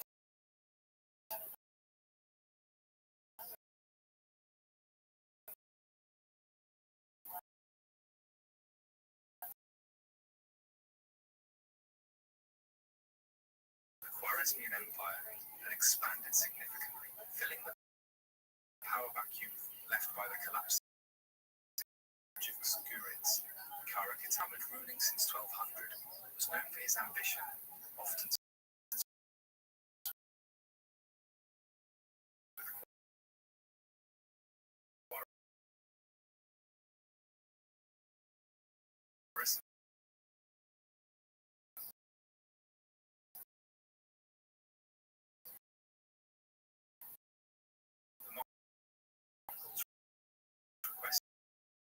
granted safe passage.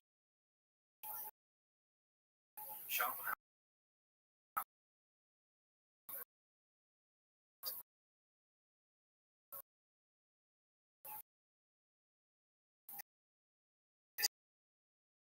distrustful, confident due to superior numbers, chose to attack instead. Though heavily outnumbered, Jochi himself narrowly escaped death. All the armies withdrew. The Mongols cleverly lit fires to make it seem they were settling down for the night, but under coverings, they quietly retreated. The battlefield had fought more fiercely than anticipated, inflicting severe casualties. This important news reaching Genghis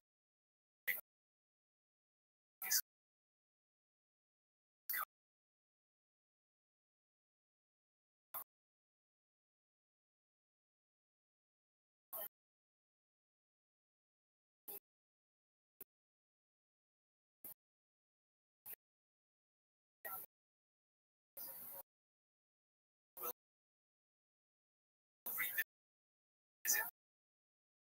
their story.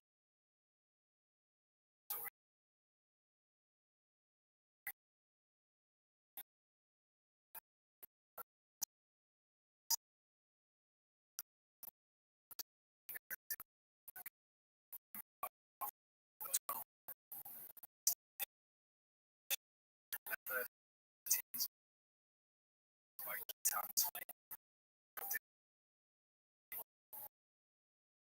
the Arakitai were initially led its formidable cavalry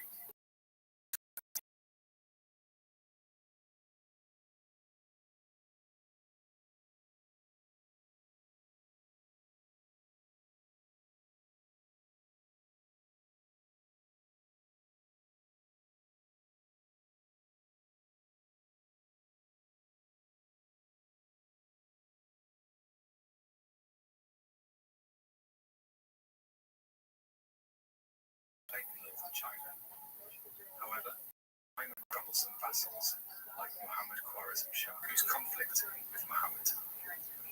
A series of chaotic battles followed, including an incident where Xilugu sacked his own capital after being refused entry.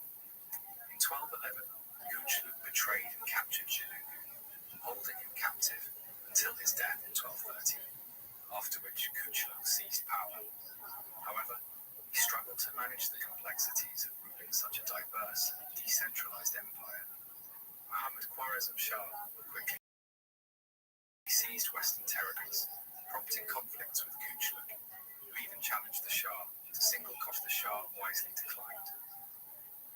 Originally a Nestorian Christian, Kuchlu converted to an extremist form of Buddhism and began persecuting Muslim populations within his empire. His harsh act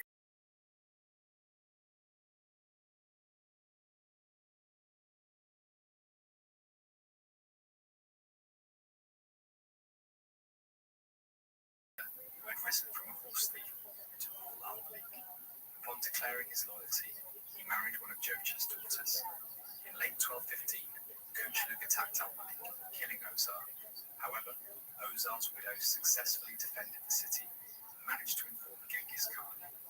Outraged by the murder of his son-in-law and recognizing Kuchlu's usurpation of Kara-Kitai as a significant threat, Genghis did his most capable general, Jebe Noyan, accompanied by Itik Barchuk and Khalid Khan Arslan, in late 1216 to confront Kuchlu. Kuchlu's state quickly unraveled. After securing al-Malik, Jebe pursued Kuchlu to Balas, the capital of Kara-Kitai, where Kuchlu was defeated but managed to escape. Jebe then entered Balasagun without resistance, as local leaders rapidly switched allegiance to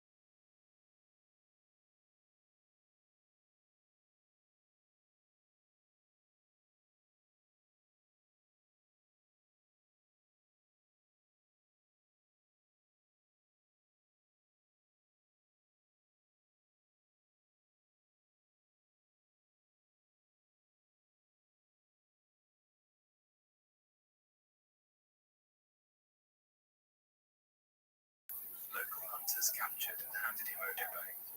Displaying Kuchluk's Sebed as proof of victory, Jebbe easily secured the submission of Genghis Khan in 1219, bringing 1,000 Cheptu. An unforeseen consequence of this conquest was bringing the Mongol Empire into was not inevitable. In fact, Genghis Khan initially sought to avoid embassy, visiting part of a broader Mongol policy.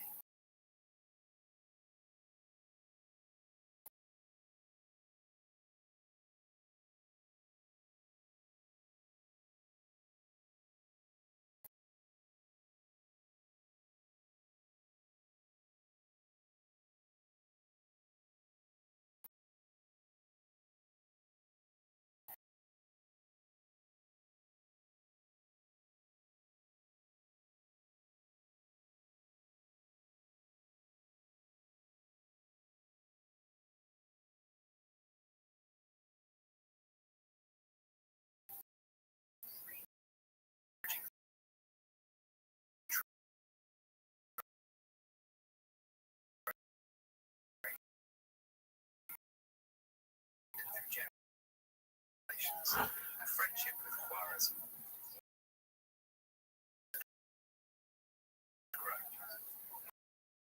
much of the Karakutai Empire, previously considered the Shah equal greatest to his own beloved sons.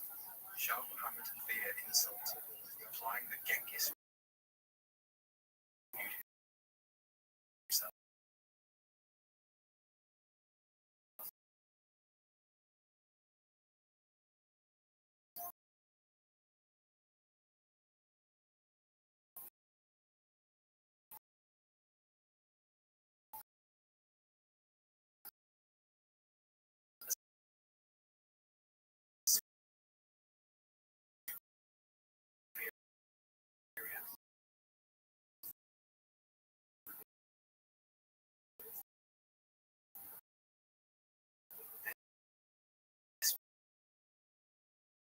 perceived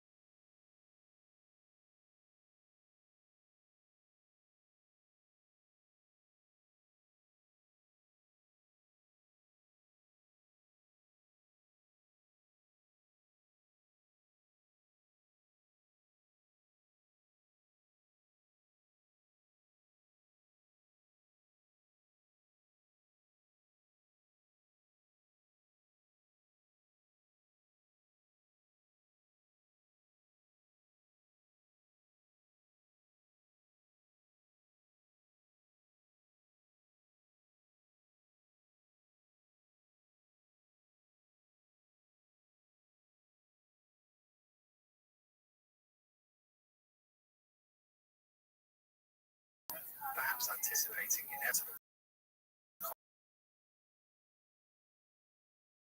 conflict.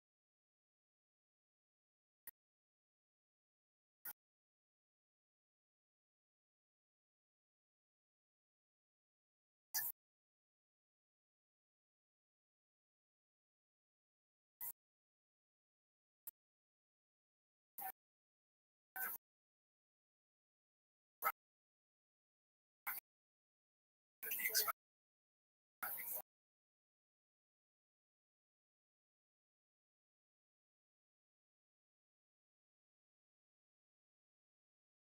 was furious, but initially hesitated. His priority remained the ongoing formidable reputation factor. Recognizing the economic benefit in early 1219, this embassy, led along with two prominent Mongols, carried a straightforward message: peace and resumed trade were possible if the Shah handed over Inaljuk for punishment.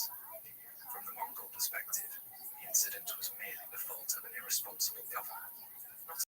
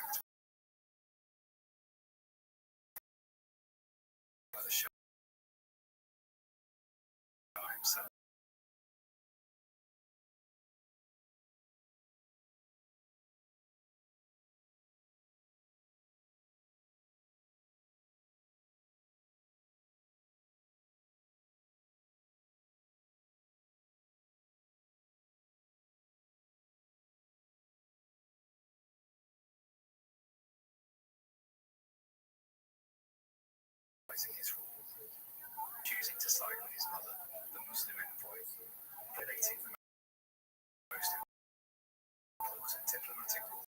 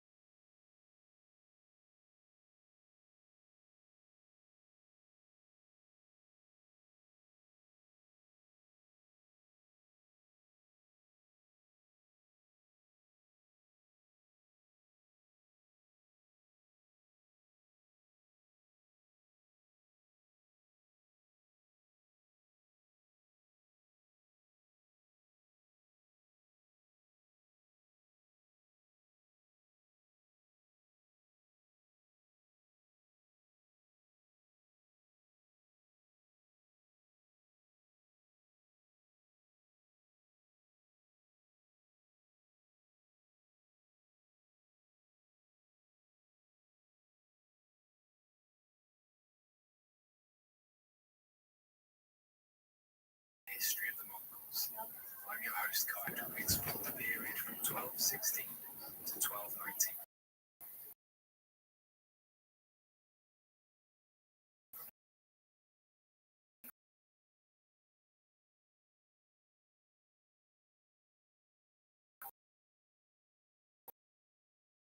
Northern China and the early diplomatic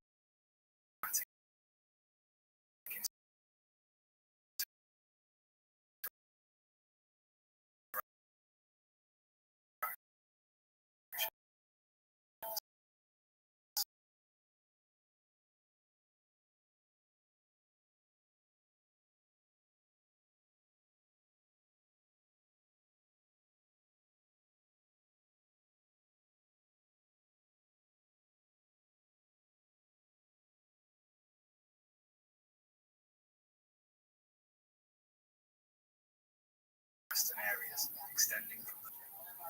Secondly, a clash occurred between Mongol and the Khwarezm Shah Muhammad, like 1218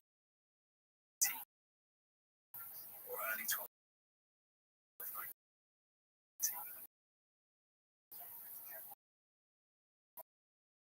The subsequent execution of a Mongol envoy sent by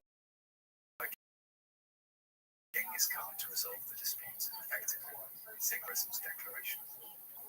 With Kara Kitai gone, the Khwarezmian state controlled an expansive territory, and Genghis had been appointed governor in 1077, expanded their empire considering central Kazakhstan, Afghanistan, Iran, military, primarily comprised Turkic, Kipchak, Kangli, and bureaucratic structures of the empire.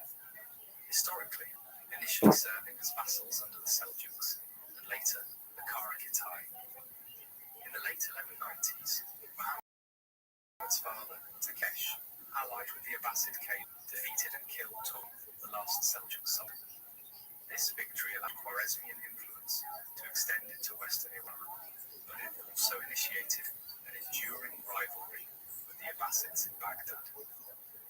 The fragmentation of the Ghurid Empire in 1206 further expanded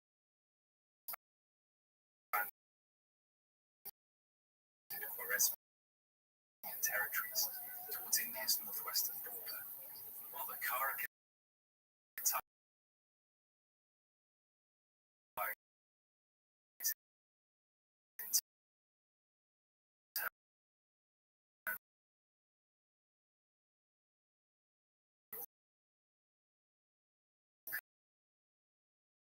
collapse.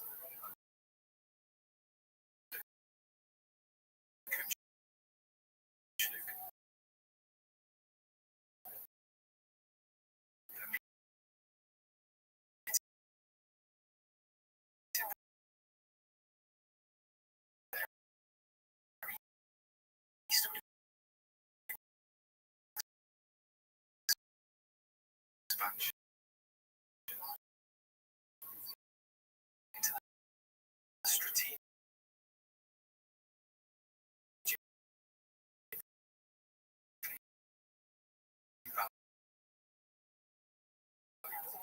Ghana Valley.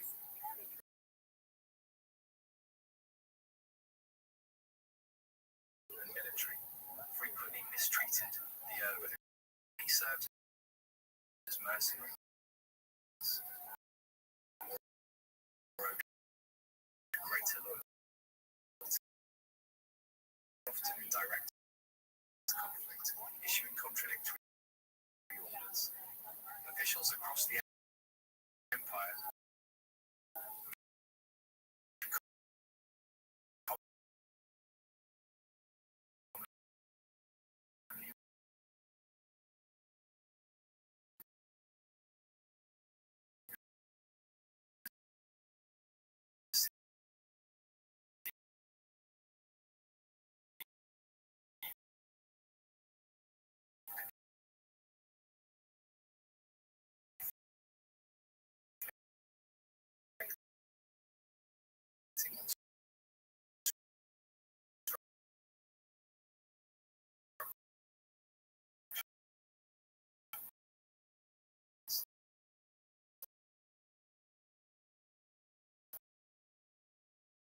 choosing to follow whichever arrived later.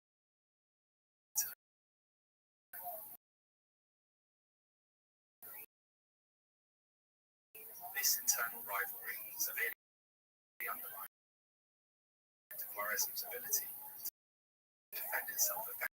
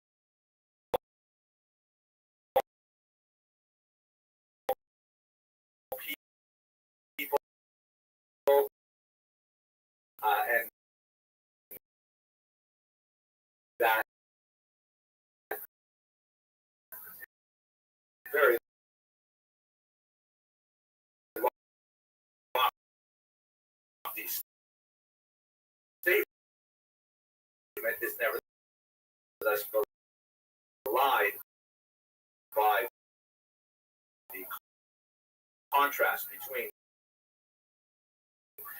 the comical and simian looking, well groomed and well postured on the right, the corpulent and directly in opposition of the sentiment that Jews really faced, in that they would never get really into that society fully. Groucho Marx, shown here, in many ways, exaggerated some of the stereotypical features of the army in some way, makeup and so on.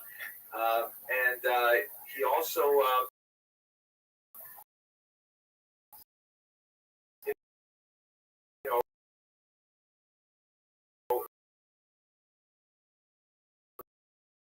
made fun of it by saying things like he would never want to be a member of a club that would have, which is in itself an inversion of these values. But let's go straight to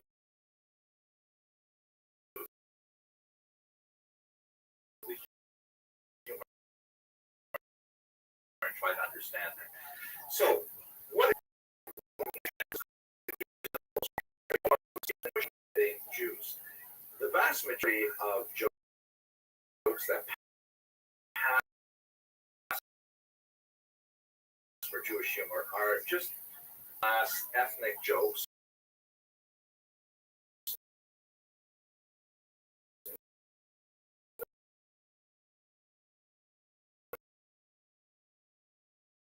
Which you could really just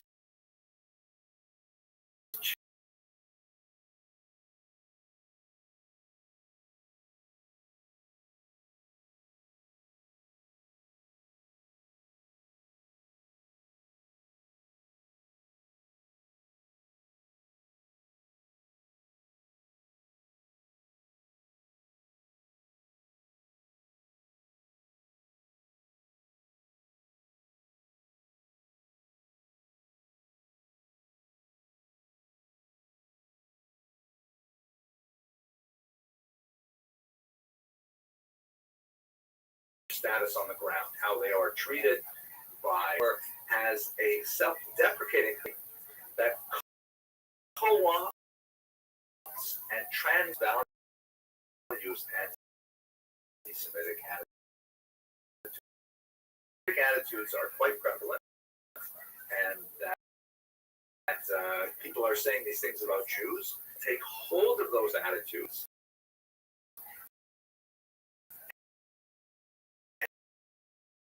and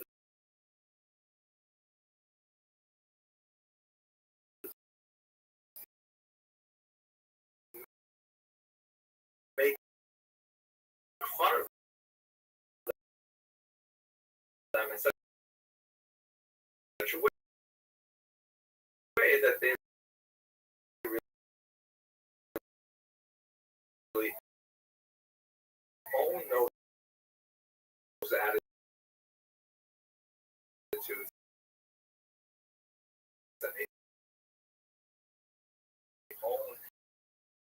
Really, the joke is on the joker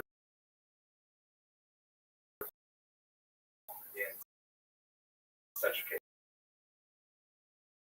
case. This can slide into self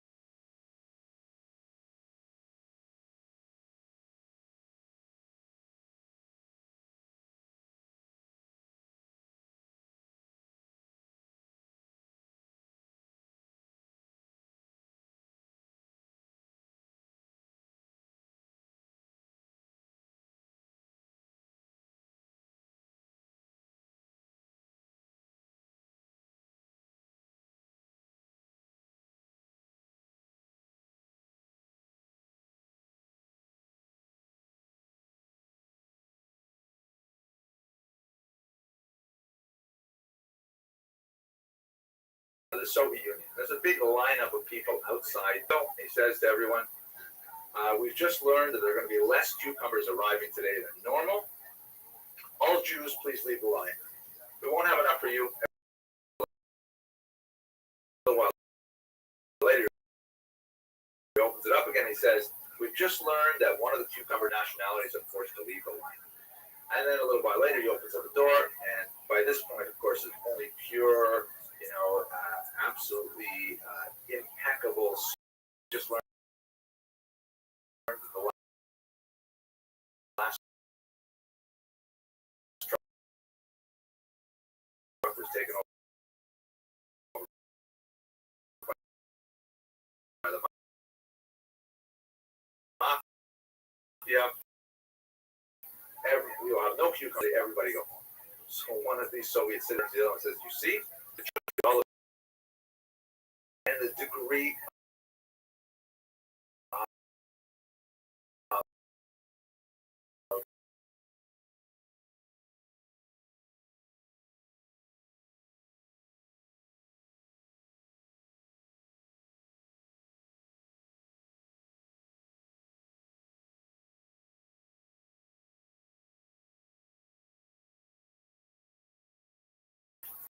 effort that one of the times a day, Shachar is times of day, the Shachar morning prayer, Mincha the afternoon prayer, his maiden voyage to Israel. He salutes them all, and then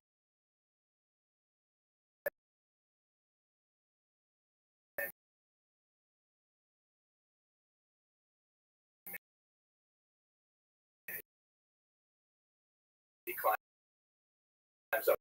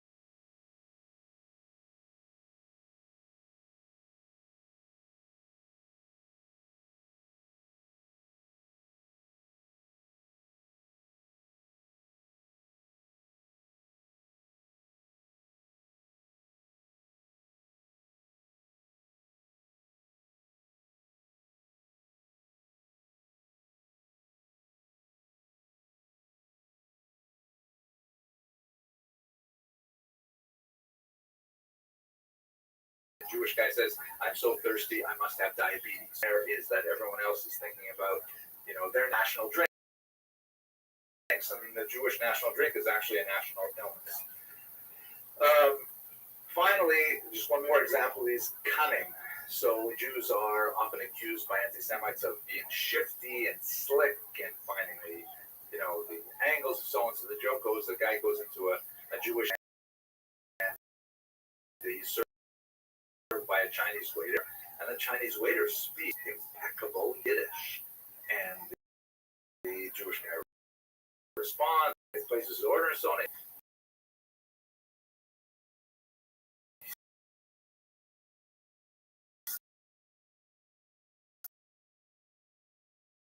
Just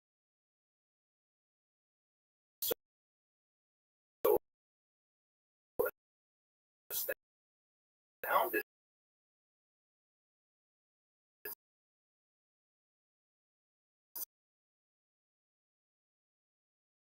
See it.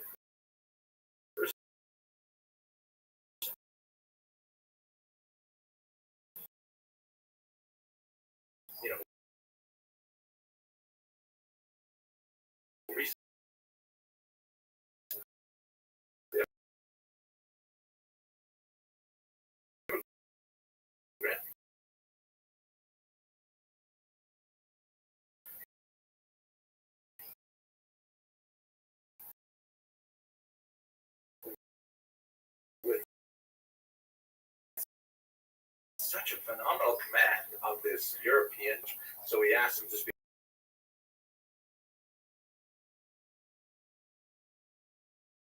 kinds of realms. So the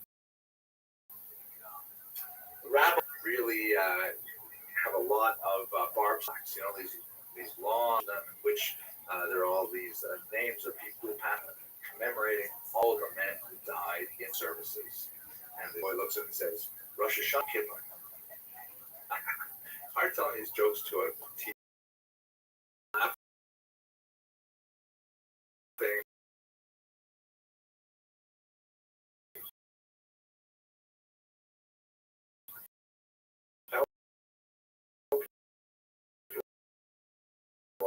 Okay, another one.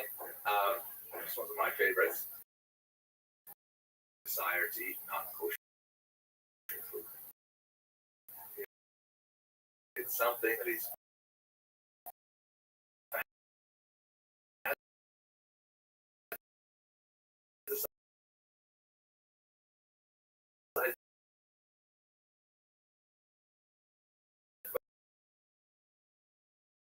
about for a long time.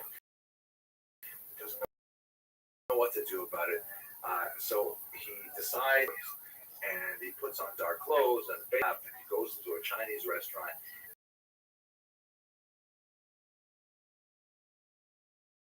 Okay. And he puts it down in front of the rabbi. And so the rabbi looks at the president and he says, can you believe this restaurant? You order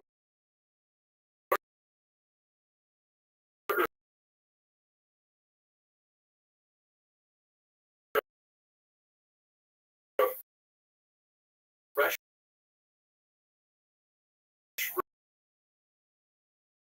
fruit and look how they put on.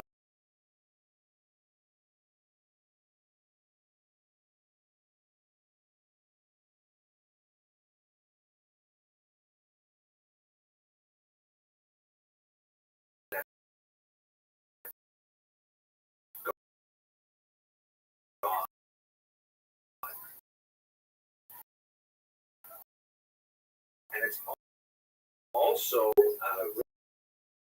related to the between the status quo of the actual Jews on the ground, often suffering, often persecuted, thoughts expressed in a much less socially advantageous way were it not for the fact that there are these jokes that kind of, she's down here,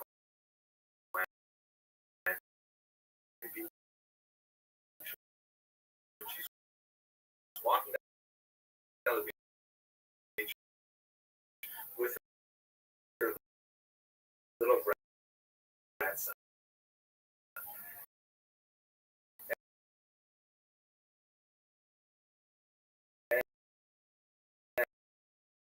And she's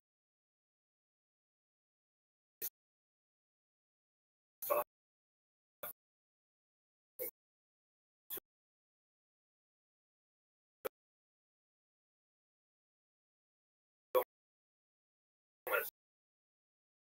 to a beautiful day.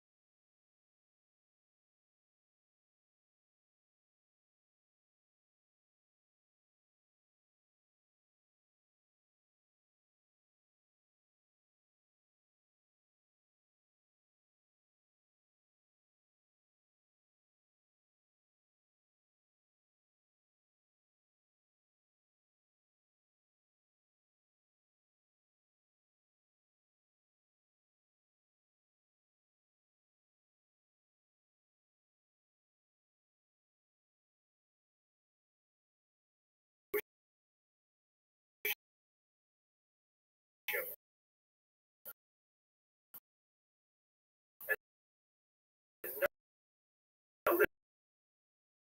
notice that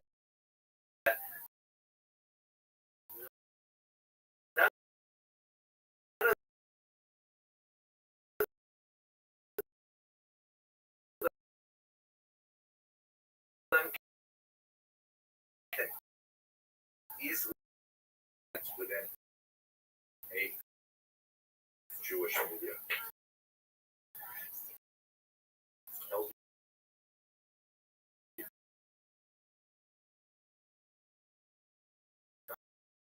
This lecture useful, and hope you'll check.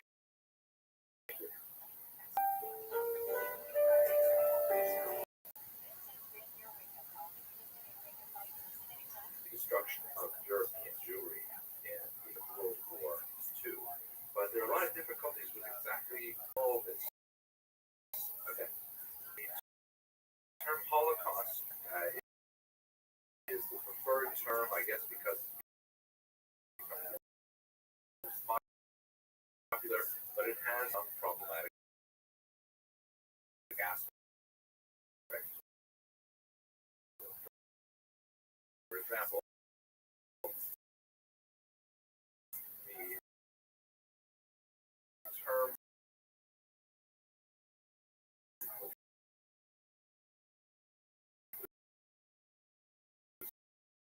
coined in the 1960s is derived from a translation of the Bible, and it is the Latin translation of the term Ola in Hebrew, which means sacrifice.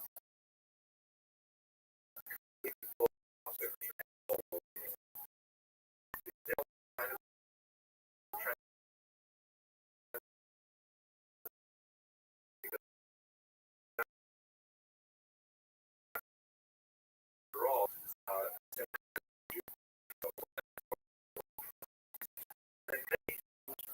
my grandmother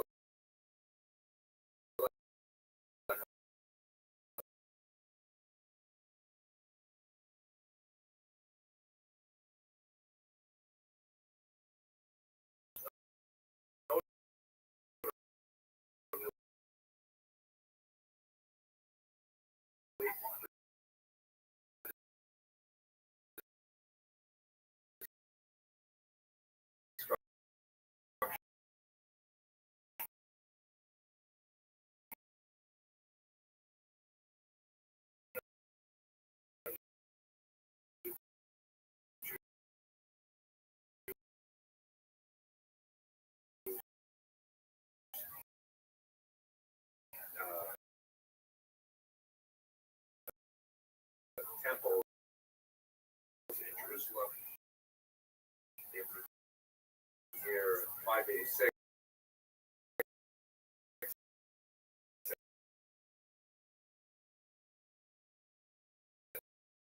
And the year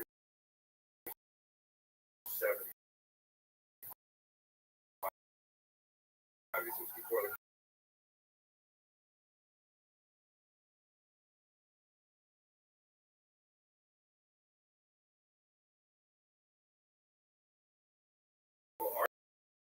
arguments say that the Holocaust begins, with Hitler's power, with the Nuremberg laws,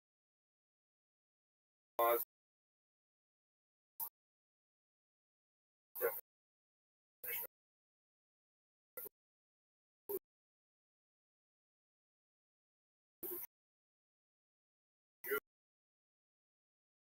of Stalin,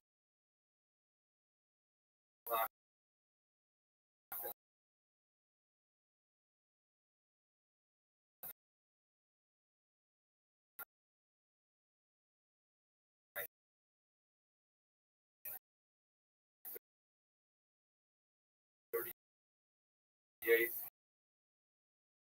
with the onset of World War I in 1939, a very good argument for the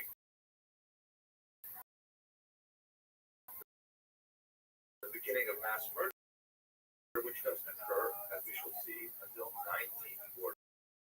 So it's a very difficult thing to actually pin down in specifics to the described, we will understand it as Austria-Hungary, a dual monarchy, and Russia, Trion and elsewhere, carved up. In fact, Eastern Prussia is separate from Poland. So it would have now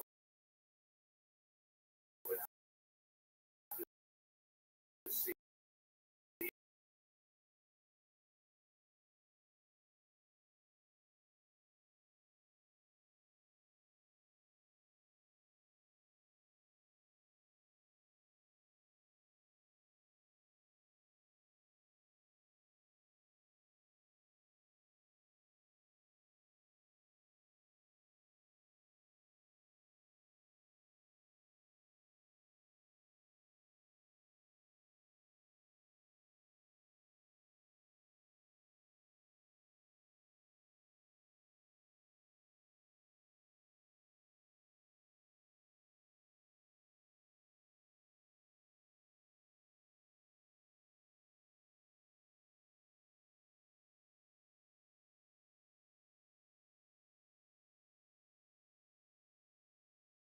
that it will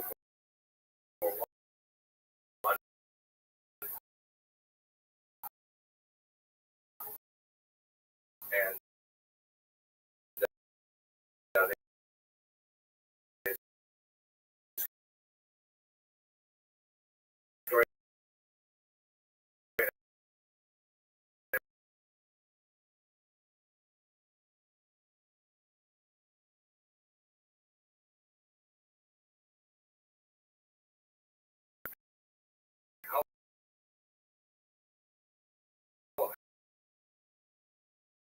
As well. The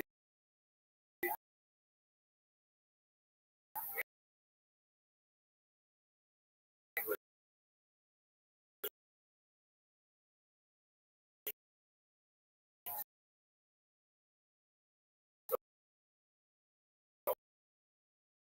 one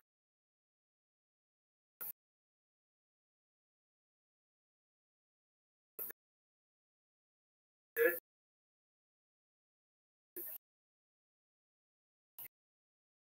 the primarily mustard gas attack.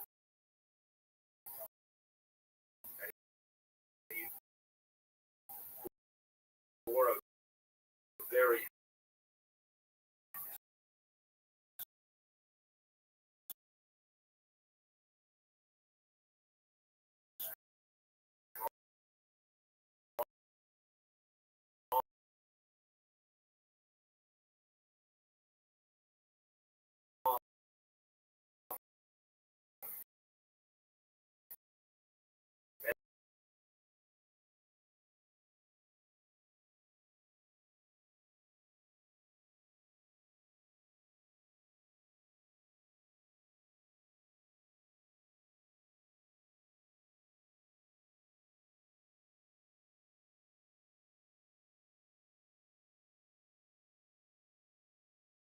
parties running, unlike the American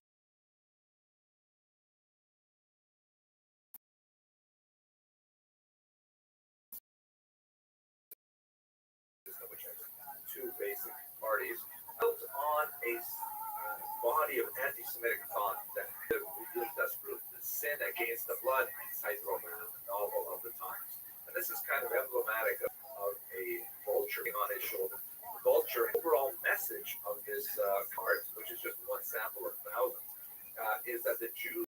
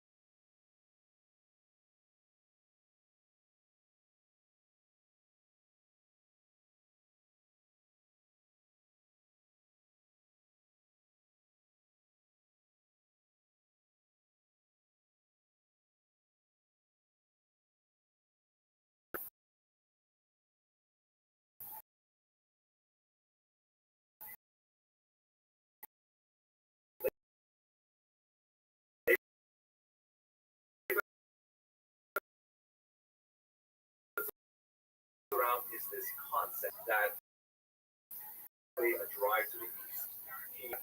The tendency of German colonization to regions in Poland. Hitler wanted to colonize Europe by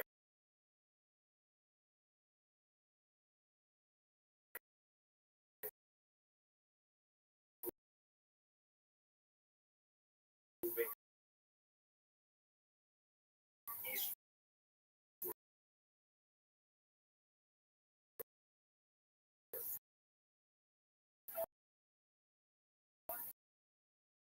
This map here shows you Europe at its high tide under Nazi control. And Europe going out to Eastern Europe, including Poland, the Baltic states, and then eventually invaded Russia, all the way up to Leningrad, which suffered a disaster in the West. So what he did was he made a secret deal with Stalin that said that he would invade from the east, from the west, Stalin would invade from the east, and they would simply divide Poland and the Baltic states between them.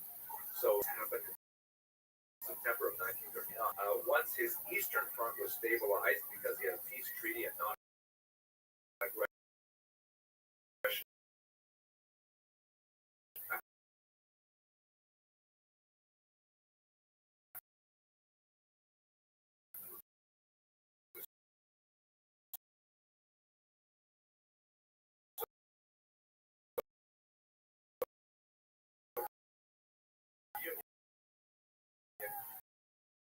then he turned to the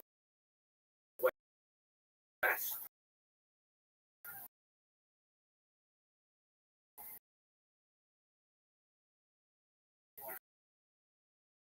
Took over France in fairly short order.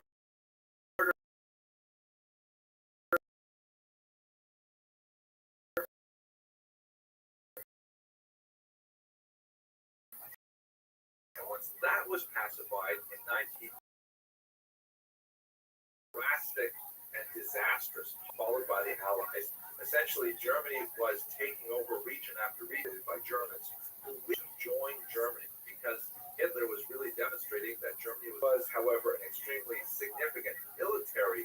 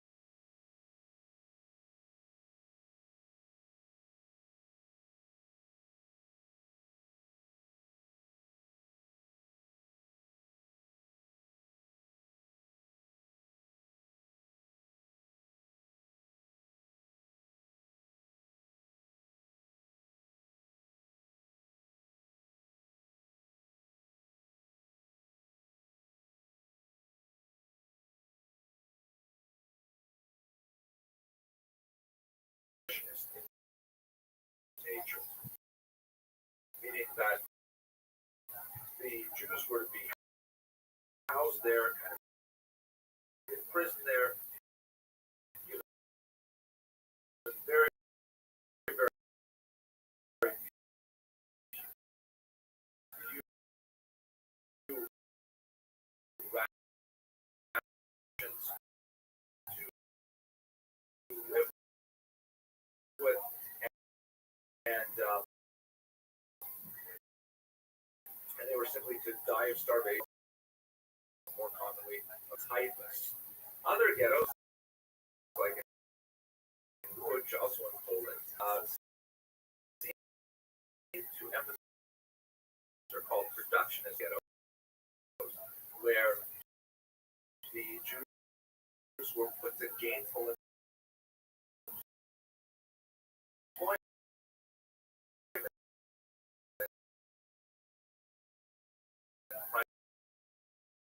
primarily in the textile industry. There it seemed that the thinking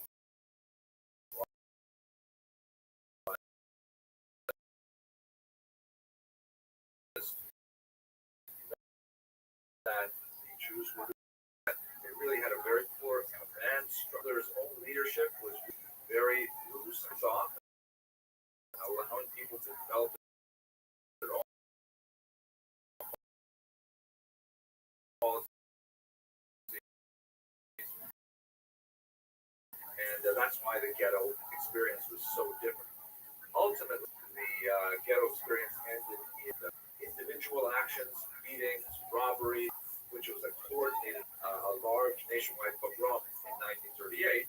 There's really no significant organized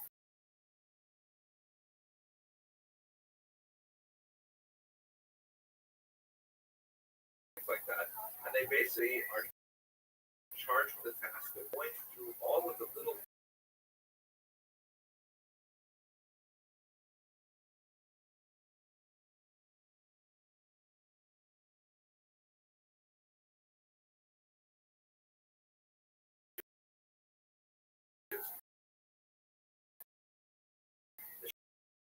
steps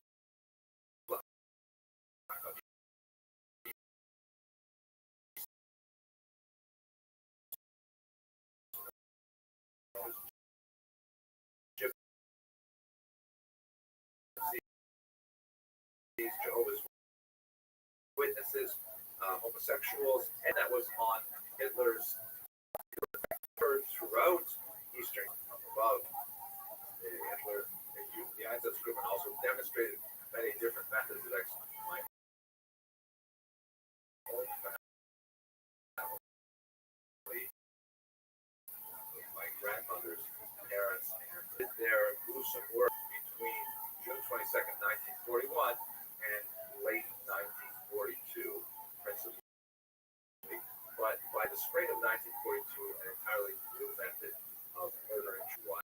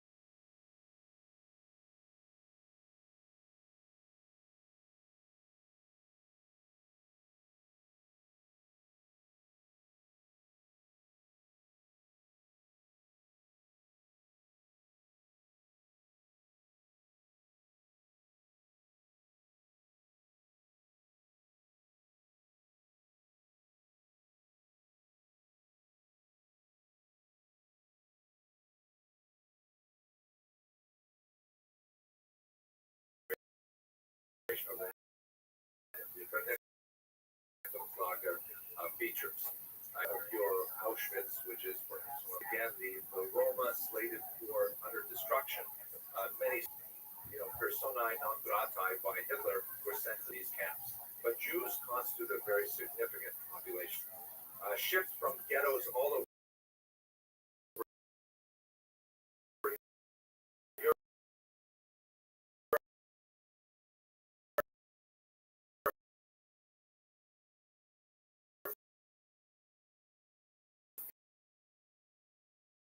Railroad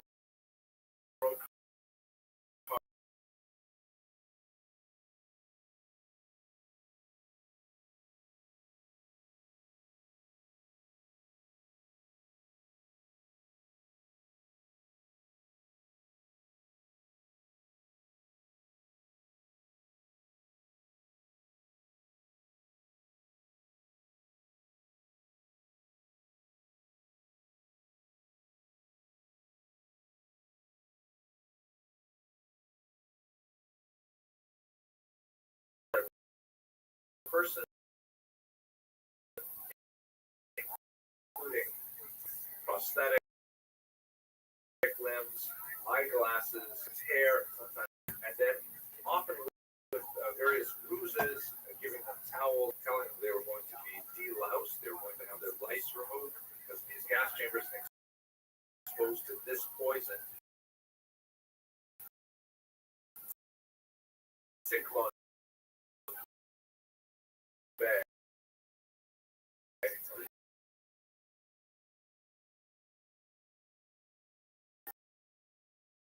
Cyclone.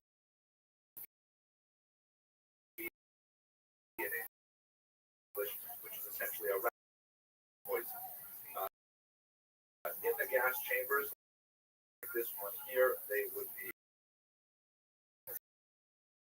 asphyxiated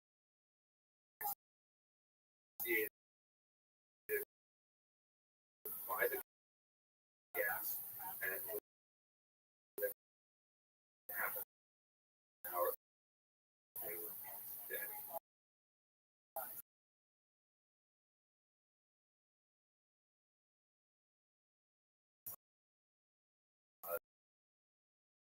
Their bodies would be removed by other Jewish camp inmates. They would be sent to crematoria for the Jews. They were designed to get rid of the some kind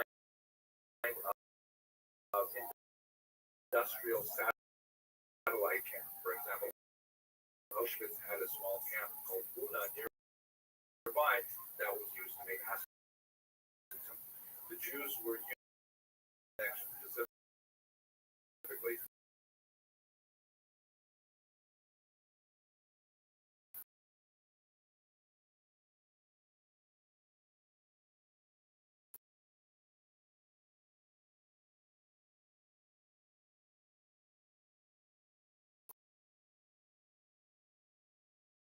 with Muslims, but nevertheless that was part of the lexicon.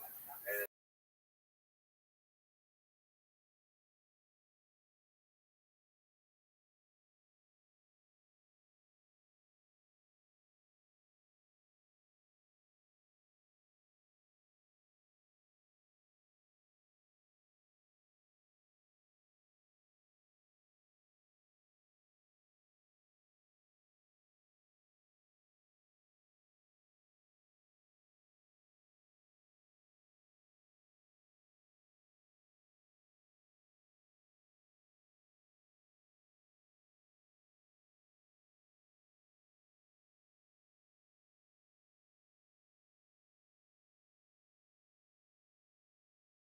criticism by another school dominant today called the functionalists. I'll just have to leave that as something further reason.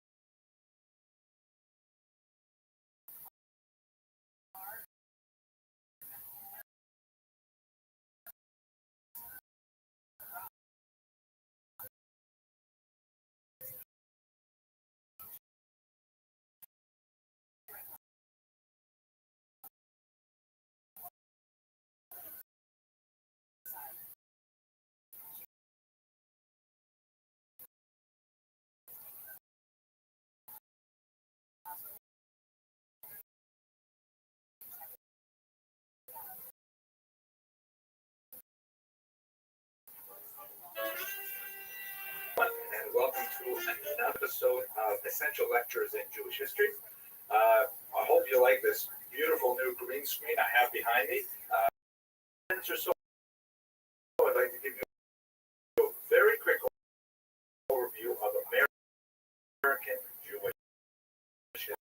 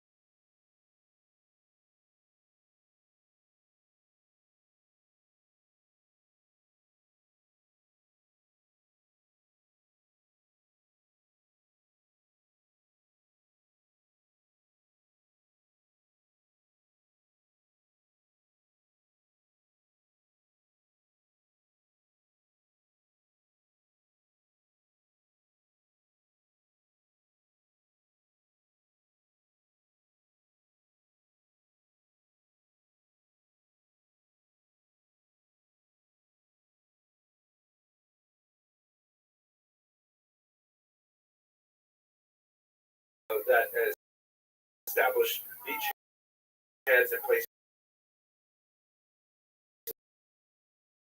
like Charleston, South Carolina, or New York as well. These are populations who colonies.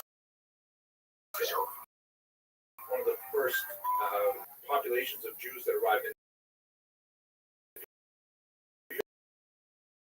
Europe, for example, were Jews from South America who had made it here, petitioned the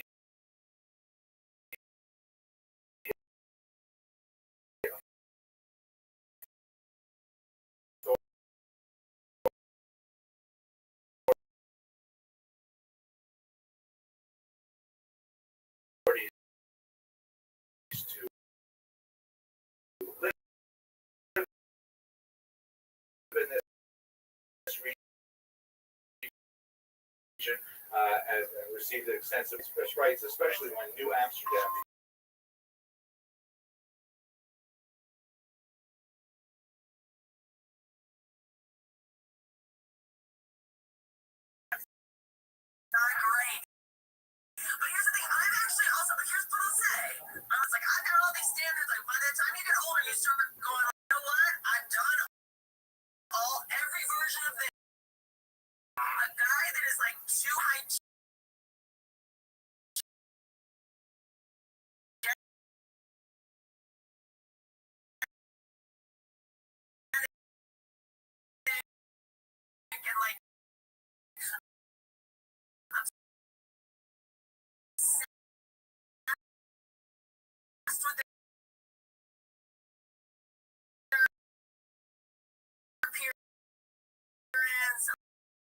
like that. That's unattractive too. A guy that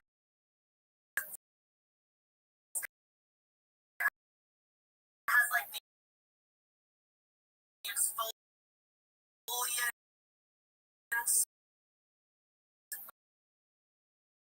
and like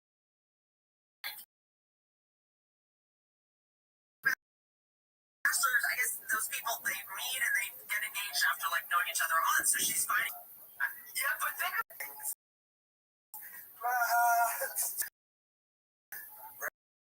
Brandon Child uses pimple concealer on the talk. I mean,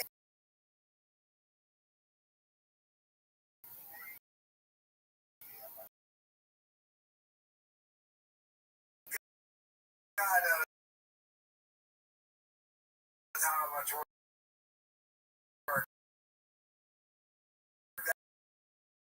that woman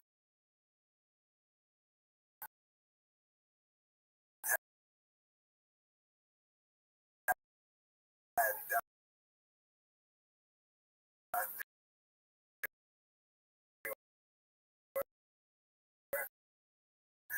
why does everyone love trashing Brendan Schaub so much? Supposed to be all his colleagues and friends.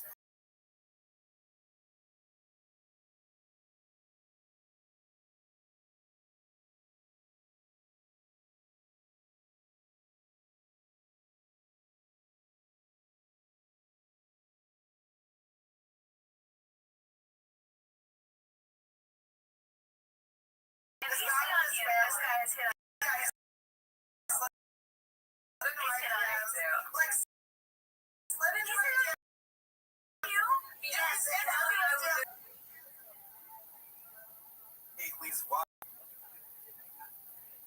it's weird though. Like I remember seeing this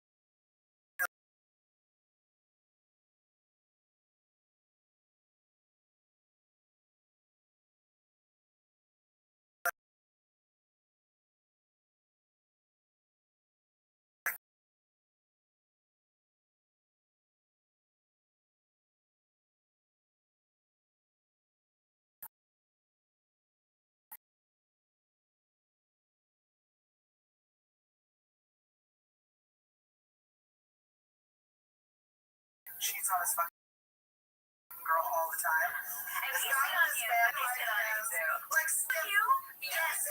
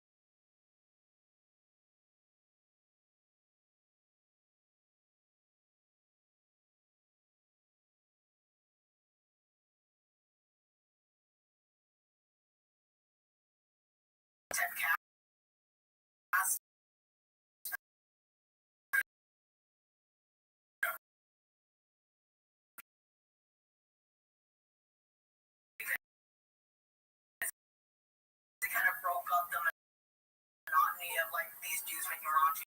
The more I was on camera, the more I learned to deal with it better as I continued to do the job. But it's definitely understand what's gonna be like of working on. Yeah, it happens here all the time. Your fans are pretty nice. Even they're fucking nice. Yeah, I feel your fans. Yeah, very different from Fire the Kid. That's what Fire the Kid's fucking easy. They're a bunch of piranhas. Yeah.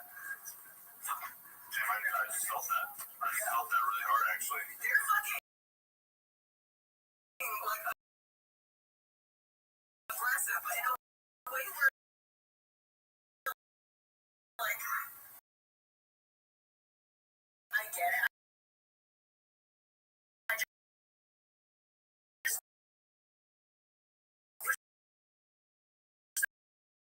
that they would be able to take it the way they dish it. Yeah. It's like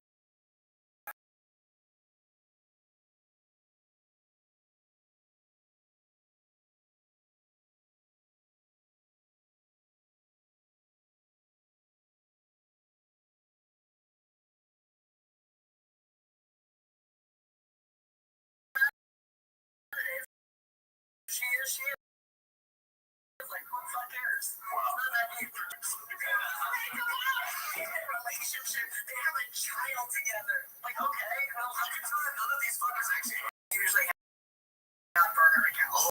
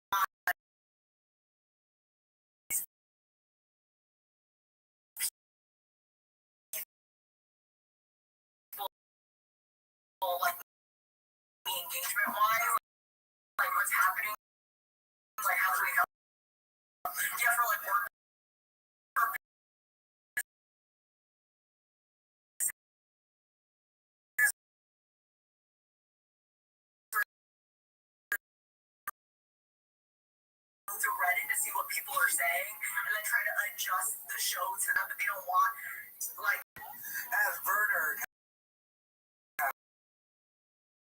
reads comments and checks subreddit, which we all know.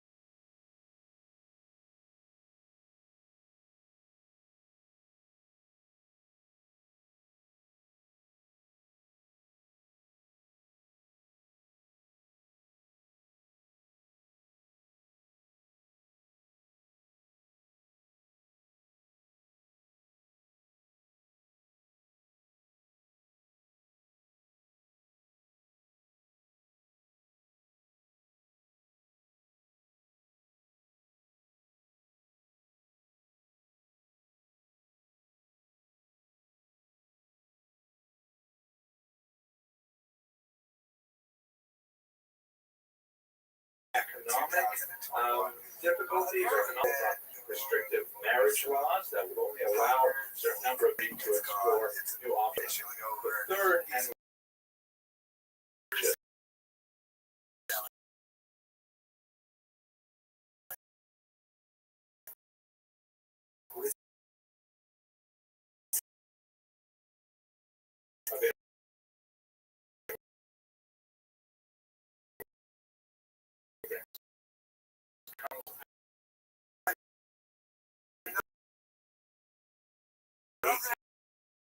'80s.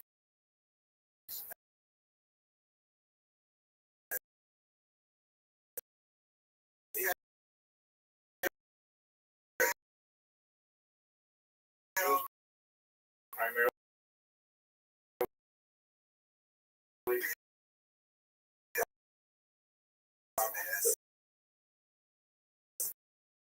former Russian I'm Empire. pretty sure it is Michael by his Early father. 80s, there's a series of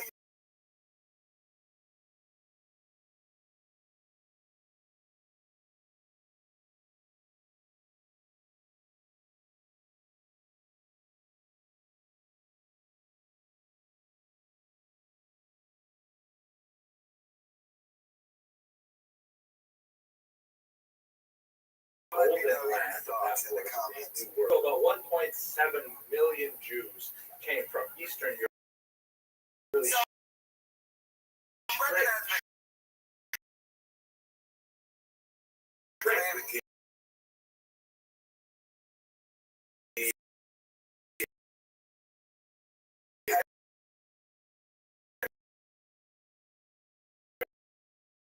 migration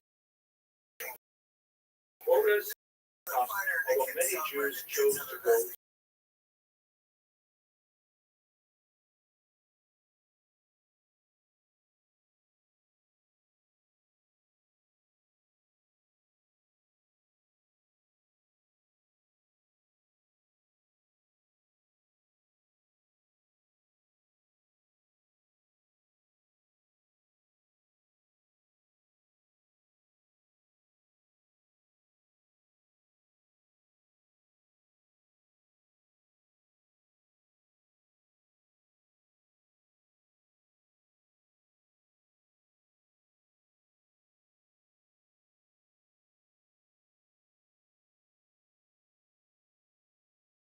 were going against the conventional wisdom, which was that America was not the golden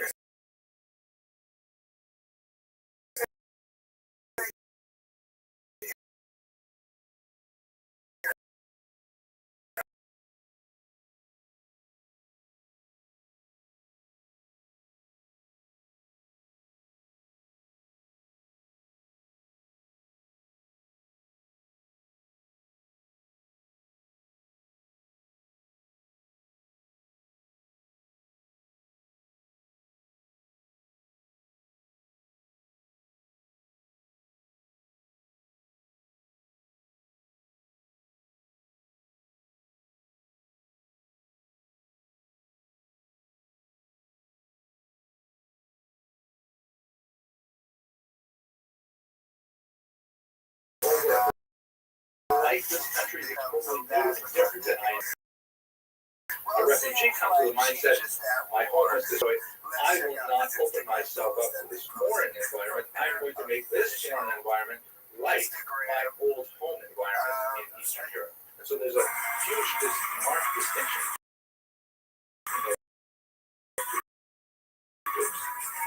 Let's jump ahead a little bit because there's a lot to cover. And I really want to focus on the turn of the 21st century, economically, education.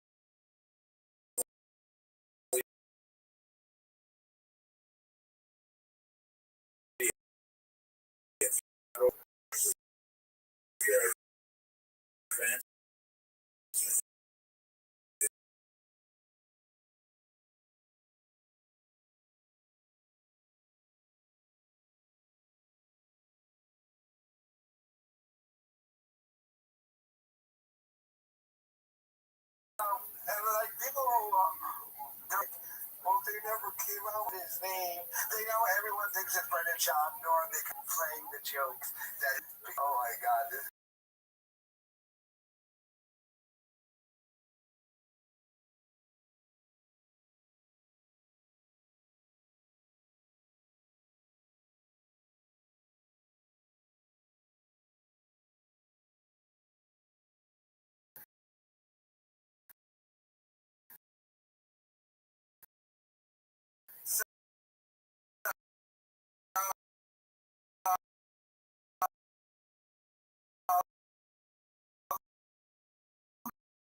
let's see what she had to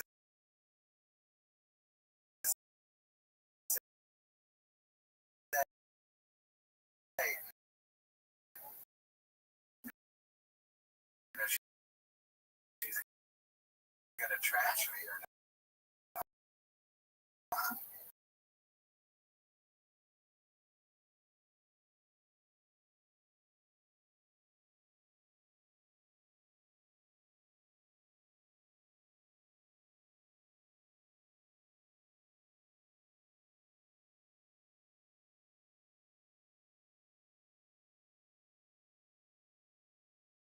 In the world to go out of their way and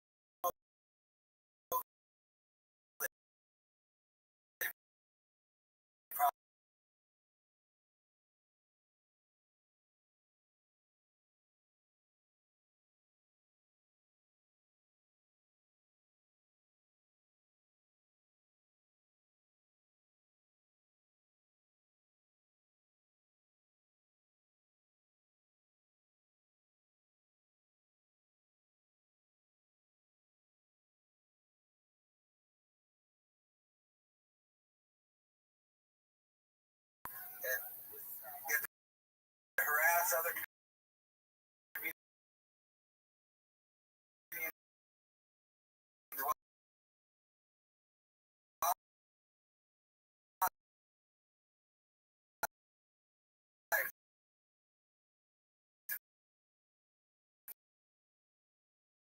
try to sleep with have. And all the wives talk about how your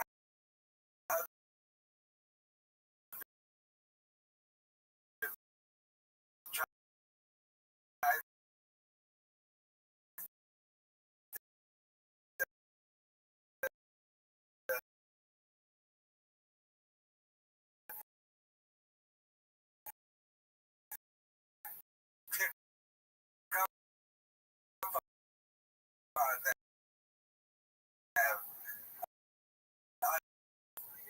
like Rogan, Dana White, that's it. But yeah. So she's in Vegas partying.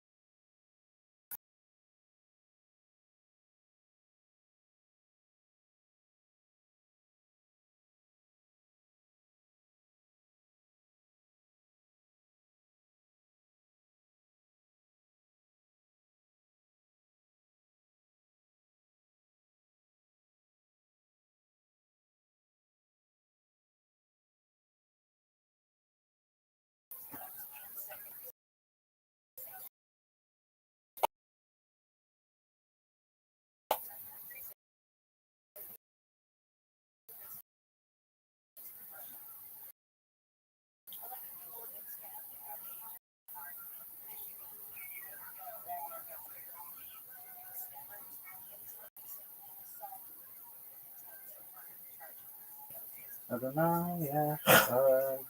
Yeah, but they love that. And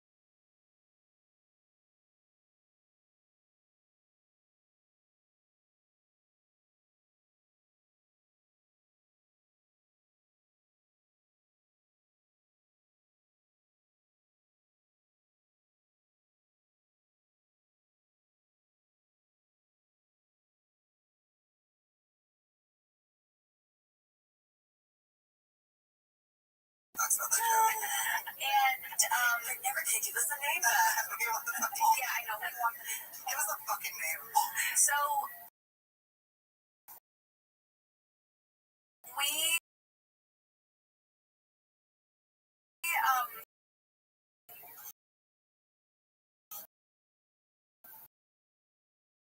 in this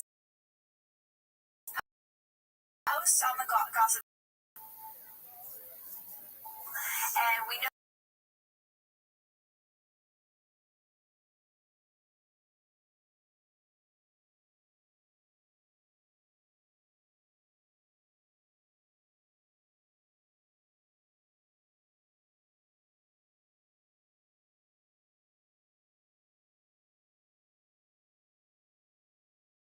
and the tension you were feeling was real amongst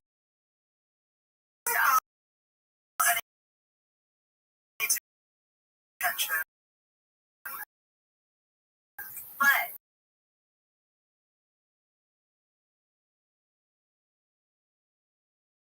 even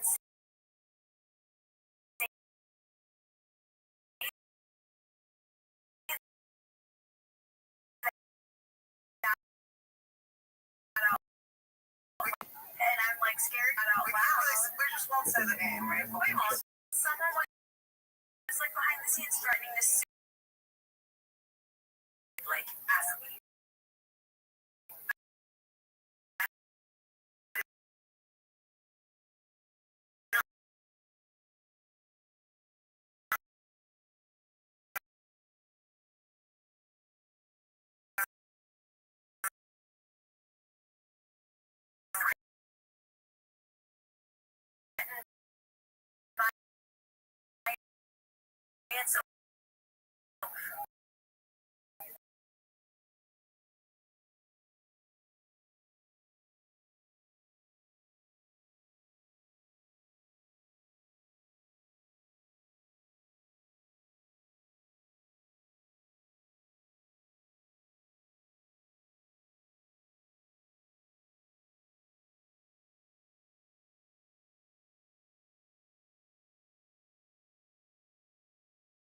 Already out there, you little bitch. Yeah. Can't confirm. Yeah.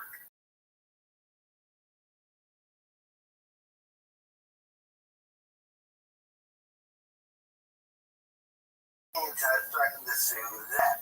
Now, Brendan Job suing YouTubers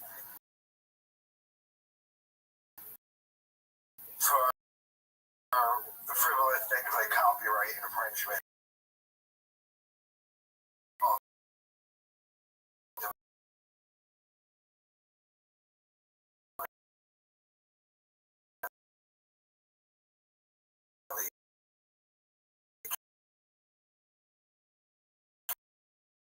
Care about.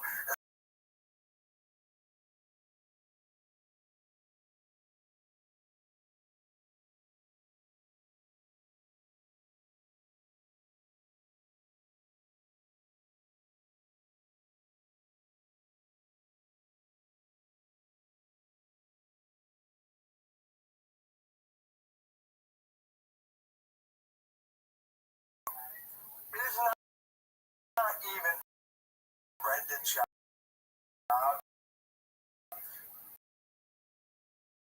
It's all the people behind Brendan. It's the Brian Callens, the Sam Tripoli's people for making fun of him and telling stories. Pathetic. And these girls just telling me story. Never gonna confirm it's him. And she didn't even walk me to my truck. Comment. And that's probably when they first got threatened with the little lawsuit. So Brendan Schaub decision went just to threaten the lawsuit. Like he probably had his lawyer send him a letter saying, "Shut up or we'll sue you." If Brendan Schaub is in such an open relationship with his wife that everyone seems to claim, dude, it's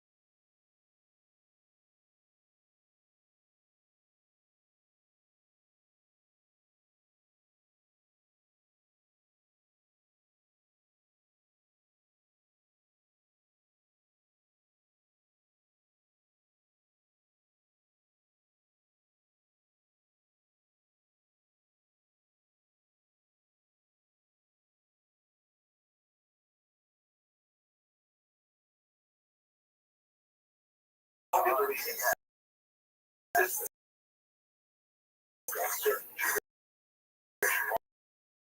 markers of identity. For example, most surveys indicate that Jews, no matter how tenuous their connection to Judaism is, they never retain a high degree of fears that they may manifest or not necessarily be in harmony with that view.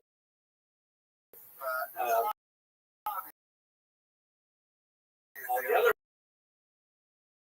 hand, every other marker shows Jews kind of walking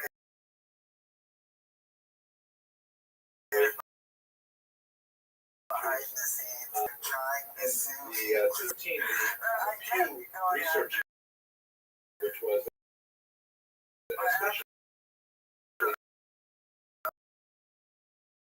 the actual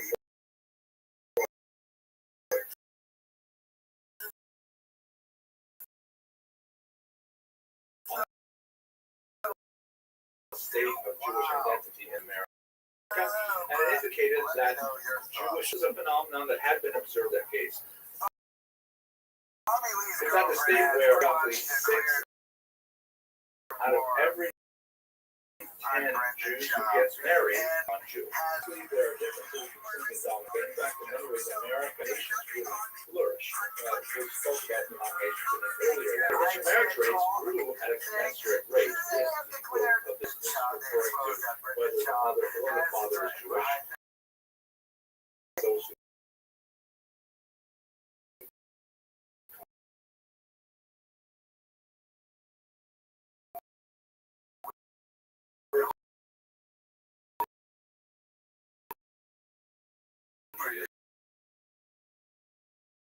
of children born of American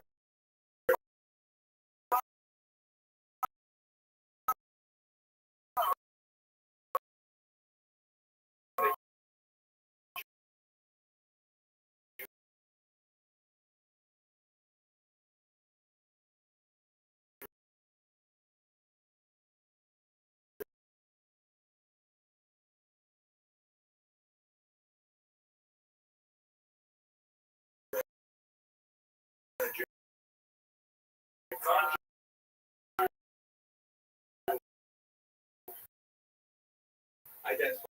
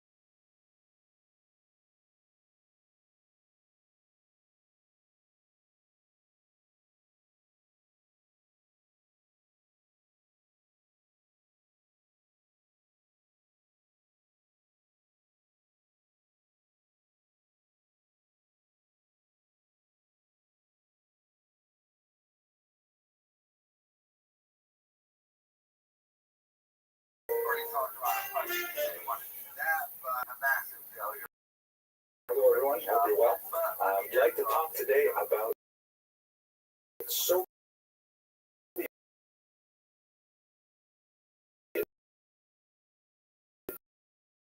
Jewish history.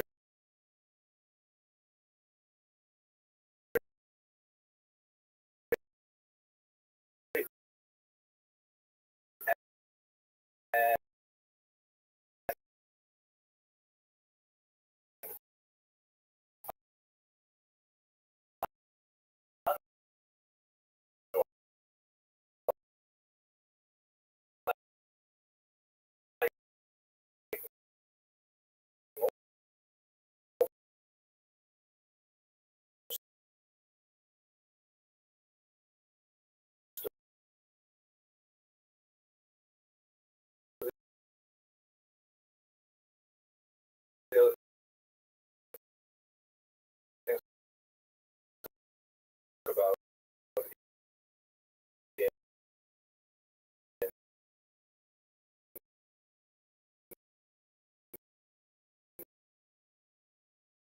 this series.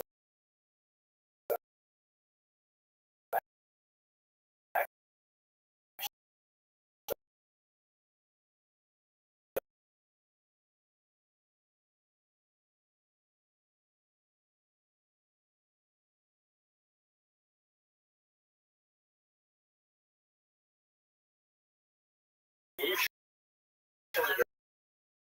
1917,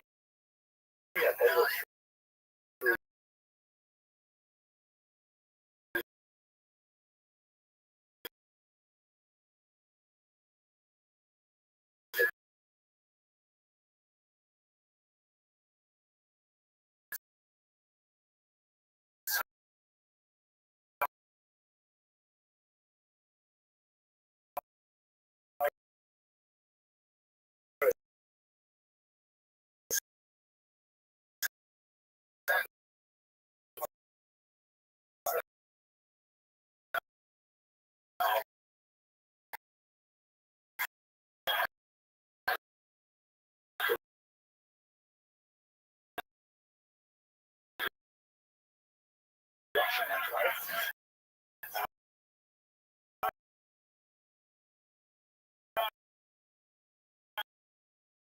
And it lasted.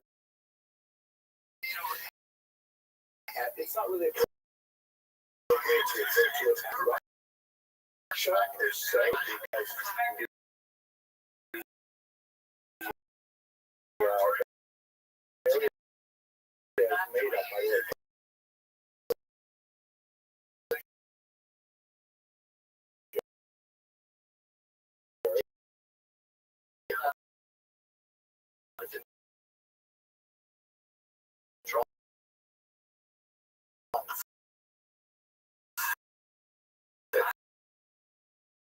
up by the land surface from a massive amount of territory, and it covers many different ethnicities.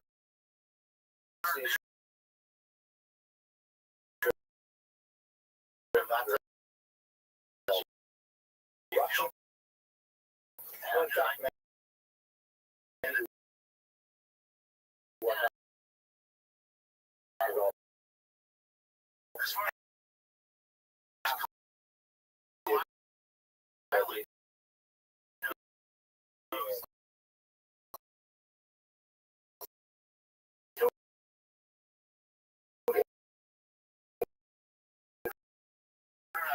Russia and others. So we'll speak about the Soviet Union. Prior to that, the Russian Empire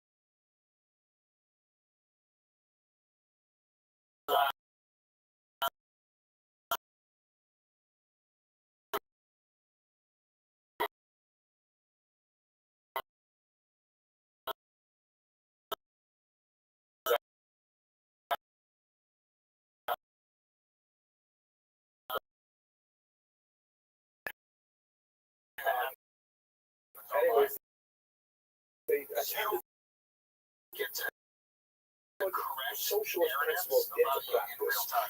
With this idea of shared wealth, idea of shared resources, of nationalizing industry, of deprivatizing, things like that.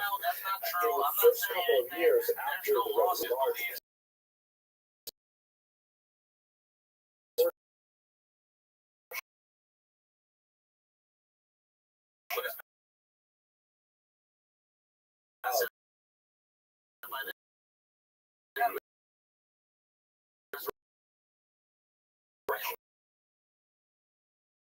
empire.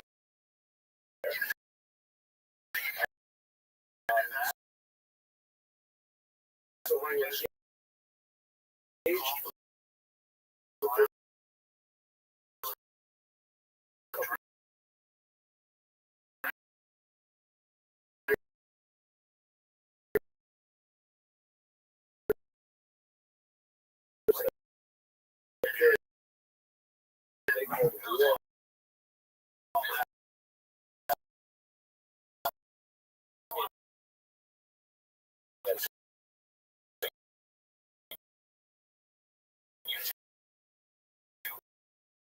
which represented an attempt dramatically and rapidly introduce communism.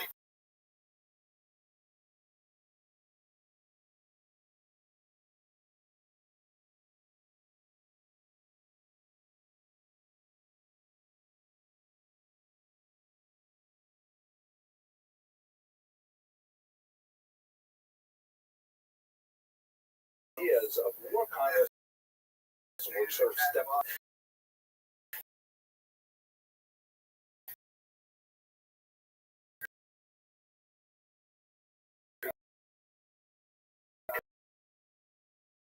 as the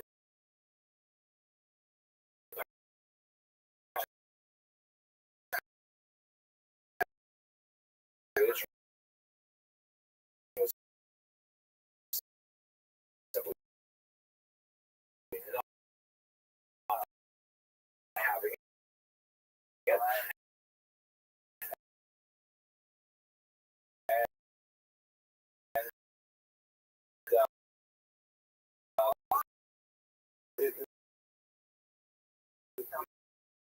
These kind of restrictive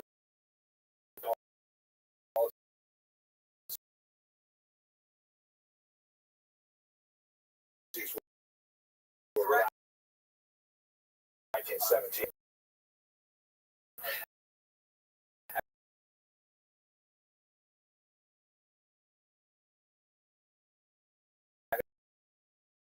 Especially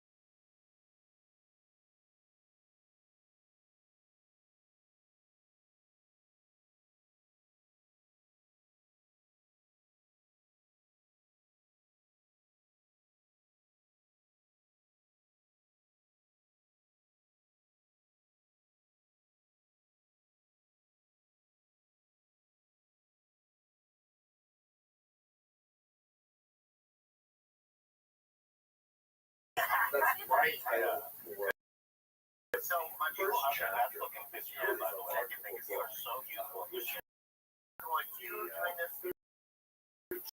so he was going to during this you were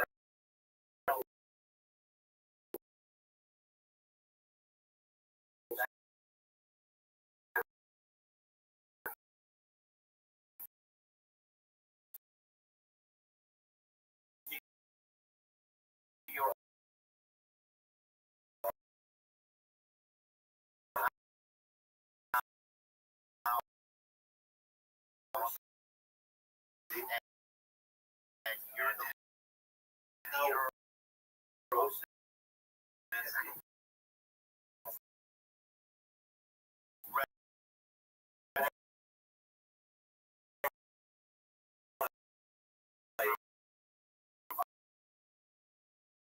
you look at it from what I hear.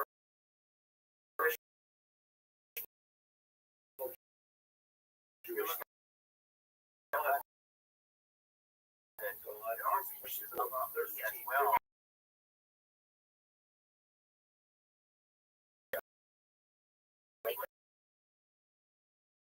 Him and I, like, were able to find common ground. It's like, look, I'm receiving wrong information, and I can understand that. I can forgive that.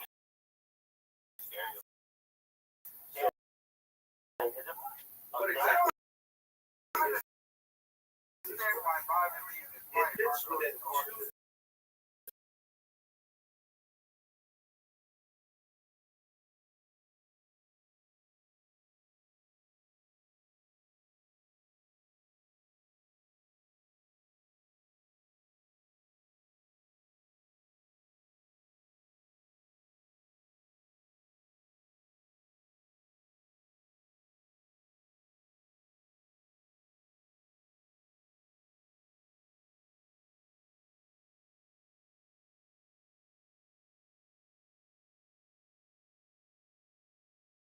That's what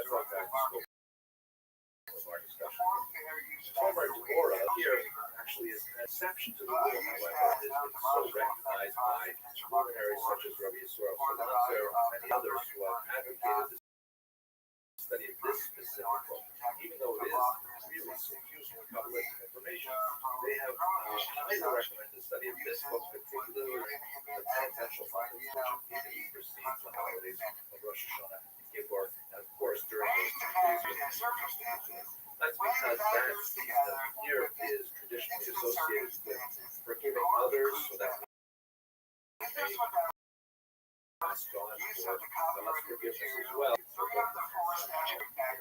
Evaded traditional thing. Well, that's what there's a lot of reasons why it's exactly like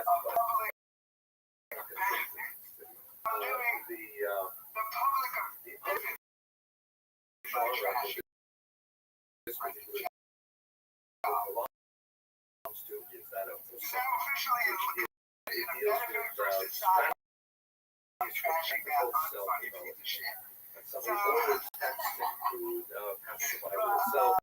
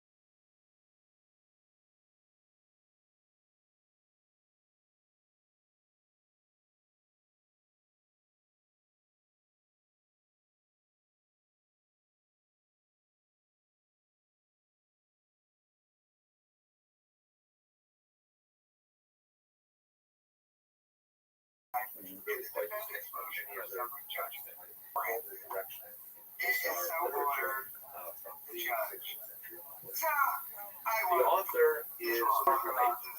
Please and read specifically all of his documents. eventually went on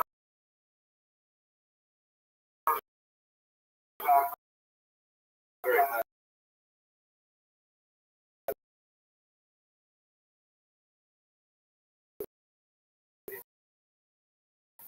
They were only taken down because of this lawsuit.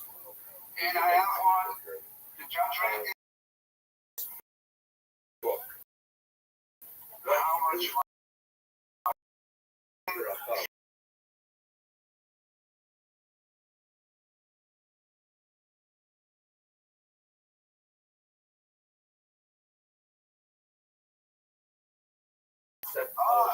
how much the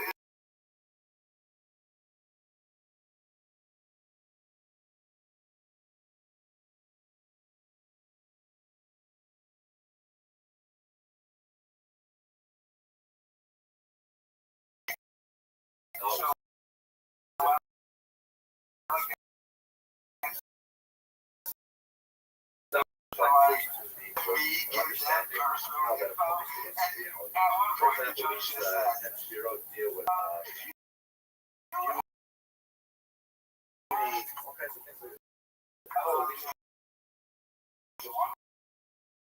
these characteristics in our story as we go through the website, which has been set up specifically to support these videos and the text, and there you'll get actual samples of the text as well, and it'd be great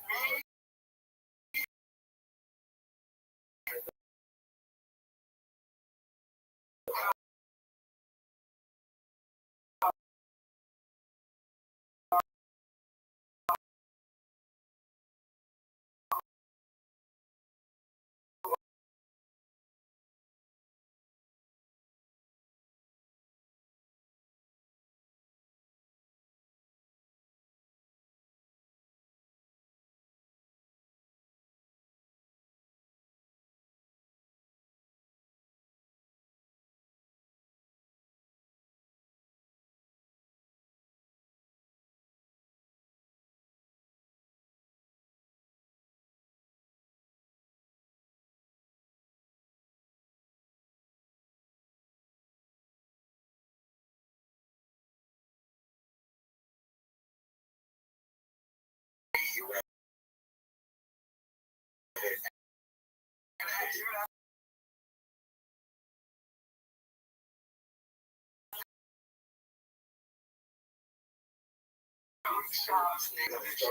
first video, just click on the entire text that you're on the hope you find it and you get my permission. I don't care, but I was insane to begin with stupid Super Bowl video in which he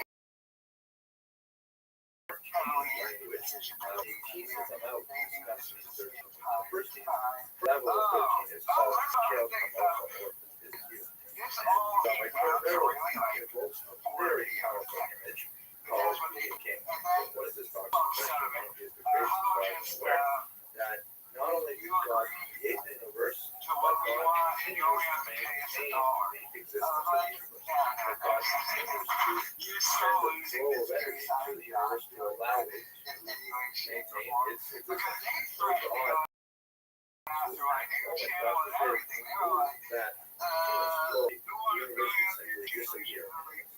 the idea is that God did not just like see this sort of create the world and then step long, winding up and walking away. God continues to provide this flow of energy to the universe and multiply.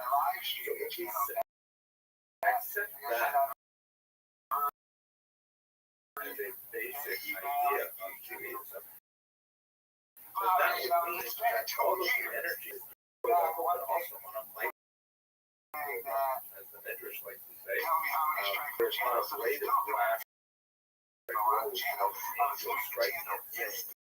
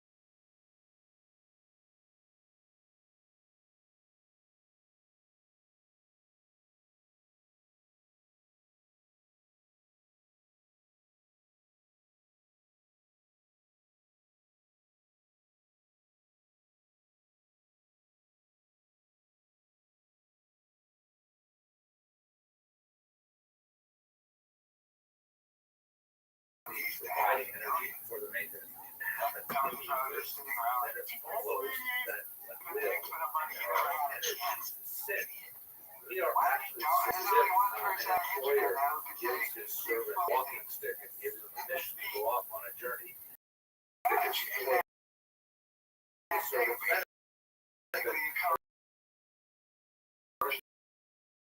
The servant picks up the stick and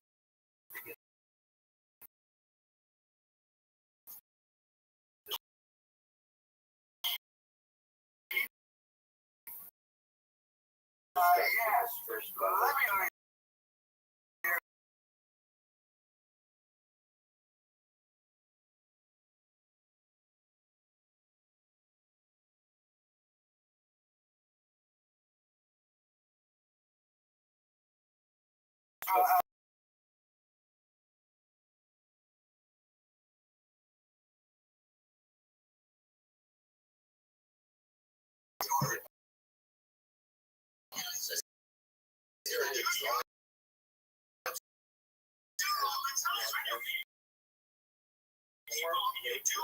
alter the behavior of the water and other magazine in order to moderate use of and at a very moment taking advantage of that salvation in order to rescue their lives.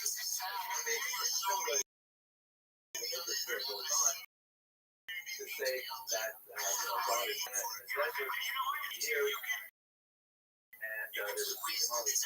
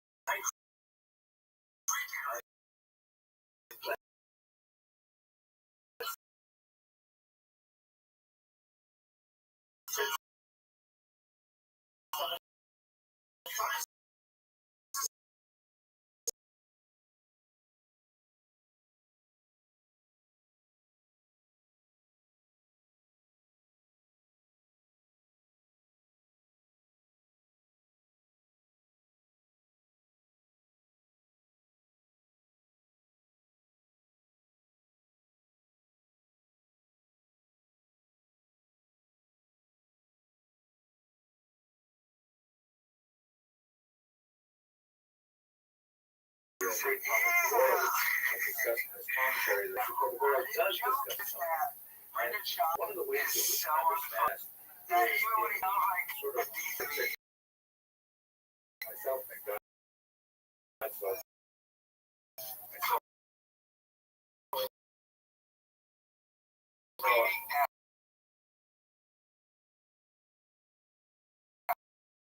A little bit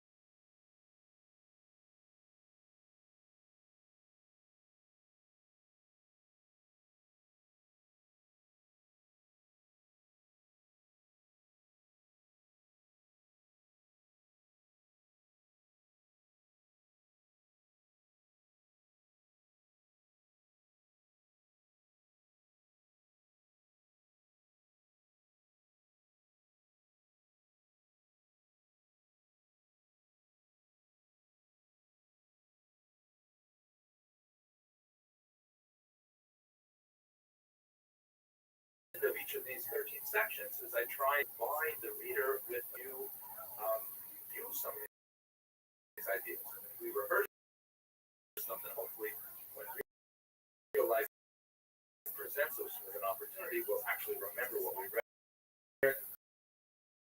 Check out line of the grocery store. You have to be in the express line.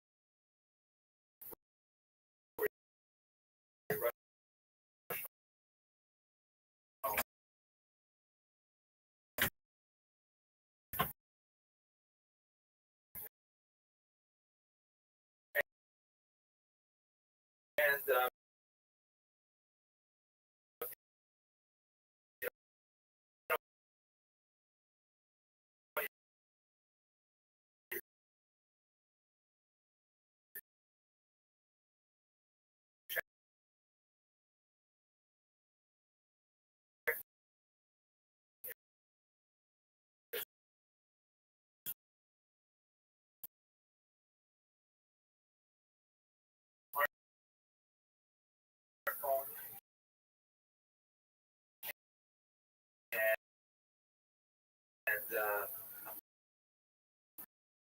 person behind you says, listen, do you mind? Chutzpah, to use the Yiddish expression. What's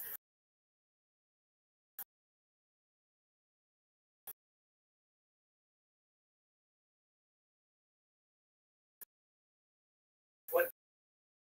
No, now, okay. In the grand scheme of things,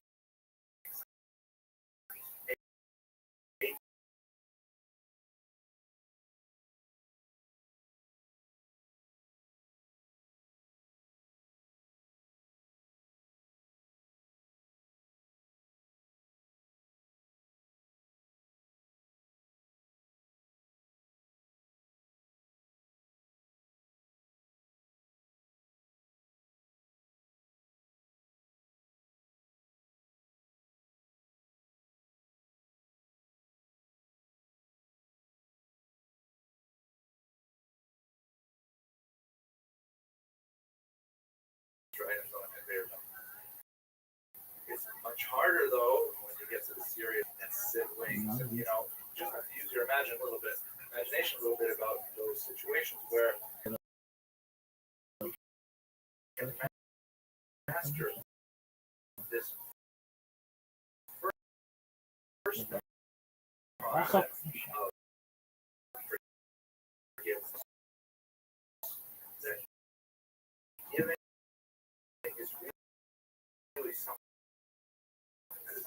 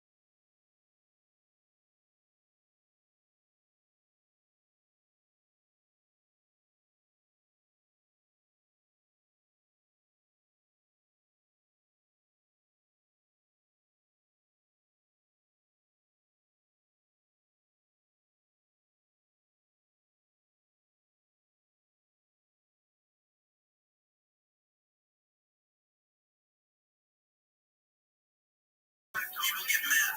People get.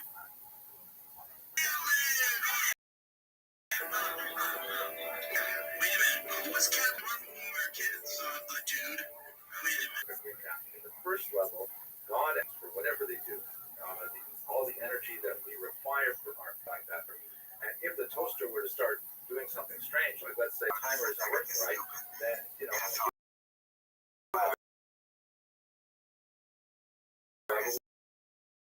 we just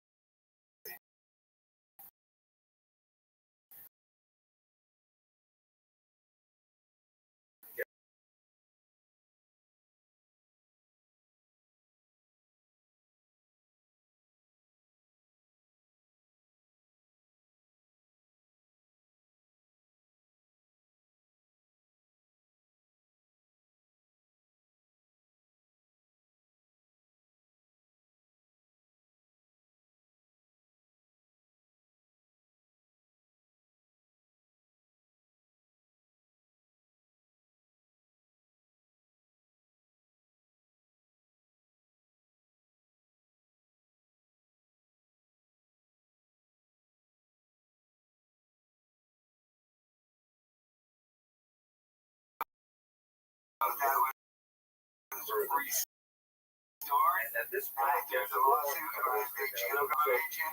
Here's a basic, very positive negative. And when issued by that is releases a children taught that when they say a blessing goes positive energy, well, benefit the world. That's also makers of these defenders come forward and say, I don't know if you do charity in this moment, or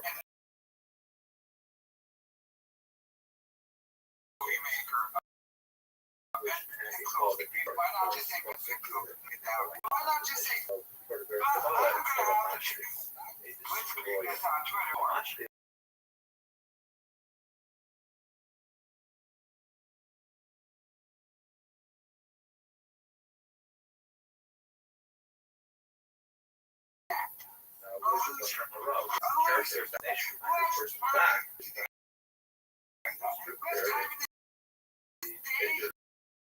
standing there, the negative energy is there. So this is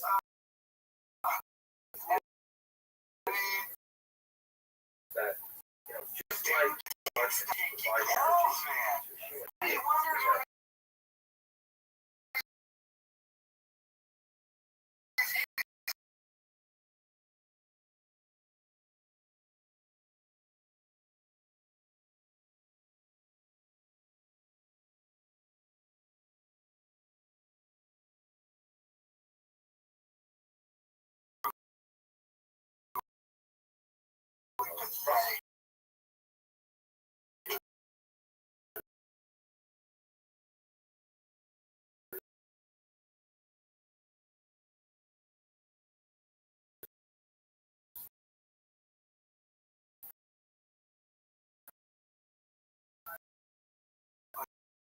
It also require constant.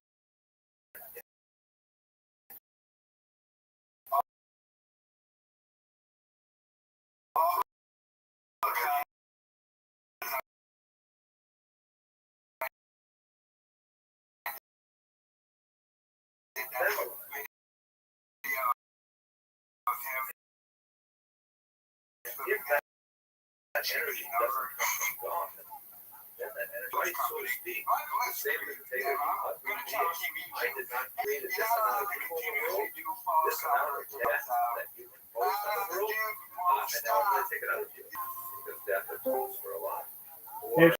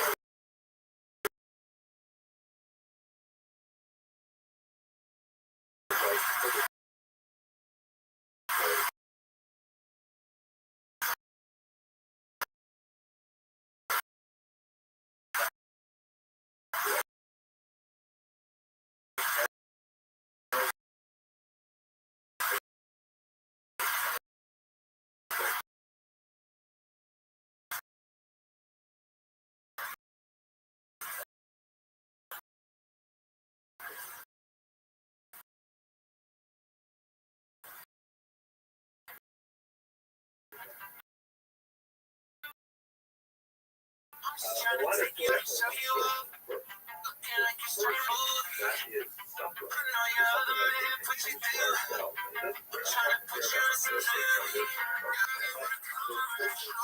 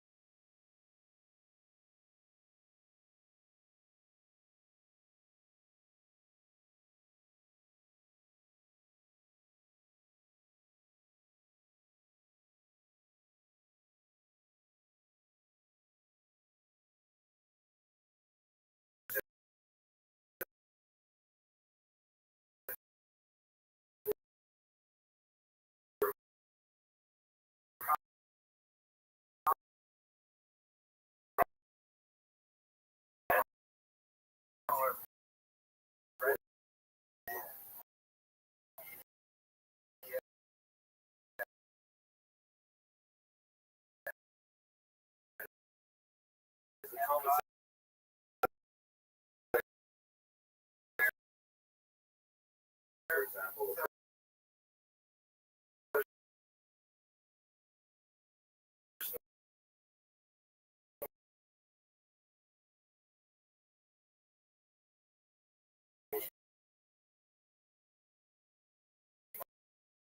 money to two people. There's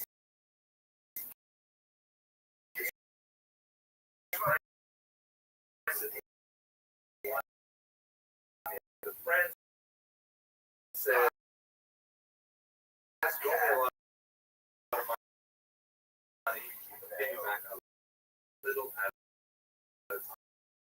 And like,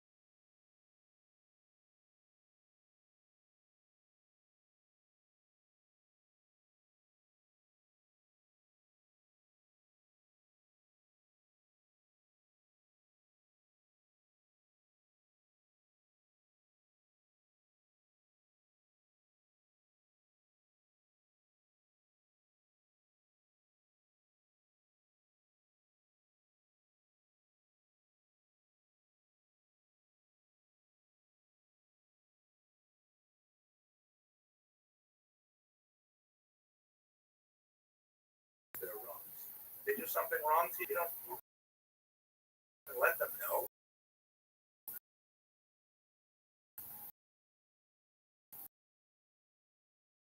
But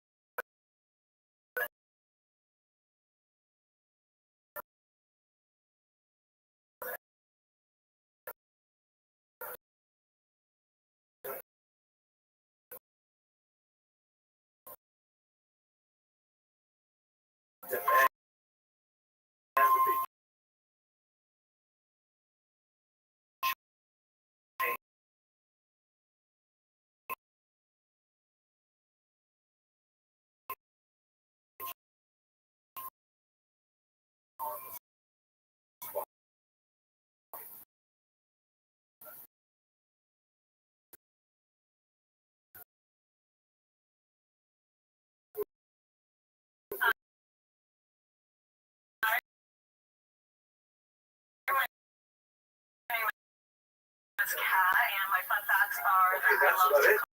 How long do you think you can grow? I like to roll cry. You just like to. I don't like to watch men suffer, make them suffer. That's the real secret. Play with my phone before I start collecting your tears.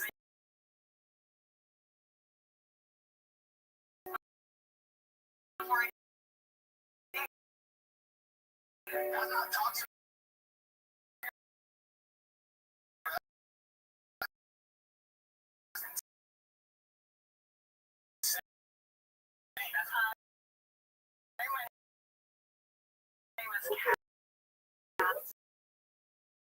Again, let's do the job.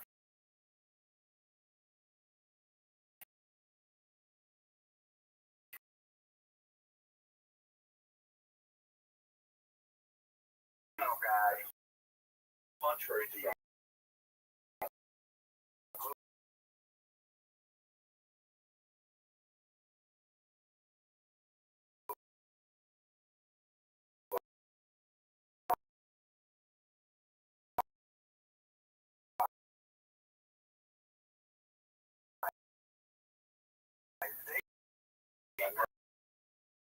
Continues to supply this